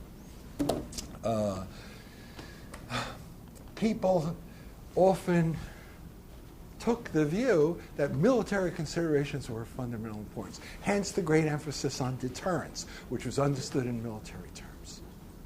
Or for that matter, the great importance attached to arms control, which had to do with affecting the workings of the military sphere, the structure of military power, as opposed to reaching understandings on political issues.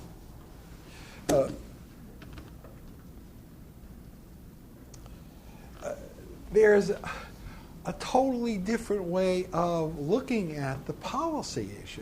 If the notion that military factors are predominant suggests to the right that deterrence is the end-all and be-all of strategy, then the stronger you are, the better. The more powerful your deterrent forces are, the more you'll be able to prevent war.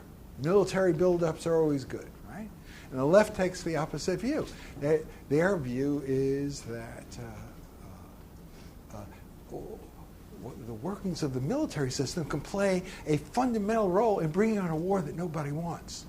Their claim is, well, you saw this happen once before in July 1914. We don't want it to happen again in the nuclear age. Nuclear age, obviously, no one wants a general nuclear war, but the sense is it could happen anyway, more or less by accident. The problem of inadvertent war is taken very seriously, and a war could come that no one wants because of the workings of the military system that's in place at the time. Okay? These are military concepts of what makes for war. Say, well, there's a different view. This is the view that war is the outcome of a political process. So instead of focusing either on deterrence or on arms control, the central goal of policy should be to manipulate the way in which that military process runs its course.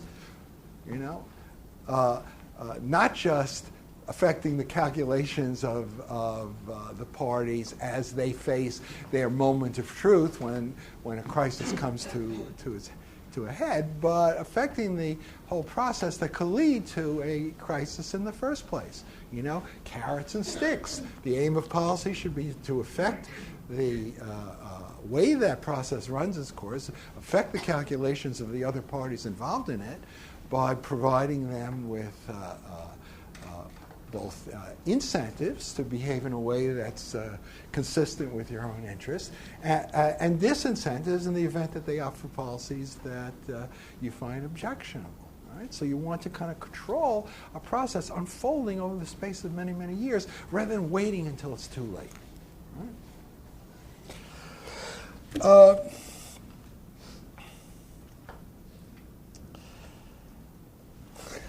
How did I come to develop that way of looking at things, which was at variance with what I had absorbed from the general culture? As a matter of fact, the whole power of these alternate conceptions derives from the fact that they conflict with the conventional wisdom. How did I come to look at it? By approaching the whole issue at abstract level and trying to think these things through on a purely abstract level on the basis of first principles? No, not at all. Quite the contrary, in fact. Basically, the method there was, I didn't even realize it was a method at the time, but the whole process involved reacting to the claims that other people made. People said such and such. Well, you want to look at the historical evidence with an eye to seeing whether those claims are in fact borne out, whether they're in fact accurate. And in fact, that's what we did a lot in this course, wasn't it? We began with 1914. What was the whole lecture in 1914 about? It was about a theory, the inadvertent war theory, a theory which had tremendous importance in terms of its implications about the nuclear age. This is a theory that the military system played the fundamental role in bringing on the war. And we took that theory and we looked at the way it was fleshed out in the scholarly literature, and it turns out that there's no basis for that theory. That this whole notion, the rigidity of the war plans were a fundamental cause of the war. And look how the Kaiser, when he was told that the British might stay out of the war if Germany didn't move against France, he tried to change the war plans, and he was told, it can't be done. We're stuck with these plans. We have to go through with the attack, even though it no longer makes any political sense. Right? That's a standard view. You still find it in the literature. And then you look at the evidence, it turns out there's no basis for it whatsoever. It turns out that the real story is exactly the reverse of the way it's presented in the literature. Yeah, the General von Moltke, the chief of the general staff, told the emperor, you can't just change the plans like that.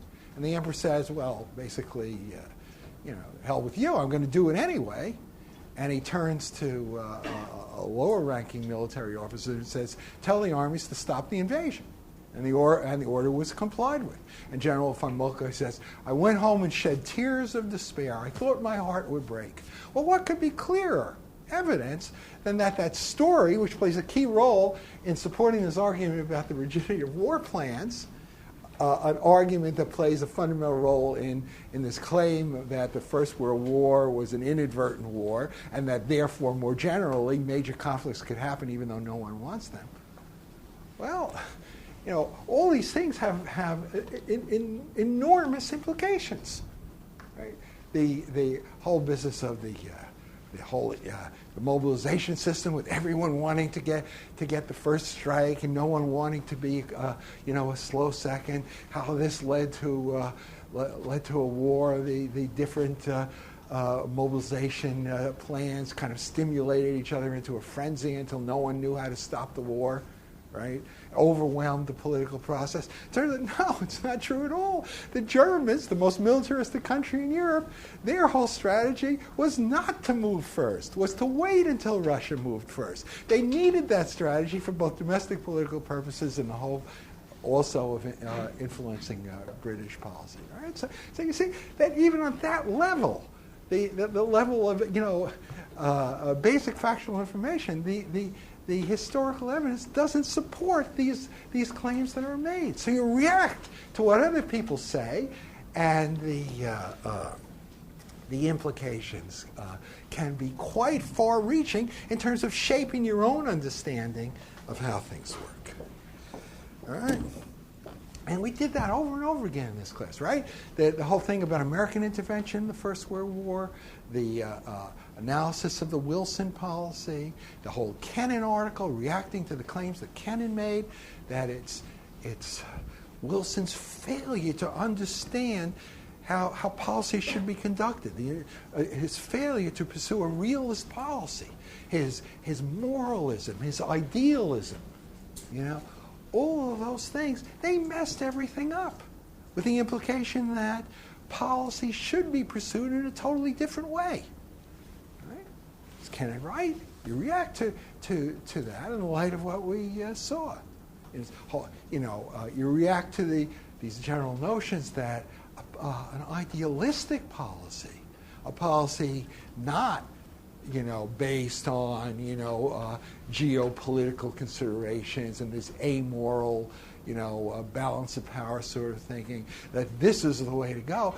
We saw how the moralism of Wilson led him to pursue a punitive strategy after America came into the war. How the strategy changed practically overnight from peace without victory in January of 1917, to we must crush the Germans by the end of the year. It's like, that's an important point. It helps you make up your mind about whether a policy based on moral principles is the way to go. When you see these kind of dangers of pursuing that sort of policy. What else? Then, as I said, we looked at the Treaty of Versailles in the post-1919 period. You could see things through the eyes of both the French and the Germans. You could see that there was a structural problem here, a problem having to do with the structure of power in Europe in the aftermath of the American withdrawal. It helped us get a handle on this question of does the fact that a country has a democratic political system mean it's less likely to go to war? The really interesting stuff there, a lot of it had to do with the Stresemann policy in the late 1920s. It's like Germany, Weimar Germany was a democracy. France was a democracy, and yet you still had this security problem. And you still had this whole problem of German power. And even in the 1920s, before the Depression, well before Hitler, while Germany seemed to be a functioning democracy, people had the sense of, no, a stable international order hadn't taken root. That's why the French decided in 1929, before the Depression, to build the Maginot Line. The chronology is very significant in that regard. It has a certain bearing on this whole general theory that people have of, as long as countries are democratic, you really don't have to worry about them going to war against each other. It's only when the democratic order is overthrown that you have real problems. Right?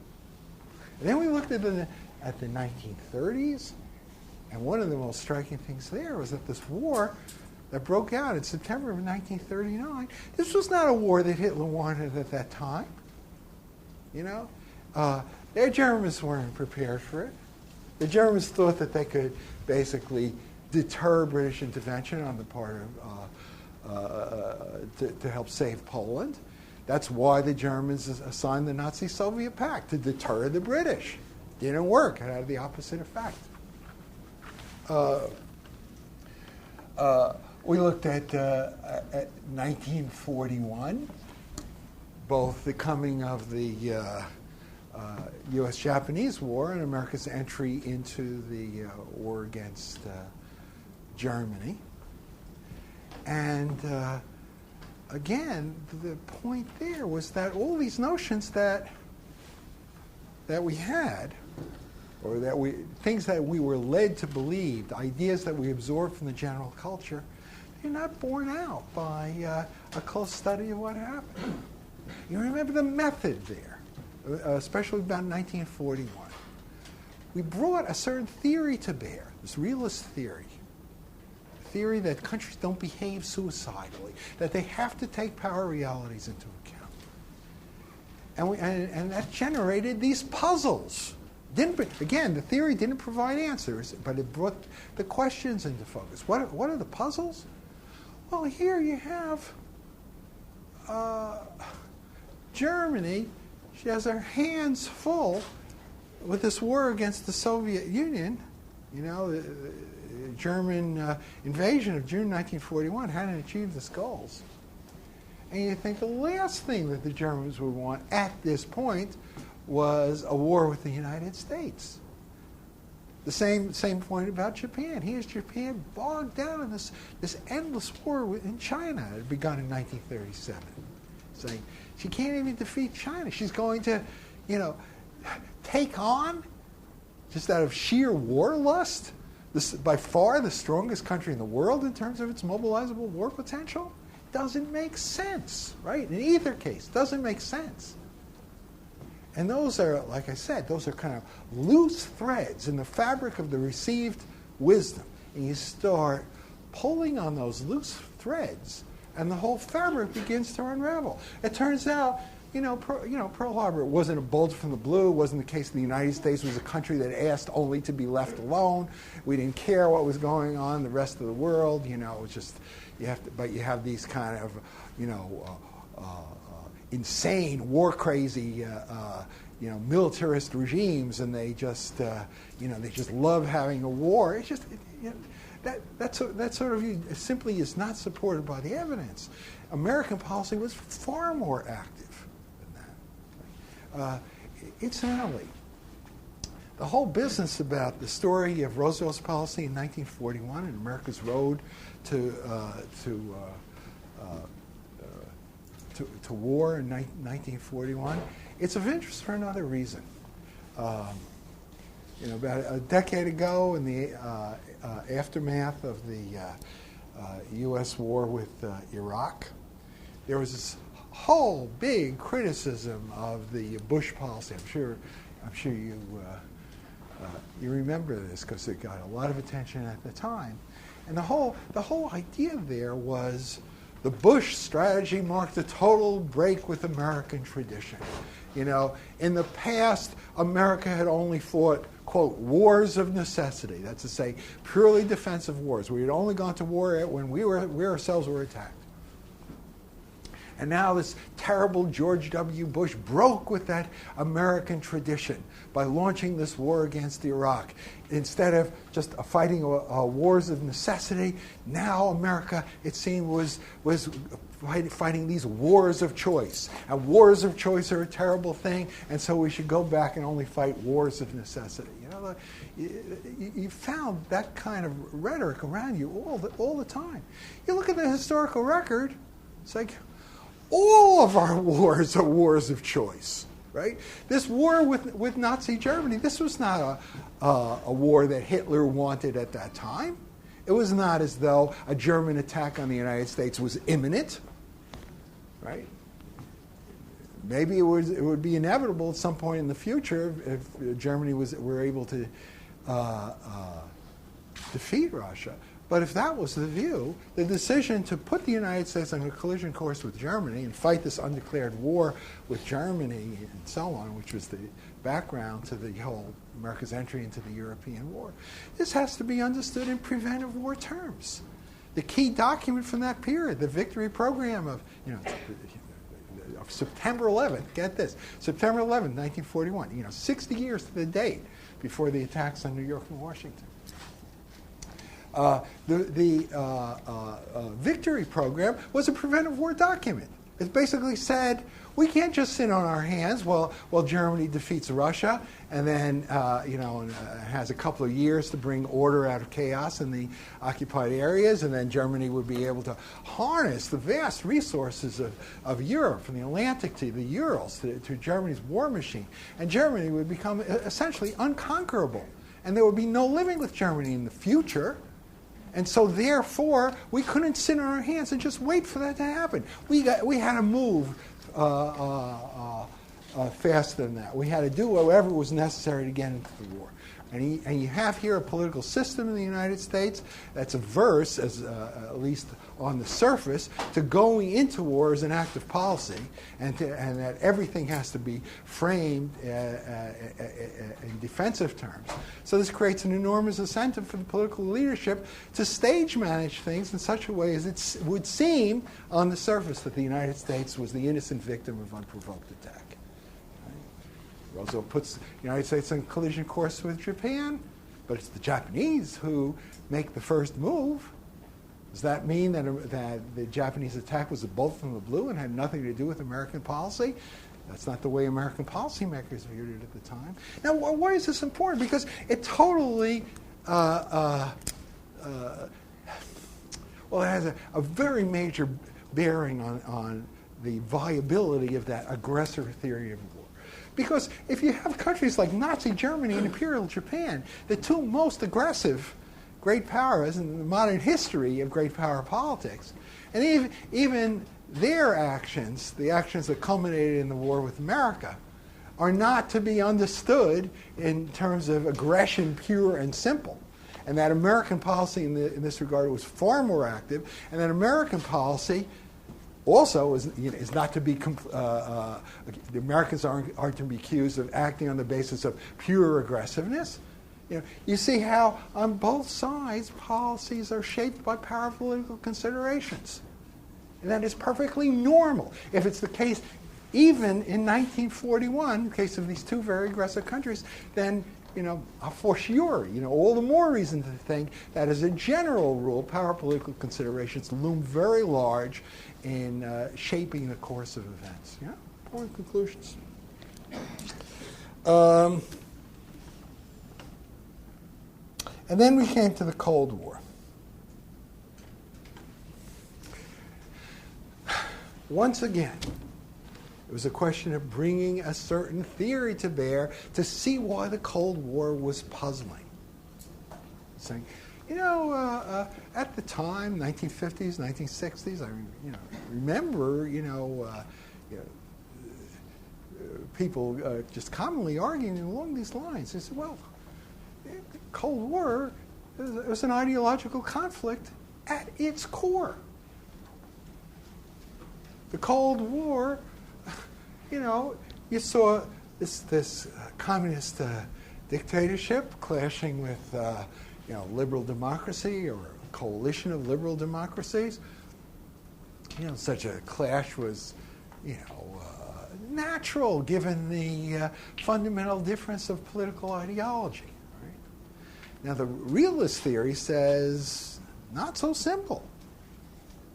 Doesn't matter what sort of internal regime a country has. What really matters is the structure of the international political system, the distribution of power in the international political system. The external environment, the external power political environment, plays a very fundamental role in shaping policy and can lead even the most ideological countries to trim their sails, to draw in their horns, rather than face a war that's essentially unwinnable, or winnable only at enormous cost. Right? And we took that view and we applied it to the Cold War period. The Cold War is puzzling. Yeah, of course. The Americans would have loved to see democratic regimes spread throughout all of Europe. And the Soviets, for their part, probably would have loved to see communist regimes come to power throughout the whole of Europe. Right. But neither side was going to push those preferences to the point where there was a serious risk of World War III. The status quo of a divided Europe, the Soviet domination of the part of Europe east of the line of demarcation in Europe, and an American domination of the part of Europe west of that line, that status quo of a divided Europe, divided Germany, that was vastly preferable to a Third World War for both America and Russia. And if that was the case, weren't both sides pretty much locked into the status quo, had to respect the status quo? And if they were both locked into the status quo, where was there a problem? Where was the problem coming from? You see, what's going on there is a theoretical perspective, a conceptual perspective is being brought to bear. You wouldn't see that the Cold War was puzzling unless you brought that perspective to bear. And you use that theoretical framework as it's kind of like a searchlight that you shine on the historical evidence that enables you to see things that you probably would not have otherwise seen. See, given those fundamental power realities, didn't the political leaders on both sides understand what the situation was? Weren't they therefore willing to reach some sort of accommodation based on mutual respect for the status quo? And that's the question that draws out the meaning of what happened at Potsdam in 1945, July and August of 1945. And in the whole latter half of 1945, culminating in the Moscow Conference of December of 1945. Both sides moved toward an understanding based on mutual acceptance of those kind of core political realities. Mutual acceptance of the status quo. Well, this simply, underscores how puzzling the situation is. Because if they were moving in that direction, how do you explain the Cold War breaking out the next year? Well, the Cold War in the sense of the two sides at each other's throats verbally, each kind of, throwing accusations against the other and so on. All right? The answer there was that the Cold War is not to be understood in terms of this kind of very general ideological conflict, but rather in specific concerns, and in particular, this problem about West Germany. Because if there's this general rule about how the two sides can live with each other in the post-1945 period, this general rule is each side calls the shots in its part of Europe. For there to be a problem, there has to be some exception to that general rule. And what is that exception? The Soviets cannot give the Western powers a totally free hand to do whatever they want in West Germany, because a very strong West Germany would necessarily pose a threat to Soviet control in the part of Germany they occupy. And if the situation is such that the Western powers are led to underwrite a revisionist German policy of that sort in order to keep West Germany in the Western camp, well, that would pose real problems for the Soviets. So that problem of West German power necessarily lies at the heart of the Cold War. But why does it suddenly come into being in 1946? Answer there is it had a lot to do with the Soviets pressing toward their south, thinking that there was a power vacuum that would allow Soviet power to penetrate into the countries on their southern periphery, Turkey and Iran.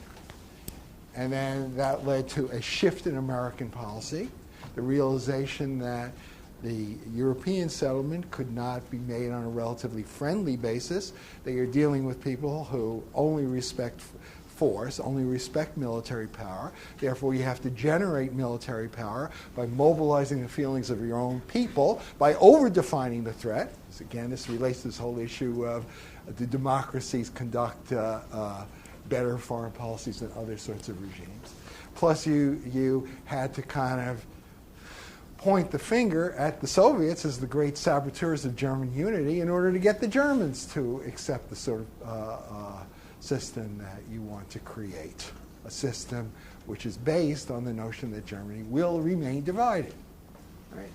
So the Turkish and Iranian business in 1946 is the trigger that sets a kind of security dilemma dynamic in motion, a spiral dynamic. Where we need to create power as a counterweight to the Soviets, so we move ahead on the German question, basically toward economic, ultimately political, military reconstruction of Germany. The Soviets understand this is threatening. They move to kind of counter this. That in turn is viewed by us as even more threatening, so it raises the ante and so on. So you have a spiral dynamic there. And the whole security dilemma theory, the spiral model that's connected with it, as I told you, a theory that was developed in this very building,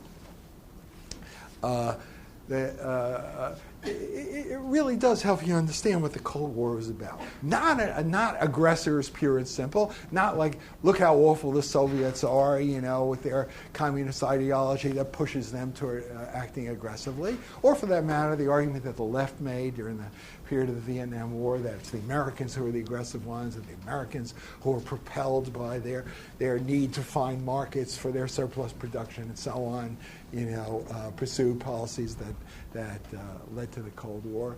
Neither of those views is correct, nor even necessary to explain why you have the Cold War. A security dilemma dynamic.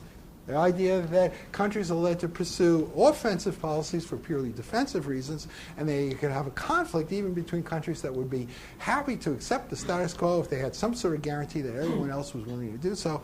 This could lie at the heart of international political life. All right.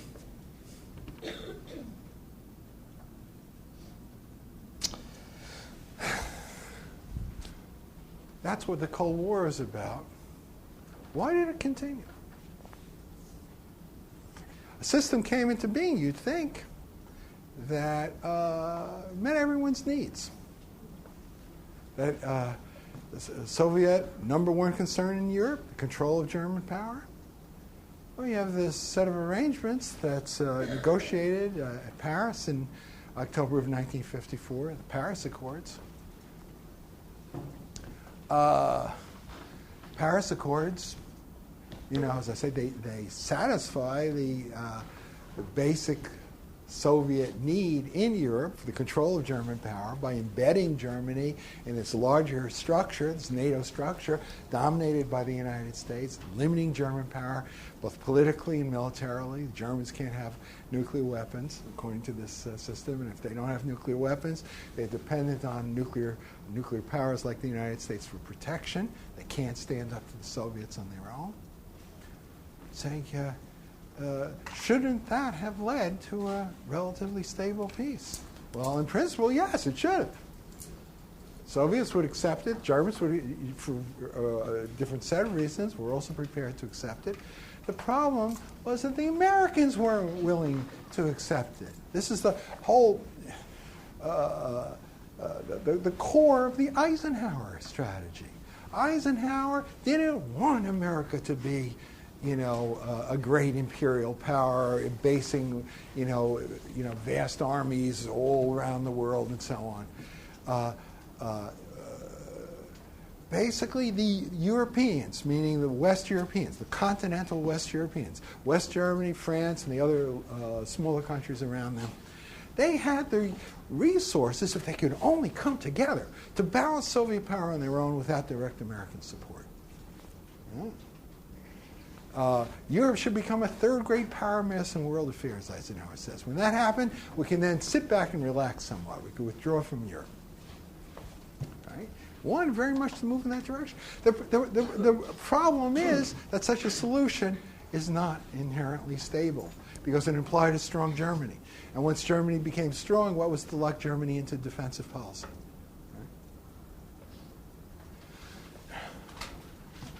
Soviets would be led to move before that happened, and then you'd have to deal with the Soviet problem.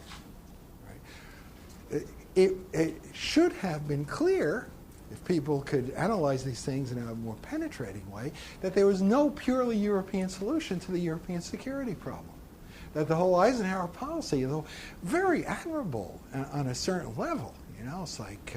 We want the Europeans to carry the burden of their own defense. We don't want them to be simply an American fiefdom, an American dependency. That's admirable. But the political consequences of it were quite severe.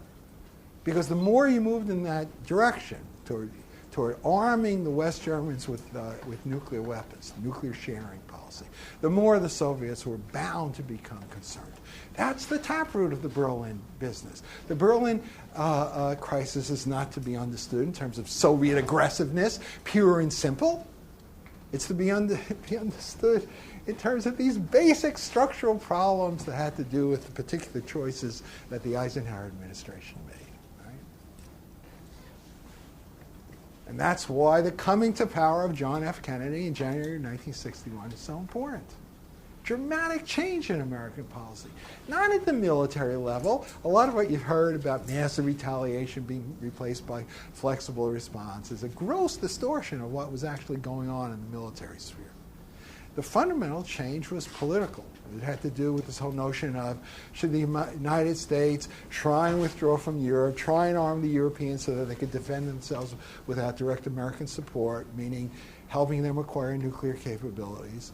Or should we realize that a true United States of Europe is just pie in the sky, that maybe it's not such a great idea for Germany to have nuclear weapons, and that therefore there's no alternative than a continuing American military presence in Europe, because if the Germans can't defend themselves, someone's going to have to do it. There has to be a counterweight to Soviet power in Europe. Only the Americans could provide it. We're stuck in Europe. It's not like we want to be a great imperial power over there. There's no alternative for us. That's the basic Kennedy conception. Right? And you'd say, well, he lays this out to Khrushchev when they meet at Vienna in June of '61. Soviets, they don't want to go for it because they see these changes in American policy as reflecting U.S. weakness, America's unwillingness to face the prospect of a nuclear war. And because the Americans are so scared of that, a tough Soviet line, shaking the tree, they'll be able to get more and more concessions. So the more we move in the direction of trying to work out a peaceful settlement with the Soviets, the more the Soviets take this as a sign of weakness, the more intransigent they become. And all this stuff builds up to the Cuban Missile Crisis, which is not an isolated event. It's to be understood very much in the context of this big crisis that's developing in Europe, central crisis in U.S.-Soviet relations. Right? Kennedy, why does he decide to accept the Cuban Missile Crisis? Again, this is the whole Windows argument. He accepts it because he knows that the American nuclear edge will soon be gone. And that if a showdown with the Soviets is inevitable, let's have it out with them while we're still relatively strong. That's clearly in his mind when he decides to accept the challenge over Cuba and make it into a very central test of strength in relations with the Soviets. Right? Important point, because people think of the Cuban Missile Crisis, isolated event. Turns out it's to be understood in this general context. Okay. And the crisis plays an important role in the subsequent story because after it, the whole bankruptcy of the Khrushchev policy is revealed. And the rudiments of a relatively stable international order fall into place. Not 100% stability. There are still some basic problems. There's this fundamental structural problem of the defense of Western Europe in an era of nuclear parity. Right?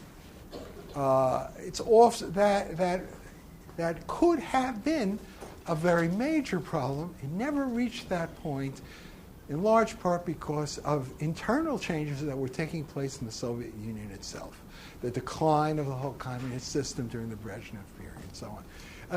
You could say, well, we lucked out. Cold War is over. Okay. Well, and now we're living in this world where people don't take the prospect of a new general war at all seriously. There's a sense, people call it the end of history is a famous book about this stuff. People think, oh, all this stuff, it's all over. We've left the white water. We've entered into the blue seas of perpetual peace. There's not really a hell of a lot to be learned from an analysis of the international politics during the 20th century. Right? I don't think that that's the case. International politics never stops. And the basic conceptual framework that you work out for yourself by thinking about these problems in the past, thinking about them in the light of certain theoretical perspectives, that framework continues to be applicable as the basis for thinking about current issues like this whole current Ukraine business. All right? That, at any rate, is what I personally have taken away from thinking about these issues over the last 50 years. And I should say, I don't expect you to kind of buy all this stuff wholesale, but that's the kind of thing that I hope you've gotten out of the course. So on that note, thank you.